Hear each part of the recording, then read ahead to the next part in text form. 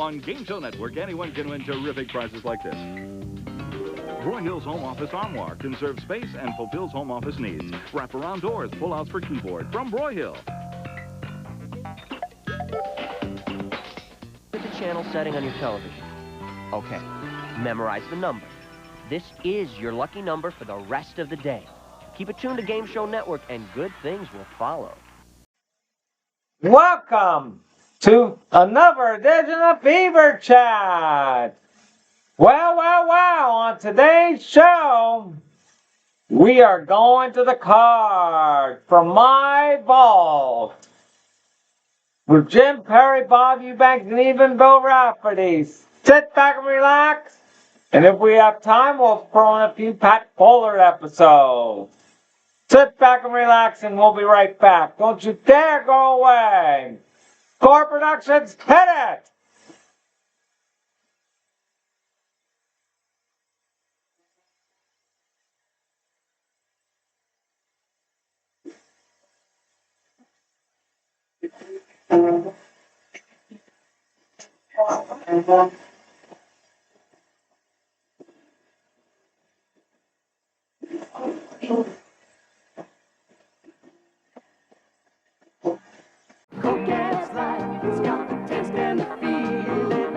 Picks you up and peps you up. Come on now, gotta share a Coke with you. I'm doing my laundry. Right now I could drink a Coke. You wanna live, let's live a little bit more. Coke has won a few tennis matches for me. That's what the taste of Coke is for. Zoom.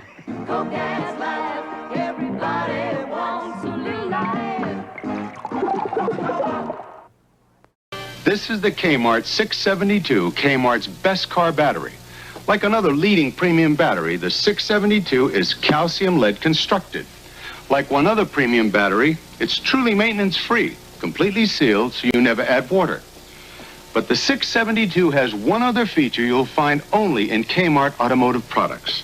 The 672, Kmart's best battery, is Kmart priced.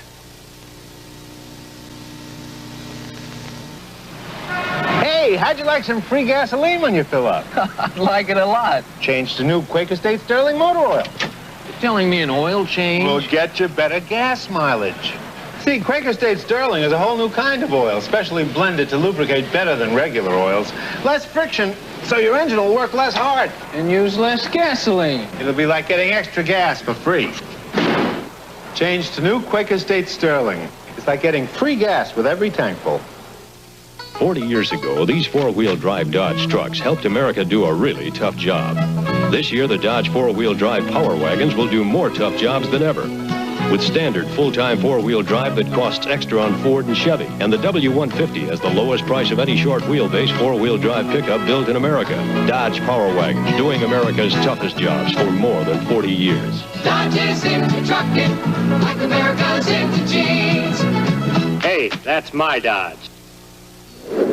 Protecting your car radiator against freezing up when it's freezing outside, that's the mark of Xerex. Xerex Antifreeze. Protecting your radiator against boiling over when it's boiling outside. That's the mark of Xerex.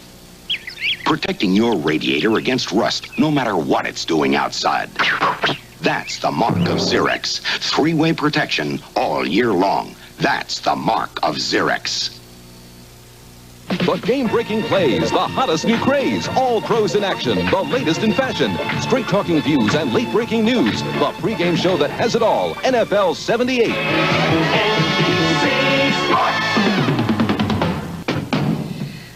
I love our new house, but I wish we could get a break on the insurance. You can get a break with Allstate. Our new house discount cuts 10% off.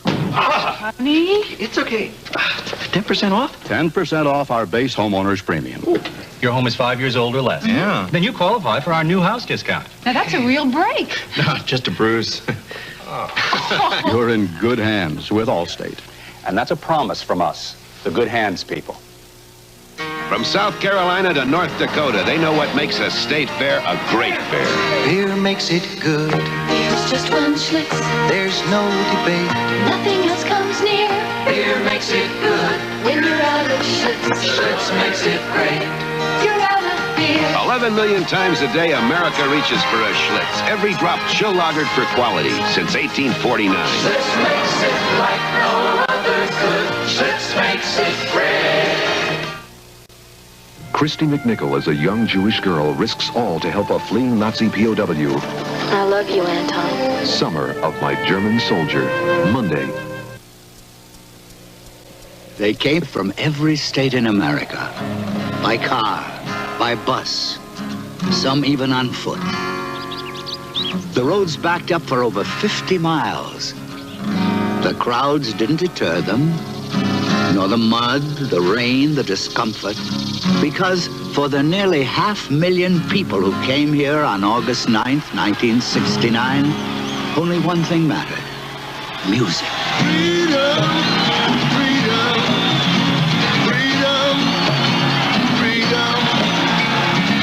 At Pioneer, we understand how much music means to people. So we design our high-fidelity components not to add anything nor take anything away, but to recreate all the excitement of a live performance. That's what's made us #1 today with people who care about music. Pioneer, we bring it back alive. There's a Gnomemobile leaving immediately. There he is. Take an outrageous ride in the Gnomemobile tonight. Then, the story of America continues on Centennial. You come to fight, huh? No, to establish a fort. Dear God, thank you for this life. The Gnomemobile, then Centennial tonight, starting at 7, 6 Central and Mountain. By noon, you bring down enough timber to put up a small town. You got one tool, a chainsaw, and it's your bread and butter. On the bar, it says Homelight, but out here, it's the Chainsaw King. And right now, you can buy the King, the Homelight XL, at a king-size savings. Or choose one of 4 other Homelights and get this rugged carry case free from Homelight, the Chainsaw King. You'll find your new Homelight at Sky Nursery in Seattle. When I came to the Northwest, the closest bank was down in San Francisco. And then I started Seattle First. The first bank to bring you 24-hour banking at 104 locations and a way to transfer money between checking and savings by phone. And now they're using these gadgets so you don't have to wait in line so long. Just goes to show, one good idea leads to another. For something new in banking, look for it first at Seattle First. You're watching KING TV, Seattle. It's hard to tell the difference between JCPenney Plain Pockets jeans and the world's best-selling jeans. After all, they're both made of tough, heavy denim with good looks and great styling. In fact, you probably couldn't tell the difference at all unless you noticed the fancy stitching on the back of those famous jeans, or the money you saved on Plain Pockets. JCPenney Plain Pockets. The big difference between us and them is the pocket and the price. Henry VIII for 79 Dodge Aspen. So I had some marital problems, but if I'd had this new Dodge Aspen, things might have been different. There's regal room for all 3 Catherines, the 2 Annes, and Jane Seymour to boot. Of course, 6 wives can be expensive, so it's good Aspen's 225/6 isn't. And you won't lose your head over Aspen's price either. Dodge Aspen, small in all the right places, but big for its size. What ho! That's my Dodge. Next Sunday, regional coverage of exciting NFL action. Telecasts include the Patriots versus the Bills, Cleveland at Houston, and the Jets versus the Broncos. Check local listings for the game in your area. From El Paso to Cheyenne, the West was wild once, and sometimes it still is. Beer makes it good. There's just one Schlitz. There's no debate. Nothing else comes near. Beer makes it good. When you're out of Schlitz, Schlitz makes it great. You're out of beer. 11 million times a day, America reaches for a Schlitz. Every drop chill lagered for quality since 1849. Schlitz makes it like no other could. Schlitz makes it great. Energy for a strong America. Excuse me, Mr. Johnson. Yeah? Do you know you're one of America's most valuable energy sources? I am? That insulation you're installing isn't only going to save you a lot of money. Yeah? It's going to help our country save energy. So? So thank you. You're welcome. By saving energy, you're helping hold down foreign imports, while companies like Exxon develop other energy sources like coal, nuclear fuel, and solar power. Energy for a strong America. David Cassidy, man undercover, young enough to be a kid, tough enough to be a cop. Give it up, Bertie. It's all over. Premiere Thursday at 10, 9 Central on NBC. From the folks who are #1 in vans and wagons come the 1979s, like Dodge Maxi Wagon, the roomiest wagon you can buy. Like Sportsman Wagon, the wagon you can turn into a home away from home. Like Street Van, the van that's as fun as it is tough. Like some of the most maneuverable, versatile, best-selling vans in America. Is it any wonder when you ask about vans, you hear about Dodge? Dodge is into trucking, like America's into Jeep. Hey, that's my side. This fresh egg is going to help us sell this brand new Free Flex shoe from Freeman. Watch.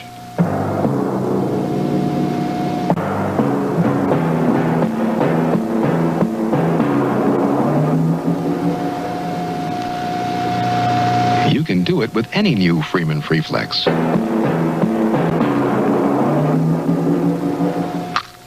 See Freeman shoes at fine stores everywhere.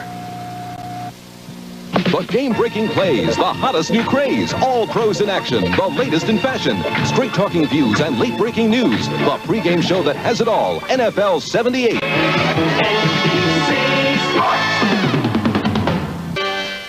We're saving $600. We're saving. This family has rented a Ryder truck We're saving. and moved 600. 500 miles. We're saving 600. By packing and moving themselves, they saved a lot of money over what professional movers wanted. True, when you rent a Ryder truck, you have to do the work yourself. We're saving 600. But if you just keep repeating how much money you're saving, you'll be amazed how much lighter those cartons will seem. We're saving $600.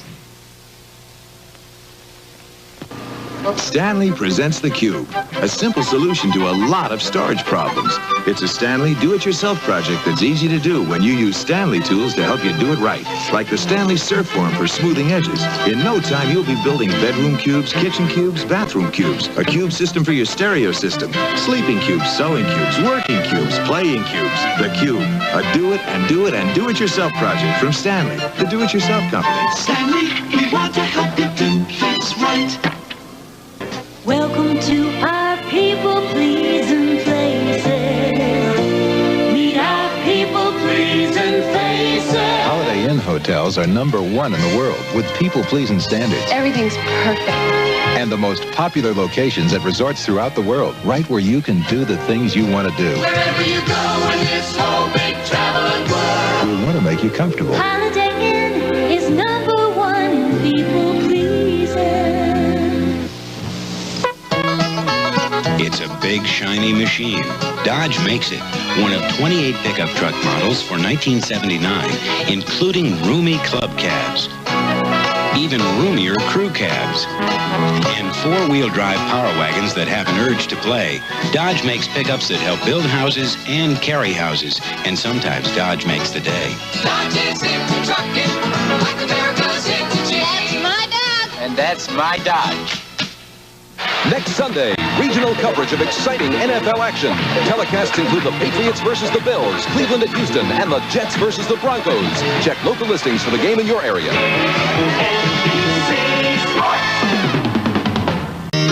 From the Sierras to the Smokies, people are discovering what makes the great outdoors great. Beer makes it good. It's just one Schlitz. There's no debate. Nothing else comes near. Beer makes it good. When you're out of Schlitz. Schlitz makes it great. You're out of beer. Nobody makes it like Schlitz. Every drop chill lagered for quality. 11 million times a day, America reaches for a Schlitz. Because since 1849, Schlitz makes it great. So when it comes to beer, why make it good? Schlitz makes it like no other good. Schlitz makes it great. This is my team, the Denver Broncos. Hi, I'm Haven Moses. Come with me and discover a special part of Denver. It's called Red Rocks. This magnificent theater was carved out of the earth millions of years ago. You know, I come up here a lot, look at the sky and the mountains, and feel pretty good about living in Colorado.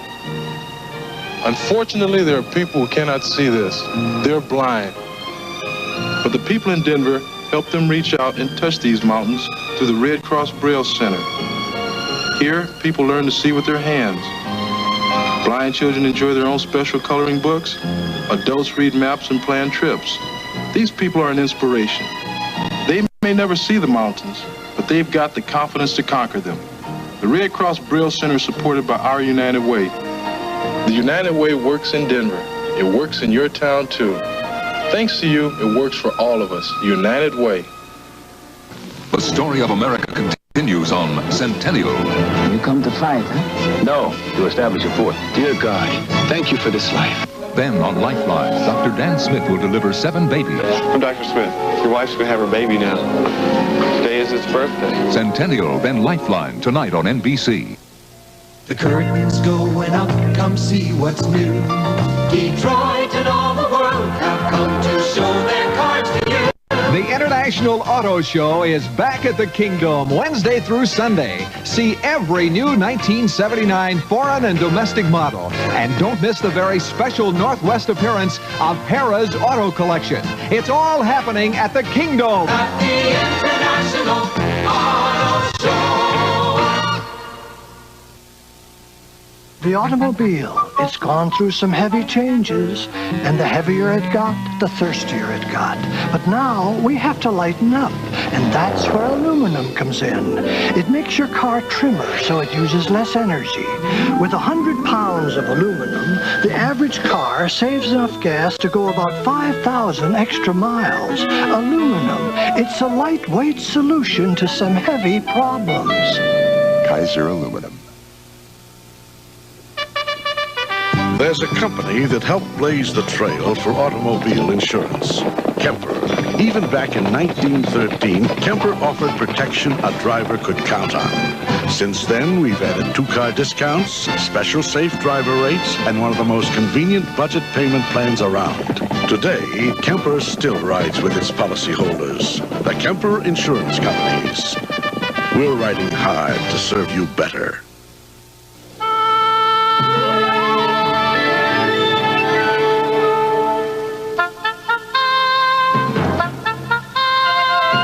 The Saint is marching in. Dodge introduces the St. Regis, the full-size car of the future. Trim outside, roomy inside, luxuriously appointed, but with the efficiency of the automotive electronic age. The new St. Regis by Dodge. That's my Dodge. Owens Corning built this glass house so you can see all the places insulation can save money. New home or old. Your attic. In severe climates, you may need insulating power up to R38, a foot of pink Owens Corning fiberglass. Another place to insulate. Floors over unheated garages or crawl spaces, and walls exposed to cold or heat. Want to know about insulation? Ask the experts. Ask Owens Corning. You should have used Mobil 1, dummy. The oil, it saves you gas. You could have gone up to 10 extra miles, darling. On every tank full of gas, my son. Mobil 1 reduces friction so well it can take the average car up to 10 extra miles per tank full. Hey, man, what's holding everything up? Some dummy ran out of gas. Didn't use Mobil 1. The oil that saves you gas also saves you oil changes.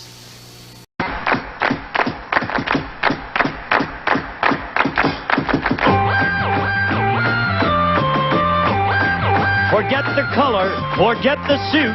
Call high or low and win the loot on Card Sharks. And here's the host of Card Sharks, Jim Perry. Hello there. Thank you. Welcome to Card Sharks. You're a nice group. Have a good weekend. Thank you for joining us on Card Sharks. We left off last time. The champion won the match, didn't get a chance to go for the big money. We're going to do that right now. Let's bring out our champion, Renee Lackey. Hello, Renee. Hey, Jim. Nice to see you again. Here again. Thank you. You've now won $7,200 in cold cash. Yes, and I love every minute of it. Won't you tell us again about yourself? I'm from Honolulu, Hawaii, and I'm currently traveling around the world as much as I can, gathering information for a book I'm writing. Terrific. Now, your book, I believe, is a travel book you're telling us. Right, right. Of all the places you've gone, what's the best place you've seen so far? Right here on this stage. Oh, yes, yes, because we give you money to travel here. I see. Well, let's see if we can make some more money right now. Ready? Ready. Let's open the board and get to the money cards. All right, Renee, you won $200 in the last match. $100 a game. Of course, that's yours to keep. Now we give you new money to play with, and this time you're going to bet that money. Starting on the bottom line with $200. Bet that as you will with these 3 cards. When you move up to the second level, we add another $200 of betting money, and again, it's your decision how you bet it. $50 minimum bets until you get to the top card, the big bet, and there you must bet at least half the dollars. Let's add it up. Okay. Let's get you all the way around the world this time. Okay. Here's $200. And as in the game, you have a choice of 2 base cards. You'll start with a 9. You can change that or you play it. What do you think? I prefer to change it, please. All right. You must play this one. It is a 3. Good card. Great. Now you got $200 and a 3, Renee. I'm going to go all the $200 higher. Whole thing. The whole thing higher. $200 higher than a 3. Oh, very much higher. $400 and a great card, a king. I love it. I'll go the whole $400 lower, Jim. The whole thing again. Yep. $400 lower than a king. But you're not out of it because we have that second level with this great card. We're going to move the ace up, give you that other $200 of betting money. 4 cards to go and a good card. Let's see if we can do it. I'm a gambler today. I'm going the full amount lower. $200 lower than an ace. It's a jack. Now we're back up to $400 again, Renee. Okay, I'm going to go $300 lower. Big bet, $300 lower than a jack. And it is a 3.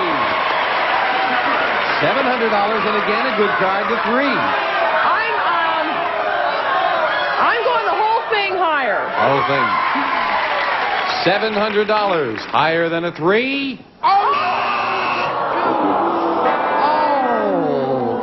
Those cards didn't like you this time. No, they didn't. Come on down here, Renee. My goodness. That's terrible. Well, that's the way it goes. Yeah, from a king to an ace and a 3 to a 2. You don't expect that. No, I didn't. But we'll try again. Okay, if she gets back up there, it'll be because she defeats a new challenger. And we'll meet that new challenger right after we take time out for this.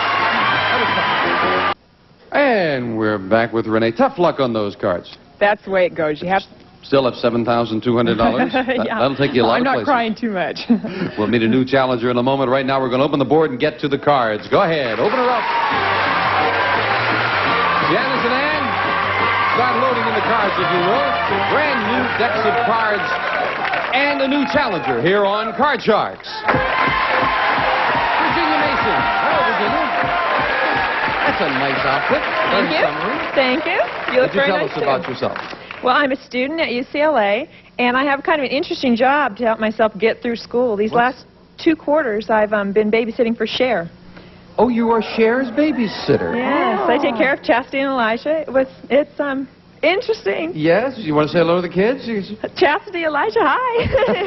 Chastity's probably been on television more than you have, Bridget. Oh, I'm sure. Are they good kids? Very good kids. They're very strict with them. Very strict. They're smart. Good. Nice to have you here, Virginia. Good luck in the match. Good luck to both of you. Thank you. Each player has their own deck of 52 playing cards, shuffled and cut before we go in the air, and the upper cards, the red cards, will be played by Renee, the champion.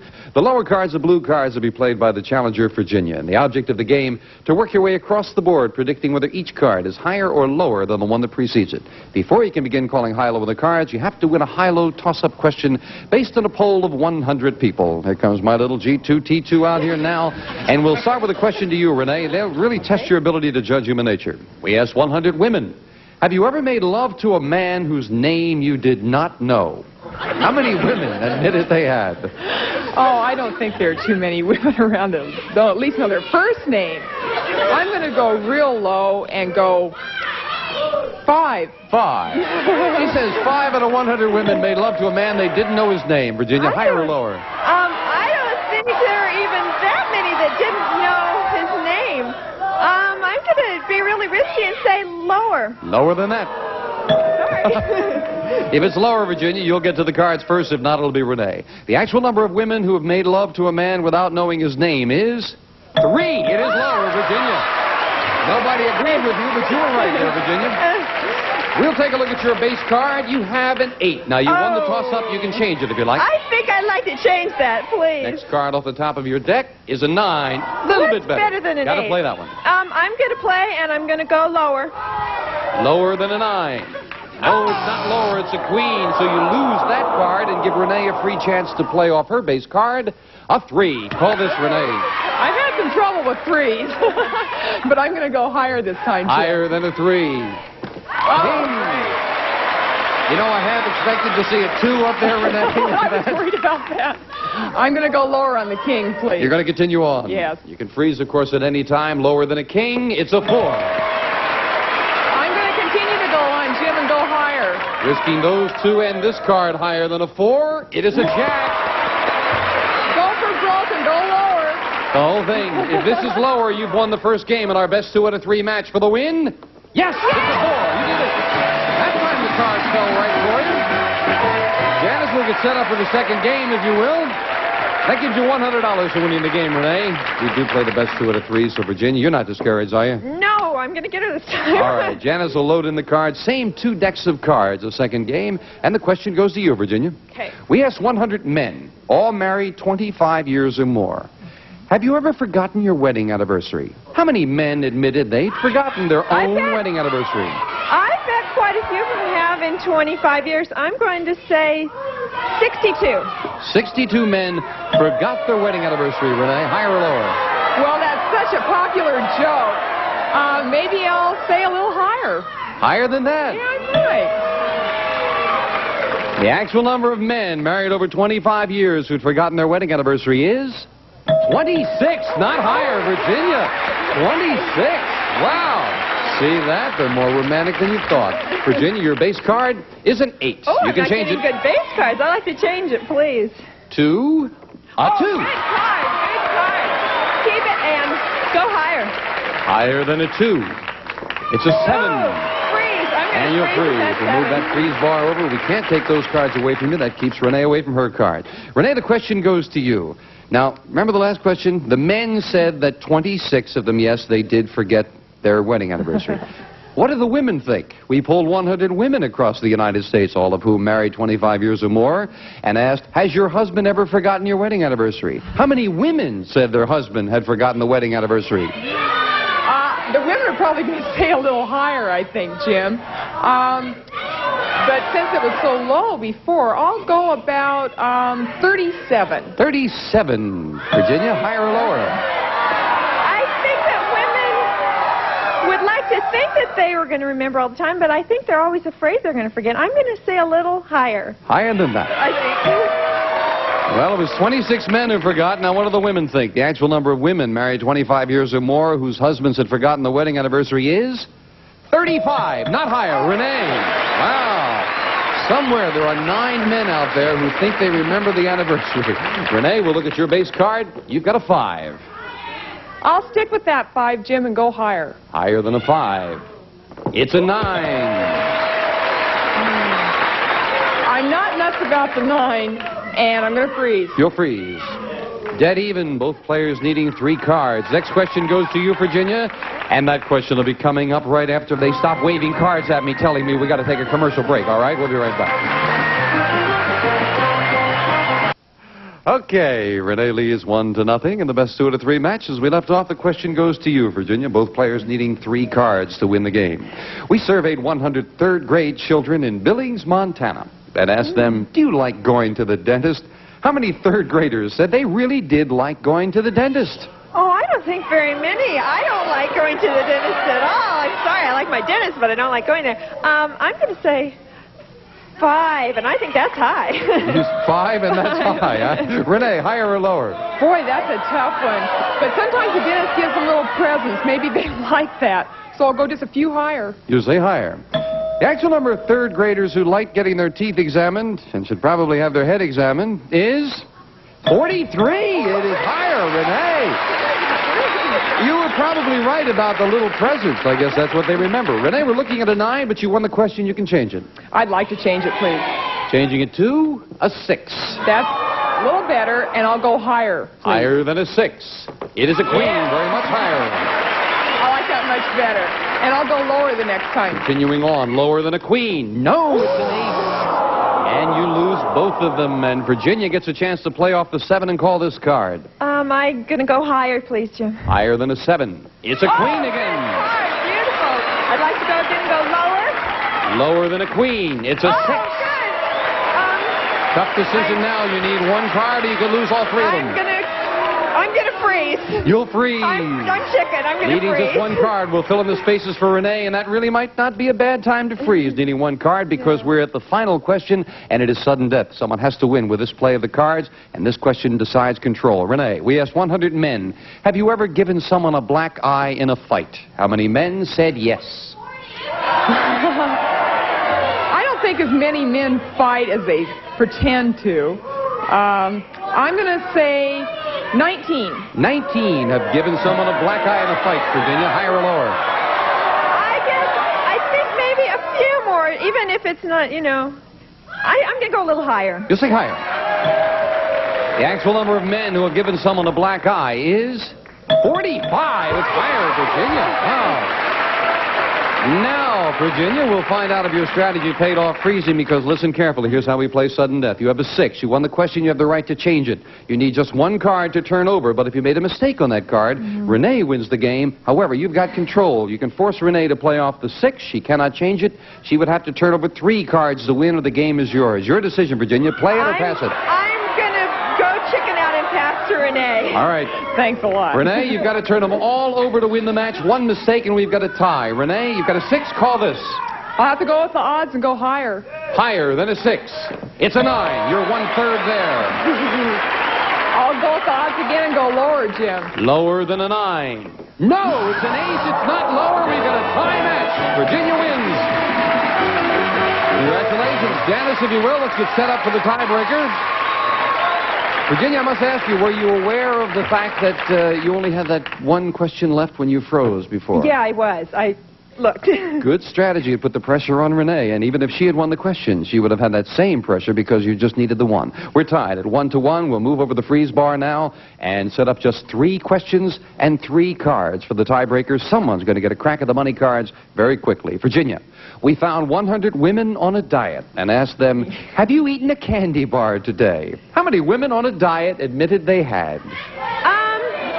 That day, okay, I'm on a diet, but I haven't eaten a candy bar today, so I'm only going to say 15 that day. 15 that day cheated on their diet and ate a candy bar, Renee. Higher or lower? If it was pizza, I'd go a lot higher. But a candy bar, I think I'm going to go lower even. Lower than that, yes. If we had said pizza, you would have said higher. The actual number of women on a diet who cheated and ate a candy bar is 13. It's lower. Renee, yes. And Renee, your base card in the tiebreaker is a 2. Oh, terrific. I'll go higher, please. Higher than a 2. It's a 7.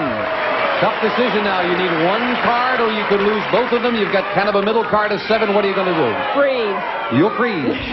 Needing just that one card. And that's a tough decision to make up there with just 3 cards. Renee, we asked 100 married men in a California studio audience, do you think your wife dresses well? How many men said yes? They probably better say yes. I would say 72. 72 out of 100 men said, yeah, their wife dresses well, Virginia. Higher or lower? I'm sorry, would you repeat the question? Sure. We asked 100 married men in a studio audience, do you think that your wife dresses well? How many said yes? She said 72. I'm going to go a little bit lower. Lower than that? A little bit lower, yeah. Got a lot of agreement with the audience on that. The actual number of men who said their wives dress well is 89, not lower, Renee. I would think most men think their wives dress well. Renee, you want to play that 7 or change it? Change it, please. You'll change it to a 5. All right, Renee, make that all-important call. If this is higher, you remain the champion. If not, Virginia still has a chance for the win. Yes, it's a queen. Congratulations, Renee. Virginia, thank you for joining us. You won $100 in cash. Get good time? Good. We've got some party gifts for you. Thanks for being here, Virginia. Renee, come on down here with me. You're up to $7,400? And I hope you do better with the money cards. That's the way to feel. We'll get to the money cards right after we take time out for this. Please watch. Renee Lackey, our champion with $7,400. And the last time the money cards were not kind to you. I feel lucky this time. Then let's get to them. Let's get to the money cards. And they're setting them up. $200 on the bottom level, 3 cards. Another $200 on the next level. And as always, your decision how you bet them. You bet them right the last time. They just didn't fall for you right. You ready? I'm ready. $200. And let's get a good base card to start with. A 5. Want to play that or change it? I'll keep that 5. I'm going to bet $100 higher. $100 higher than a 5. No, it's a 4. Here we go now, let's again. not do this again now, Renee. You've got a 4, a little better card than $100. $100 higher, please. $100. Higher than a 4. A 9. Okay. Not too good a card, but you've got $200 to work with. I'll take another $100 and go higher still. You're going to go higher? I'm going to go against the odds. There's no face cards. I'll go a little higher. All right. $100 higher. I hope you're right. Yes, it is. You just keep inching around there, Renee. You've got $300. Up goes the 10. We add $200. $500 now and a 10, Renee. Yeah. I'll do just $200 lower. $200. Lower than a 10. Oh, no, an ace. But a good card now, an ace. $300. I'll go for broke. $300 lower. All right. Come on now. Let's build it up. 3 cards to go. It can still build up. $300 lower than an ace. It's a 5. That's $600 now. Back with a 5. Okay, I'll bet $400 higher, please. $400. You'll have $1,000 if this is higher than a 5. And it is. It's an 8. $1,000 and up goes the 8. Kind of a tough card to work with. You must bet at least $500. You can bet more. You've got $1,000, Renee. What's your big bet? Well, that is a tough card. I'll just do the half. I'm going to do $500 higher. All right. You're going to finish up with at least $500, so you're not going to bust. Let's make it $1,500. Yes. What is it, higher? Higher. For $1,500. Yes! All right. You did those good. That was much better. I enjoyed that. I think you had worse cards and got more out of them. It just happened. Good. Very good. Your winnings are now up to $8,900 as you inch along. We'll meet a new challenger right after this. Okay. Good. Don't have time to meet a new challenger right now, Renee. We were talking about that. Where did you get the idea about writing a travel book? Such a young lady. You think some old gray-haired, grizzled person would think of that? Well, I went to Europe one other time, and I traveled with a girlfriend. She wrote a marvelous diary, and I had some few scribbled notes that were terrible. And I thought, next time I'm really going to keep track. I did, and I thought, why not capitalize on it? What do you think you can write in a travel book that someone else has not written yet? What can you give the public? My experiences. That's very intriguing, Renee. And on that fond note, you know, you belong on the show, Renee. We're going to say goodbye for now, and we'll meet a new challenger and start a brand new match next time we meet on Card Sharks. Bye-bye.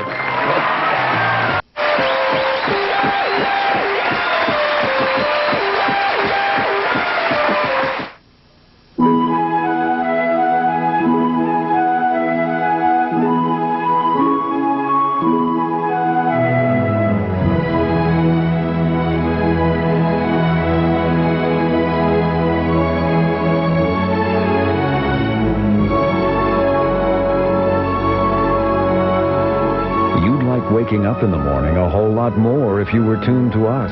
All your favorite games all morning long on Game Show Network.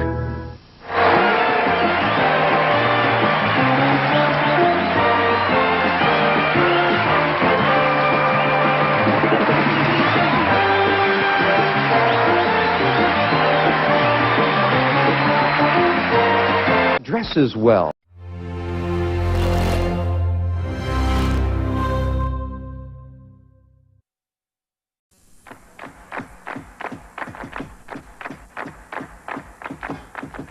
Ace is high. Deuce is low. Call it right and win the dough on Card Shark. And here's the host of Card Shark, Jim Perry. Hello there. Welcome to Card Sharks, the game of decisions. Thank you for joining us. We've got an exciting match going on right now, and as we left off last time, we've got sudden death coming up. We could have a champion on the turn of just one card, so let's not waste any time. Let's get to the cards. Janice and Ann, if you will, start loading in the cards, and you can see we have a game in progress with these Card Sharks. Chris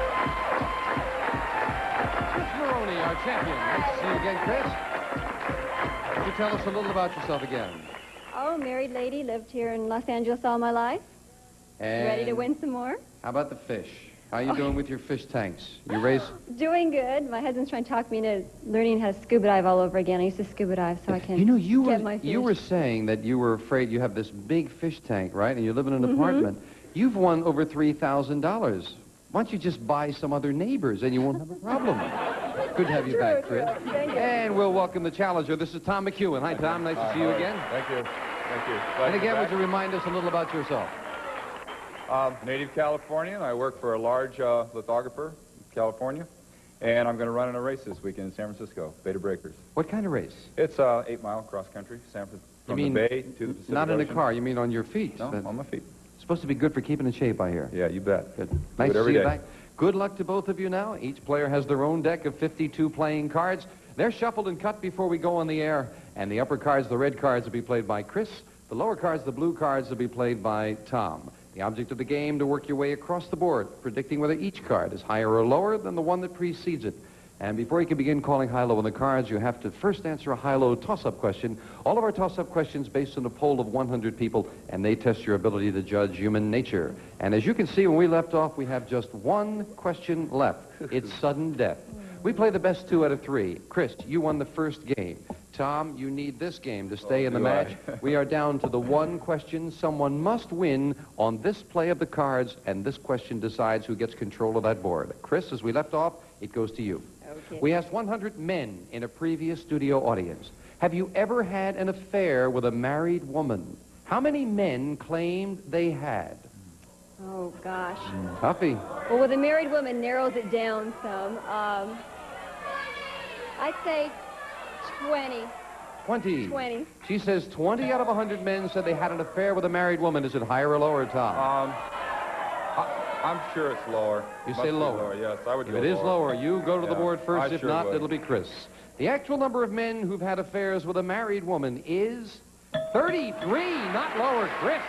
You've got control. And here's how we do it with sudden death, Chris. Listen carefully. You have a jack. You won that high-low toss-up question. You have the right to change it if you'd like. You could try to turn over all 4 of these cards and win, but if you make a mistake, Tom wins the game. However, you've got control. You can force Tom to play off the ace, and he would have to turn over these 4 cards. If he makes a mistake, the game is yours. Your decision. Do you want to play it with 4 cards or force Tom to play it with 4? No, thank you. I'm going to pass it to Tom. 4 cards to go, Tom. If you make one mistake, Chris has the second game of the match, and she goes to the money cards. Start First calling. card, lower. Lower than an ace. Remember, if it's another ace you lose, it must be lower than an ace. It is a 4. Okay. You're 1/4 of the way there. Next card, higher. Higher than a 4. It is a jack. You're still in it. Okay, next card, lower. Lower than a jack. It's a 2. Chris, how is your strategy looking right now? Not so hot. Tom? Boy, I can't... Next card, higher. If this is higher, we've got a tie match. If not, Chris remains the champion. To tie up the match, you did it. It's a 10. Clear the board if you're willing and set up for the tiebreaker. Sensational. I think your strategy was probably right there, Chris, but Tom just couldn't. He just did well. $100 for Chris, all that jogging. $100 for Tom. All that jogging, yeah, that gave you that good luck, right? Now we get set for the tiebreaker. Please, if you will, move over the bar. 3 questions in the tiebreaker and 3 cards. Tom, question to you. We asked 100 women on a diet. Is this the first time you've ever been on a diet? How many women said it was their first time? 17. 17. No comment, just 17. Chris, higher or lower than 17? Well, it'd be a low number, but I still think it'd be a little higher than 17. Say it's higher than that. A little agreement from the audience there. The actual number of women who said it's the first time they've been on a diet is 2. Not higher, Tom. Just 2. Women are always dieting, you know? Yeah, they keep on doing it. Chris, we'll take a look at your base card. You have... Hey, no, it's Tom. Excuse me. Thank you. Thank you. I'm looking over there. I got the wrong one. Ooh, that would be a mistake. Tom, you've got a 5. Want to play that or change it? I'm going to stay with it. All right. Stay with it. And I'll say the next card's going to be higher. Higher than a 5. Yeah. It's a 6, just higher. Now you've got a decision to make. Remember, you can freeze at any time, but if you make a mistake, you lose all the cards back to the base card. Chris gets a free chance at her cards. What are you going to do? Well, I came here with nothing, and I'm going higher. You're going to go for it. If this is higher than a 6, we have a new champion. If not, Chris is still in it. For the win, it's now higher. It is a 3. A break for Chris. We'll look at your base card, Chris. You've got a 3. You can't change it. It's a good one. Call the next card. Let's try higher. Higher than a 3. It's a king. I've got to go lower. For the win. Lower than a king. It's a 7. Congratulations. Good comeback. Thank you. Tom, you took a chance. Yep. Thank you for joining us. Good luck with the jogging. Thank you. And you've got $100 in some party gifts. Thanks for being here, Tom. Chris, come on down here with me. Congratulations. Yeah, oh, it's fun. More fun. That's the way to do it. We're going to get to the money cards and a chance for thousands of dollars right after we take time out for this. And again, our congratulations, Chris. You're doing well. Oh, good. Keep going. Okay. You ready to do it now? Sure am. And let's open the board and get to the money cards. Okay, Chris. Now you want $200 in the match. That's yours to keep. We're going to give you new money to play with, and we'll start you on the bottom line with $200. This time you're going to bet that money. Bet it as you will with these 3 cards. When you move to the second level, we add another $200 of betting money. And again, you bet it as you wish. Minimum bets are $50 till you get to that top card, the big bet. And there you must bet at least half the money. It can add up. Let's do it. Okay. $200. And as in the game, you get a choice of 2 base cards, Chris. You have a 4. Pretty good card. You want to play it or change it? Let's keep that and bet the whole thing that it's higher. Right away, you're going to bet it all. Try it Remember, as in the game, if it's another 4 you lose, it must be higher. $200 higher than a 4. It's a 7. Now you got $400 and a 7. Let's bet 100 that it's higher. $100 higher. 100. See if you can get a better card. $100 higher. Oh, yeah. That's higher. Now, Chris, you've got $500 and a great card. Oh, let's go the whole thing. All $500 is lower. $500 lower than an ace. Oh, a deuce. Beautiful. With $1,000, another great card. Up to this level, we add $200. Chris, you've got $1,200 and a 2. I'm going to have to go for the whole thing that is higher. $1,200 higher than a 2. It's a 3. Oh. Still a great card and $2,400. Let's go $2,000 that it's higher. Now, don't let them talk you into anything. $2,000. $2,000, okay. $2,000 higher than a 3. An ace! Sensational! $4,400 and an ace! I'm going to have to go the whole thing that's lower. All right. $4,400 lower than an ace. It's a 4 and another good card. $8,800. Up goes the 4. Now listen carefully, Chris. You must bet at least $4,400. You can bet more. You've got a good card. A lot of low cards gone. But don't let me talk you into anything. You can bet up to the $8,800. You must bet $4,400. What's your big bet? I'm going to say $6,000 that it's higher. $6,000. That is a big bet. Yes, higher than a 4. For $6,000. $14,800.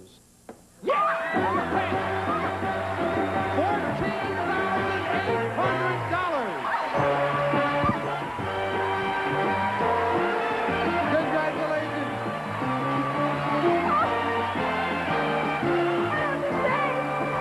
You don't have to say anything. We're happy for you.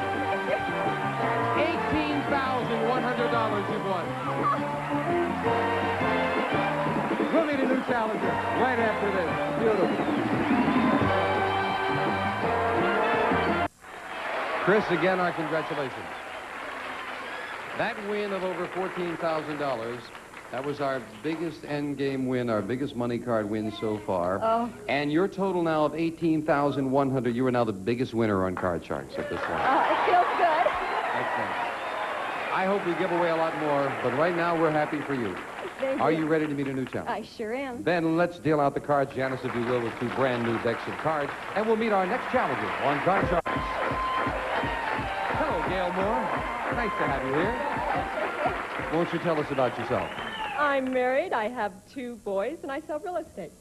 How's the real estate market? Fine. Yeah, I know. It keeps going up here. Sure does. Nice to have you here with us. Thank you. Good luck in the game. Gail, you'll play the lower cards, the blue cards. Chris, the champion, plays the upper cards, the red cards. And we start with a question to you, Chris. We asked 100 men in a confidential poll, have you ever signed a hotel register under a false name? How many men admitted they had? Oh, gosh. I'd say 25 were sneaky and did that. 25. Mm-hmm. Gail, higher or lower than 25 of the 100 said they have signed a Men have hotel. done that. I'll say a little bit higher. You say higher than that? Right. The actual number of men who confessed they used a false name to register in a hotel is 18. It's not higher. Chris, you got it. Yes. Incidentally, a marvelous idea for married couples is you go and check in under the name of Smith together. That's terrific. Okay, Chris, we'll look at your base card. You have a 3. Oh, good. I like that. Let's keep it and go higher. Higher than a 3. It's a 9. Oh, good. I think I'm going to freeze right there. You're freezing. And we'll move the freeze bar over. You kept Gail away from her cards. And the question to you this time, Gail. We polled 100 millionaires across the country and asked them, was your father also a millionaire? How many millionaires said yes?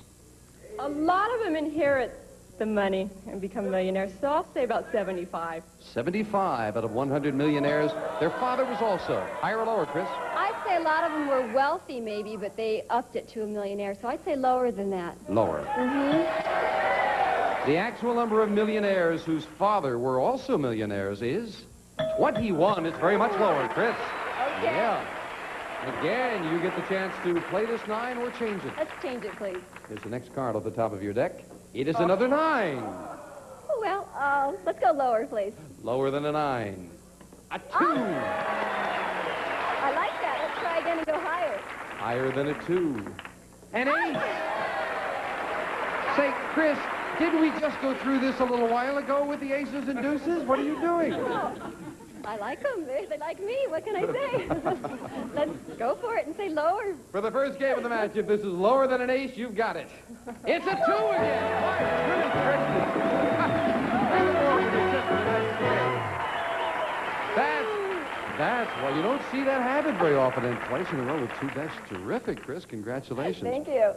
Gail, would you like to have that happen to you over there with the money cards? All right, Gail, you need this match now. Chris leads 1-0. You need this game to tie it up.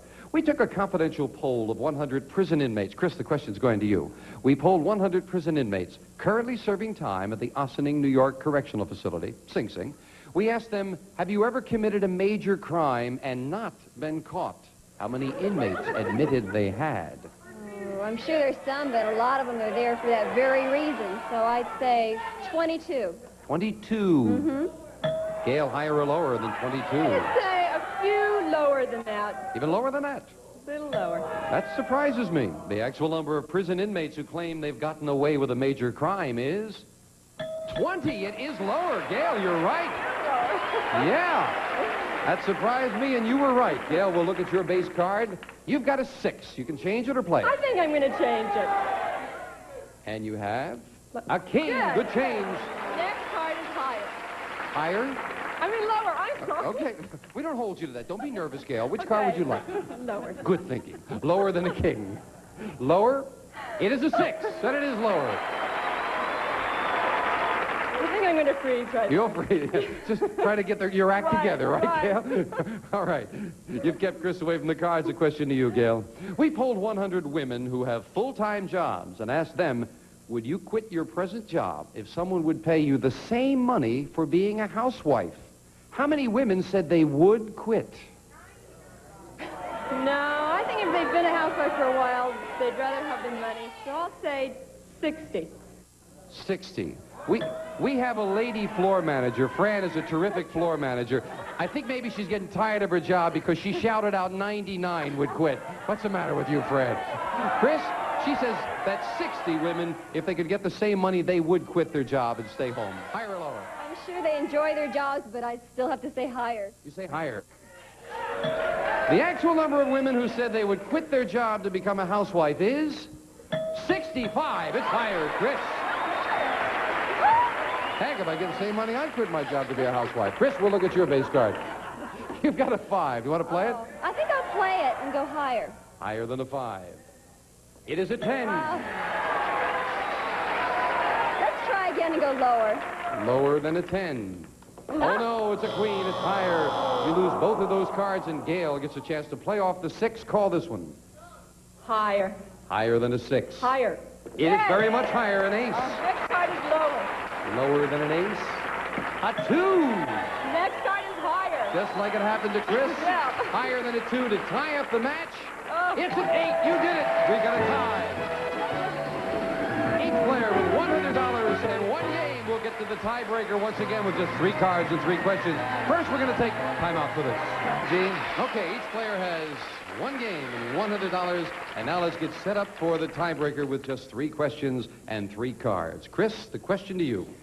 We took a secret poll of 100 married men, and we asked them, do you still have any old love letters from a former sweetheart? How many men did? Oh, gosh. I know when I was little, I found some of my dad's in the garage, so I'd say some of them do. 35. 35 out of 100 men still have love letters from an old sweetheart. My husband still has some. I'll say a little higher. Did you say who has some? My husband. Your husband has some? From whom? His girlfriends when he was young. Oh, really? Why does he keep them?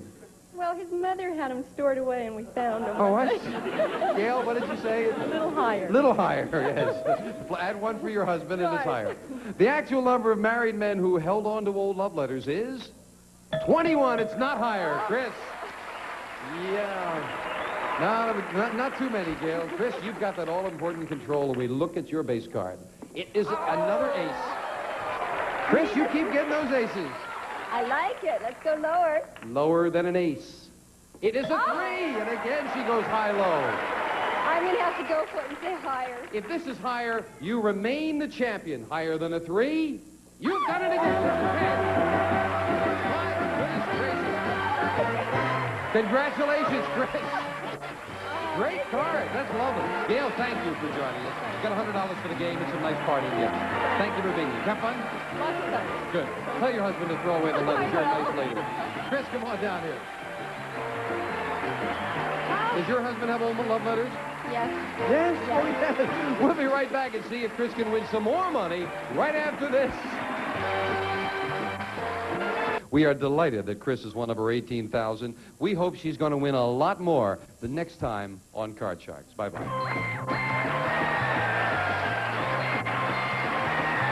Some of our contestants will receive Eureka's new ESP Extra Suction Power Vacuum.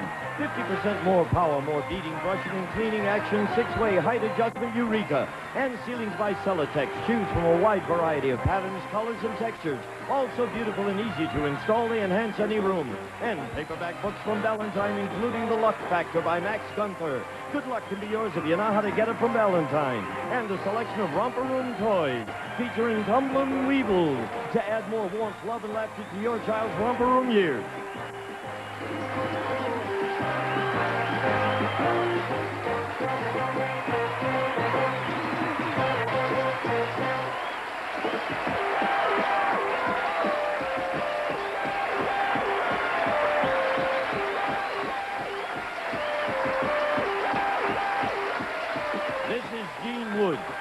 for Card Shark.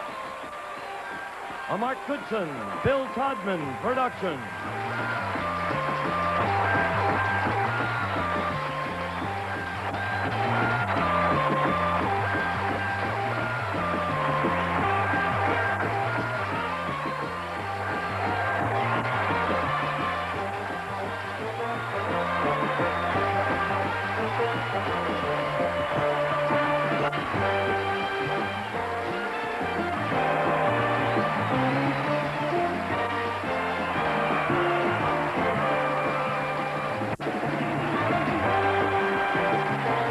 Lower. It is a 6, and it is lower.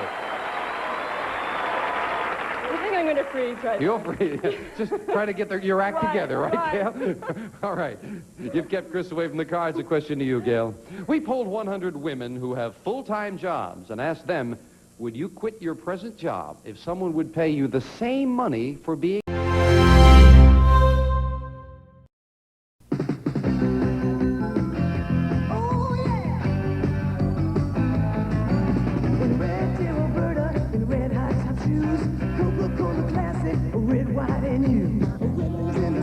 Stepping out on the avenue, Saturday night, out of sight, overriding news. There's a feeling in this country, the real thing is coming through. Coca-Cola Classic, red, white, and new.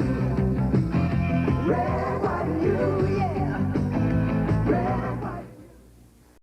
By special request, your Houston Metro Honda dealers have received a giant factory allocation of new Honda Civics for an exclusive Honda Civic sale. And to meet factory objectives for this special allocation sale, over 500 new Civics must be sold by February 15th. That means you may never again see Honda prices this low or a selection this good. Every Honda Civic on sale now from $58.38. Only at Goodson, John Eagle, Gilman, Russell & Smith, Goodson Spring Branch, and McDavid. Civics now from $58.38.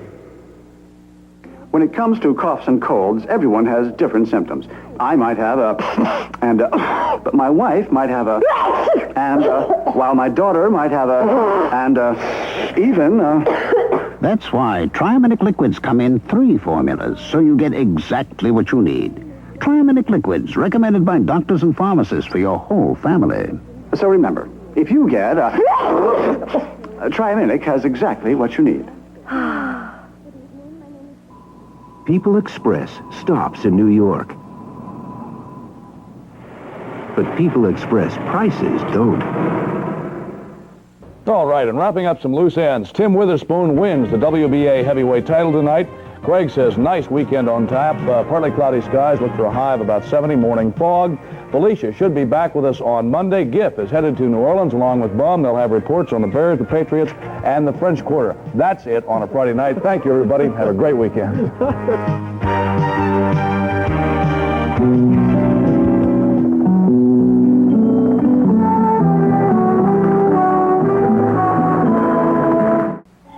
Once upon a time when the world was filled with wonder, little creatures shared the earth with humans, and magic was a way of life. Once upon a time is now.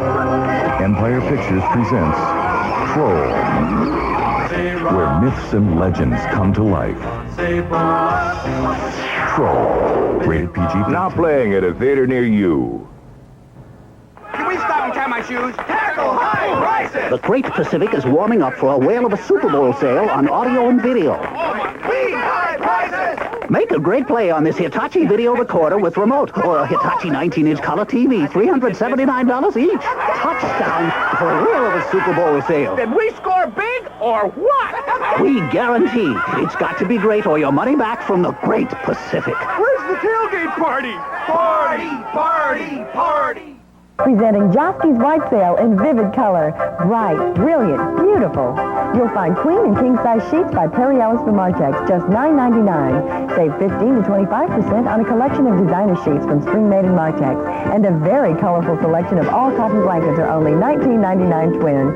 Save on bath towels from Fieldcrest and Cannon at just $5.99. And luxury Pima bath towels by Martex, $12.99 with monogram at no extra charge. Josky's White Sale, now in brilliant color. What amazing deal comes in pieces, is mashed and baked, and gets eaten all over. The Square Deal from Kentucky Fried Chicken for just $1.79. 2 pieces of the Colonel's original recipe chicken, mashed potatoes with gravy, and a fresh-baked buttermilk biscuit. Just $1.79. At Kentucky Fried Chicken, we do chicken right. And at $1.79, our square deal is everything it's cracked up to be. Good evening, everybody. This is Chip Moody, and we hope you're enjoying MASH. If you got home a bit late and missed the news, here are some of the major stories we had for you tonight. Doctors examining President Reagan today removed 3 small polyps from his colon. Doctors say they were clinically benign. Former City Parks Department employee Randy Bostic today was convicted of fraud and conspiracy. He had been accused of bilking a summer lunch program out of $80,000. Because of an increase in the number of robberies, the Pilgrim dry cleaners are now using hidden guards armed with shotguns. A judge in Brazoria County today allowed traffic violators to pay off their tickets by donating a pint of blood. And Eastern Airlines 727 made a safe belly landing tonight at Dulles Airport, just outside Washington. And the Space Shuttle astronauts will be trying to come home once again tomorrow. And tonight, Ray Miller showed us what might have been a cannonball used at the Battle of San Jacinto. With that, time for us to say goodnight, and we invite you to have a great weekend. Good night. By special request, your Houston Metro Honda dealers have received a giant factory allocation of new Honda Civics for an exclusive Honda Civic sale. And to meet factory objectives for this special allocation sale, over 500 new Civics must be sold by February 15th. That means you may never again see Honda prices this low or a selection this good. Every Honda Civic on sale now from $58.38. Only at Goodson, John Eagle, Gilman, Russell & Smith, Goodson Spring Branch, and McDavid. Civics now from $58.38. Just for you. 74 traffic updates a day. So you can keep up. 120 weather updates. With your world. 25 sports updates. KTRH. 50 business updates. Introduces 1,118 minutes of news daily. News radio. If we could, we'd give you more. But there are only 24 hours in a day. KTRH now. News radio. 740 AM. There's so much more to this tiny miracle than meets the eye. At Texas State Optical, the doctors of optometry know that every contact lens prescription must be exact, the fit precise. It must be completely comfortable. Yet every year, people unnecessarily spend fortunes on contacts and never wear them because they're uncomfortable. They don't fit right. Those people have never been to Texas State Optical. Texas State Optical. So much for so little. Today, Maria Coletti will make her father's favorite Italian pie for the very first time. An age-old family recipe that includes one rather special ingredient, meatballs. At Pizza Hut, we're proud to introduce our own version of this classic. We call it Preazzo Verona Italian Pie. Perhaps today will be your first time, too. I don't mind working hard, but I'll tell you how I feel. I work an honest day, and I want an honest deal. Safeway announces the first giant meat sale of the year with savings on our finest cuts of USDA choice beef, tender chicken, oceans of seafood, luscious lamb, pork chops, ham, and more. Stock up today and save at Safeway, America's favorite food store. Now, let's have a look. That's... No two doctors are alike. Lights, action, That's why when you choose MaxiCare Health Plan, you can choose your own MaxiCare doctor. A doctor who will know you and who you can see as often as you need without ever paying a deductible or filling out any forms. MaxiCare lets you pick a doctor you feel comfortable with. Very good, very good. Well done. Smokers, this is New Favor. It's a smoke-free cigarette. That's right, a smoke-free cigarette. You don't light it. It doesn't burn. You just inhale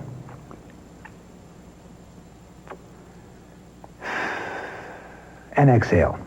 You get tobacco pleasure and satisfaction. But what you don't get is smoke. And neither do the people around you. New Favor. Cigarette satisfaction. No smoke. I'm Giff Nielsen. I'm Bob Phillips. How do you think the Bears and the Patriots are going to be getting ready for Sunday? We'll tell you all as we get ready for Bourbon Street Monday on 11 News. You dip 'em and you do 'em and you dip 'em and you do 'em. Dinah, we're supposed to do a commercial for Holly Farms Thin and Fancy Fillets. I'm dipping and doing it. They're the perfect piece of chicken because Holly Farms specially pounds them They thin. won't curl while cooking. All you got to do is dip them in the egg and then dip them in the breadcrumbs and then you do them. Oh, you don't have to dip them. Well, then don't dip them, just do them.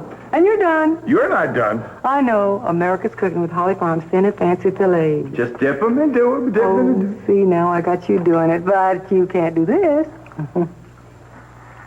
Oh, play me some mountain music.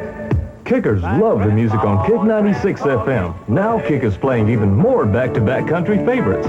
Other stations promise lots of music but play only one or two songs, then more talk. At Kick, you always get back-to-back songs all the time. That's a promise from Kick 96 FM. Only the lonely. Kick 96 FM, your official country station.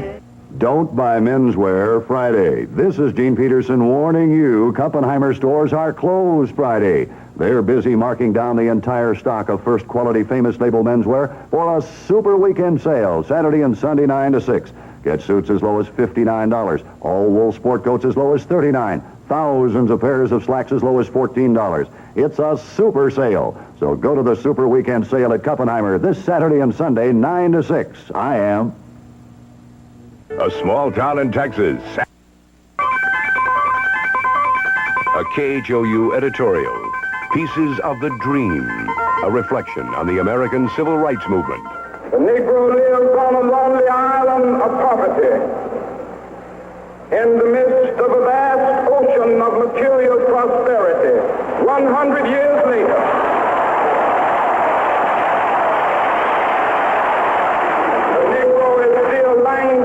In the corners of American society and finds himself in exile in his own land.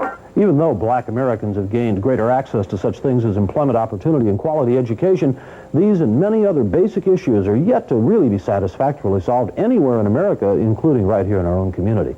If you look at Houston, you'll find that black teenagers fare no better at finding jobs than those in New York or Los Angeles.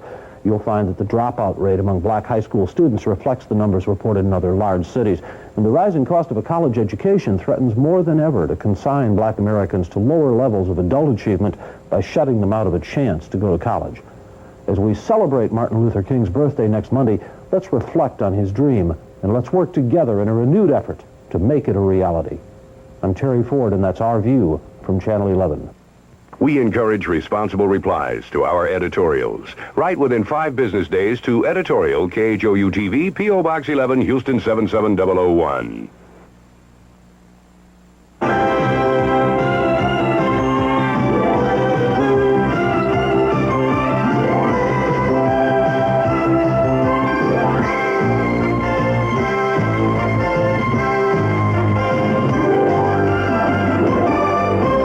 Tonight on CBS Late Night. Holy apple, sacred apple. Take a little chance, get into a trance, and join me in the apple dance. First time on network television. Whoa! The most tempting musical event is coming your way right now. The Apple. Tonight, Pillsbury with a special hot, fresh-baked goodness of Hungry Jack biscuits. Pillsbury is sponsoring CBS Late Night. When you're hungry, only Hungry Jack is good enough for your Virginia baked ham, black-eyed peas, clam chowder, and Boston baked beans. Hungry Jack and chicken soup, hot chili and lamb stew. Hungry Jack peanut butter jelly, pepperoni pizza, mustard choli. Only Hungry Jack biscuits are so light, so flaky, so versatile. They're the only ones good enough for your salami, pastrami, a slice of Swiss, Hungarian goulash, or any dish. Only Hungry Jack is good enough. What's America's one-time finger food? Geno's Pizza Rolls. What's America's mealtime finger food? Geno's, a pizza rolls. Pizza Rolls party snacks get their great taste from your favorite pizza ingredients, rolled in a crispy crust. Just heat and eat. What's America's TV time finger food? Geno's Pizza Rolls. Now Pizza Rolls party snacks are available for microwaves, too. America's anytime finger food from Geno's. His is a world of danger. Hers is a world of carpools and PTA. You really need me. I need you.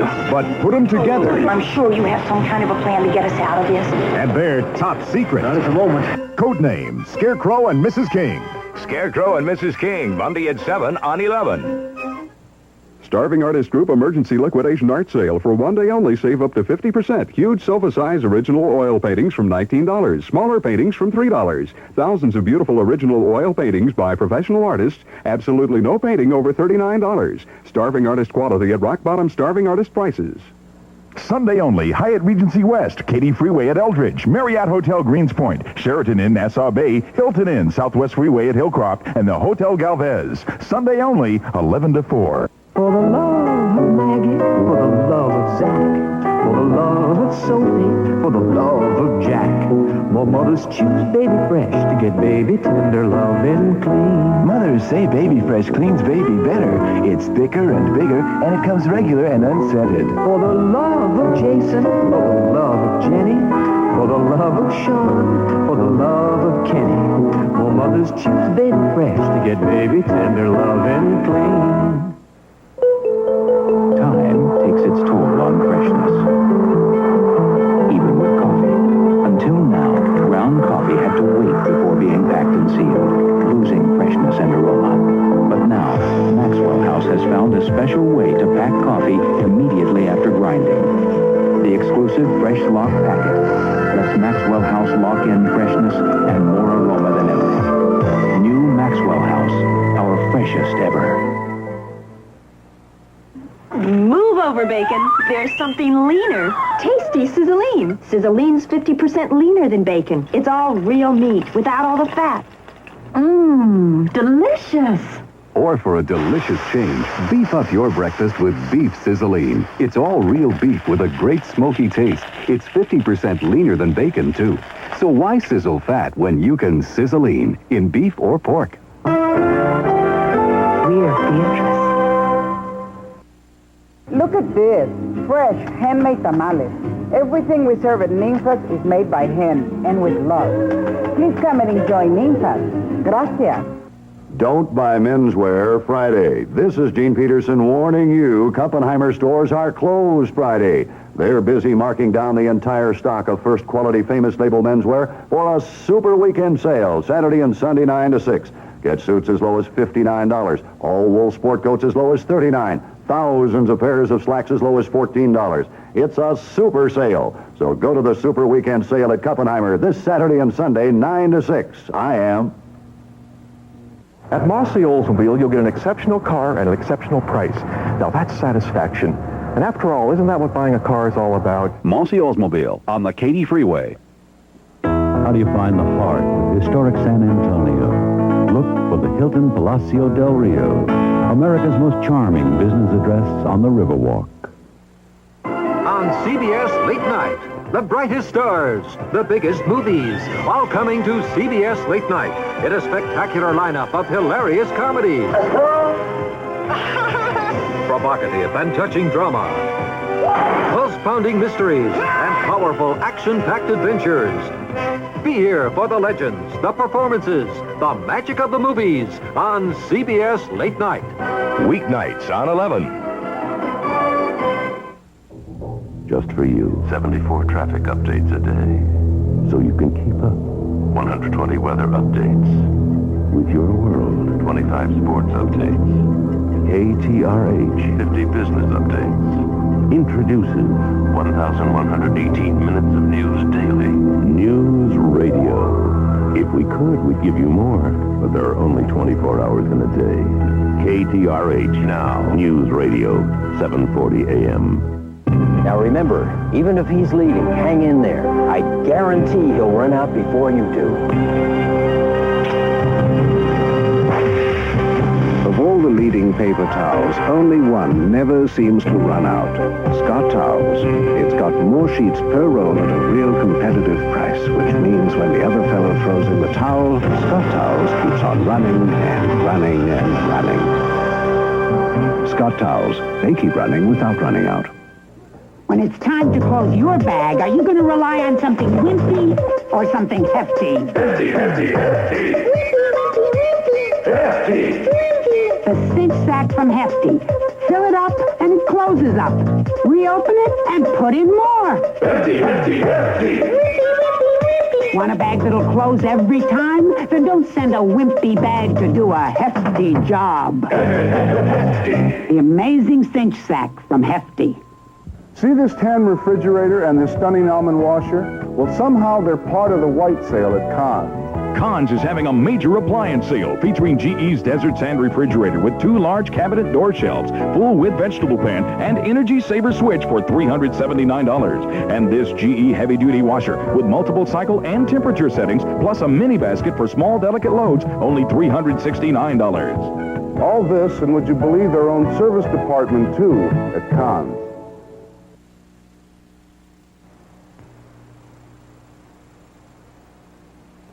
Honey, you finished Patty's present. Now get some rest. Rest? Not with this cold. On top of my cough, I'm sniffling, sneezing, aching, feverish, and my head's stuffy. Sounds like you need a present. NyQuil? NyQuil will make you feel better, so much better. I can rest. And tomorrow you can help our birthday girl decorate.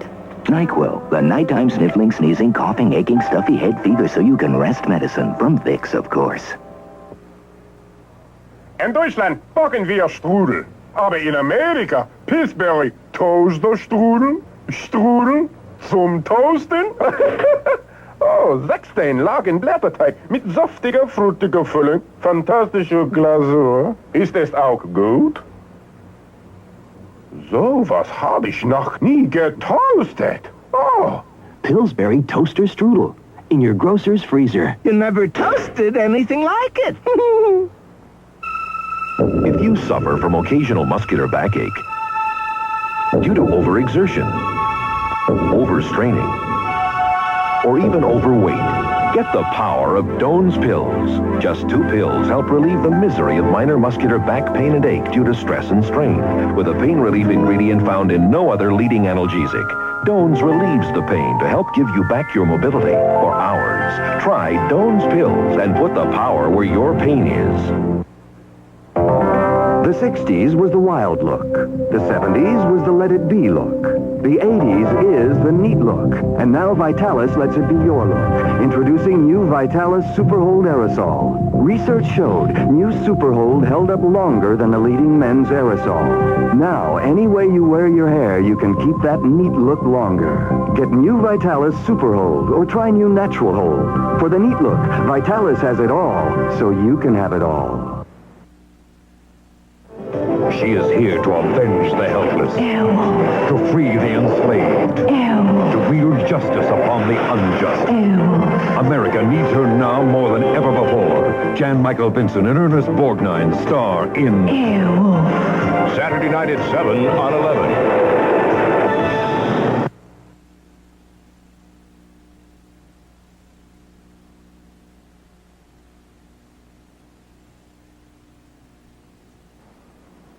Wow, what a party. Lasagna, what a mess. Take me to your kitchen. You'll help do the dishes?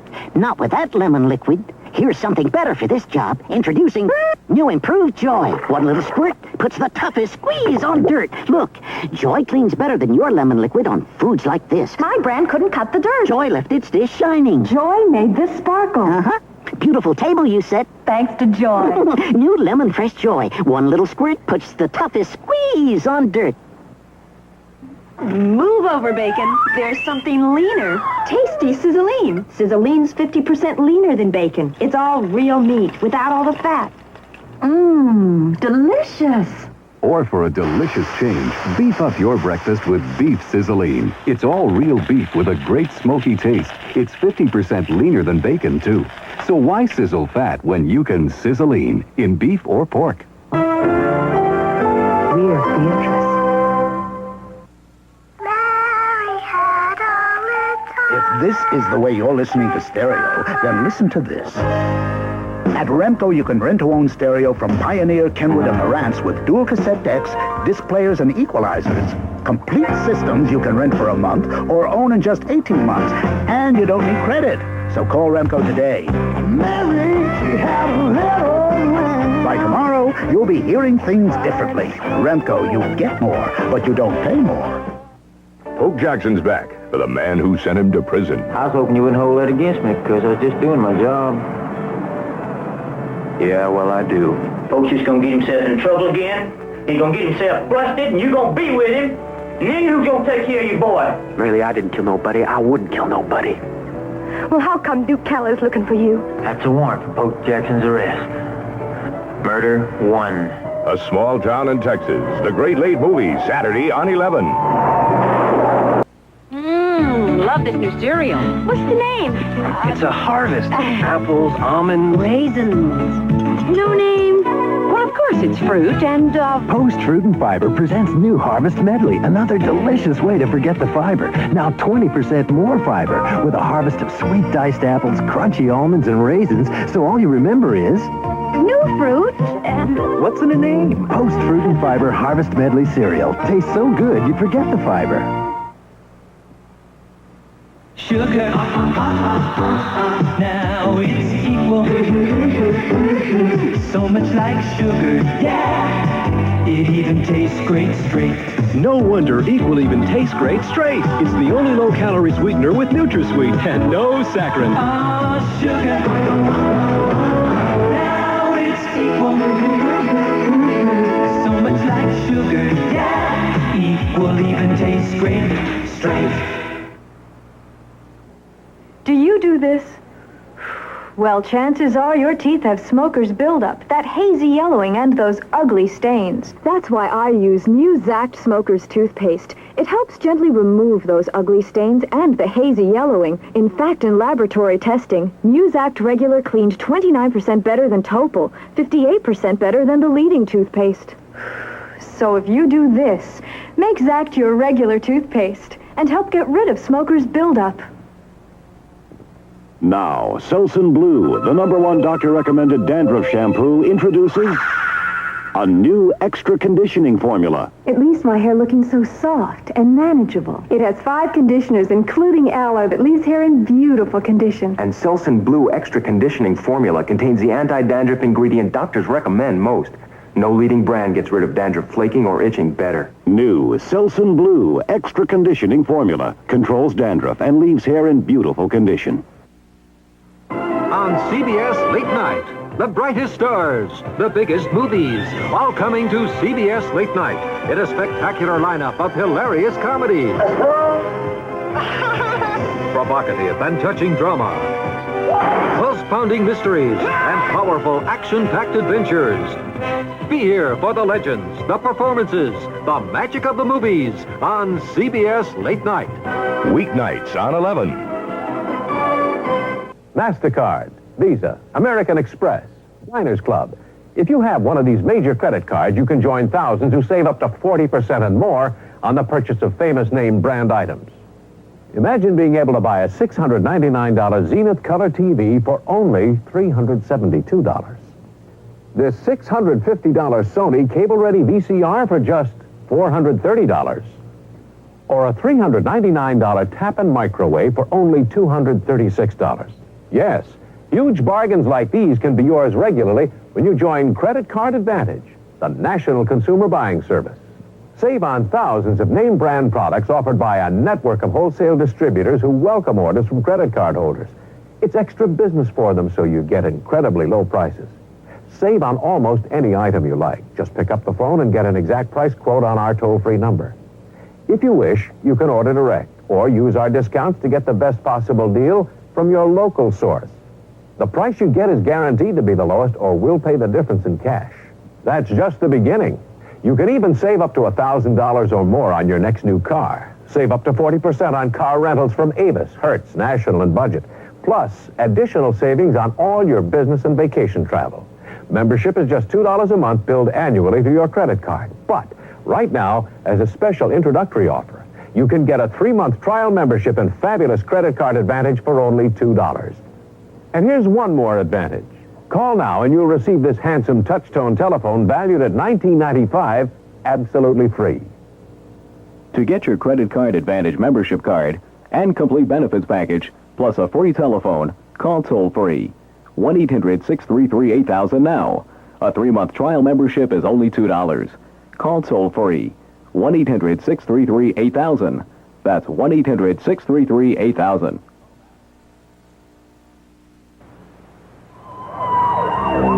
That chili you had for dinner has just started a 3-alarm fire inside you. Alka-Seltzer to the rescue. Alka-Seltzer goes to work instantly to take the burn out of your heartburn and also quiet the sirens in your head. So when your body is sending you smoke signals, send Alka-Seltzer to the rescue and put out the fire fast. Alka-Seltzer to the rescue. You can tell a lot from body language. This means I'm shy. This means I'm not.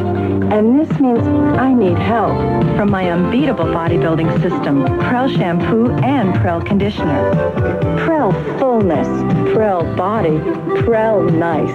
The Prel bodybuilding system for unbeatable body and fullness. Prel shampoo and Prel conditioner. It says you look great. In any language.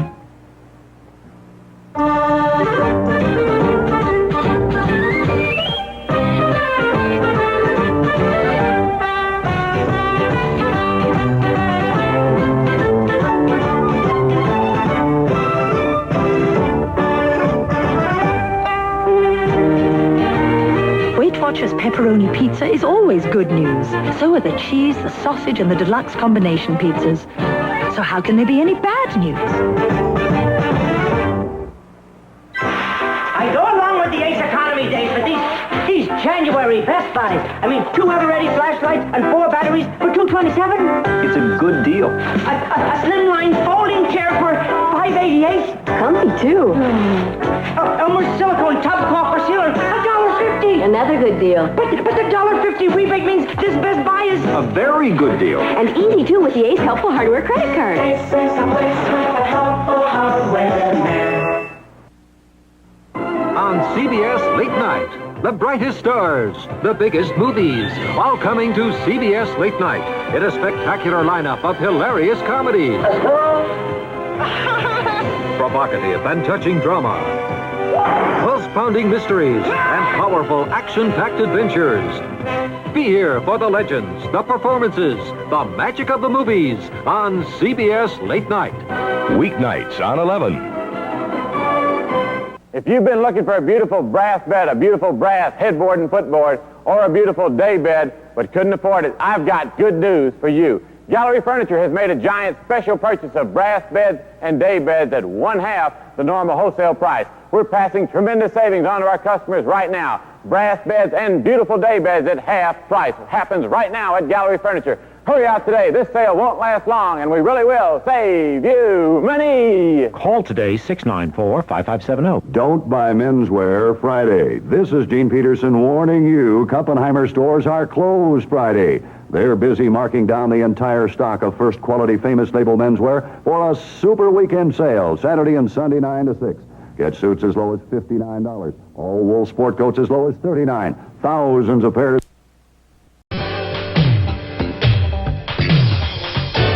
From Television City in Hollywood, it's Card Sharks. Here's the host of Card Sharks, Bob Eubank. Thank you. Thank you very much. Hello, everybody. Welcome to Card Sharks. We're going to have some fun. This is the game where you can win a fortune on the turn of a single card. You stick around, you'll see what I mean. And to guarantee our players get a fair deal, let's meet right now our 2 lovely dealers. Hi, ladies. Susanna Williams, Lacey Pemberton.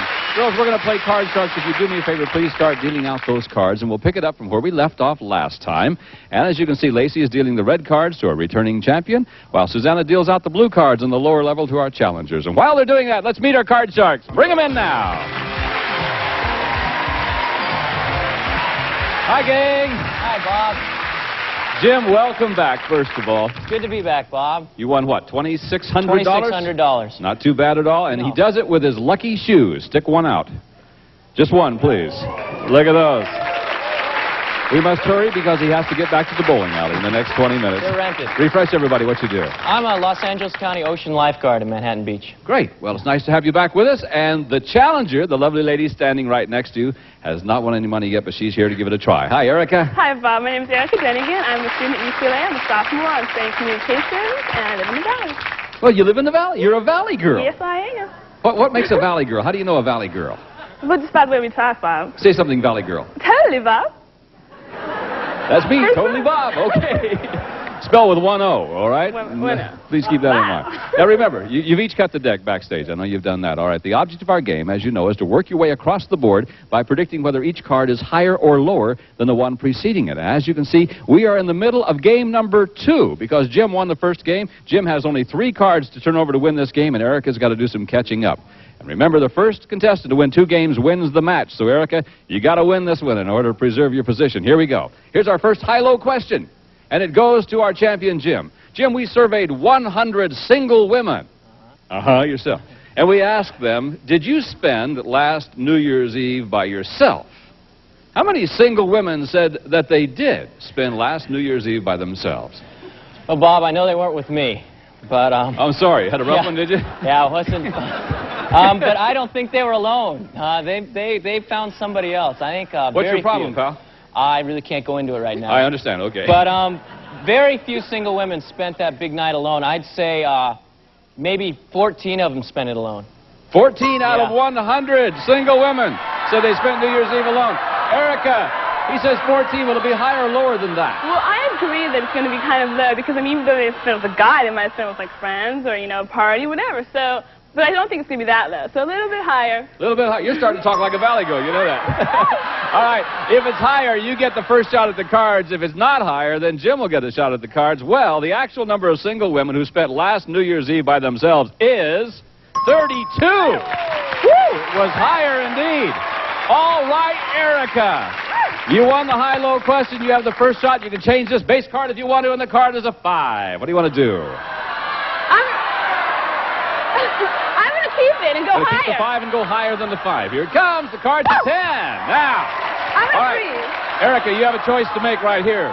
You can freeze and protect your position, or you can continue, but if you make a goof, then Jim gets a free shot. I'm going to freeze, so I'm keeping him away from the cards. Keep him away from those cards, and you've tied the game up. Good for you. All right. Remember, first player to work their way across the board wins the game. You get $100 for winning a game. Win 2 games, you win the championship. And Jim has already won one of those games, so Erica's in there trying. Erica, this is yours. We surveyed 100 people, Erica, and we asked them, is it wrong for a wife to take birth control pills without telling her husband? How many people said it's wrong? I think it's going to be a pretty high number because I think it should be something the man and the woman do together, even though some men, usually works that way, by the way. But I think they should consult on this. So I think the people are going to think it's wrong. So I'm going to say about 67 people said it was wrong. So you're saying 67 out of 100 people said it's wrong for a woman to take birth control pills without telling her husband. Jim, higher or lower? Well, Bob, I think it depends a lot on who she's spending her time with. But certainly isn't you. Yeah. You spent New Year's Eve by yourself. But I think that half the population is men, and they're going to think it's wrong. It's going to be a higher number think it's wrong, Bob. You think it'll be higher than yes. 67? Actual number of people who said it's wrong for a wife to take birth control pills without telling her husband is 65. No, not higher, just barely lower. And the lady again has a shot at the cards. Your 10 is there. You can change if you want. I want to change that Get card. Get rid of the 10, the lady says. All right. Here goes. Ace down. I'm going to go lower. Lower than the ace. Here we go. It's a 5. Player freeze. I'm going to go higher. Going up. Here she goes. Higher than the 5. Freeze it there. All right. Freeze the 7. Keep your opponent away from the cards. And now, this is going to be our final question in this game. It's sudden death time. Someone must win the game on the next play of the cards, so control is very important. And it goes to you, Jim. Jim, we surveyed 100 Catholic priests. We asked them, do miracles still happen? How many priests said miracles do still happen? Well, Bob, they obviously believe in their work, or they wouldn't be doing it. And a miracle doesn't have to be a really incredible thing to happen. It can be an everyday thing, like me making it here today. And Or are you wearing those shoes? Or the shoes? Sure. I think it's going to be a relatively high number. I think 85 of those priests think... 85. Erica, he says 85 out of 100 priests say miracles still happen. Higher or lower? I agree with this philosophy about, them believing in miracles, but I don't think it's going to be that high because, things have changed since, in those miracle days. So I'm going to say it's a little bit lower. Things have changed since miracle days. Okay. I wish I'd have said that. The actual number of priests who said miracles still happen is 98. Not lower, it was higher. Now, Jim, big decision now. Jim, yes, you can change your base card of 9 and play through to the end, but if you make a mistake, Erica wins the game. Or you can pass it on to Erica, and she must play out the last card off of the 7. If she goofs, you win the game. So what do you want to do, play or pass?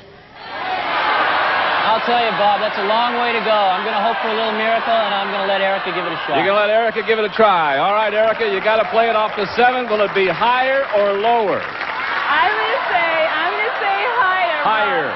If it's higher, Erica, you win the game. You tie up the match. If it's lower, Jim is our remaining champion and will play the big money cards. The cards at 8.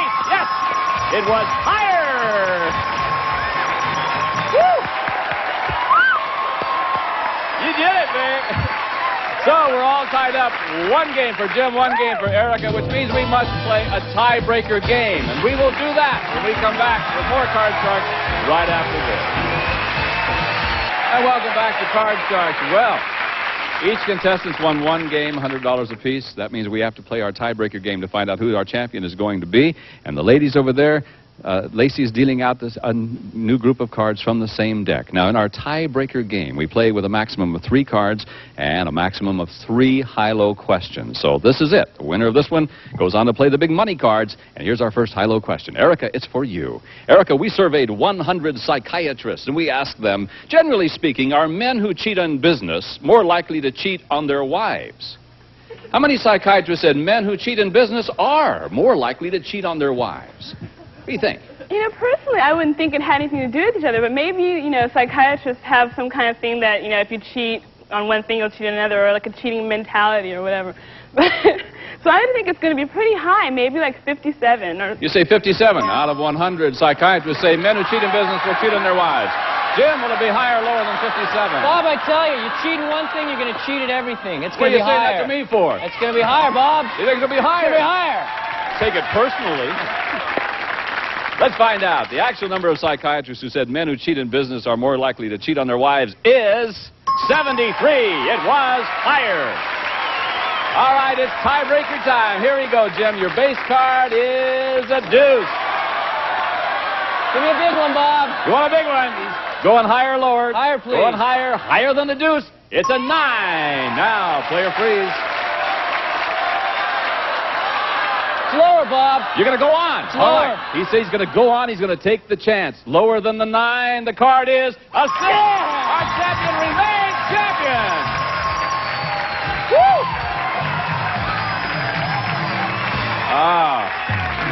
Took a little gamble and it paid off, my friend.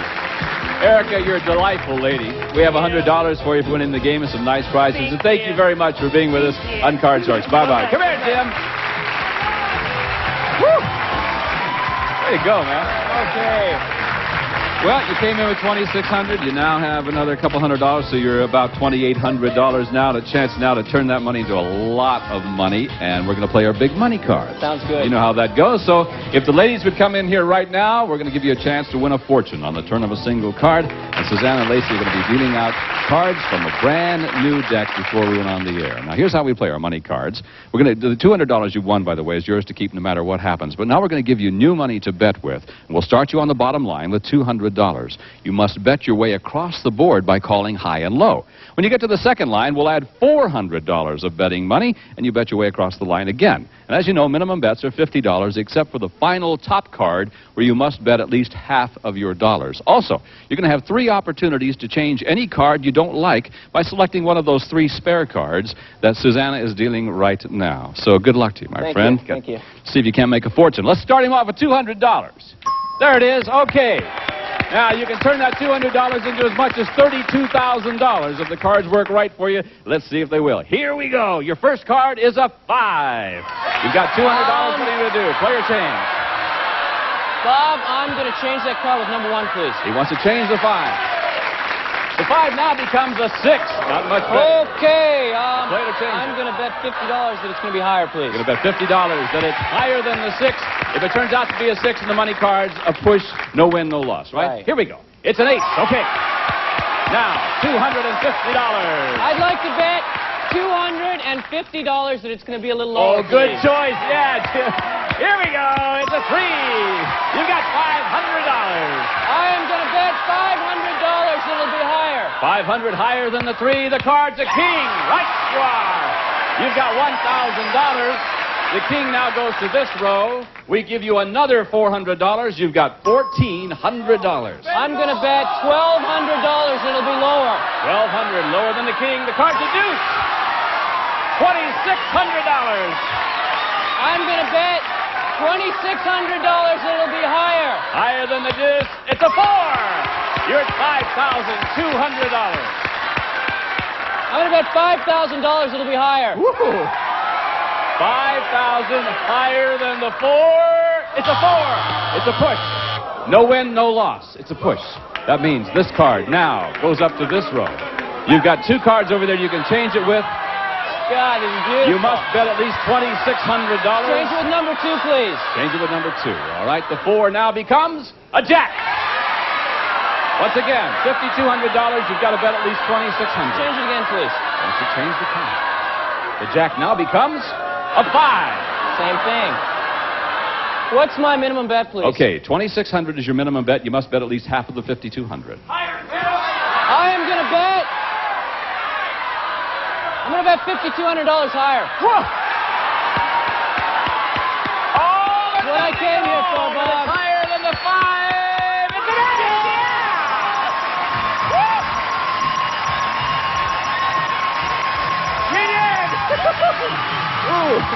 $10,400. You make me very nervous, my friend.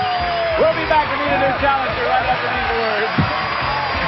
Lacey and Susanna have a brand new deck of cards which they're going to deal. The red cards for our champion, the blue cards on the bottom for our challenger. And let's meet our new challenger right now. Here she comes. Hi. Aren't you a bright, happy person? I sure am. You're Susan? I'm Susan Leibowitz, and I'm a science teacher from 3rd to 8th grade. And my husband just gave me a gift. What? I'm going to jump out of an airplane. Oh, he's a smart guy. He's got you convinced that's a gift. It is. That's great. All right, you know how to play our game. You cut the cards. Let's begin game number 1 between Jim and Susan right now. As you know, we have to, you know the object of our game, how to do all of that. Well, let's do it. Here's our first question, and the first high-low question will go to our champ, Jim. Here it is. Jim, we surveyed 100 first graders, and we asked them, do you have something hidden in your room that you wouldn't want your parents to see? How many first graders admitted that they did? I tell you, first grader, you've got all kinds of stuff in there you don't even know you have hidden. You're talking to me again, aren't you? I'll tell you, Bob. Okay. But I think it's going to be a middle ground because a lot of kids are still real close to their parents, and it's going to be about 55 of them have something hidden. You think 55 in there? All right, Susan, will the actual number be higher or lower than 55? First graders who do have something hidden in their room their parents don't know about. I've had something to do with some first graders, and I think they have always something hidden in their room. Yeah. So I'm going to say it's a little bit higher. Okay. All right. My son kept a red-tailed hawk hidden in his room for 2 weeks, and I didn't know it. That's a true story, folks. The actual number of first graders who have something hidden in their room that they wouldn't want their parents to see is 58. Yes, it was higher.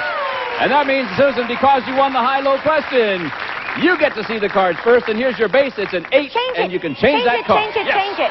All right. The 8 now becomes a queen. Good. I want to go lower. Lower than the queen. It's an 8. No. Not lower than the queen. That means that Jim gets a free shot at the cards. Jim, feeling sympathy over there, say, too bad. Here it is. Jim, it's a 4. You can't change it. Let's try higher, please, Bob. Go higher than the 4. Here he goes. It's a 6. Player freeze. Let's freeze, please. Gonna freeze. All right. He will freeze right there, so that means that Jim has a slight edge in this game as we go to our next high-low question, and we will do that when we come back right after these words. See you in just a moment at Card Shark. Welcome back to Card Sharks. We're having a good time. Jim and Susan are contestants, and we've just started the first game of this match between these two nice people. Susan, I've got a high-low question for you. Here it is. We surveyed 100 bachelors, Susan, and we asked them, have you ever paid a girlfriend's rent? How many bachelors said that they have? They paid her rent. Well, I think the guys out there... Why are you looking so sinister? Well, because, I only haven't had game. anything to do with a lot of bachelors lately. But How long has it been since you've had anything to do with a bachelor? 23 years. Ah. So I... How long have you been married? 23 years. I understand. Okay. Yeah, I think guys help. How many out of 100 out. bachelors say they have paid a girlfriend's rent? 47. 47. All right. Let's turn to the expert. Jim, she said 47 out of 100 bachelors have paid a girl's rent. Higher or lower than that, do you think? I'd pay it, I know it. Give me the chance, huh? But I don't think there's... Many people aren't as desperate as me. I think it's going to be lower. You think it's going to be lower than that? Yeah, I do. Actual number of bachelors who have paid a girlfriend's rent is 21. You're right, Jim, it was lower. All right. By freezing, you can now change that 6 to another card. What will it be? I'd like to change it, please. Okay, let's find out. It's a Thank king. you. Good card. Let's try lower, please. Lower than the king. Here we go. 7. Player freeze. I'll freeze, Bob. Freeze it there. That means that Susan stays away from the cards with this question. All right. So now Jim has a lead in this game. And Jim, this is a high-low question for you. Jim, we surveyed 100 women over the age of 65. We asked them, if you were stranded on a desert island, who would you rather have for a companion? Tom Selleck or Lawrence Welk? How many senior women said they would rather be stranded with Lawrence Welk? Well, 65 isn't that old, Bob. And, well, Bob. I think Larry's lost a little bit of his charm. So, he can only go one. He can't go 1 and a 2 anymore. It's going to be low. I think 23 of them would rather have Lawrence or... Yeah, would rather be stranded with Lawrence Welk. 23 would rather have 23 out of 100. Welk. Okay, Susan, higher or lower than 23? I don't care if you're 65 or 16. You'll take Tom Selleck. It's lower. Now, he said 23 would rather be stranded with Lawrence Welk. I just want to make sure you understand it. He would be stranded with... 23 would rather be stranded with Lawrence Welk. Do you think the action number would be higher or lower than 23? I think that it would be lower. They don't want to be fine. stranded with Lawrence Welk. Okay. Am I missing something? No. Not with Lawrence, you're not. No. The action number of senior women who said they would rather be stranded with Lawrence Welk is 34. It was not lower, it was higher.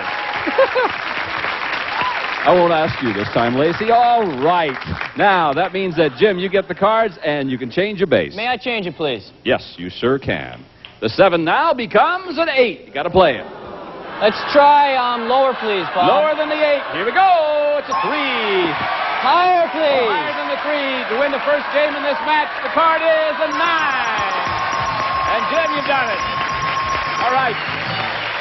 So there's game number 1. Add another $100 to your total. We'll pause with these words, and we'll be back with more Card Sharks with Jim and Susan right after this. Watch this. Richard Dawson.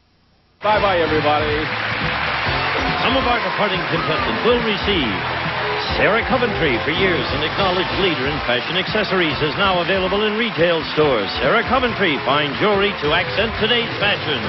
And a cookbook and new shake and bake coating mix for fish, a great tasting recipe with delicious seasonings and a touch of lemon for moist and crispy chicken.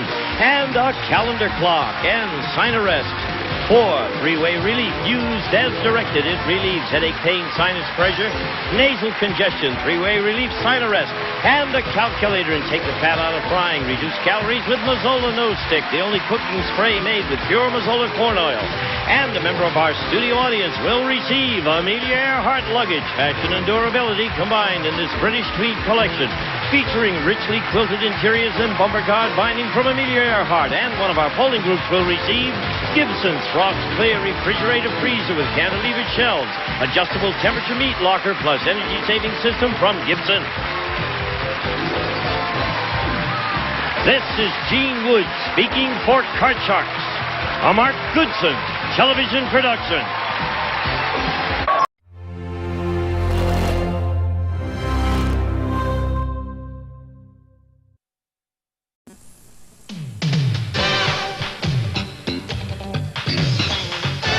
From television city in Hollywood. It's Card Sharks. Here's the host of Card Sharks, Bob Eubanks. Thank you. Thank you, Gene Wood. Thank you very much. And hello, everybody. Welcome to Card Sharks. We're glad you could join us today. We have lots of money to give away and a very exciting game with two nice people. Before we get going, though, I want you to meet our two lovely dealers. Here they come. This is Lacey Pemberton and Susanna Williams. Good morning, ladies. Why don't we deal the cards just as where we left off last time? Could you do that for me? Susanna will be dealing the red cards to our returning champion, while Lacey deals out the blue cards on the lower level to our challenger. And we're going to pick it up from where we left off last time. We left off with these two nice people. Let's bring the Card Sharks in here now. Hi, champ. Boy. Let me ask you a question. You brought Bob, your husband, when you were winning $10,950. Now you've got $16,750. Did you bring him back today? Yeah, he's here. Boy, he came back again. He wants more money. He's still wearing his suit. Is that the only suit he owns? I guess so. He's going to have some money to buy another one now. Same tie, even. Bob, what's the matter with you? Oh, Sandy.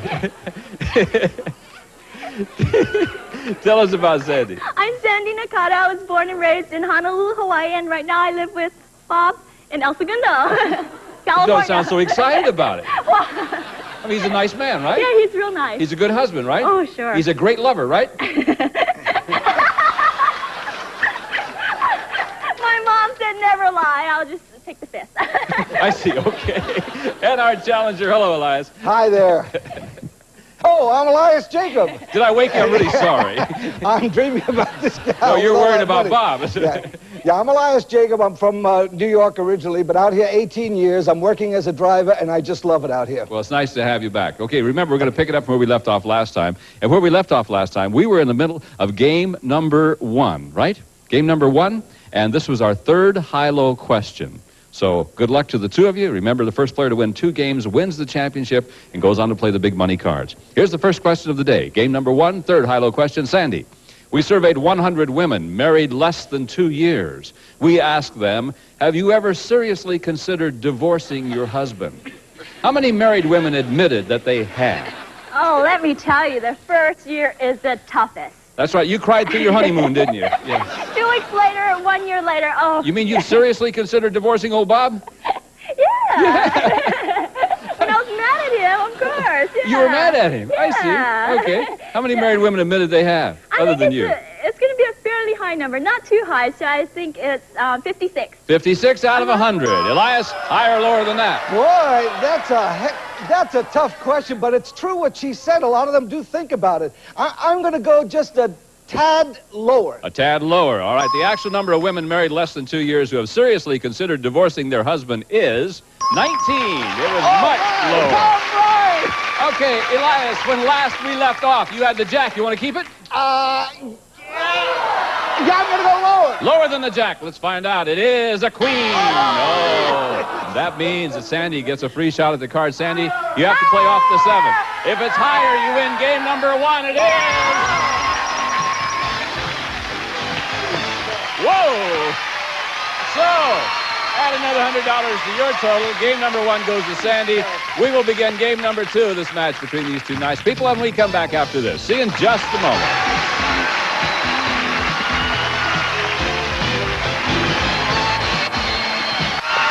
We have returned, and we're ready to begin game number 2. Sandy won the first game, another $100. First player to win 2 games goes on to play the big money cards. And let's begin this game with Elias this time. Elias? Okay. This is a topical question, my friend. The Internal Revenue Service offers rewards for tips about tax cheaters. So we surveyed 100 people, and we asked them, for a $10,000 reward, would you turn a friend into the IRS? How many people admitted that they would turn in a friend? That's a terrific question. Thank you. I wrote that one. Jeez, that's tough. No, I don't think you turn in a friend. I think the number would be comparatively low.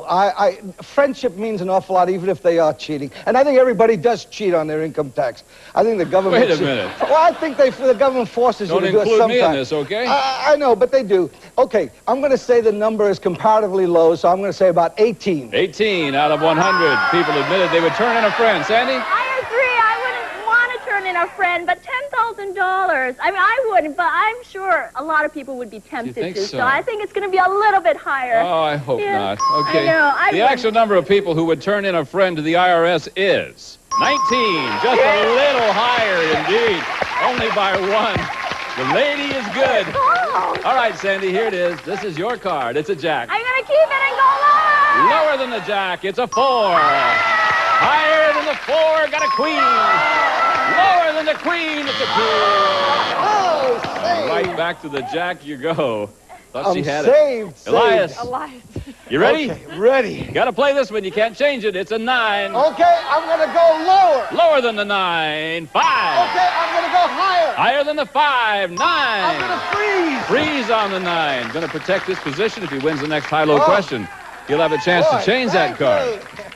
Sandy, we surveyed 100 men. We asked them, if you could live an extra 5 years by giving up sex forever, would you do it? How many men said that they would? I think that's going to be a very low number. Wait a minute. If Bob could live an extra 5 years by giving up sex, would he do it? He would give it up. He would. But he's an exception, yeah.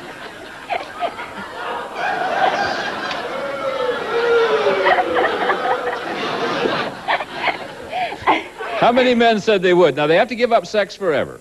Forever. They live an extra 5 years. Oh, I think that's going to be a very low number. I say 35. You think it's going to be a low number? You think 35? Elias, what do you think?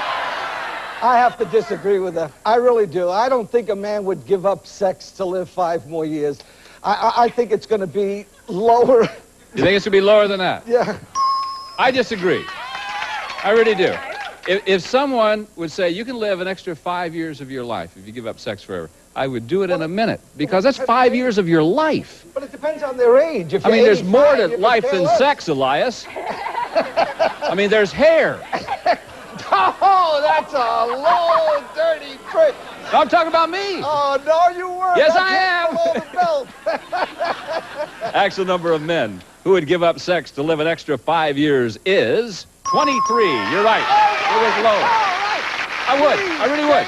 5 years of your life. You want to change the 9? Please. Well, I'm talking about the other thing. Oh, okay. Here we go. The 9 is now 4. Okay, higher. Higher than the 4. It's a 6. I'm going to freeze. Freeze. Ah, he'll freeze I right gotta there. He's protect got a good myself. lead in this game. He keeps Sandy away from the cards. Good strategy. Let's see if it works. Let's try another question. You okay? You know, God only made a few perfect heads, and the rest he covered with hair.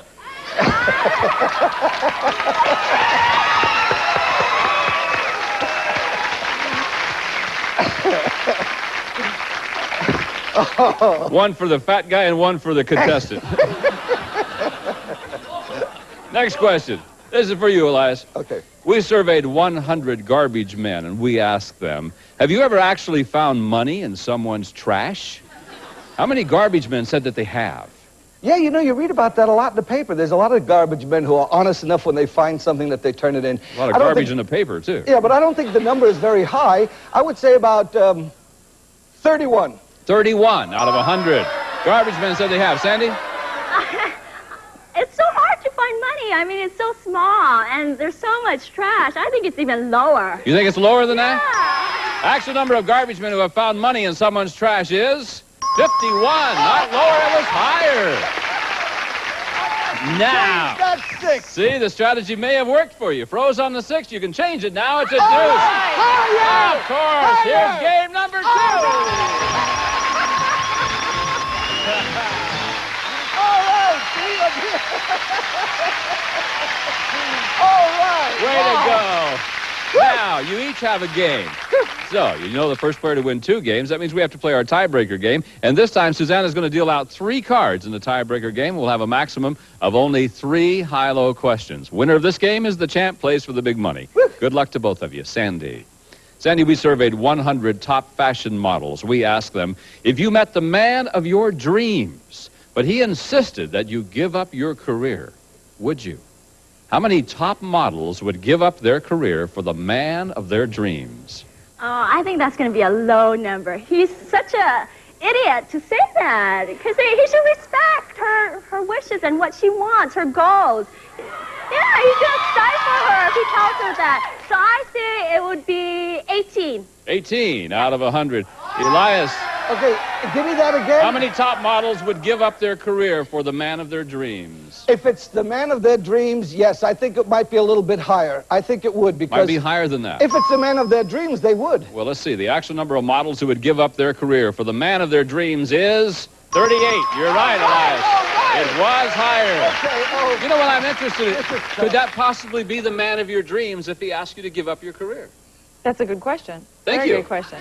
Good, Bob. I just Good. asked you a question. I mean, would you give up your career for the man of your dreams? It depends on how much money the man of my dreams had. I mean, if he made more than I did, possibly. No one makes more money than you do. Oh, really? Elias, this is it. It's a 7. You can change it. Please change that card. Let's see. The 7 now becomes a 5. Higher! Higher than the 5. Your card is a queen. Lower! For the championship, if it's lower than the queen, no! Oh, my God. You all right, Elias? It's all right. You have a paramedic on this guy? Yeah, we have a paramedic. We got more than one. Okay, Sandy, free shot. Jack. Lower than the Jack. 10. For the championship, if it's lower, yeah!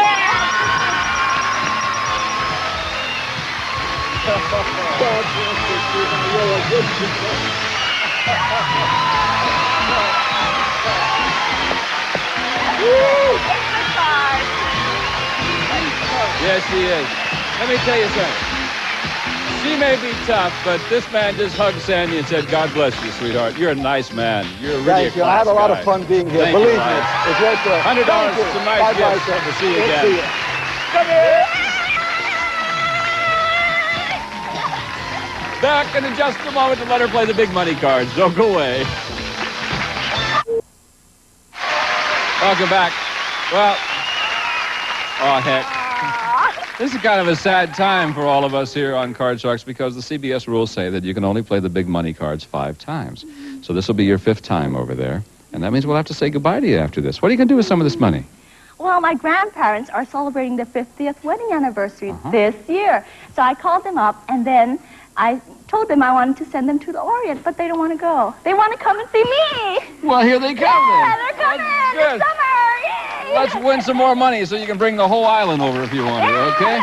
You know how to do this, don't you? Sure. We're going to start you off in the bottom row there with new money, betting money, $200. You bet your way across there by calling off high and low. When you get to the next row up there, we'll give you another $400. And again, you bet your way across. Remember, minimum bets are $50 each time. Except when you get up there to the top row at that time, you must bet at least half of your dollars. And also don't forget that you'll have a chance to change 1 card per line by choosing one of the spare cards that Lacey is dealing out right now. We're going to miss you. I'm going to miss you too. Good luck to you. Give her $200, and here we go.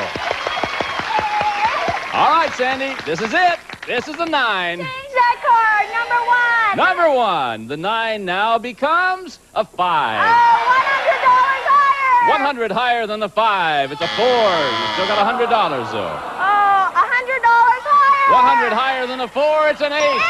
Now you got 200.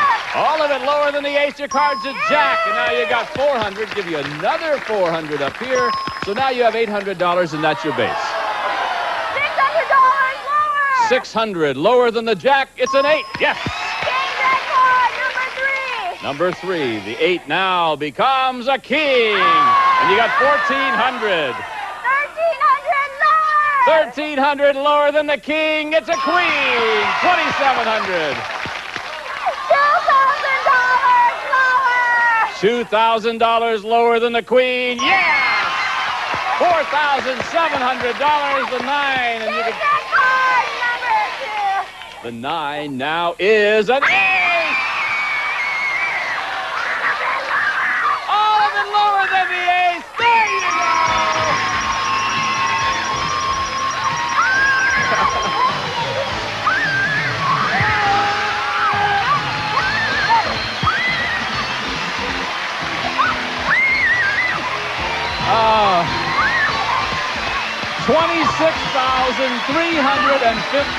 is what you win. You're a lucky man. Hang on to this lady. We'll be back to meet 2 new players on Card Sharks right after this. And now, as I promised, let's meet 2 new contestants on Card Sharks, and here they are. Hi, Bob. Hello, Frank and Mary Beth. How are you, Frank? Fine. How you doing, Bob? Good. What do you do? Well, I'm originally from Dobbs Ferry, New York. I wait tables at night, and I deliver stripograms during the day. Wait a minute. Time out. You do what? Stripograms. You mean you deliver telegrams that have no clothes on? I deliver telegrams, and I take my clothes off.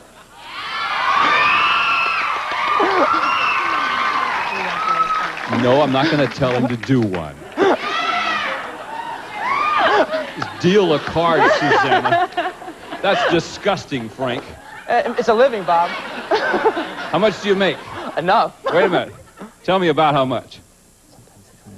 No kidding. Yeah.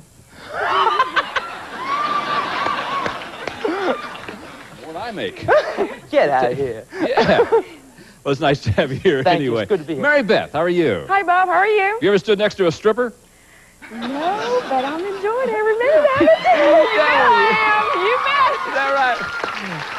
And what about Mary Beth? Hi, I'm from Indianapolis, Indiana, and I am a cheerleading advisor there, and I live 5 minutes from the Indianapolis Motor Speedway. Well, wonderful. So, we're waiting for May. Zoom, zoom, zoom. That's right. Nice to have you. You guys got the cards? We sure did. Wonderful. Susanna's going to deal out those cards. Stay over there where you belong, Susanna. And she'll deal out those cards, and let's start this game right now. First question, and it goes to Frank. Remember, first player to win 2 games wins the championship, goes on to play for the big money. Frank, we surveyed 100 men. We asked them, have you ever decided not to buy a girly magazine because you couldn't face the woman at the cash register? How many men admitted that they have decided not to buy the magazine? You know, Bob, that's funny because I've done that quite often. Wait a minute, you take your clothes off and you don't want to buy a girly magazine? Come on, you know, she doesn't know who I am or what I'm doing. I go over there, I look at her, I say, yeah, I'd like to buy it, but, you know, wonder what she's going to think of me. I do have some morals. Some. How many have refused to buy? I'm going to say that's going to be a median kind of number, maybe 40. 40 out of 100. 40. Mary Beth, higher or lower than that? Guys nowadays, I don't think they have any morals left. I mean, us women, it's just like we have to, say no all the time, and we get sick of it. Why? I have to say no. Well, so have I, but that doesn't matter. I never said no. I just think a guy is just not going to be embarrassed to go up and say, boom, there it is, I want it. So I'm but back to the magazines. That's right. Okay. I'm going to think they're going to get it. So I'm going to say it's a higher number. Higher number. That's right. Yeah. Actual number of men who decided not to buy a magazine is 26. Wasn't higher, it was lower. That means that Frank, you have control of our cards. You can change this card if you want to. Frank, it's a I'm king. I'm going to keep it. I'm going to go lower. Lower than the king. Your card is a 10. Player freeze. Freeze on the 10. Starting off kind of conservative. He'll freeze right there. Keeps Mary Beth away from the cards. We'll pause for these words, and we'll be right back in just a moment. So there we go.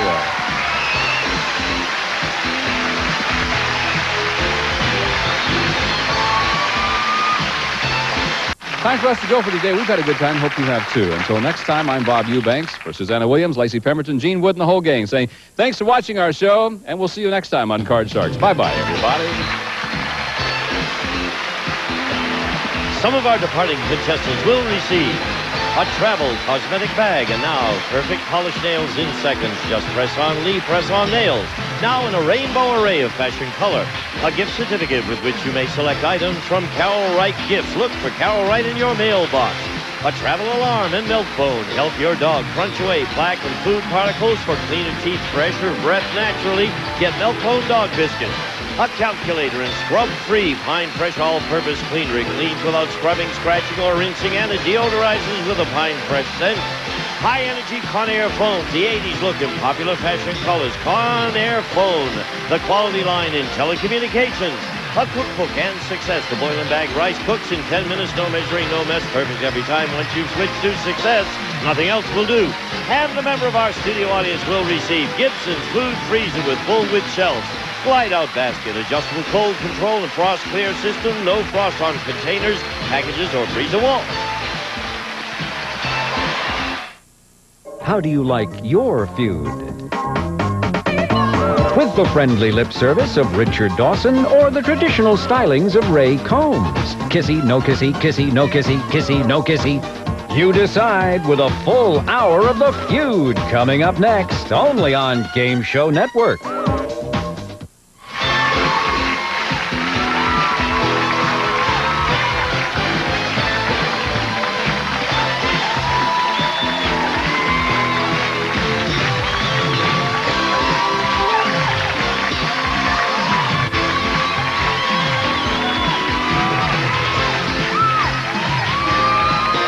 Here they are.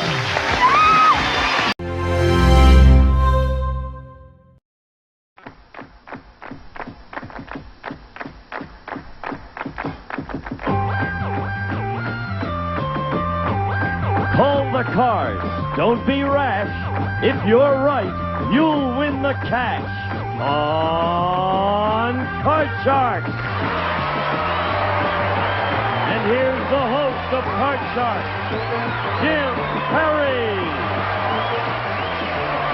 Thank you.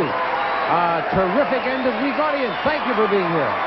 Thank you for joining us. You're delightful. Thank you.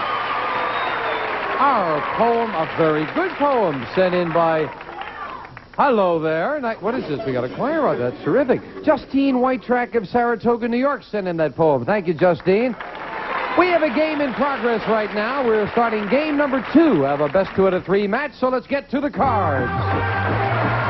Janice and Ann, if you will, load in the cards. Same 2 decks of cards we played the first game with, and we'll meet our players on Card Sharks. Hello there. Kathy Doty. Hi, Kathy. Would you remind us about yourself? My name is Kathy Doty. I am a first grade teacher, and I live in Mission Viejo, and I enjoy most sports, especially volleyball and skiing and tennis. How are the first graders to teach? Are they good? They're a challenge. Yeah, that's a good way of putting it, That's Kathy. A challenge, yes. Very, very much. And our challenger, this is Larry Levy. Hi, Hello, Larry. Jim. How you Nice to doing? meet you. Would you tell us about yourself? I'm a sales manager for a major publishing company. I play tennis, a little bit of racquetball, make some stained glass windows, and I'm a gourmet cook. Gourmet cook. Okay. Uh-oh. Gourmet cook. Right. What did you cook for dinner last night? I knew you were going to ask me. I ate out. You ate out. I ate out. Good luck to both of Thank you. you. Each player has his or her own deck of 52 playing cards, shuffled and cut before we go in the air. Kathy, the champion, plays the upper cards, the red cards. Kathy is a challenger, and so is Larry. I forgot we retired a champion. We have 2 challengers. Kathy plays the red, Larry plays the blue. Before you can begin to call the cards, you must first win a high-low toss-up question. As we left off, Kathy, the question goes to you. Remember, best 2 out of 3. Larry won game number 1. You need this game, Kathy.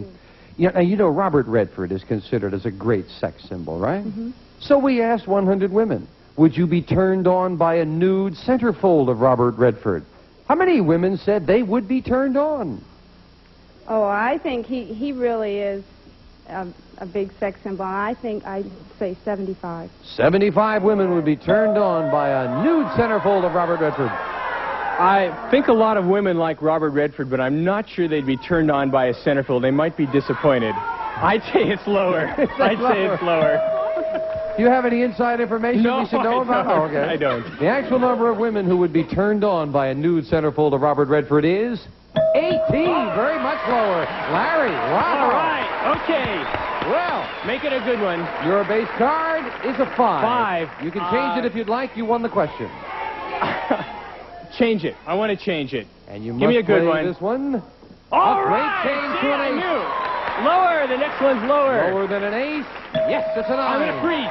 I'll freeze. We'll freeze it, move the freeze bar over. Can't take those cards away from you. And, of course, you've kept Kathy away from her cards. Larry, we polled 100 people in Plains, Georgia, President Carter's hometown. We asked them, if Jimmy Carter ran for re-election tomorrow, would you vote for him?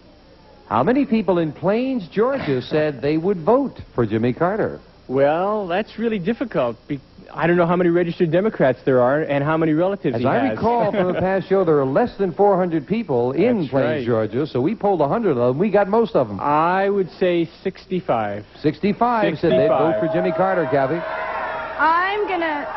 I think he's a favorite son candidate, and I think, now this is just in Plains, Georgia, right? Plains, in Georgia. this city. I'm going to say higher. You say higher than Right. 65 would vote for Right. Jimmy Carter. The actual number of people in Plains, Georgia who would vote for Jimmy Carter is 57, not higher. Larry. Well.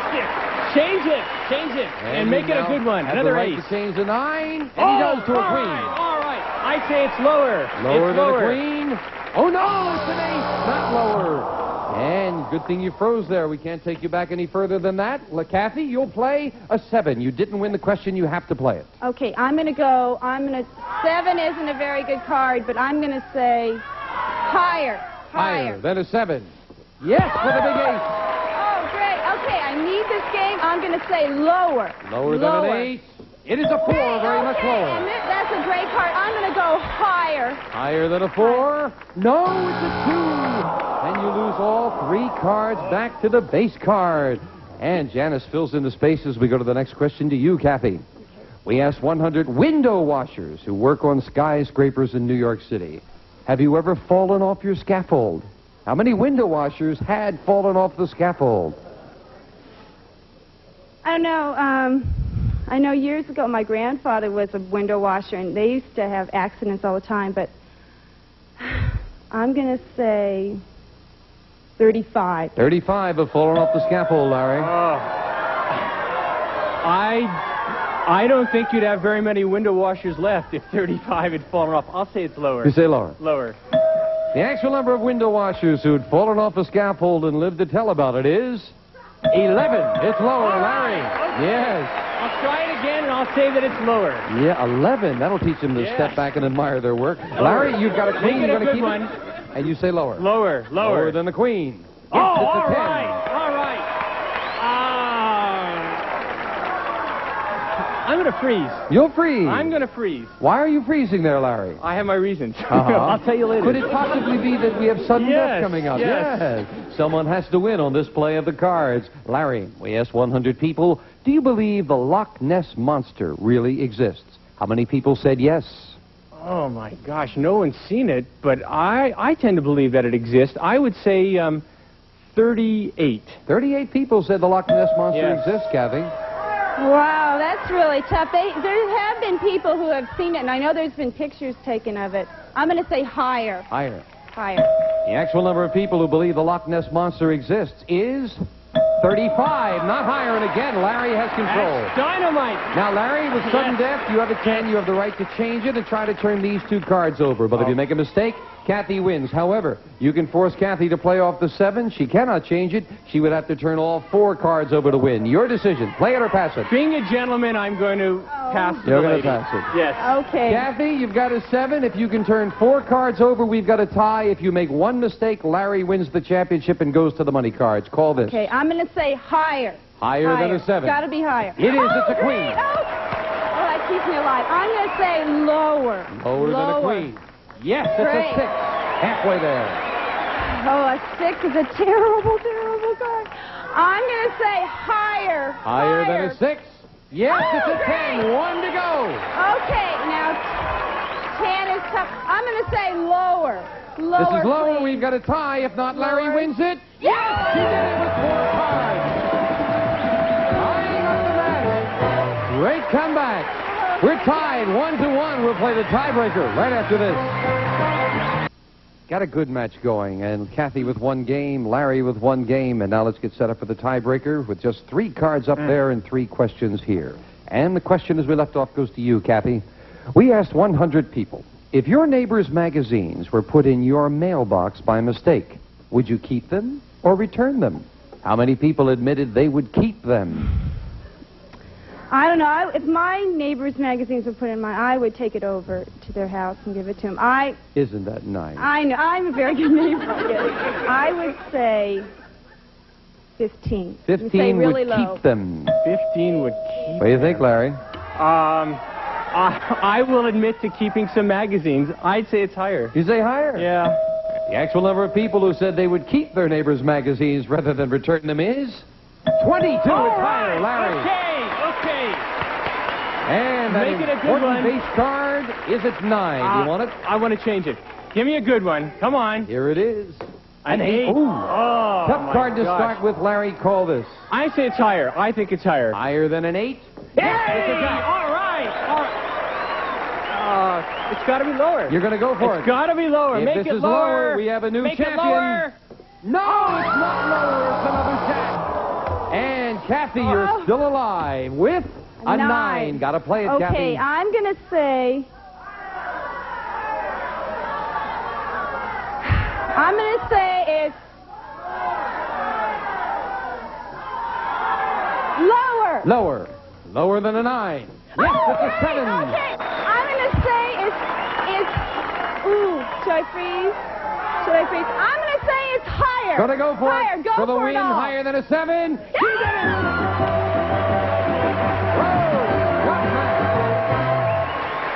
Congratulations, Kathy. Larry, right down to the wire. Good match. And of course, you got $100 and some party gifts. Thank you, Larry. Thank you. Kathy, come on down here. You were thinking of freezing on that 7. No, I knew I was going to come back. That's it.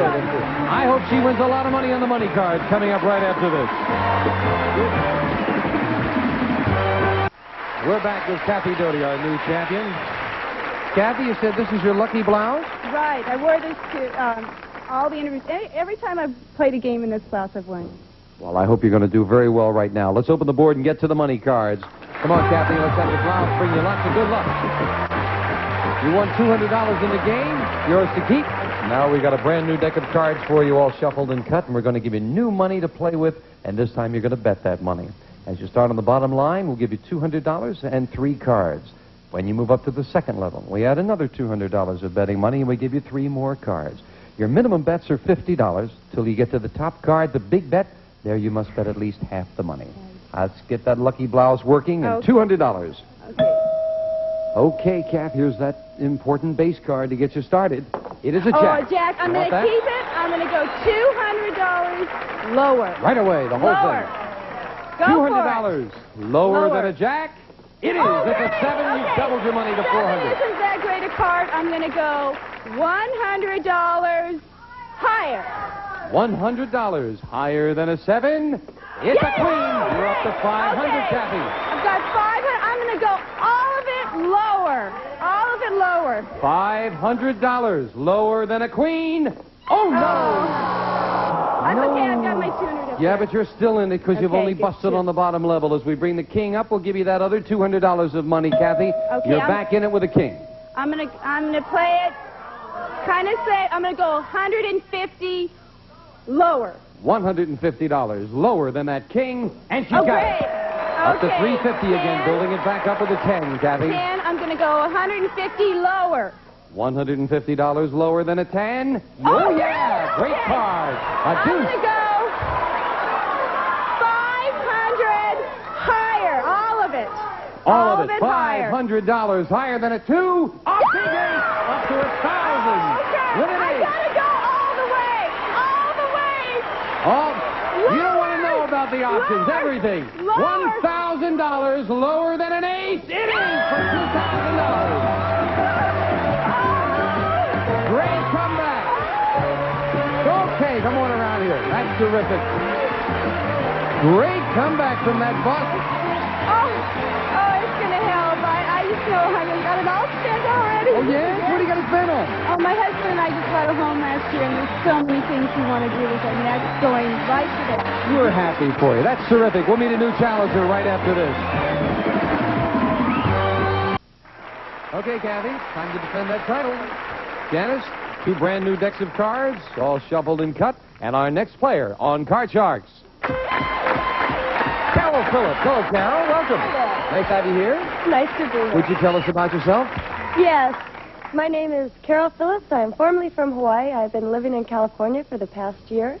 I am now working as a waitress and a secretary in Newport Beach. Good. So you're doing 2 jobs, Yes. huh? Busy lady. What brought you from pretty Hawaii to pretty California? Well, it goes like this. Rock fever, family, and boyfriend. Oh, okay. In that order, right? Carol, nice to have you here. You'll play the lower cards, the blue cards. Kathy, the champion, plays the upper cards, the red cards. Kathy, our man on the street approached 100 people who were walking their dog and asked them, for $100, will you sell me your dog? How many dog owners were willing to sell their dog for $100? I don't know. Most people really, a dog is like part of the family, and I don't think it'd be very high. I'd say 15. 15. Right. Carol, higher or lower? Oh, that's really a hard question. I would say if they have a dog and they're taking the time to walk it, they will not sell it. I'll have to say it's You say lower. Yes. Of course, I seem to recall that some people a while ago were willing to paint their dog blue. Let's find out how many would sell it. The actual number of dog owners who were willing to sell their dog for $100 to a total stranger is 38. It's not lower, Kathy. I don't know what they're walking out there. Kathy, your base card is a king. Oh, it's great. I'm going to keep it, and I'm going to go lower. Lower than a king? Yes, Great. it's a Okay, 9. I'm going to, that's terrible. I'm going to freeze right Using there. it right there. Oh, I'm ahead. Leading 3 cards to Okay. Carol's 4. And the first question to you, Carol. We asked 100 8th grade girls. Which would you rather do? Win the Miss America pageant or become the first female astronaut to walk on the moon? How many 8th grade girls would rather win the Miss America pageant? Oh, with all the benefits you get with the Miss America pageant, I would think it would be pretty high. But I'll have to go right down the middle and say 50. 50, she says, Kathy. Putting the pressure to you, higher or lower? I don't know. It seems to me like with women's lib and everything, they have a lot less emphasis on beauty contests and everything. This is a tough one. I think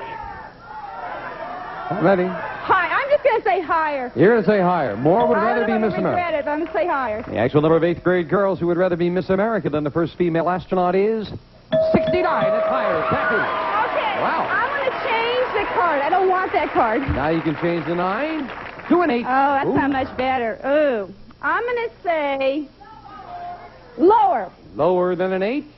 Oh, no, it's an 8. The time for an ace to come up. Carol, a break for you. You play a 2. Good card, good card. Great card. I'll go higher. Higher than a 2. Yes, with a jack. A jack is a good card. I'll have to continue and go lower. Lower than a jack? No, it's a king. Couldn't advance and take advantage of it. We go to question 3. Kathy, we polled 100 women executives across the country. Now, these women are all vice presidents of corporations. We asked them, if your company wanted to send you on a year-long business trip around the world, but your husband had to stay home, would you go anyway? How many women executives said they would go on that year-long trip? I don't know. That's a once-in-a-lifetime deal, but I don't know. I think most women still hold their family to be very close. I know I wouldn't do it. I'm going to say, I think it's going to be pretty low. I'd say 9. 9, Carol. Higher or lower? With women's lib and how women love to travel, I have to say it is higher. Higher. The actual number of women executives who would go on a year-long business trip without their husbands is 31. It's higher. Carol. Yeah, they're executives. Looking at a 2, Carol. We'll keep that 2, Jim, and we'll go higher. Higher than a 2? Yeah, with a big 8. Lower. Lower than an 8? It is with a 4. To continue and go higher. Risking those 2 cards in this one, higher than a 4. Yes, with a jack. Yes. Now, big decision. 1 card to go. Here we go. We're going to risk them. We're going lower. You're going to risk it. If this is lower than a jack, you've got the first game in the match for the win. Yes, you did it with a 3. And game number 1 of the challenger. Let's quickly set up for game 2. So the pressure is now on the champion. Kathy, you need this game, and the first question in the game goes to Carol as we set up with the next cards off the top of the deck. Carol, we asked 100 married women, if your husband were at a nude beach where everyone was lying face down and wearing large beach hats, could you pick him out of the crowd? How many women said they could pick their husband out of a crowd? Oh, I would think that a lot of women would think they could. But I would still say it would have to be pretty low. I'll say 35. 35. Kathy, higher or lower? I don't know. That's pretty difficult. I'm going to say lower. Lower than that? Lower, I can just picture them all laying out there. That looks ridiculous. The actual number of married women who said if their husband were lying face down at a nude beach, they could pick him out of the crowd is 80, not lower. You got it. Carol, your base card is a 9. You want it? Change it, please. Changing it to an 8. Ooh, not a good change.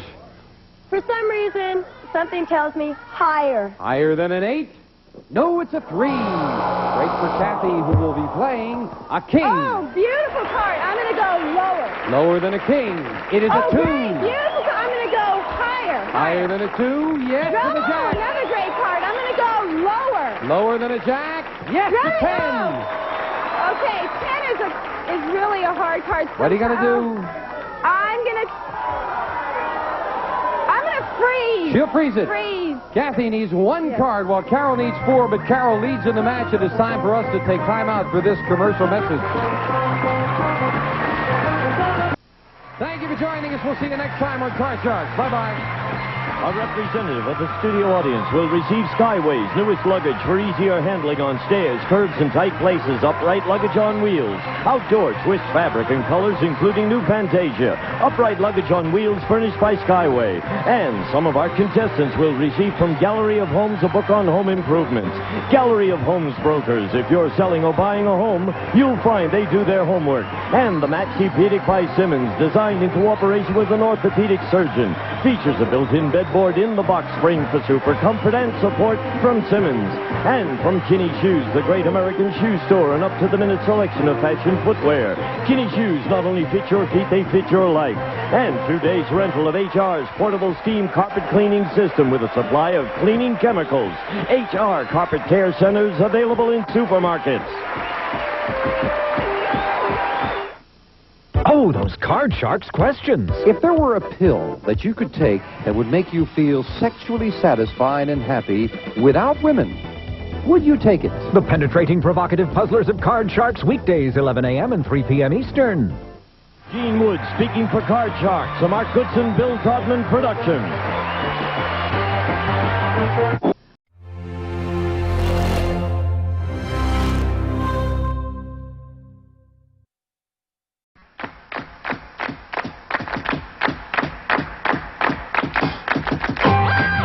Try your luck. Show your skill. Call the cards right, and your purse we will fill on Card Sharks. And here's the host of Card Sharks, Jim Perry. Thank you very much. Thank you, Janice. And welcome to Card Sharks. Nice to have you here.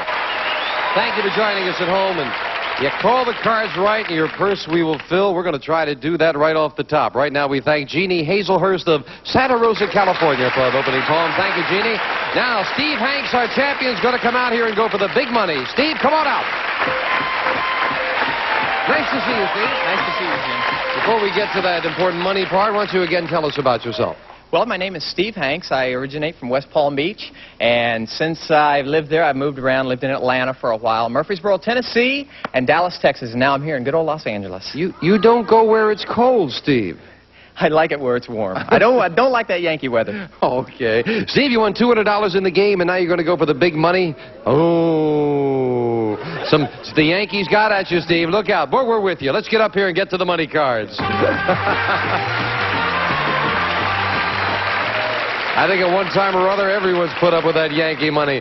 Steve, the money cards are all shuffled and cut. Janice will start dealing them as we give you $200 on the bottom line of these 3 cards to bet as you will. Move up to the second level, we'll give you another $200 of betting money and 3 more cards. Minimum bets of $50 till you get to the top card, the big bet, and there you must bet at least half the money. All set? We're with you. Ready to go. Here's $200. As in the game, Steve, you have a choice of 2 base cards to start with, and you can, of course, change your base cards as you move up to the next 2 levels if you'd like. Right now, with $200, you're starting with a 5. Do you want it? I'd like to change that card, please. Must play this one. I hope it's a good change. Good That's card. A good change. I'll bet $200 that the card is higher. Right away, all of it, $200. Higher than a 2? Definitely yes, so. With a 10. Okay. I will bet $200 that the next card is lower. Half of it, $200 lower on, than baby. a 10. Get down. Get down. Is $600 now, Steve. Okay, I will bet $50 that the next card is higher. Doesn't like this one. Right. $50 higher than a 6. It is a jack. Okay. Very well on the bottom line. $650, Steve. Up goes the jack. $200 more betting money. You've got $850. Do you want that jack? Okay, I'll bet $400 that the next card is lower. $400. Come on, baby, get down. Lower than a jack. Down. It is with a 4. 1250 and a 4. I'm going to bet all of it that the next card is higher. Yeah. Everything. Come on. Get up. $1,250 higher than a 4. Get up. Oh, Get no. It breaks the ball game. Oh, I could just see you deciding, should I or should I not go for all of it? That was a toughie, Steve, but maybe you get a chance to do it again. Come on down here. You're the champion. Oh, you're a gambler. Yeah. Maybe he'll do it again. We'll find out. He's got to beat a new challenger. That'll be coming up right after we take time out for this commercial break. Okay, Steve, time to defend the title. Maybe you're going to another crack at those money cards as we open the board and get to the cards. And ladies, if you will, start loading in 2 brand new decks of cards as we start a new match with this card shark. Nilda de la Peña. Hello, Nilda. Welcome. I'm so happy to be here. I'm so excited. Thank you. Won't you tell us about yourself? Okay, my name is Nilda de la Peña. I live in Simi Valley. I born in Argentina. I came here 15 years ago, and I don't speak English very well. No, you try hard. I know. You sound like somebody very. You sound like Zsa Zsa Gabor, Nilda. I would have. Maybe I wish I had the money to Zsa Zsa Gabor. Maybe today. You never know. Anyway, I am married with a lovely husband, and I have two kids. My daughter Andrea and my son Gustavo. Good. That's it. Good. So you speak very good English. No, I know that, but I enjoy. You really do. I enjoy with my accent. You know, most of us. Yes. You know, most of us who say, oh, gee, that person doesn't speak good English, we can't speak the other language, most of us. So you've got at least 2. You're ahead of most of us. Yes. That's the way to feel about it. Yes. Good luck, Nilda. Good luck to both of you. And with 2 decks of playing cards shuffled and cut, Steve, the champion, will play the upper cards, the red cards. Nilda, the challenger, will play the lower cards, the blue cards. Best 2 out of 3 match. We'll start with a question to you, Steve. Steve, we asked 100 bachelors, have you ever proposed to a woman when you really had no intention of marrying her? How many bachelors admitted that they have done that? I personally am a bachelor, and I would have problems proposing to a girl even if I meant it. So if a fella doesn't mean it, I would say no. I would say that number's going to be low 18. 18 bachelors have proposed even though they had no intention of marrying her, Nilda. No way, no way. They're going to propose all the way. I think and it's going to be higher. Higher. Yes. If it's higher, Nilda, you'll go to the board first. If not, it'll be Steve. And the actual number of bachelors who proposed to a woman when they had no intention of marrying her is 15, not higher. Steve, you're very close to it. And you'll start off with a 2. Very good card. I will. The next card is higher. Higher than a 2. He got it out. He got an ace. Okay, the next card is going to be lower, Jim. Lower than an ace. Yeah. It's a 5. Freeze. Good freeze. Yeah. And we move over the freeze bar. Can't take those cards away from you, Steve, and that keeps Nilda away from her cards. Nilda, we asked 100 married women, if your husband cooked dinner tonight, what would you be more likely to want for dessert? Apple pie or Alka-Seltzer? How many women said they'd want Alka-Seltzer if their husband cooked? Well, I have a good experience because my husband is a really good cook. But I think 45, they think. 45 yes, women would want Alka-Seltzer more than apple pie, Steve. I'm going to have to agree with that, but I don't think it would be. Yes, I do. I think it would be worse. I think more. Higher. Higher than that. Yeah. Oh. No faith in the husbands as cooks. The actual number of married women who, if their husband cooked dinner, would want Alka-Seltzer for dessert is 17. No, it's not higher, Nilda. Yeah, I think men are getting a little better at that. Nilda, you start off with an 8. Oh, no, I'm going to change the card. You Yes. won the question. Yes. You have the right to change it. 2, a 9. Well, it's a little better. No, too bad. I think it's going to be lower. Lower than a 9. No, it's a jack. It's not lower. That gives Steve a free chance to play off the 5 and call this. Okay, Jim, the next card is higher. Higher than a 5. Yes. Yes, an 8. I will freeze. Freezing it. Steve needs 1 card for the first game of the match. Question to you, Steve. We surveyed 100 showgirls at the Dunes and Tropicana hotels in Las Vegas and asked them, were you a Girl Scout? How many showgirls said that they, one time, were Girl Scouts?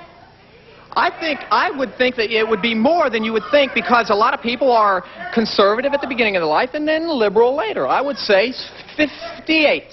58 showgirls. We're Girl Scouts, Nilda. You say Girl Scout? Girl Scouts. Girl Scout. I think in this country, every, young girls, Girl Scout. He says 58 of them were. Higher. Higher. Yes. Well, the actual number of showgirls who were Girl Scouts is 54. Not higher, Steve. Please change that 8. And Steve can change that 8. Could be a big change for him. It is a king. The next card is lower. Lower for the first game of the match. Yes, Steve wins it. Game 1 to the champion. And we'll set up for game 2, Janice, if you will. And boy, that game really showed the advantage of you can win those questions. You can just pick along one card at a time. Very nicely done, Steve. Nilda, you need this one. Oh, yes. You ready? No. I'm ready. Question goes to you, Nilda. We asked 100 single women, have you ever been pinched by a total stranger? How many women said they have? Oh, yes. Oh, especially in my country, Oh, really? Oh, yes. Argentinians are pinchers? Oh, yes. Sometimes I like it. Oh. Anyway. I think it's going to be around 79. 79 women have been pinched by a total stranger, Steve. I tell you, to my dying day, I go for the integrity of America. I think it will be less than that. Less than that? Yes. Integrity. Brotherhood, and apple pie. I go for it. The actual number of single women who've been pinched by a total stranger is 57. You're right, Steve. It's lower. Apple pie wins again, Steve. You start off with a 4. I'll keep that card. The next one's higher. Higher than a 4. It is a queen. I'm going to go on. The next one is lower. Lower than a queen. Yes, an 8. Freeze. And again, Steve Freeze playing beautifully. Steve, the question to you. We asked 100 New York City firemen. Does your firehouse have a Dalmatian dog as a mascot? You always see that in the pictures. How many firemen said yes, they do have a Dalmatian dog as a mascot? I think that's kind of in the past. I'll have to say 11. 11. Yeah. 11 firemen say they have a Dalmatian dog as a mascot. I think it's going to be a little bit higher. You figure the cliche is for real. The actual number of firemen whose firehouse has a Dalmatian as a mascot is 8. It is not higher, Steve. You're right. Okay. Change the card, please. Changing the 8 again. Steve wins the question, and he can do it. A king. The next card is lower, Jim. Lower than a king. A queen. The next card is lower. If this is lower, he retains the championship for the win. Yes! Steve does it again. Congratulations, Steve. Beautifully played. Nilda, he was hot. I'm glad to see you. Thank you for joining us, and we have some nice gifts for you. Nilda de la Pena. Thank you, Nilda. Come on down here, Steve. All right, this time we're going to do it. We're going for it, Jim, I know. The big money coming up right after this commercial break. Gotta win it this time. Back with Steve Hanks. You got $400 for winning your second game now, but the money cards failed you the first time. Well, they won't this time. That's the way to feel. Let's open the board and get to those money cards. Come on, Steve. Hop on up there, and you know how we do it. Money cards all shuffled and cut. Janice will start dealing them out. You don't feel discouraged that the first time you failed up here, do you? No, because I have a whole new chance this That's time. good. You have great enthusiasm, I must say. It comes from my dad. That's right. Your father's a preacher, and you're selling it, Steve. That's good. Good luck. We're with you. Thank you. Here's $200. And, Steve, you're going to start off with a 2. Okay. I'll bet $200 if the next card is higher. All of it, $200 higher than a 2. Yes, with a 4 and still a good card. I'll bet it. I'll bet it all. Yeah, I'll bet it all if the next card's higher. He wants to go with his instincts. This time it's $400 higher than a 4. No. That's what happened the last time, but you're not out of it, Steve, because you still have $200 of betting money, and we're moving up a good card. You're back in it with $200. Okay. 4 cards to go, Steve. Come on. All right. I'll bet $200 the next card's higher. All of it, $200 higher than a 2. Yes, with a 3. Good card. $400, the next card's higher. $400 higher than a 3. Yes, a 10. $800. I bet $400 the next card's lower. Half of it, $400 lower than a 10. No, it's another 10. But you've still got $400 when we move up to 10. Do you want that card? No, I want to change it. Please. Big change. $400, and you've got a 10 becoming a 3. I bet it all. The next card's higher. This time it's all of it. Nothing or $800 higher than a 3. That time it's there for $800. Okay. Woo. Oh, they finally turned a little for you. Yeah. And Steve, come on down here. That's good. And you're such a good player, you may get another crack at it. Thanks, man. You're up to $1,200 now, Steve. Appreciate it. Good player. We'll be back with, I hope, a good challenger for him right after this commercial break. Okay, Steve, time for your third win. 2 brand new decks of cards and a new challenger on Card Sharks. Michelle Stevens. Hello, Michelle. Welcome. Nice to have you here. Thanks. Why don't you tell us about yourself? Okay, my name is Michelle Stevens, and I just moved here from New Jersey, and I love it out here because I love the weather, and mostly I love to gamble. I love Vegas, the races, you name it. Oh, so I love it here. your kind of place. Where are you from in New Jersey? The last place was Hackettstown. I lived in Freehold and Hackettstown. Oh, I was born in Camden. Oh, so we're practically neighbors. You never came over and said hello, never brought a piece of cake, nothing, huh? Good to have you here, Michelle. Good luck. Thank you. You'll play the lower cards, the blue cards, and Steve, the upper cards, the red cards. Steve, we found 100 women who are millionaires. We asked them, 100 millionaire women, have you ever gotten down on your hands and knees and scrubbed the kitchen floor? How many women millionaires said that they've done it? Yes? I think that most millionaire women probably married into it, so they probably, well, that's prejudice against ladies, but, you know, that's the facts. I think probably about 45. 45 women millionaires have scrubbed the kitchen floor on their hands and knees. Let's see. I'm going to say just a little bit higher because I don't think women are stuck up. I think even if they're millionaires, they'll get down on the floor and they'll clean it. They'll still do that, huh? All right, you say higher. The actual number of women millionaires who've scrubbed the kitchen floor is 86. It's higher, Michelle. Yes. Well, maybe they didn't start out as lady millionaires. And Michelle, you'll start off with a jack. Oh, great. Okay. I'm going to bet all the 150 lower. Lower. I mean lower. Just lower. Just lower. Yeah, you're a little nervous, Michelle. Relax. You're among friends. Lower than a jack, she says, and she's right with a 7. 7. I'm going to freeze. You'll freeze. Yeah. You got a 1-card advantage. See, you were nervous and you did the right thing. Michelle, question to you now. We found 100 ex-convicts. These are all men who have served time in prison. And we asked them, were you caught because someone squealed on you? How many ex-convicts said yes, that's why they were caught? Ooh. Oh, gee, that's tough. I'm going to say 50, right down the middle, because I think that there's always a lot of this tattling going on, that kind of business, and, you know, I'm going to say 50. So right she says 50. Got caught because someone squealed, Steve. I don't think they would admit to it themselves. And I think the only way that they would have been caught was for someone to tell on them. I think it's going to be higher. Higher. The actual number of ex-convicts who were caught because someone squealed on them is 62. You're right, Steve. It's higher.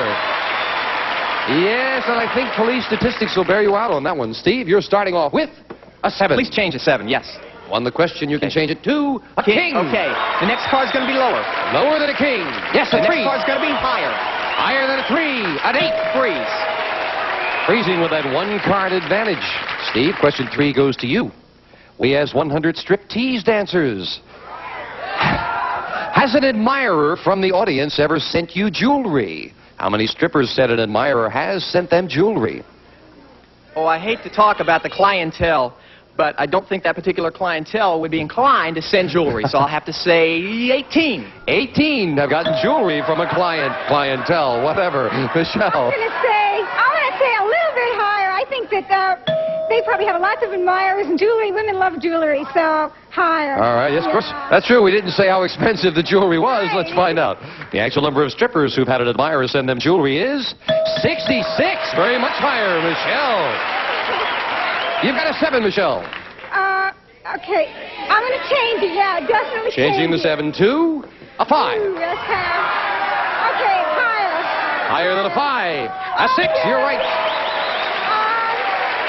Freeze. You'll freeze. Taking that 1-card advantage, and we'll go to sudden death. 4th and final question. Michelle, we asked 100 people, was your favorite TV show canceled this year? How many people said yes?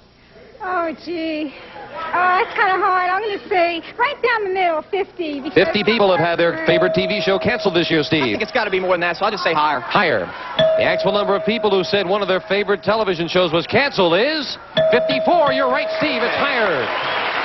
Steve, with an 8, you need 2 cards. Michelle is a 6. She needs 2. Do you want to play it or pass it? I want to pass it, please. All right, Michelle, you cannot change it. You must play the 6. Turn them both over. You win. One mistake, and Steve wins it. Higher than a 6. No, it's not higher. And Steve wins game number 1 in sudden death. Game 1 to the champion at $100, and we'll be right back right after this commercial break. Well, we've run out of time, so we'll start game 2 on our next show. And Michelle, you were saying, oh, gee, am I gone? No, we played the best 2 out of 3. You got to have more confidence, lady. Okay. That's the way. I hope you will come back and join us, because I don't want to see my favorite TV show. This one canceled. We'll see you next time on Card Sharks. Bye-bye.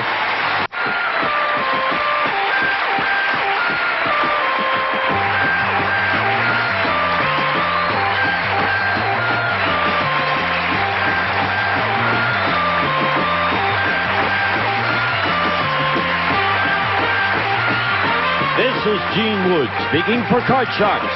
A Mark Goodson, Bill Todman production. Is 86. It's higher, Michelle. Yeah. Well, maybe they didn't start out as lady millionaires. And Michelle, you'll start off with a jack. Oh, great. Okay. I'm going to get all the 150 lower. Lower. I mean lower, just lower. Just lower. Yeah, You're a little nervous, Michelle. Relax. You're among friends. Lower than a jack, she says, and she's right with a 7.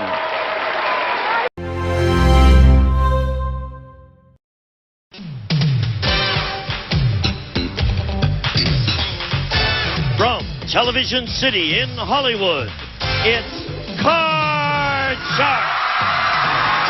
Here's the host of Card Sharks, Bob Eubanks. Thank you. Hello, everybody. Welcome to Card Sharks. Welcome back. Thank you. How nice of you. Okay, thank you for watching our show, because we're going to have a good time today. And we're going to start it off with a tiebreaker game between our 2 contestants. And before we do that, I want you to meet our 2 lovely dealers. Here they are, Lacey Pemberton and Susanna Williams. Good morning. Let me see you 2 go like this. Set up for a tiebreaker. Right. Okay, here come our Card Sharks right now.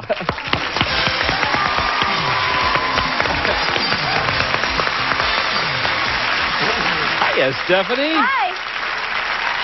How nice of you to come back and see us. Nice to be here. I know why you came back. Why? Because you've got $11,000. You want to pick it up. You bet. You want to add to it, too, Yeah. don't you? All right. Remind everybody about Stephanie. My name's Stephanie Rossiter. I live in Hollywood, California, and presently I work as a mixologist in Beverly Hills. Oh, I remembered. Yeah, it's a bartender, a mixologist. Well, yeah. Oh, that's good. You've got $11,000 and doing just fine. And Juan is our challenger. How are you, Juan? Yes, sir. My name is Juan Young, and I'm from Los Angeles, California, which makes me an alien, Bob. I work at the forgot post about that one, office. too. That's No, right. alien. I was going to use that, too. Yeah, I work at the post office, and I've been married for 2 years, and I'm expecting my wife to expect a child in October. Matter of fact, she's in the audience now.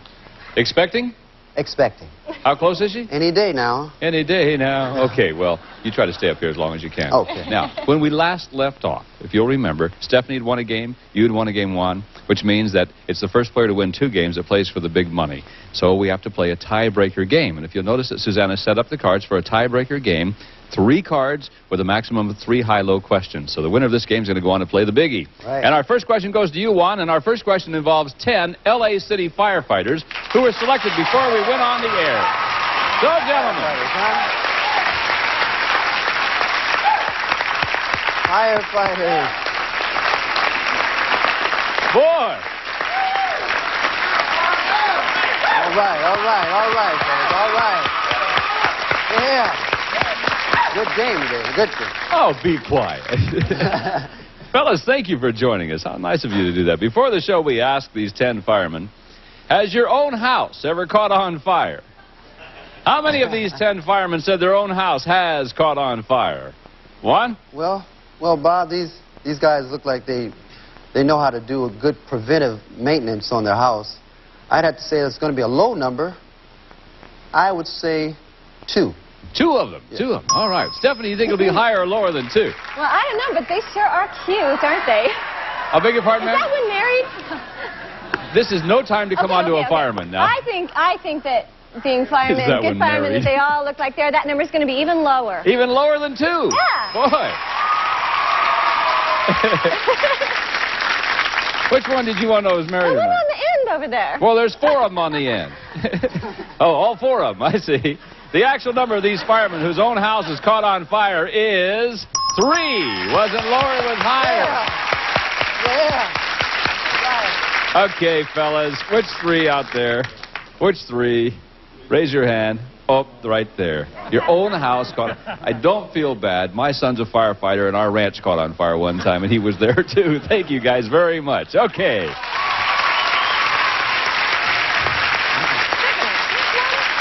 Who won control of that? Juan did. That's right. I did. What are we doing? We're just watching, that's all. All right, Juan. Remember, tiebreaker, you're 3 cards away from becoming the champ, and here's your first card. That card is a 3. right. Let's go higher, Bob. Let's go higher with it. 3. It is. Yeah, 3. let's go lower with it, Bob. If it's lower, you're the new champ. It is. There you are. All right. Woo! Yeah. Congratulations to you, man. Thank you. Well, Stephanie, that was short and sweet. Very sweet. But it was sweet. $11,000 worth. Thank you very much. You're a I nice wonderful lady. time. Thank you. I'll see you again. Okay.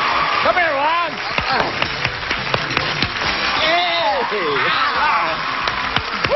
Yeah. You're the champ. That's right. You That's are right. the big guy. That's right. You're the winner. Going all to my son. Well, good. You know what you can do in the next few minutes? You can win about $32,000 if the cards play right. So just hang tight, get real nervous, and we'll be right back with more of Card Sharks right after this.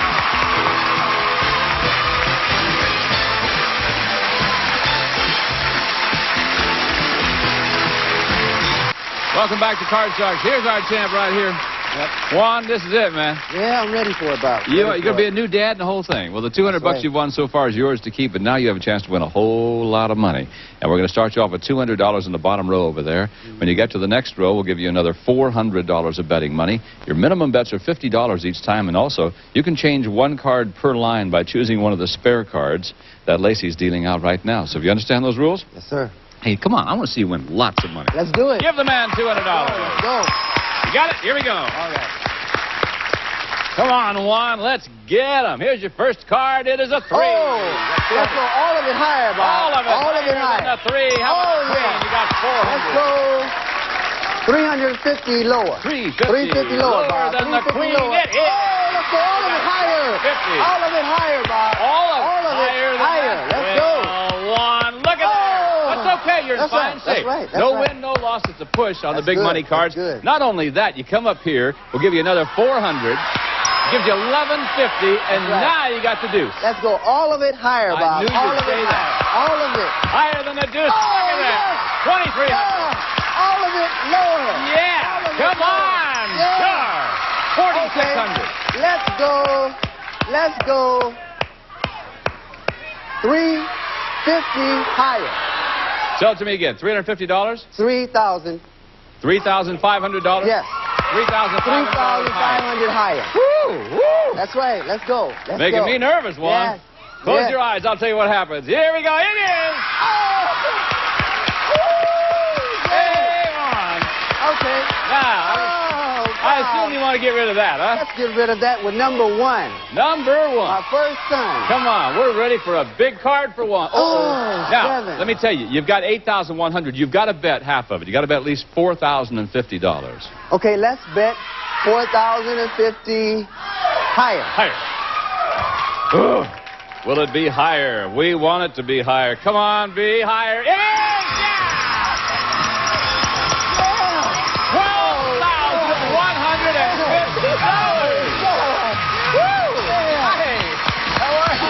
Congratulations to you. I told you.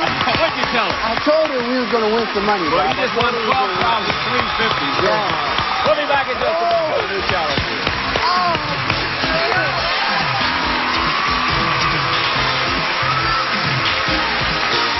Juan, it's time to meet a new challenger, and Gayla, please join us right now. Hi there.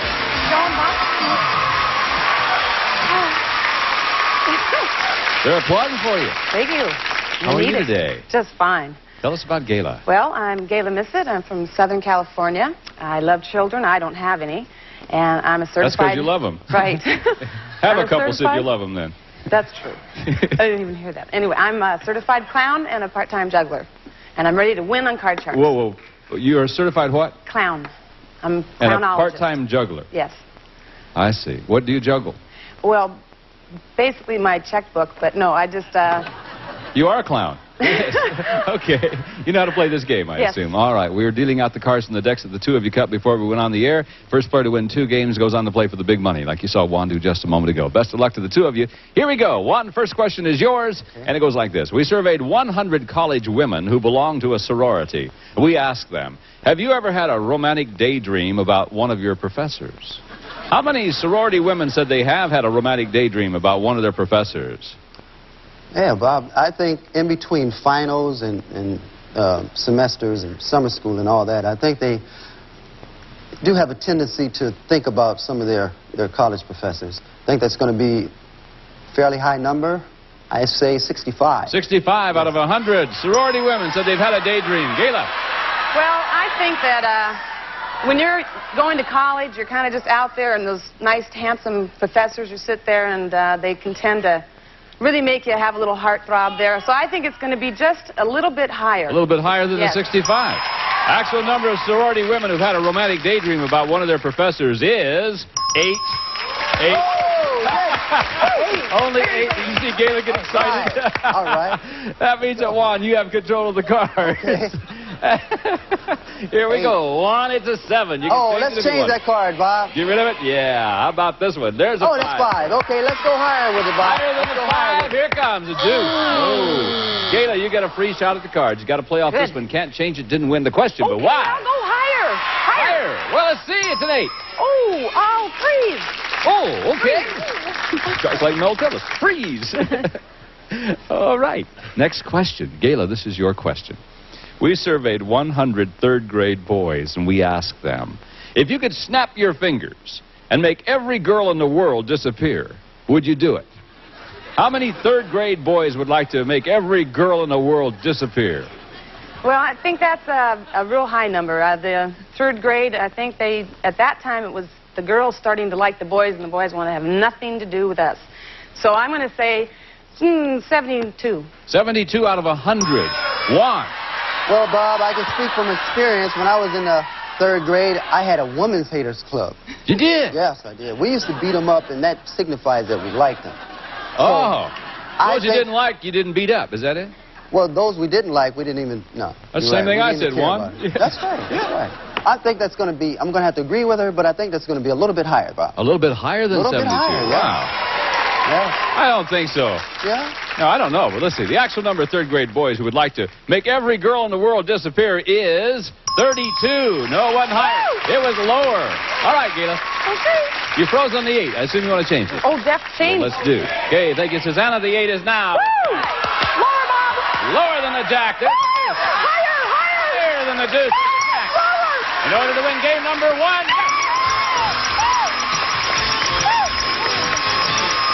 That's fine, nothing. Well, that's better than being a clown, isn't it? Yeah. $100 in about 3 minutes. That's I not like bad that. at all. Congratulations to you. Not only that, Thank you won you. the first game. If you win the next game, you become the champ and play for the big money. So, Juan, that means you've got to really get into it this time. Oh, yeah. He's confident. I'm ready. And Susanna's dealing out cards from the same deck, and we're ready to begin. Game number 2, and this question goes to our champion. Juan? Okay. We surveyed 100 single women, and we asked them, have you ever cried yourself to sleep over a man? How many single women said that they have done that? Oh, Bob, that's such a sad question. I think that no woman, or very few, would cry over a man, cry themselves to sleep. I think what they would do, they probably would eat themselves to sleep. Eat themselves to sleep, Yeah, I see, yeah. But I don't think they, I think that's going to be a low number, Bob. I say 20. 20. Yeah. 20 out of 100. What do you think, Gayla? That cried, how many cried He said themselves 20 out of 100 cried themselves to sleep over a man. Oh, I think it's much higher. I've shed a few tears myself. Have you done that? Yes. No kidding.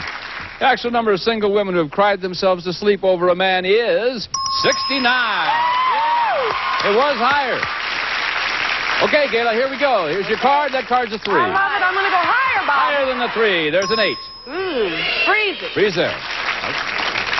It's frozen on the 8. Juan, you all right? Oh, yeah. Oh, okay. I feel like crying myself to sleep. Yeah. You got $12,000 in your pocket. You can't get too sad now. Oh, yeah. Another question. Gayla surveyed 100 commercial airline pilots. We asked them, has your plane ever been hit by lightning? How many pilots said their plane has been hit by lightning? Oh, I think that's a high number, Bob, because I've been on a few flights where it's been hit by lightning. It's a rather terrifying experience. So I would say at least, let's say 74. 74 out of 100.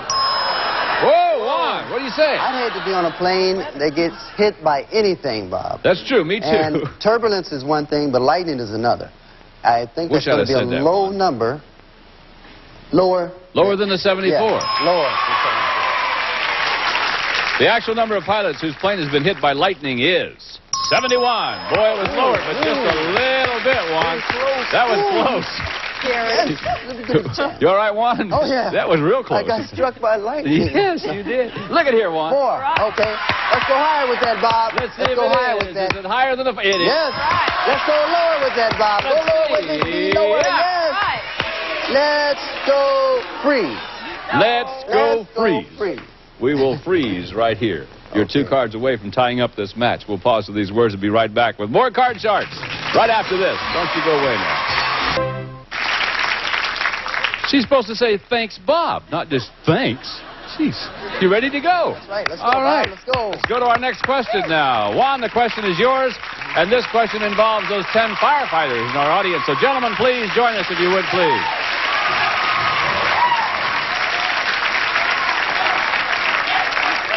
Now, Juan, before the show, we asked these 10 firefighters, have you ever carried someone out of a burning building? How many of these 10 firefighters have carried someone out of a burning building? Bob, these guys look like they're capable of carrying anything out of a building. I think that's going to be a medium number. Let's say 6. 6 of them? 6 really? of them, yeah. Okay. Gayla, you think higher or lower than that? If you're a firefighter in this area, you're busy all the time, so I'm going to say it's a lot higher. You think it's higher than Yes. the 6? Yep.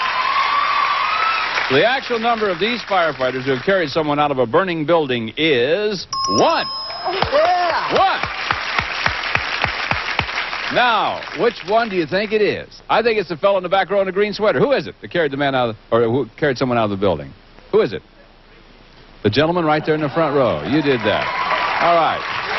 That's it, yeah. Just let me say this. They are part of the L.A. City Fire Department, and that is one of the finest fire departments in the nation. Thank you, gentlemen, very much for being with us. Okay. 1. Change that number. Want to get rid of that 9. Thank you, Susanna. Yes. The 9 is now an 8. Now you're going to play. 8. I'm going to say, let's go higher with it, Bob. Higher than the 8. Is it higher? No, it's Oh. not. Gayla, you get a free chance at the cards playing from the 8. Oh, I have to play. I'll Yes, just gotta go higher, Bob. Higher than the 8. Is it? No, it is not. There we are again. Okay, now we're going to go to our 4th and final question, sudden death time. Someone's got to win the game on the next play of the cards. So control is really what you're looking for. Gayla, the question is yours. We surveyed 100 single women. We asked them, have you ever telephoned a guy just to see if he was home and then hung up when he answered? How many single women admitted they've called a guy and then hung up the phone? Well, Bob, of course, I've never done that myself, but I have a lot of girlfriends who they tend to be very protective, and they will check up on them. So I'm going to say it's a fairly high number. I'd say 63. 63 out of 100. Juan. Well, I had an answering service when I was single, and I always heard click. You did? Yeah, I always heard that. Your girls are checking on you, huh? I'm going to have to agree. Well, I was a one-man, I'm sorry. person. and I have to tend to agree with her, but I think that's going to be a little bit higher. A little even higher than that? A little bit higher. Hey, well, the actual number of single women who have called the guy then hung up is 69. You're right. It was higher, Juan. Okay, now, sudden death time, Juan. Here are your choices, my friend. You can change the card played out if you goof. She wins the game and the championship. Or pass it on to Gayla. I'm going to pass it. Okay, Gayla, got to play off the 8. Here we go. Oh, Bob, okay, I'm just going to say, oh, higher. Higher than the 8, is it? No, it's not. And that means that Juan, you just won the game. Whoa. That was a close one. You're not kidding, close one. So, Gayla has a game, Juan has a game. The winner of the next game goes on to play for the big money. Means we must play a tiebreaker. We'll set up for that and be right back with more Card Sharks right after this. We have a return out of time, you guys. That means you're going to have to wait until next time to find out who the champion is going to be. So we'll open it up with a tiebreaker game the next time we meet, okay? You will come back? I'll be back. You will come back? Definitely. And we hope that you will come back, too. Until then, I'm Bob Eubanks for Susanna Williams, Lacey Pemberton, Gene Wood, and the whole gang here in Card Sharks thing. Thank you very much for watching our show, and we'll see you next time. Bye-bye. Some of our department... In the end, only one of us will be left standing. Deal a card. Let's play some poker. Just pay attention. Focus. It's good for your game. All in. Come up against me, I'll bury you. High Stakes Poker premieres tonight at 9, 8 Central on GSN.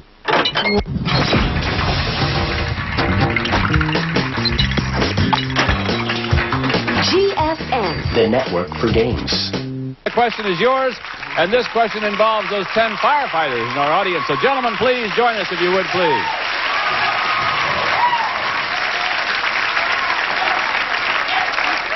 Now, Juan, before the show, we asked these 10 firefighters, have you ever carried someone out of a burning building?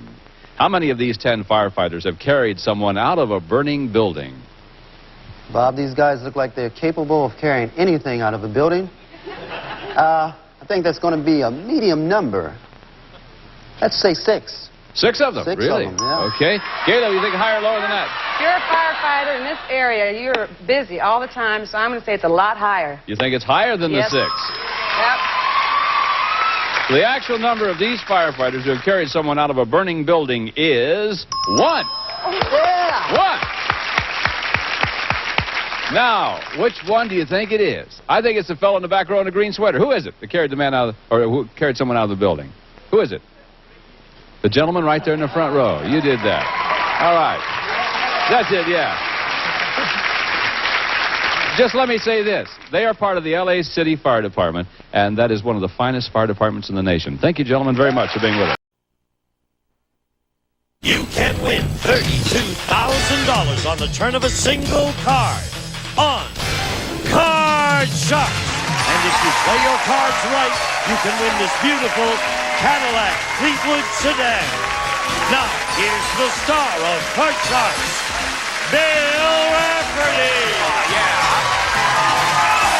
Thank you. Thank you very much. Thank you. Thank you, Gene Wood. What a man. Thank you so much. Everybody, the Card Sharks, you know, we've just loaded up this game with new prizes. We've got cash, we've got trips, we've got a whole bunch of things going on right now. It's exciting, and there's no reason to waste any time with me jabbering at the top of the show. Let's meet our lovely dealers. Here they come right now.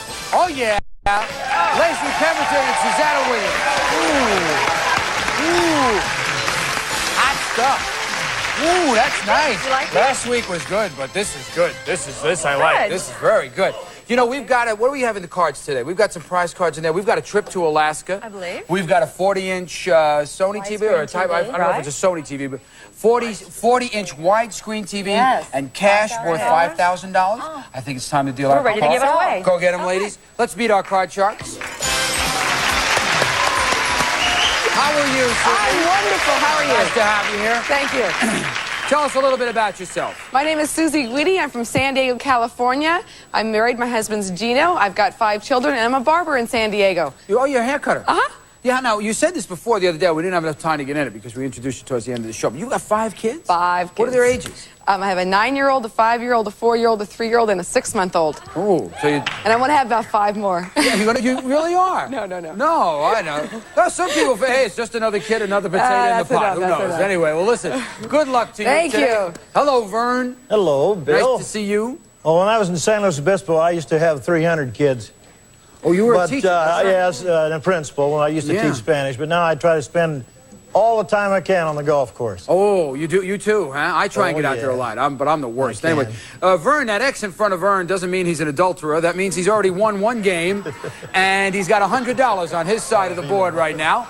And we're about ready to start our second game. First player to win 2 games, they win the match. They go on to $32,000 in the money cards if they're lucky. And do not forget right now, we have got a brand new Cadillac waiting. They'll also get a shot at that.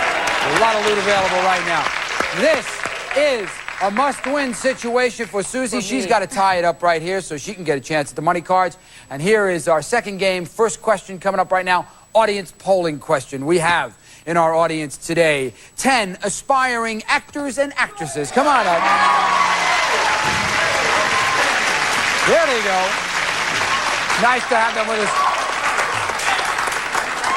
Aspiring actors and actresses is kind of another word for starving actors and actresses. They're trying to make a buck here in town, and it is tough. I know that for a fact. Anyway, here's our first question. Goes to Susie. Before the show, we asked these 10 aspiring actors and actresses, do you spend more money on acting lessons than you do on clothes? How many of these 10 actors and actresses do spend more money on acting lessons? There's 5 men out there and 5 women. Boy, the women I bet definitely do. The men I don't know. Acting lessons are pretty important, and if I was an aspiring actor, I'd want all the lessons I could get. I'd say that 63 of them spend more money. That's a great number, 63. I like 63.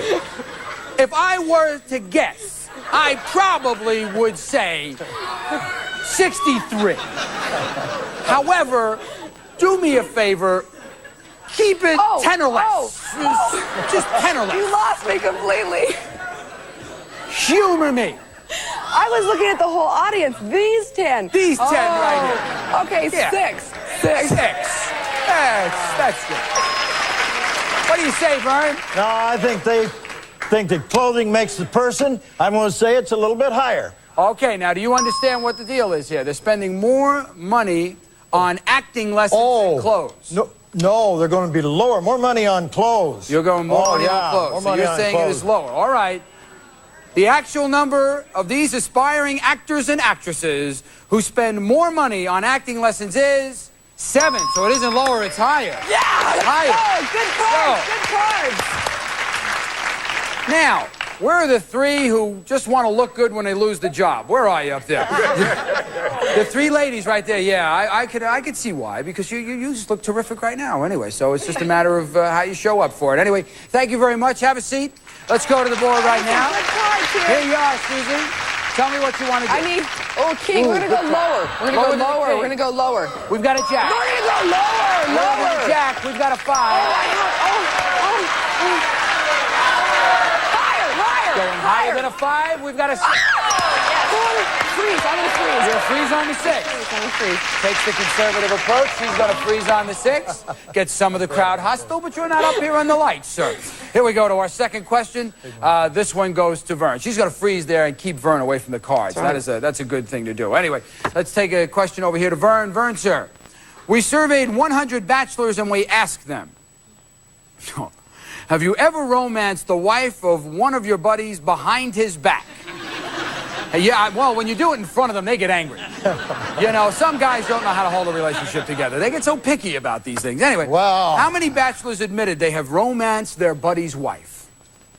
I think if they did that, they wouldn't admit it. I think it's going to be a comparatively low number, about 22. 22.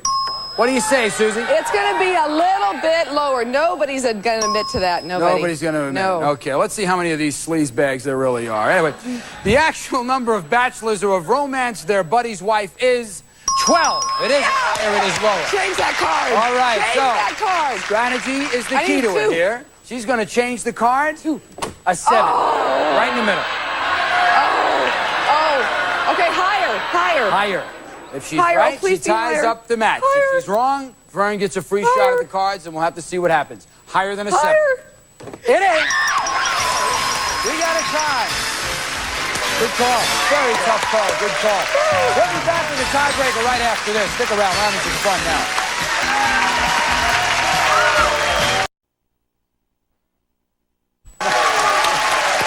Welcome back, everybody. Here we are right now.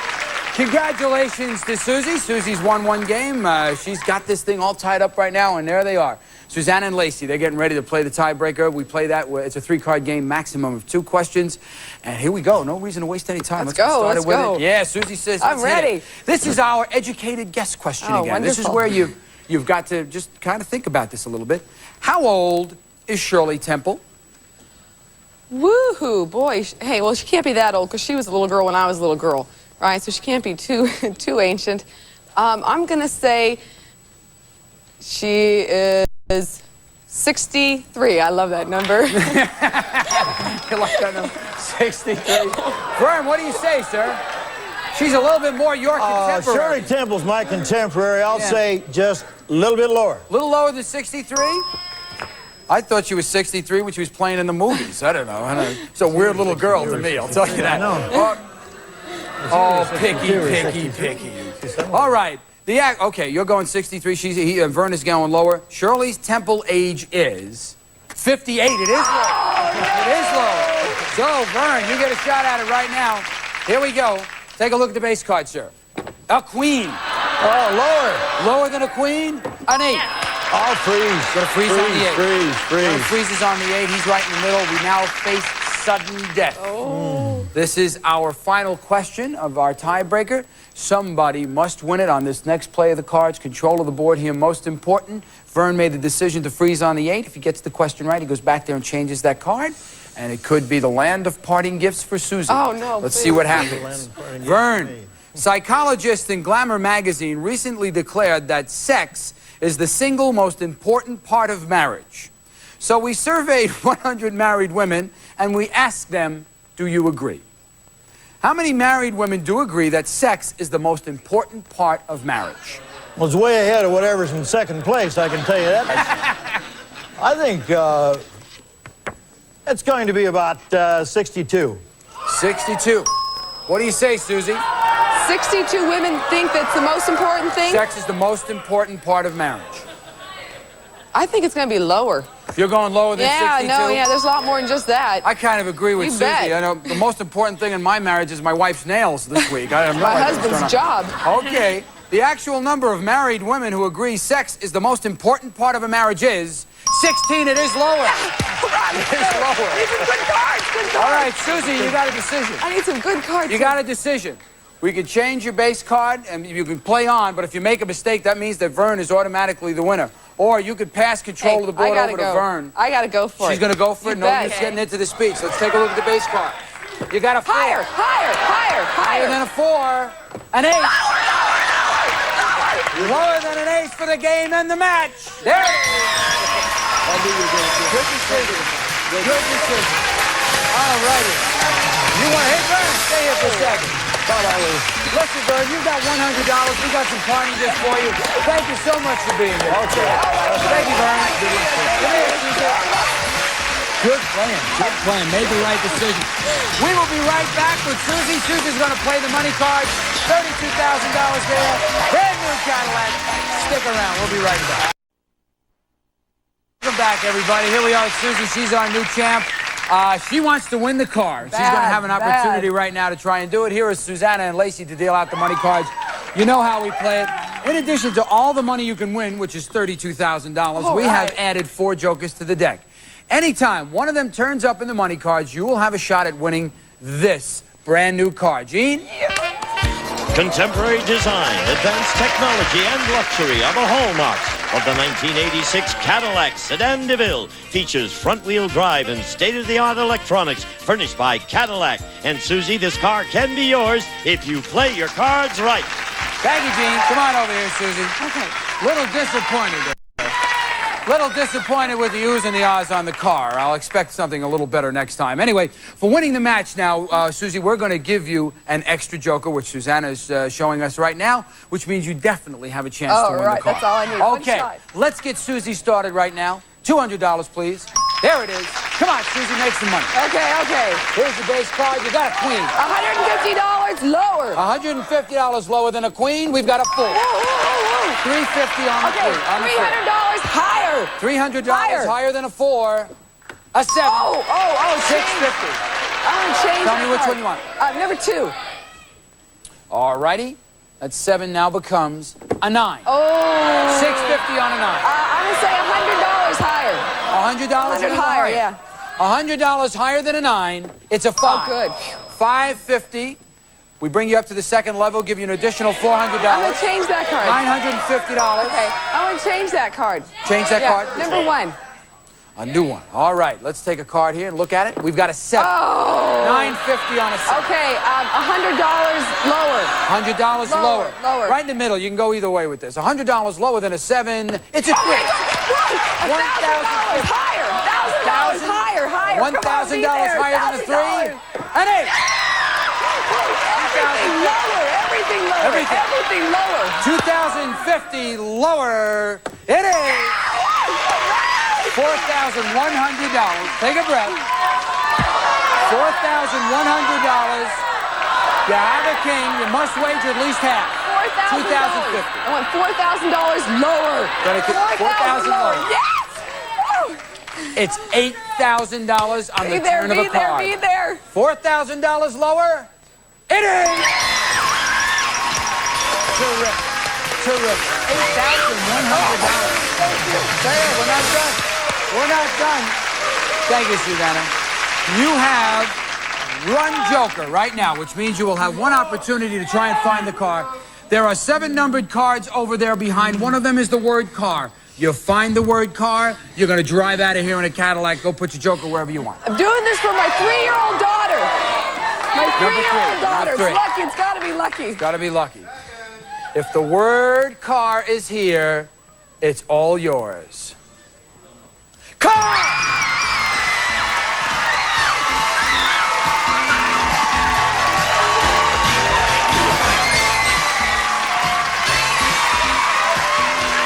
Terrific.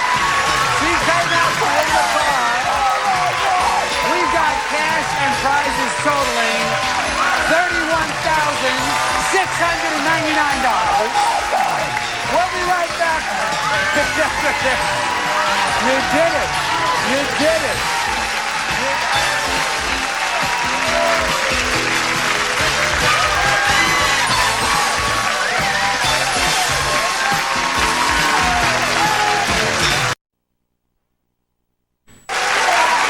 Terrific. Nobody's calmed down yet. The whole studio is in absolute turmoil. You know, when you put it there, it was a 7-to-1 shot, number 1, that you were going to get it. And when you put it there, there's a young lady offstage, Sean, who tells me where the actual car, and she just went, and we went crazy. I knew you had it. And there it was. You have just won $31,699 cash and prizes. That's the car. Terrific. Terrific. Thank you. Good for you. Okay, come on out. Here's Larry. Let's go. Come on, Larry. Here's the challenger. Larry, introduce yourself, please. I'm Larry Levy. I'm originally from San Francisco, and I'm a sales representative for a car dealer. You, originally from San Francisco? Yes. That's in my neck of the woods. I live up in Northern California. Nice to have you here. Thank You've you. already cut your cards backstage? Yes, I have. I want to let you know, sir, that we've got the prize cards in there. We have got a trip to Austria, a washer and dryer, and don't forget, there's a card in there worth $5,000. A lot to play for. Here we go with our first question again. Our audience polling question, and here come our 10 aspiring actors and actresses.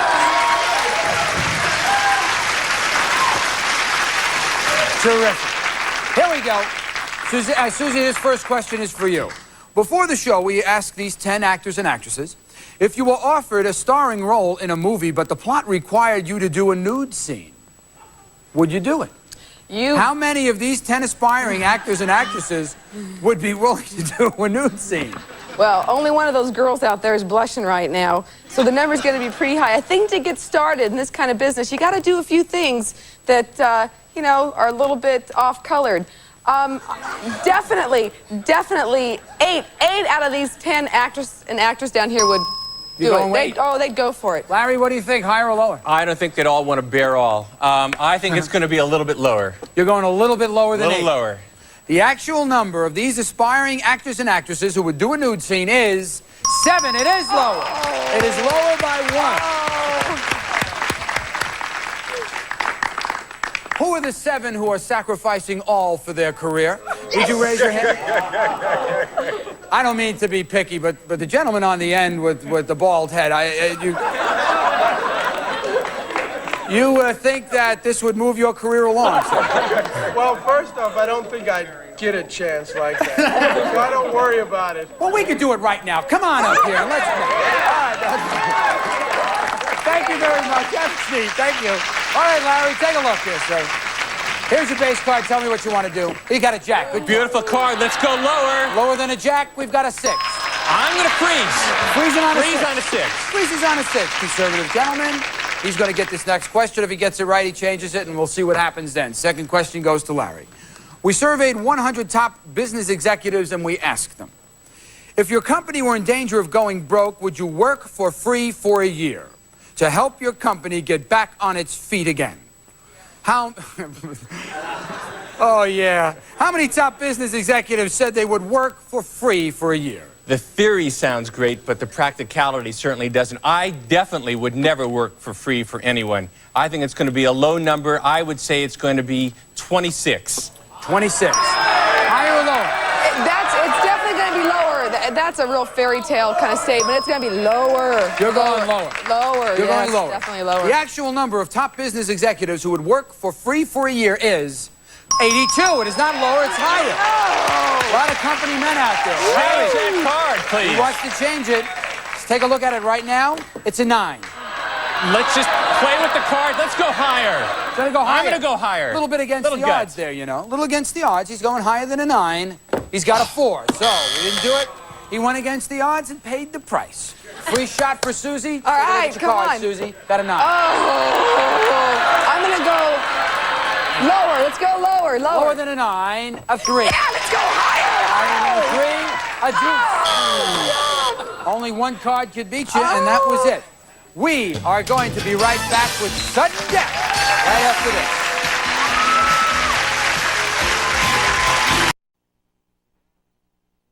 Here's Lacey. We'll be back tomorrow with sudden death. We'll see you then. Bye-bye. Essentially, we're asking you to play God. On the next, Without Prejudice. I think it looks like white trash. Oh, I'm going to pull the race card. Can a panel of ordinary people judge 5 strangers without prejudice? Could you? There are people who attract convicts. She married a guy who killed 3 people. That's just who she loved. You can't help who she loves. You're quick to formulate opinions. You're a little biased. It's the provocative new series, Without Prejudice, tonight at 8/7 Central on GSN. This is the battle.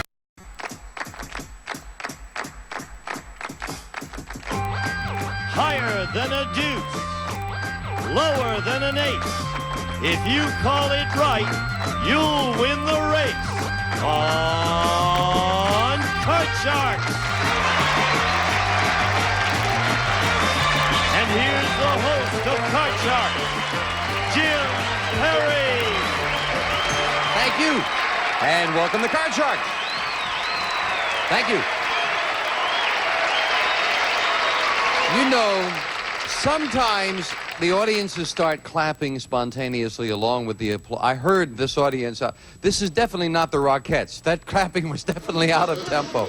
We thank for the opening poem Patricia Gordon of Rosemont, Pennsylvania. Thank you, Patricia. Now let's get to the cards.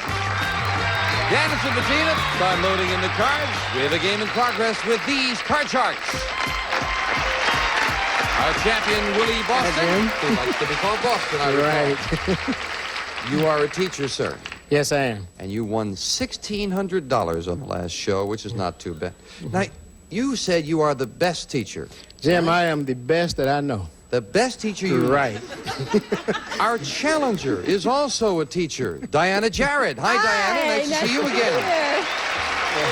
How do you feel about that? Well, I just decided, well, he's just met me, so now we have co-best teachers. You're gonna be even. You're not. I'll be nice, yes. Oh. I'm the best third grade teacher. He can be the best high school teacher. Oh, see how fair That's you're being. right. Isn't that nice? Oh. That's beautiful. Now you're gonna go try to kill each other, right? Right. Right. Good luck to both of you. You're nice people. Each player has a deck of 52 playing cards. They're shuffled, and the players cut them before we go on the air. Boston, the champion, plays the upper cards, the red cards. Diana, the challenger, the lower cards, the blue cards. Diana needs 3 cards. Boston has yet to turn over a card. And into the best 2 out of 3 match, Diana won game 1. So the champion needs this game. And as we left off, Diana, the question goes to you. We asked 100 brides-to-be. Now, these are all women who plan to be married within the next 6 months. If you discovered your fiancé had been married before and had not told you, would you break off the engagement? How many brides-to-be said they would break off the engagement? Oh, that's really hard to say. You know, how long have they been married? And, oh, gosh. Oh, that's interesting. That's a new wrinkle. I'm going to go down the middle with it in 50. 50 would break off the engagement if they found out their fiancé had been married before. Okay, Jim, I think that number would be higher. I don't think they would break off simply because he had been married before. No, how many said they would break off the engagement? Oh, how many said they would break off the They engagement? would break it off. Oh, the number would be lower. So you say lower. Right, lower. You think they wouldn't? It really, I guess, depends on whether you go with whether you like the lying or the fact that they've been married before. It's tricky. Let's find out. The actual number of brides-to-be who, if they discovered their fiancé had been married before and hadn't told them, would break off the engagement is 22. It's lower. Boston. And your base card, Boston, is a king. All right. The next card is lower. Lower than a king. Yes, a 9. I'm going to freeze. Freezing it right Freeze. now. We've got a tie. Each player needs 3 cards. Boston, we asked 100 women who support the women's liberation movement. Do women gossip more than men? How many feminists said women do gossip more than men? Well, that's quite high. Women know they gossip more than men. I think probably 72 would say they gossip 72 more than men. feminists said women gossip more than men, Diana. I think it's going to be high, but I don't think it'll be that high because the feminists feel that men are too, chauvinistic and all, and they're going to gossip, so a little bit lower. Lower. The actual number of feminists who said women gossip more than men is 19. Very much lower, Diana. Yeah. You've got an 8. Change it, please. Whenever you win the question, you have the right to change it to a queen. Okay, good card. Lower. Lower than a queen. Yes, a 10. Okay, I am going to take a chance that it's going to be a lower card. Lower than a 10. It is. No, it's another 10. It's not lower. A break for Boston to play off the 9 and call this. Okay, Jim, the next card is lower. Lower than a 9. No, it's a jack. Neither player could advance, and as we fill in the spaces, we are at sudden death. Someone has to win with this play of the cards. Diana, our man on the street went to Sydney, Australia, where he asked 100 married men, do you wear a wedding ring? How many Australian men said, yes, they wear a wedding ring? Oh, I don't know the customs in Australia, but they're pretty, they're pretty modern or up to date with what we are. So I would say it would be high. I would say 72. 72 wear a wedding ring. Okay, Jim, I don't think it's really that many wear a wedding ring. I'm going to say the number is lower. Lower. Right.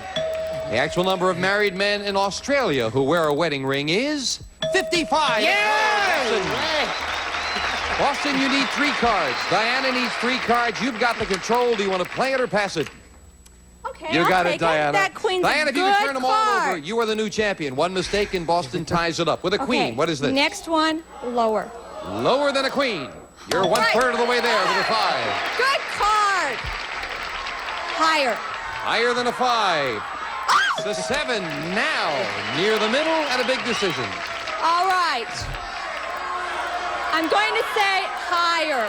If this is higher, we have a new champion on Card Sharks. She won it.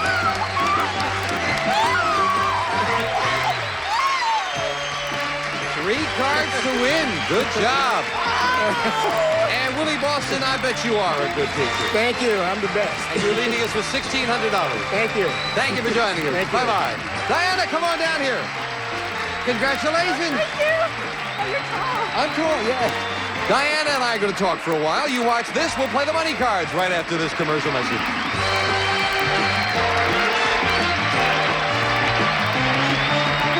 Back with our champion, the world's greatest third-grade teacher. Thank you. You ready to go? I sure am. Then let's open the board and get to the money cards. Come on, Diana. Hop on up there. We've adjusted everything for your monstrous height. Oh, thank you very much. Diana, you won $200 in the game. Yours to keep. New money to play with now on the money cards. With a new deck of cards, we'll give you $200 on the bottom level. And these 3 cards to bet as you will. Move up to the second level, we'll give you another $200 in betting money and 3 more cards. Your minimum bets are $50 until you get to the top card, the big bet, where you must bet at least half the money. Okay. Come on, Diana. Okay. Let's do well. Here's $200. Let's have some good cards. I hope we can give them to you. We're going to give you one big advantage. We'll give you a choice of 2 base cards to start with, and you can change the base card on each of the 2 succeeding levels. We'll start with a 10. Oh. You want it? I think I'll change it. Got to play this one. Next card off the top of the deck is Okay, Queen. that's Okay, better. card. All right, all of it. The next one is lower. Whole thing right away. $200 lower than a queen. That's a 3, very much lower. All of it lower. All of it lower. All of it? Higher. You see, I am Diana, very don't sorry. get nervous. Okay. See, there are only a couple of deuces and 3s lower, you understand? You can say it if you want. Okay, right. What do you want to say? Higher. Oh, higher. Okay. Now. I teach my third graders not too much lower than a 3, right? Okay. So you say higher, and how much is Higher, the bet? all of it, The whole 400. thing. $400. Higher than a 3.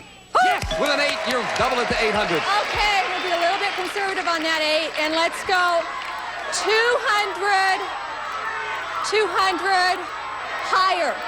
That's a big bet. You got a card right up the middle, the 8. She bets 200. It is higher than an 8. And she's right to an ace. Oh, yes. Up goes the big ace. $200 more. All of it lower. $1,200 bet lower than an ace. Oh, no. Oh, no. Oh, why did you do that to me? Oh, Diana, I'm sorry about that. My goodness. That's well, maybe you get a chance to do it I hope again. You're the so. champion. Come on down here. You had to bet it that way, though, with an ace. You have to with an 8. Still got $200, though. Right, okay. Which is better than a kick in the head, That's right. We'll meet a new challenger right after this. That was awful. All set, Diana? All set. 2 brand new decks of cards and a new challenger on Card Sharks. Norma Brown. Hey, Norma. How are you? I'm fine. And you? Fine, thank you. Why don't you tell us about yourself? My name is Norma Brown, and I live in Iwakuni, Japan, via North Carolina, and I'm visiting here in California. I'm a professional junker, means I dig in other people's trash in Japan. A professional? What does a professional junker do? I mean... It means that we go out in the dark of night and go through other people's trash cans. Is there much money in that? Oh, yes. Really? Oh, yes. Well, they sure got a lot of money over there, I can tell you that. They certainly do. Most of ours. All of it. Good to have you here, Norma. And you have picked up a bit of the Japanese accent, I can tell. Oh, yes. I live in southern Japan. Oh, you know. good. Nice to have you here, Norma. You'll play the lower cards, the blue cards. Diana, the upper cards, the red cards. Diana, we asked 100 single women. Have you ever dated a guy whose hair was longer than yours? Oh, my goodness. How many women said yes? Oh, I think in the past couple of years, because of the long hair trend for women, or for men, and the short hair trend for women, that a lot would be. So I will say 48. Half. 48 women have dated a man whose hair was longer than hers, Norma.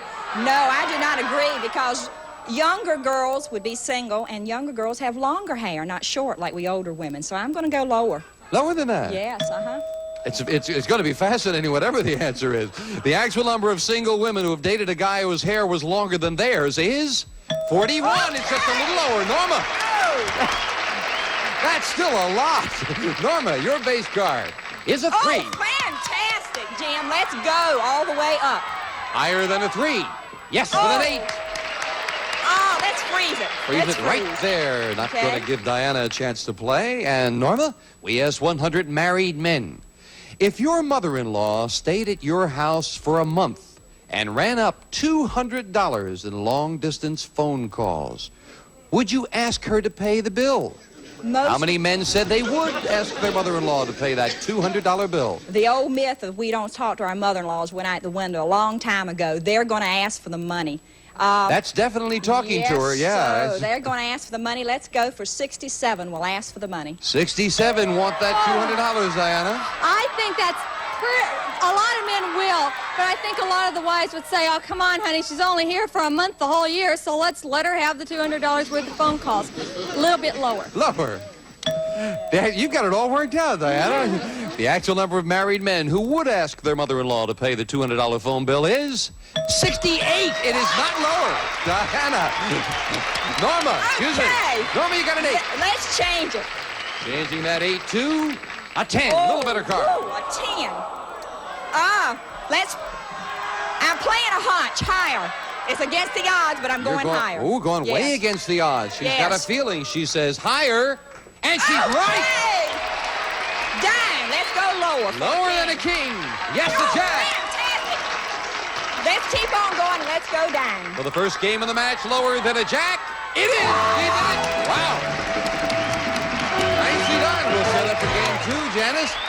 What prompted you to go so much against the odds with a 10? A hunch. Always play your hunches. It's what's gotten me through life. Well, it's a nice way to feel, Norma. Does it get you through junk piles, Norma? It's gotten me into a lot of trouble. Game 1 to the challenger, and the question goes to you, Diana, as Janice deals out the same 2 decks of cards. We asked 100 teenage girls who have a steady boyfriend. If your parents told you you could never see your boyfriend again, would you see him anyway? How many teenage girls said they would defy their parents and continue to see him anyway? Yes, a lot of them would. A lot of them would because they'd feel they can't tell me who to go with, and I've been going with him a long time, and they would think that they would owe him loyalty. I say 72. 72 would defy their parents and continue to see him. No way, Jim. My husband's a teacher, and I have more faith in the teenage girls of today. It's lower. You say lower. They're going to listen to their parents. The actual number of teenage girls who would continue to see their boyfriend anyway is 99. It is not lower. Oh, I needed that one. That is without doubt the most depressing answer I've ever gotten from a 99 would defy their parents. Wow. Diana, good card. You are starting with a 6. Oh, I think I'll change it. Changing the 6 to a 4. 4, better. Okay, higher, please. Higher than a 4. Yes, okay, a 10. That's better. I'm going to go ahead and go on because I need this game. I'm going to say lower. Taking a risk lower than a 10, and you get a king after the 10. And Norma gets a free chance to play a jack. Okay, jacks. Let's go lower. Lower than a jack. It is a 4. Let's go higher, Jim. Higher than a 4. No, please. That time, intuition failed, Norma. And the question goes to you as we fill in the spaces. Norma, we asked 100 married women, have you ever caught your husband in a lie? How many women said they have caught their husband in a lie? Well, you're not saying what kind of a lie, and all husbands lie. Let's face it, even something minor. Really? So let's go for a higher number. Let's go for 83. 83, yes. Diana? Oh, I don't think that many wives would say they caught their husbands. I've got to say a little bit lower. Lower. The actual number of married women who have caught their husband in a lie is 61. It's lower, Diana. Okay. Okay, let's keep that 4 and let's go higher. Higher than a 4. Yes, a 6. Okay. I've got to go. I really have to go. Higher. Higher than a 6? No, another 6. It is not higher. And again, Norma, a free chance to play off the jack. Okay, let's go with lower. Let's see what we get. Lower than a jack, we get a 4. Okay, if you throw another 3 at me, well, let's go for a higher number. Higher than a 4, a jack. Hey! That's a lot of face cards, so let's go lower. Lower than a jack. Yes, sir. A 7. Let's freeze. Freezing it, needing 1 card for the championship. Can she do it? We'll find out right after we take time out for this. We're in the middle of game 2. Diana, the champion, needs 4 cards. Norma, the challenger, needs just 1 to become the new champion on Card Sharks. Question 3. Diana, we asked 100 men, if you could would you trade your body for Mr. Universe's body? Oh. How many men said they would not you, lady. That's no. How many men said they would trade their body for Mr. Universe's body? I don't think so, because I think Mr. Universe is too muscly and too much. You're a nice lady, Diana. Thank you. I would say only about 32. 32 would trade with Mr. Universe, Norma. I think that the number is going to be much lower because I'm going to have to agree. It's just too many muscles in one little space. The actual number of men who, if they could, would trade their body for Mr. Universe's body is 21. It's lower. Norma. Let's change it. She's not even waiting. She wants that change, a big change. An ace! For the championship lower, she did it, a new champion. Wow! Very quickly. Norma, congratulations. Diana. Thank you. Pleasure being here. And of course, you're leaving us with $200. Thank you very much. Diana Jarrett. Thank you, Diana. Norma, come on down with me. We'll get set up for the money cards coming up right after this. Congratulations. Back with our champion, Norma. We want to give you the opportunity to play the money cards. They've been dealt out in front of the audience, and here we go. Choice of 2 base cards on the bottom level, and of course, you can change them as you move up. With $200, Norma, you'll start with a 10. Change it. Bad card for me. Changing that 10. Let's see if we can make a good change. Change it to an ace again. Okay, let's go for a whole shooting match for less, for lower. $200 for lower. Let's not have another double ace. No. $200 lower than an ace. It is a 4, doubling it to 400. Shoot the works for higher. Again, the whole Shoot it thing. all. $400 higher. Yes, with a king. Shoot it all. Higher. I mean lower. Excuse me. Thank you. $800 lower than a king. Yes, and very much lower. You've cleared the board on the bottom level. $200 more for me. Okay, let's keep the 3. Let's go for everything. Let's go for higher. $1,800. Yes, let's go for it. Higher than a 3. Yes, with a jack. $3,600 and a jack. Okay. Let's shoot it all. I came with nothing. I'll leave with nothing. An ace, a king, a jack. Let's go for lower and let's shoot it all. Oh my, you are a gambler. Let's go. $3,600 lower than a jack. It is with a deuce. $7,200 and a deuce. Shall we go for all of it? Yes, all of it and higher. $7,200 higher. Yes, with a queen. Norma, you are on the brink. I don't know. Your decision. Do you want that queen? Yes. $7,200 you must bet. You have 14-4. Shoot the match. The whole works. Nothing or $28,800. Lower. Lower. Yes! She broke the bank. Everything. Oh, wow. Oh, yeah. That's super. Oh, we're so happy for you. That's the first time it's been done. Oh, it is. That takes a lot of guts and good cards.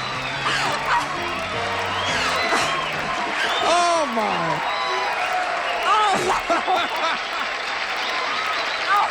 I'm going to call Japan tonight. You're going to call Japan? I'm calling Japan, even with the commercial cost. I've got to call. Wonderful. And, of course, with the money in the game, Norma, you've just finished up in one game $29,000. That is sensational. Oh, unbelievable. You wanted to fly first class, you can almost buy your own airplane now, Norma. JL. A great champion, and remember, she's still here. She could do it again. We'll meet a new challenger on our next Card Sharks. Bye-bye for now. Norma, congratulations. Behold the day with GSN's daily affirmations. Let the games begin. I will take risks. I will accept challenge. Please do this for me. I am a winner. See your affirmations in action weekdays from 9 to 3. Only on GSN.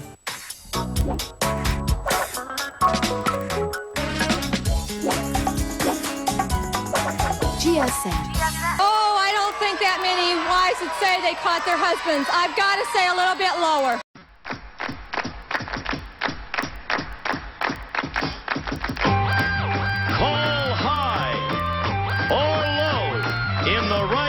portion. If you're lucky, you can win a fortune on Card Sharks. And here's the host of Card Sharks, Jim Perry. I thank you very much, and welcome to Card Sharks. You're very kind. Thank you so much. Well, right proportion to win a fortune, it almost worked, but we thank Tracy Harmon from Melbourne, Florida for that opening poem. Now we're going to bring out our champion who's going for the big money with the money cards, Dick Lindsay. Hello, Dick. Good to see you. Our congratulations on a fine win with the last show, and for anyone who wasn't here, it went right down to the last second. Tell us again about yourself. My name's Dick Lindsay. I'm from Newport Beach, and I'm married. I'm an iron worker, and my wife and I are on an extended vacation, hopefully for a year or more. Well, maybe you can make a little money now to help that vacation along, right? I hope so. Win a lot of money and make it a long time. Let's do it. Let's get to the money cards. Come on, Dick. Hop on up there if you will, sir. Now you cut the money cards in front of our studio audience, I believe. And we are all set to go as we give you $200 of new money and these 3 cards on the bottom line. Move up to the second level, we'll add another $200 of betting money. 3 more cards. Remember your minimum bet's $50. And till you get to the top card, the big bet, there you must risk at least half the money. And if Janice and Bettina stop giggling, we'll do it now. Good luck, Dick. Here's $200.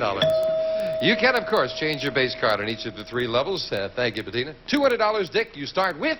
an ace! Oh, dynamite card, Jim. All of it lower. All of it. $200 lower than an ace. Yes. Oh, great card, Jim. Great card. I'm going to bet $300 that it's lower. Big bet, $300 that this card is lower than a jack. Yeah. Oh, great card, Jim. Great card.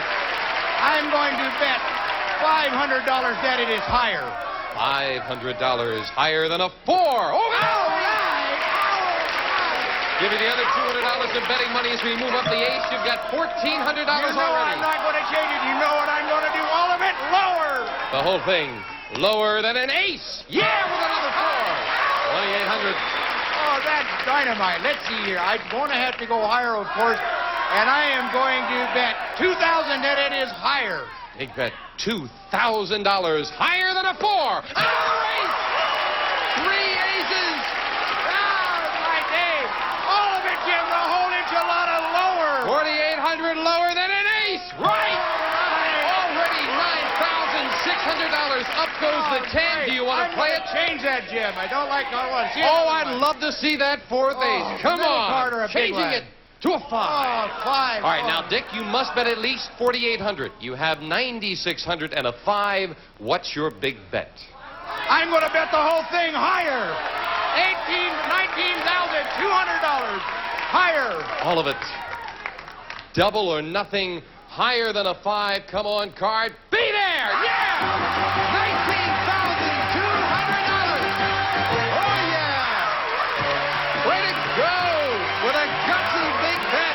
My goodness. Come on, Dick. Oh, you are courageous. Oh, going for it today. I just felt it. I just told my wife today I was going to win, and I was going to do it, and I did it. $19,400, and he's still here as the champion. A new challenger coming out right after this. Way to go, Dick. That'll help the vacation.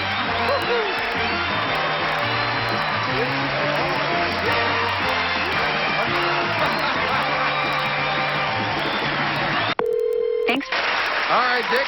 We'll bring out Janice and Bettina, who'll load into brand new decks of cards, and we'll meet our new challenger on Card Sharks, Pat Harrison. Hello, Pat. Welcome. I'm fine. How are you? I'm fine, too. Glad you won. I'm going to beat you now. Oh, now you feel good about beating him, right? I'm glad he's going to leave with some money. Tell us about yourself, Pat. I'm Pat Harrison. I'm originally from Greenville, South Carolina, but now I live in Laurel, Maryland, and I've been a flight attendant for 7 years. Well, good. You enjoy traveling around? Oh, yes, but I love sports, too. Well, good. We're happy to have you here with us. You cut your cards? Yes, I did. And we're all set to go. Good luck. Thank You're you. up against a tough champion as we start the best 2 games out of 3 with a question to the champion. Dick, we asked 100 married men, has your wife ever locked you out of the bedroom? How many men said their wife has locked them out of the bedroom? I hate to admit it, but mine has locked me out once or twice. And I think that number's, it's going to be fairly high, but I'm only going to go with 48. 48 out of 100 men were locked out of the bedroom. I'm gonna have to disagree with Rick and say it's a wee bit lower. I think women might do that, but the simple fact that most psychiatrists say you shouldn't deny your husband, you know, for you to come in the bedroom, so I think I'm gonna say a little lower. Okay. Yeah. The actual number of married men whose wife has locked them out of the bedroom is 17. Very much lower, Pat. And the challenger starts off with a king. I love that card. I'll go lower. Lower than a king. Yes, a 6. I'm gonna freeze. Taking a one-card advantage, we move over the freeze bar. Can't take those cards away, and of course you've kept Dick away from his cards. Pat, here's your first question. We asked 100 people. If you found that the married candidate you thought was most qualified to be president was having an affair, would you vote for him anyway? How many people said they would vote for him anyway? I think that's sort of middle of the road because Jimmy Carter's article could have messed him up in, you know, Playboy. I mean, you know. So I'm going to say... Certainly mentally. Right. Not to say, well, okay. But I really think it's going to be probably about 39. 39. Remember, he only lusted in his heart, he said, Pat. She says 39, Dick. I think if they really believed in the candidate, they would definitely say, I'm going to say higher, and I think they would a lot more vote for him. The actual number of people who would vote for a man, even if he was having an affair, is 64. Very much higher. Dick. Yes. He's the most qualified. And Dick, you've got an 8. Oh, change that card, Jim. Junk card. Whenever you win the question, you have the right to change it. A 2. Oh, great card. Got to be higher, Jim. Higher than a 2. Whoops. Oh. Notice how I slipped that thing around. I knew that fourth ace was around someplace, Dick. Well, you know I'm not going to freeze at this point. It's going to be lower. All right, let me see if I can grab very carefully. Turn this over. Lower than an ace. It is a 10. I'm going to freeze, Jim. I couldn't do that if I tried, flipping a card that well. Great trick. Dick, we asked 100 housewives. Tell the truth. Do you feed company better than you feed your own family? How many housewives do feed company better? I'm going to hate to say this. I'll probably get killed when I'm home. You may get locked out of the bedroom, Nick. Yeah, more than once. That's definitely going to be a high number because my wife's done it, and I know a lot of people. I've been to their house, you know, during the afternoon, and they had, you know, not so much, but if there's a lot of people going to be there that same time of the day, they feed them a lot better. I think that number is going to be 83. 83 feed company better than I admit, Jim, that it's going to be high. But I think it's going to be a wee bit lower than 80. 83. 83. 83. I really think that. The actual number of housewives who feed company better than their own family is 52. It is lower. Pat, you got it. More than half. I like to change that card, Jim. Wants to get rid of the 6, and Pat has a 7. I'm going to go with the odds and go higher, Jim. Higher than a 7? Yes, the 10. Freeze. We've got a tie. Both players need 2 cards, and this is sudden death. Someone has to win with this play of the cards. Pat. Now, in Las Vegas, as you probably know, the casinos are open 24 hours a day. So we sent our man on the street to Las Vegas, where he asked 100 women who were gambling, did you gamble before you ate breakfast this morning? How many women said yes, they did? I do that because, well, I go there and I gamble before breakfast because sometimes I don't go to bed, you know. You are a gambler. Yeah, and I think a lot of people would do that too. So I'm going to say the number is pretty high, and I'm going to say 68. Pat says that 68 out of 100 women gambled before they had breakfast that morning, Dick. When I've been in Las Vegas, and I don't care who it is, what is breakfast? Higher. Even higher. The actual number of women who gambled before breakfast is 23. No, it's not higher. Pat. And Pat, it is sudden death. You have a 10. You need 2 cards. Dick has a 10. He needs 2. You've got control. I'm going to pass it, Jim. You're going to pass it? Yeah, Dick, if you can turn both cards over, you win the game. Make one mistake, it belongs to Pat. With the 10, call this. I'm going to have to say it's lower and go with the odds. Lower than the 10. No, it's not lower. Pat wins game 1 in sudden death. And the challenger has game 1 and $100. We've got 2 good players, good gamblers. We'll be back to them in more Card Sharks right after this.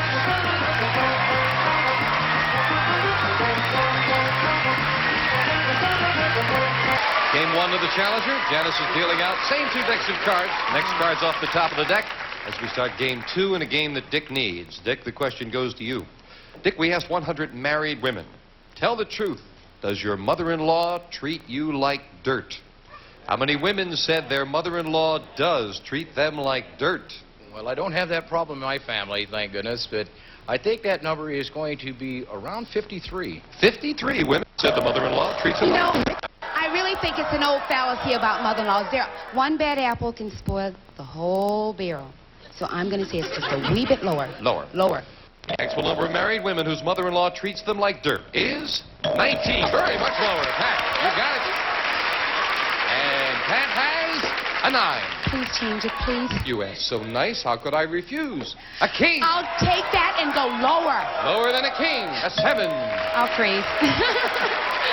Again, taking the one-card advantage. That strategy paid off before for Pat. Pat, we asked 100 senior citizen men. Senior citizen men, listen to this. We asked those 100 senior citizen men, do you think it's important for a woman to remain a virgin until she gets married? How many senior citizen men said it is important for a woman to remain a virgin? Oh, my gracious. I think, that's tricky. Because I really That's why we asked, Pat. Yes. Right.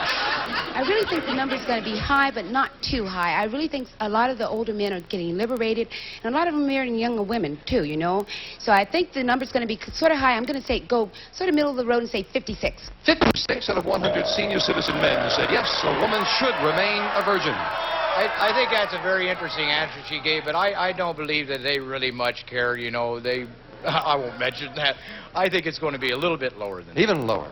The actual number of senior citizen men who think it's important for a woman to remain a virgin until she gets married is 63, a lot lower. I'd like to change that card, please, Jim. That wants to get rid of the 7, and it becomes, a 3. I love it. I'll go higher. Higher than a 3. A 4. I love that, and I'll go higher. Risking it higher than a 4. Oh, no. Took a risk that did not pay off, and it is a break for Dick. You'll play a 5. Higher, Jim. Higher than a 5, an 8. Oh, I'm going to freeze that 8. As we move over the freeze bar, we have a tie. Janice fills in the spaces. Dick, this question to you. Dick, we asked 100 United States congressmen in Washington, D.C. Do you believe most of what you read in the newspapers? How many congressmen said they do believe most of what they read? Well, even the president said that he reads the paper religiously every morning and keeps up on. But as far as believing what's in there, if it's about politics, they pretty well know what's going on. I'm going to say that number is fairly low, about 32. 32 out of 100 congressmen believe what they read in the papers, Pat. I think that's going to be just a wee bit higher for the simple fact that a lot of them leak little things to the newspapers, and they know, all the little details, so it's a wee bit higher. Higher. Yes. The actual number of congressmen who believe most of what they read in the newspapers is 90. 90. Wow. I'll keep that card and I'll go higher. Pat has a 3, and she says higher. Oh, no, a 2 is not higher.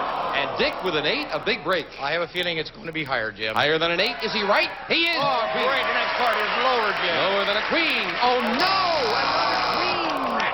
Not lower, setting up a very interesting situation as both players need 3 cards, and again, we're at sudden death. Pat, we asked 100 women, when you get into your car at night, do you check the back seat to make sure that no one is hiding there? How many women do check the back seat? When I'm driving a large car, I check the back seat. But since I have a little MG midget, I tell you, if somebody's in the back of my 2 seats, they're crammed. They couldn't get me because I could get out before. I'm going to say that number is pretty high because of the crime rate, and I'm going to go like 62. Pat says it's 62 out of 100 women. Check that back seat, Dick. That's going to be a tough one. I'm going to go against what I think. I think they would probably always check, but I'm going to go against the grain and go lower. Lower. 62. This decides control of that board. The actual number of women who check the back seat when they get into their car is 74. It is not lower. Pat, again, you've got control with a 3 needing 3 cards. Dick with an 8 needing 3. Dick can have it. Dick can have it. Dick, you couldn't do it before. If you do it now, you've tied things up. Try, you need them all. I'm going to call it the same way and go higher. Higher than an 8. No, it's not higher. We have a new champion. And Pat wins it in sudden death. Congratulations, Pat and Dick. In one game, $19,400. That'll help the vacation. Thank you very much. You're a fine champion. Thank you. Dick Lindsay. Had a great time on it. That's nice. Thank you, sir. That was great and everything. Thank you much. Thank you, Dick. Have fun with 19-4. Come on, Pat. I hope you do as well. I hope so, too. We'll find out right after this commercial break. Defeated a club champion.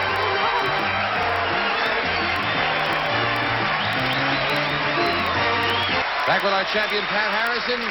Now, you said you're a gambler, huh? Yes, Let's see if you can do well with these money cards. Are you ready? I am. Okay, you are. Well, let's get up there to the money cards, Pat. Come on. All right, you cut the cards in front of the audience. Then here they come as once again we give you new money to play with. And, Pat, you know there's 7 cards up there. If you can go double, double, double. Dick did very well getting over 19,000, but it is possible to get 28,800. You can Yes. do it. Good luck. Here's $200. Thank you. And again, you have that option of changing base cards if you need to. Pat, with $200, you'll start the money cards with a queen. I love it. I will go $150 lower. $150 lower than a queen. Yes, with a 9. $50 lower. $50 lower than a 9. Oh, no. Oh, an ace. But I love that. Yes. 300 high. Lower. All of it. Lower. $300 Yes. lower than the ace. Right. $600 in the 5. We'll give you the other $200 as we move it up. You've got $800. I'm going to keep that 5. I'm going to go 200 higher. Keeping the 5. 200 higher than the 5. No 4. 200 higher. Come on, let's see another high card. 200 higher than the 4. Okay, that's higher. You've got 800. 100 higher. $100 higher than a 7. No. But you still have $700 as we move it up. I'd You don't like have to to play. change it, please. Come on, you haven't seen a good card here since the beginning. Changing the 7 to, well, a 4 is a good one. I'm gonna go all of it higher. All of it Higher, Jim, higher. Double or nothing for $1,400. Higher than a 4. It is. There's an ace. Way to go, Pat. $1,400. That's the first good card you got there. No. Congratulations. The other $200 in the game gives you $1,600 for that game. Thank you. And this fine champion will be back with us right after this commercial break, so don't go away.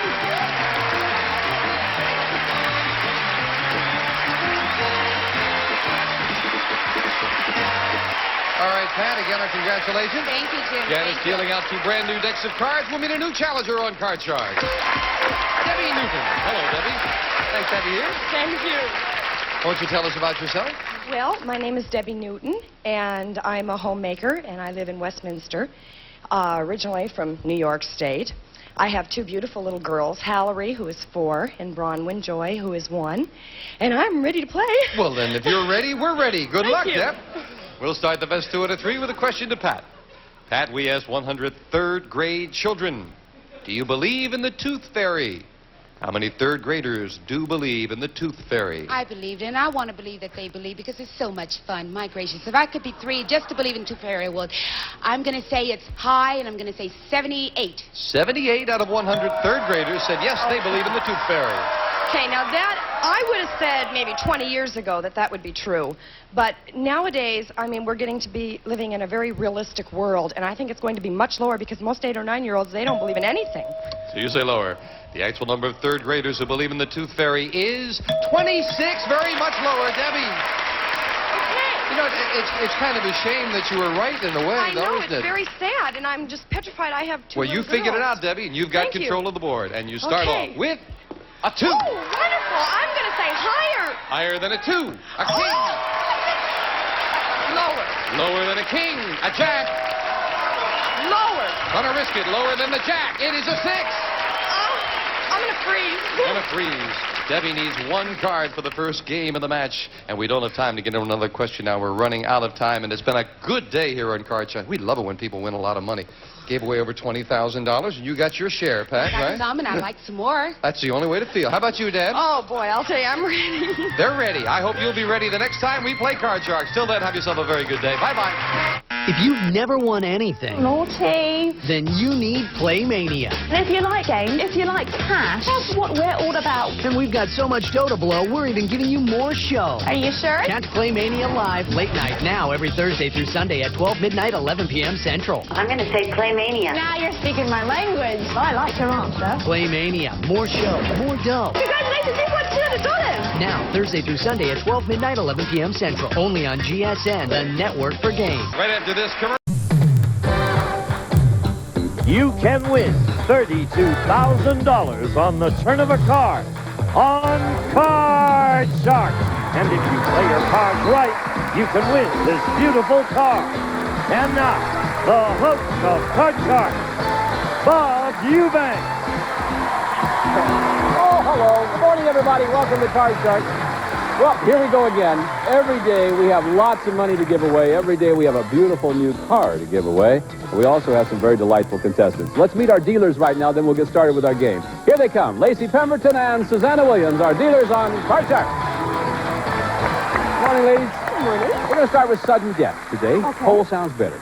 A little bit better. Good deal. Okay, let's set the cards up and we'll meet our Card Sharks. Penny and Michael, please come in here, if you would, please. All right. Hiya, Penny. Fine, Bob. How are you doing? Charlotte, North Carolina. That's right. How you say it, North Carolina? Charlotte, North Carolina. Charlotte, yeah. How do you say Memphis? Memphis. Well, that's pretty, down there they say Memphis. And Louisville. And you say Charlotte. Charlotte. Oh, I got it. Okay. And what do you do there? In Charlotte, I run a nanny referral business, helping place nannies and families. Now, is your business good? Great. There's a lot of room for nannies and families. There really is. I'll be darned. How interesting. Okay, Michael, welcome back. Yeah, my name is Mike Wegman. I'm a native Iowan. I attend the University of Iowa. I'm a graduate student getting my master's in finance, and I'm out here on spring break enjoying the weather here in California. Big basketball team. Yeah. Big football team. Pretty close. Yeah. All right, you won the first game, Michael. That means if you win this game, then you're the champ. You'll play for the big money and the new car and all of those things. So, Penny, you got to keep that from happening. And when last we left off, the cards look just like they look right now, and we were ready to ask our fourth and final question in game number 2, which means it's sudden death. Someone has to win the game on this play of the cards. Control is really what you're looking for. And the question goes to you, Michael, and this question involves our 10 ladies in our audience over the age of 60. There they are. Now, Michael, before the show, we asked our 10 women, when you were young, did you usually kiss on the first date? How many of these 10 women said they did kiss on the first date? Gosh, that's hard to say. So many things have changed, especially in my generation. It's almost. What do you mean, your standard to do it. generation? Yeah. Is yours Well, different now- than mine? Is that what you're telling me? Well, when I was growing up, it was almost standard that you kissed the girl, not heavily, but you kissed her when you left her, almost. Well, when I was Dropped her off growing her- up, it was standard also, Michael. Oh, okay. I don't know. I would say, I'm going to say probably 4. 4 out of women kissed the on 10. first date. All right, Yeah. said they kissed on the first date. What do you think, Penny? These gals are really full of fire. I'm going to say it again. Boy, they are, aren't they? And I think out of 10, I think the number's going to be higher than 4. They could be higher than 4. Yeah. Really? Actual number of these women who kissed on the first date is 7 of them. Yeah. You spry little devils, you. We found out all kinds of things about you. I'm sure that Pat and Frida are one of the 7. Raise your hands, ladies, the 7. Yeah, I knew it. There's old pinch 'em and run, Frida, Pat and Frida, too. Okay, Frida, put your hand down. That's all we got. Thank you, ladies, very much. Okay, sudden death. Now, Penny, these are your decisions, my dear. You can play it out. If you goof, Michael wins the game and the match. Or you can pass it on to Michael. He must play off the 10. If he goofs, you win the game. We'll play a tiebreaker. What are you going to do? I'm going to play it. You're going to play it? Bob. Sure, Yep. she's got a good card. All right, your fate is in your own hands. Here we go. Lower. Lower than the king. 5. Higher. Is it higher? No! And that means, Michael, you are the champ. Yeah.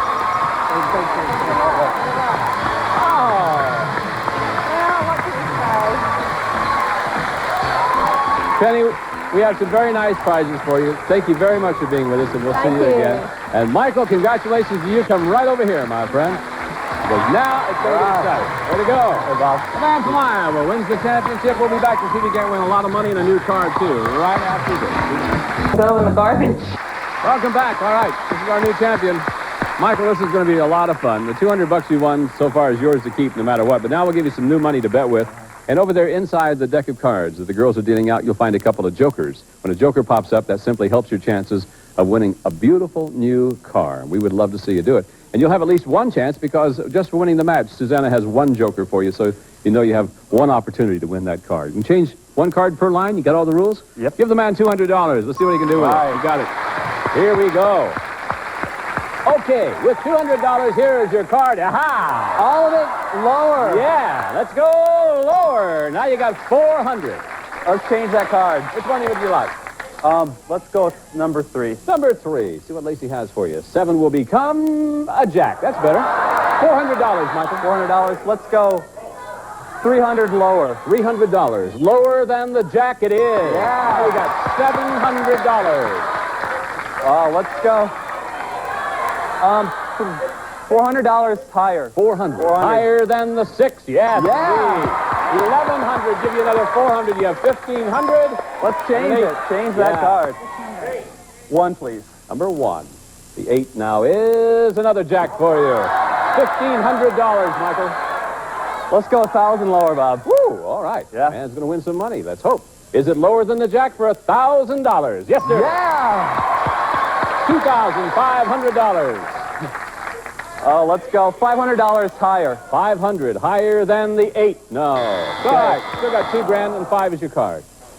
Let's go $1,000 higher. 1,000. Yeah. 1,000. Higher than the 5. Yeah. Look what that does for you, man. Woo. Hello. All of it lower. All of it. Yeah. It's lower. It's going to be worth $6,000. Oh, yeah. Very nice indeed. That simply gives you another chance of winning the card. Lacey will put another card up there. Now, you've got the ace. What's your bet again? We're going all of it lower. All okay, of it lower. once again, all of it. 3,000 lower than the 8. There's the king. Yeah.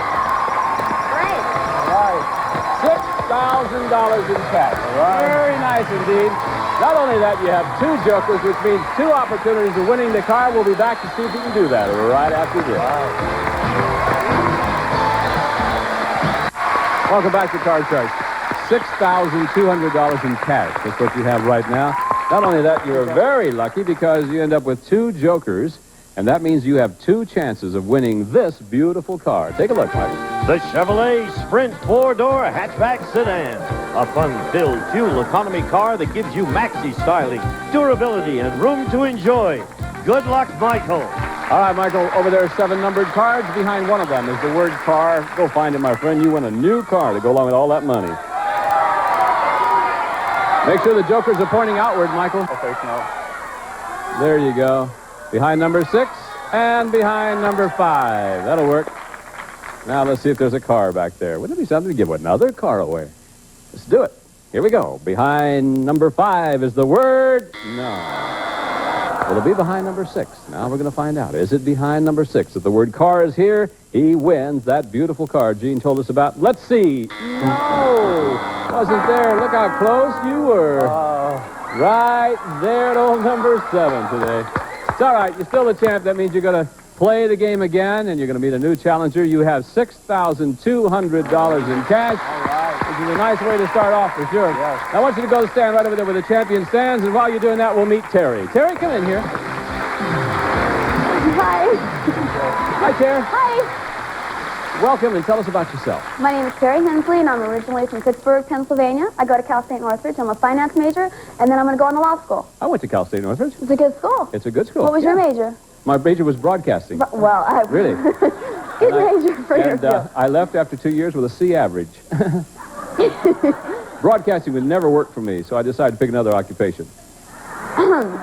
Like finance. Finance, yeah. There you That's go. why I'm here, giving money away on this show. You know how to play this game, I assume? Uh-huh. Good for you. All right, Susanna's dealing out the cards. I don't know why she hasn't got them dealt out by now. I keep telling her to get going with these. Laryngitis. I see.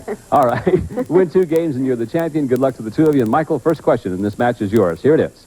Shirley MacLaine says that if a flying saucer landed and aliens invited her for a ride in their spaceship, that she would go. So we surveyed 100 people and we asked them, would you go? How many people said they would go with the aliens in their spaceship? Oh. I don't know. I personally wouldn't go. I mean, you don't know the destination you're going to. Life here is weird enough in order to go to another planet. So I'm going to say it's from Iowa to Hollywood, too, haven't you? Yeah, Hollywood Strip. You got to watch some of those people. So I'm going to say it's a relatively low number. I'm going to say let's go 30. I think 30 people. 30 out of 100 would go with the aliens. Terry, will it be higher or lower than that? I don't know. I think I'd try anything once, right? You're going to come back, I hope. I'm going to say it's going to be a little bit higher because I'd go. Would you go? Everybody watched that Shirley MacLaine movie, right? You would really go? Yeah. Well, Boy, not me. I'd love to see the Mars first, right? Yeah, but how do you know they're Wouldn't from Mars? Huh? Well, that's true. What What if they're from Miami? Or... What if there's a planet up there called Card Shark? Yeah, oh. Then I would be the god. Then I'd be gone. I'm the god of the planet Card Sharks. What are we talking about? Yeah. And Bob Barker would be the prince.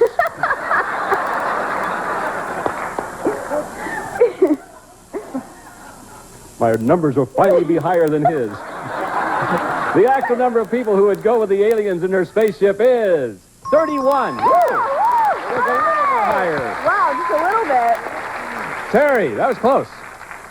You ready? Here we I'm go. ready. You can change this card if you want to. It's a 10. Change it. We will. 10 is 4. Higher. Is it higher? Yep. What's the lady going to do? Going to freeze there? Yeah. All right, she's going to freeze on the 6. Keeps Michael away from the cards. We got another question for you, Terry. This is yours. We surveyed 100 married women. We asked them, on a typical day, if we counted the money in your purse and in your husband's pockets, would you be carrying more cash? How many married women said yes, they, the ladies, would be carrying more money than the men? I don't know about that. Gentlemen always go out to lunch. I work for a law firm, so I know every time I go out to lunch, all the businessmen are out to lunch. Well, they use credit cards, though. Wait a sec. No, maybe the women, but I'm going to say it's got to be a little, like a low medium number, maybe 39. Huh? I don't know. 39. 39 out of 100 married women said yes, they, the ladies, would have more money. The Michael, guys higher have or two lower than pockets. that? That's true. Like she said, I think... What do you mean, like she said? You didn't understand a word she said either. Yeah. I don't know. I think the men are going to have more money generally, and I think it's going to be...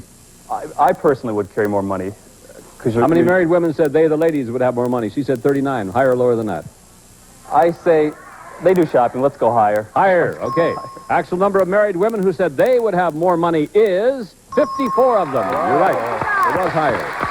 Now, Michael, this is your card. It's higher. Yeah, higher than the deuce. Three. Higher. Higher again. 7. Let's go higher. He's going on. Okay, higher than the 7? No. May regret you didn't freeze. Let's see. Terry, you have a 6? Playing free. Higher. Higher than the 6? Your card's an 8. Higher. He's going on. Higher than the 8. I'm sorry. Lower. If it's lower, you win game number 1. You do. There you go. Congratulations. There's $100 for you. That's game number 1. You win the next game and you'll be the champ. Michael, you got to win the next game. We'll set up for game number 2 and come back right after these words. See you in just a moment. Over there. We'll begin game number 2. Cards are dealt out. Way to go, Susanna. Got those cards out early. And Michael, first question is yours. This question involves our 10 women over 60 and our studio audience ready to play the game. There they are. Now, Michael, before the show, we asked our 10 women, have you ever ridden on a skateboard? How many of these 10 women have ridden on a skateboard? Oh, I have a grandmother approximately their age, and she's pretty exciting, and she likes to do new things all the time. She has a lot of grandchildren. If they get one for Christmas, she'll try something out like that. But it's still kind of hard to say, so I think I'm going to say 4. 4 out of the 10 have ridden on a skateboard. Yeah. Terry, higher or lower? Well, I'm looking over there, and I know Frida must have. I mean, we were always talking about Frida here, but I don't know about 4. Fast and Furious Frida, I think maybe it's going to be just a touch lower. They could be lower than the 4. Yeah. What fun. Actual number of these women who have ridden on a skateboard is 2 of them. Yes, it was lower. What's it, Frida? Which 2 of you ladies have ridden on a skateboard? Raise your hand for me, please. Pat, oh, of course. Pat, yeah, you just want to get around town a little quicker. You can get pitched more often. I know. And Ruth, tell me about it, huh? Well, my grandson has a skateboard, and it looks like an awful lot of fun. So one time I got on it. It wasn't as much fun as I thought, but I'll try anything once. Yes. So where were you when you were hanging 10?